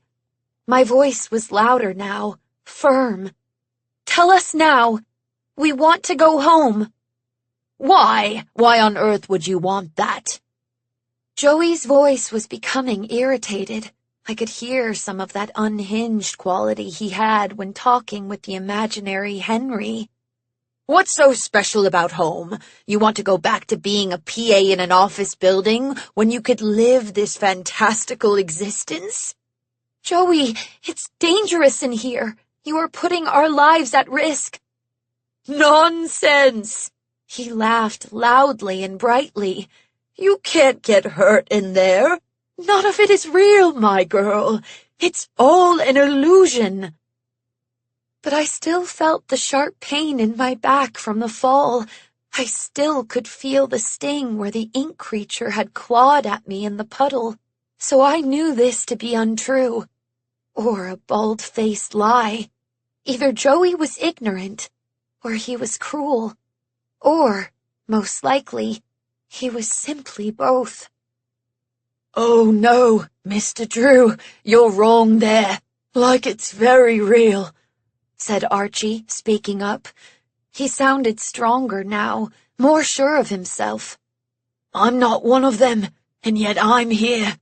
Whatever you've made, you need to be prouder of it, Mr. Drew, because you've managed to create an entire new world." He was speaking quickly and with so much anger just bursting out of him. I didn't fault him for it for an instant. "Maybe we can't die in here like they do out there, but we can suffer. It's only been hours since I was in that basement of yours, but time has no meaning here. I've died over and over since then, been pulled into the inky puddles by creatures, killed by other strange monsters. Each time after, I'm back again, here, always back, and they come for me again and again, and I die again and wake up again. The pain is real, the terror is real, the cycle is real. You're right. You don't need to fear dying. You need to fear waking up here over and over again." There was a heavy silence after that. Even Joey seemed to be processing the horror of what Archie had just told us. Then, he said, almost more to himself than to us, "Never dying, just living the same experience over and over." I closed my eyes. I didn't even want to consider such a nightmare. A limbo, a perpetual loop. What an interesting idea, Joey said again to himself, thoughtfully, carefully. I opened my eyes suddenly, feeling a white-hot rage. No, absolutely not. This wasn't a time for contemplation or philosophical conversations. "Enough! We're all getting out of here. We're getting out of here now," I announced loudly to the group.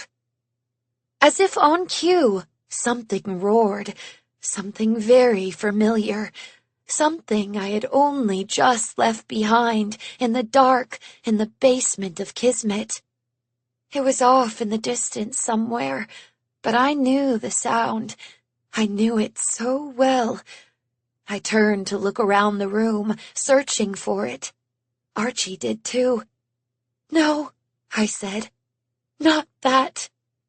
"Oh my, Rose," said Joey casually. "I think you woke the beast." "We need to get out of here," I said to the others. I could see the terror in their eyes. "Yes, we need to go now," insisted Archie. I grabbed Ollie's hand. "Good luck," said Joey with a laugh. I couldn't stand it anymore. Why were we just listening to this evil man talk at us? I grabbed the recorder from Archie's grasp and threw it as hard as I could across the room. It crashed against the floor into 1,000 pieces, the echo careening around the cavernous space. Suddenly, the roar was right above us, and we all looked up. The monster from the basement had burst through the waterfall. I could see him this time, fully realized. He was Bendy. But not Bendy, of course. Not the little cartoon, but a stretched-out monstrous version, with no eyes and a grin full of malicious teeth. Angela screamed. So did Penny beside her.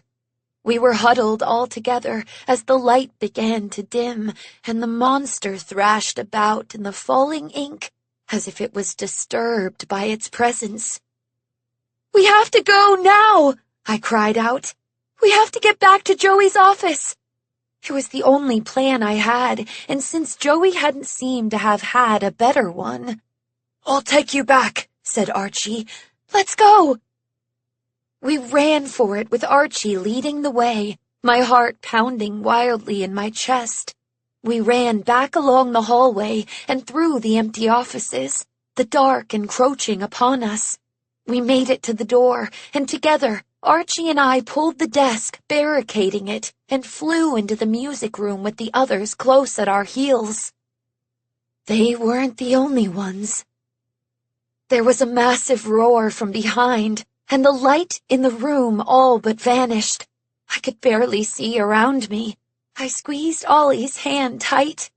"Archie, can you see?" I called out into the darkness. "Rose, I'm over here!" I could hear his voice, but I felt turned around. I had no idea where he was, and the wails of the creature made it impossible to hear where Archie's voice was coming from. There was a scream from behind. It was Simon, crying out in pain. I couldn't see anything. I couldn't find the way. There was a sudden burst of light that blinded me, and a mechanical roar that seared me right to my core. But I felt a strange hopefulness then. I could see shadows in the room as the light focused its gaze, not on me, not on any of our group, but up and behind us. I looked over my shoulder and saw glinting teeth gnashing at the air. And then the light attacked the beast, launching itself at it. It was the projector creature. It was fighting the monster. They were fighting each other. The light flashed in all directions as they twisted and turned, tearing at each other. It was enough for me to see the exit. "Follow me!" I cried out, over the sounds of battle happening around us. "Can you see the exit?" "Go, Rose! We're behind you!" said Danny. I flew out of the music room, holding Ollie's hand tight. The space was dimly lit, but so much better than the flashing lights or the pitch dark. I stopped to hold the door for everyone else as they ran right for it. 1, 2, 3, 4, 5, 6. They were all here. They had all made it. Simon was limping and being helped by Mike, but they were all here. Archie slammed the door shut, and the silence was all-encompassing. The light got a little brighter, and I could see better now, and I was reminded suddenly of where we were. We were back on that strange platform. A wooden floor, a single door, and darkness as far as the eye could see otherwise. I looked above us. into the inky void. How on earth would we manage to get back up there? 32. We had come so far, but we were now standing in the spot where I had landed on my back. Just the thought of it reminded me of the pain, and I felt it again, searing through my body. I continued to stare up, and slowly, my eyes adjusted to something. Far up above us, I could see a platform. That was the way out. I don't know what to do, I said. From hope to utter defeat. This was it. This was where it all ended. This can't be it, said Mike. There must be another way. This is it. This is the only way back to his office, replied Archie. The weight of that fact weighed heavy on all of us. What is wrong with the sort of mind that could invent a place like this? Said Angela. She spoke so quietly and so sadly. Simon went to her and held her close. I thought about that for a moment. Wait, the mind. This is all in the mind, isn't it? I said. I had an absurd notion, but it just might work. None of this is real. The floor we're standing on, the space around us. We can't seem to leave this reality without following certain rules. But what about altering it? Something small and simple. I thought some more. I thought of the train, the wind I had felt in my hair. It had all been real in that moment. So why couldn't this be? I looked at Ollie. Do you want to try to walk on air with me? He nodded. He understood. This time, for real. I couldn't say if it was real or not. That wasn't the point. I just nodded and looked up at the platform high in the distance. The darkness around us pooled like ink, and I could hear the battle raging still in the music department. I had no idea how much time we had left before one or both came after us. I raised my foot as if I was going to walk upstairs. It landed hard like a stomp on the floor. Let me do it, said Ollie. If I can show you, then you'll believe, and they'll all believe. I looked back at our little ragtag group. They looked so scared and lost. Do it, I said. Ollie closed his eyes. He was so still, so calm. I didn't rush him. I just watched, hopeful and terrified. With his eyes still closed, he raised his foot, as I had done, and took a step up. He didn't stomp down. He didn't fall. He stood on one foot in the dark, in the air, and then placed the other foot at its side. Is it working? He asked, eyes still closed. Yes, it is, I replied, trying not to sound too excited, trying to stay calm so that Ollie would stay calm. He took another step, and another, and he walked with more confidence, higher and higher up the invisible staircase. I held my breath, and my arms floated forward, ready to catch him if he fell. Oh, please don't fall, Ollie. Please don't fall.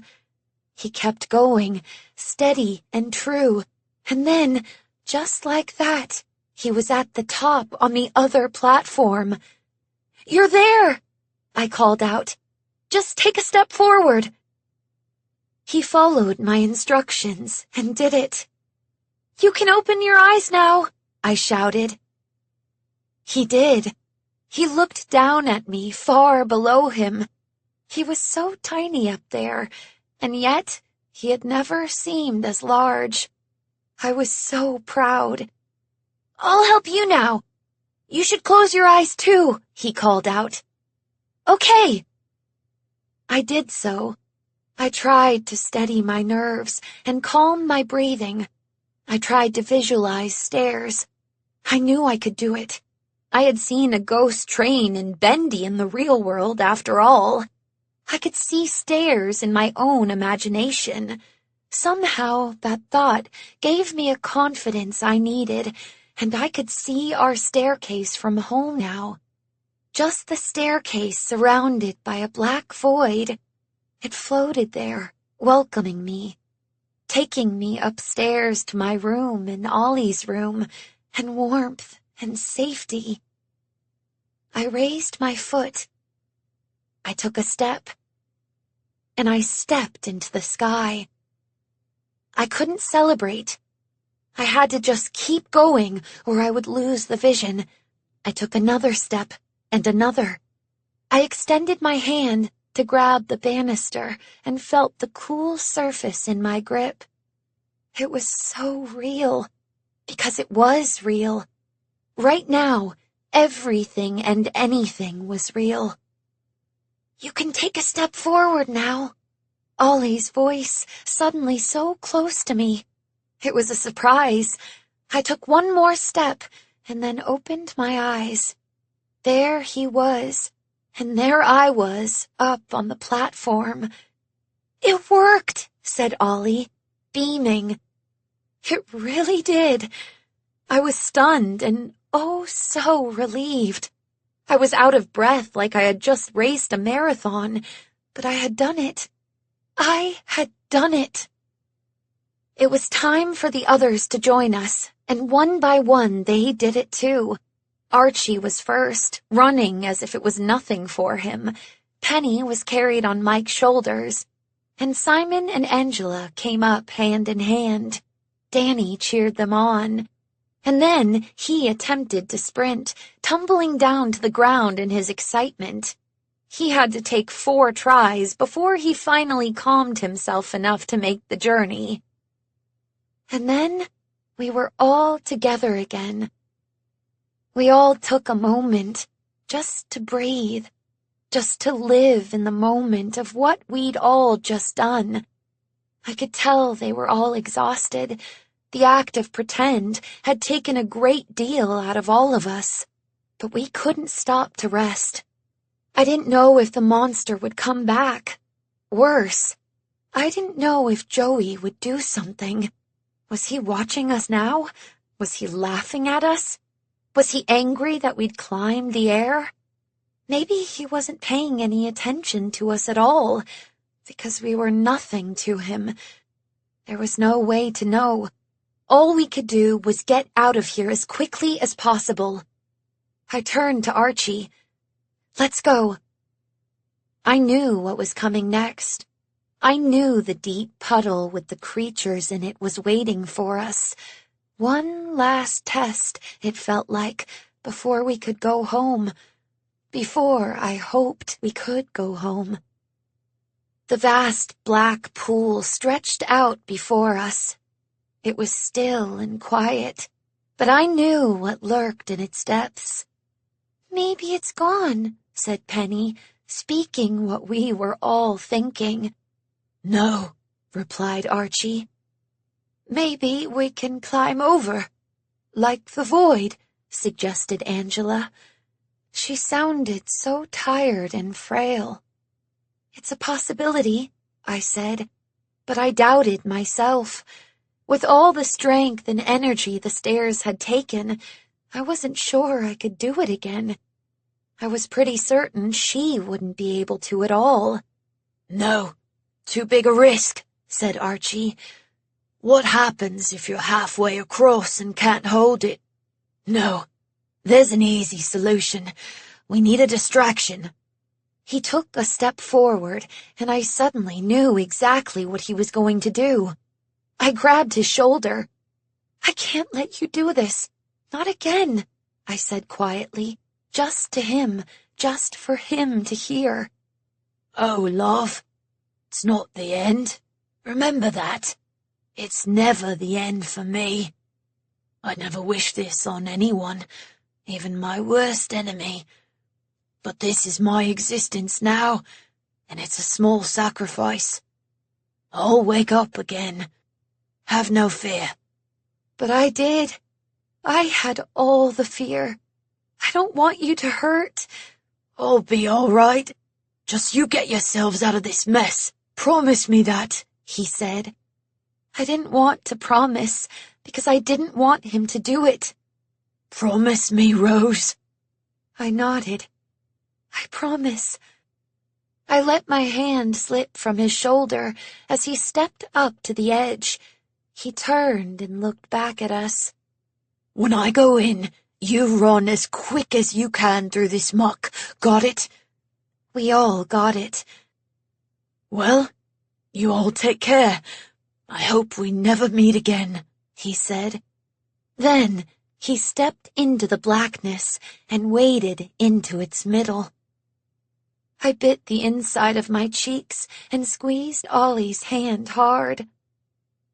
The ink started to churn around Archie's legs. Then suddenly, arms burst out of the blackness and grabbed hold of him. He screamed out as more and more arms reached out, grabbing him, pulling him down into the puddle. They piled on top of him, more and more, until he sank under the surface, his screams silenced by the ooze. "Now!" I ordered. While the ink was still churning, and while the creatures were still occupied, I charged with Ollie into the puddle and kept my eye on the far side. I heard splashing behind me as everyone joined us, and we pushed forward through the sticky, thick liquid. A hand grazed against my ankle, and I stomped down on it hard. I wasn't going to give them an inch, not 1 inch. Ollie and I jumped for the other side and climbed into the light, quickly turning to help the others, and they in turn doing the same. Simon and Angela were the last of them, the slowest moving, and we all offered our hands, extending them out over the black. A figure rose from behind them, an inky black creature, reaching out for them just as we were doing the same. "No!" Mike charged back out into the puddle.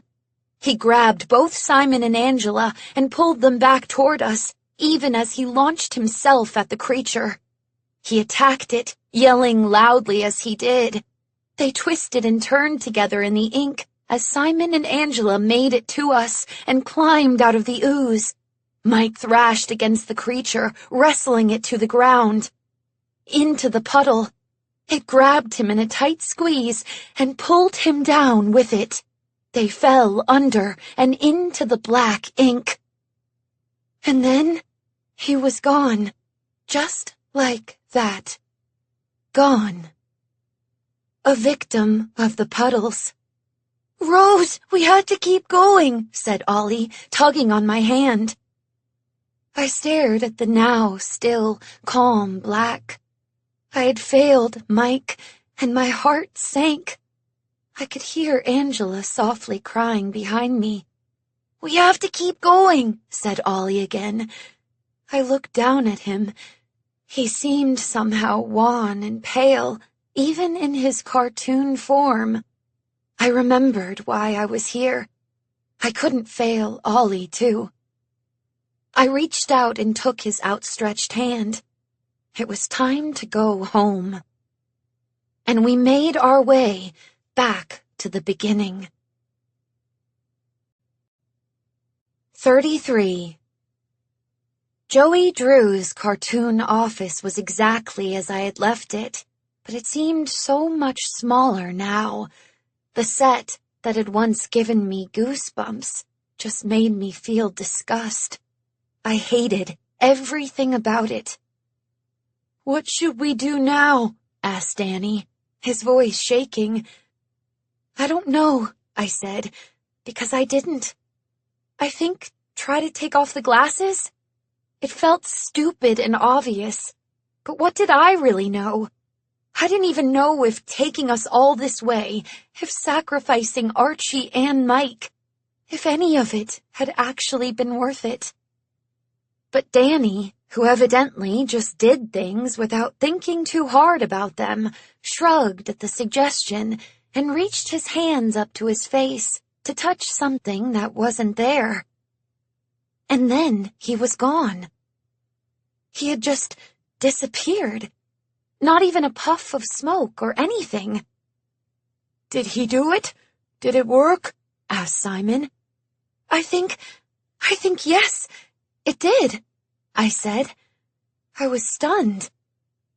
Simon turned to his wife and reached out his hand for hers. They linked fingers, and together, watching each other, slowly reached up in unison to their faces. Then they too were gone. I turned to Penny. Do you know what to do? I asked her. She nodded, but still I held her hand and guided it up to her face. When she touched it, she smiled at me, and she made a little fist, grabbing the air by her ear. Poof!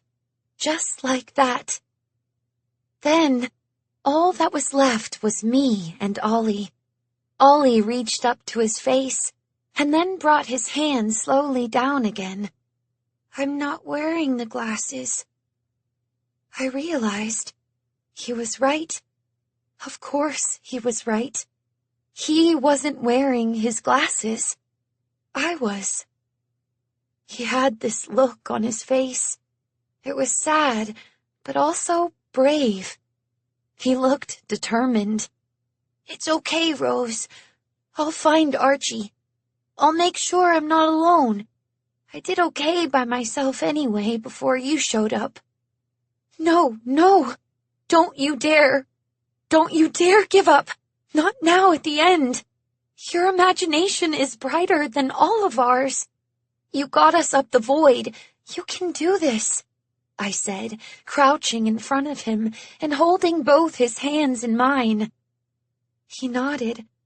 Ollie, I need you to close your eyes again. I need you to imagine you're back in our living room. Can you do that? I had no idea if it would work, but I had to try. Yes, Rose, he replied. He didn't sound too sure. Listen to me, Ollie. You can do this. You already have done this. Do you trust me? He looked at me and then nodded slowly. I saw the confidence grow in his face. I do.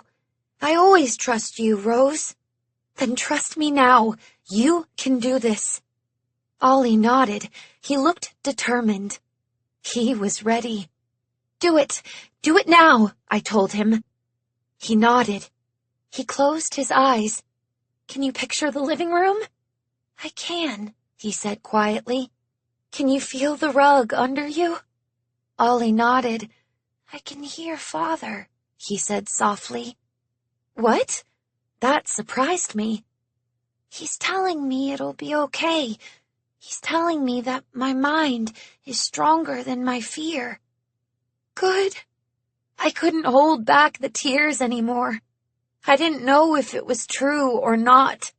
I didn't know if he was actually hearing Father or imagining it, but something inside me told me it was real.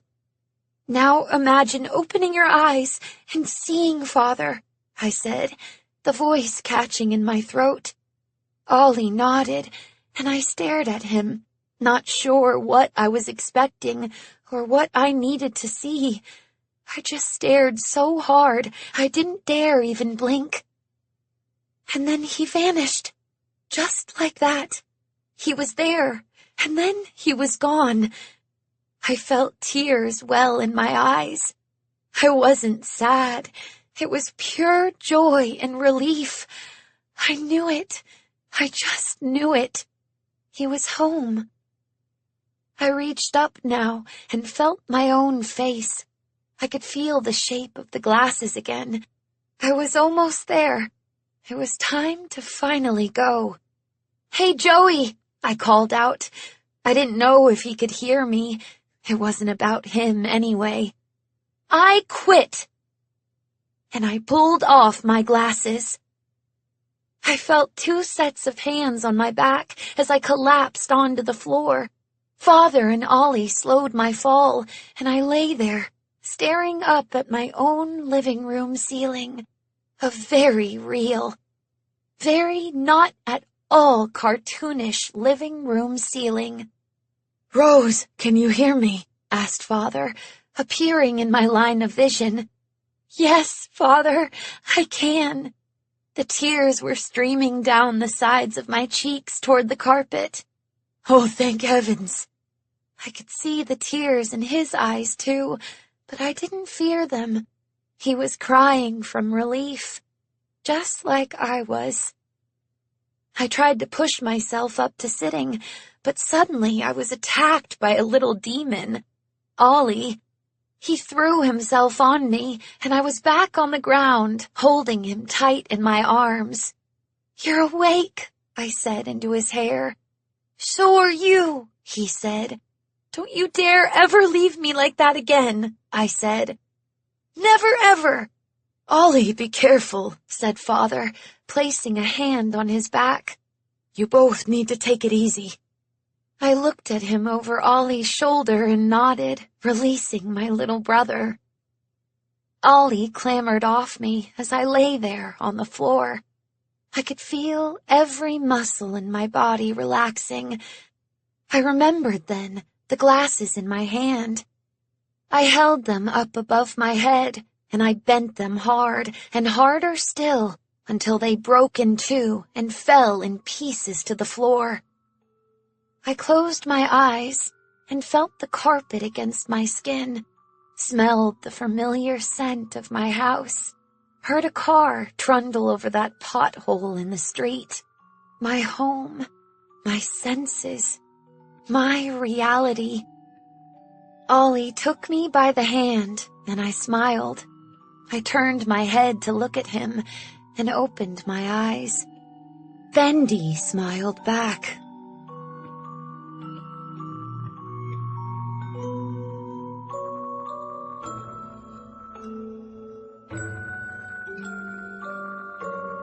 This is Taylor Meskimen. We hope that you have enjoyed this production of Bendy, Fade to Black, an original novel by Adrienne Kress, read by Taylor Meskimen, with Tom McElroy as Joey Drew.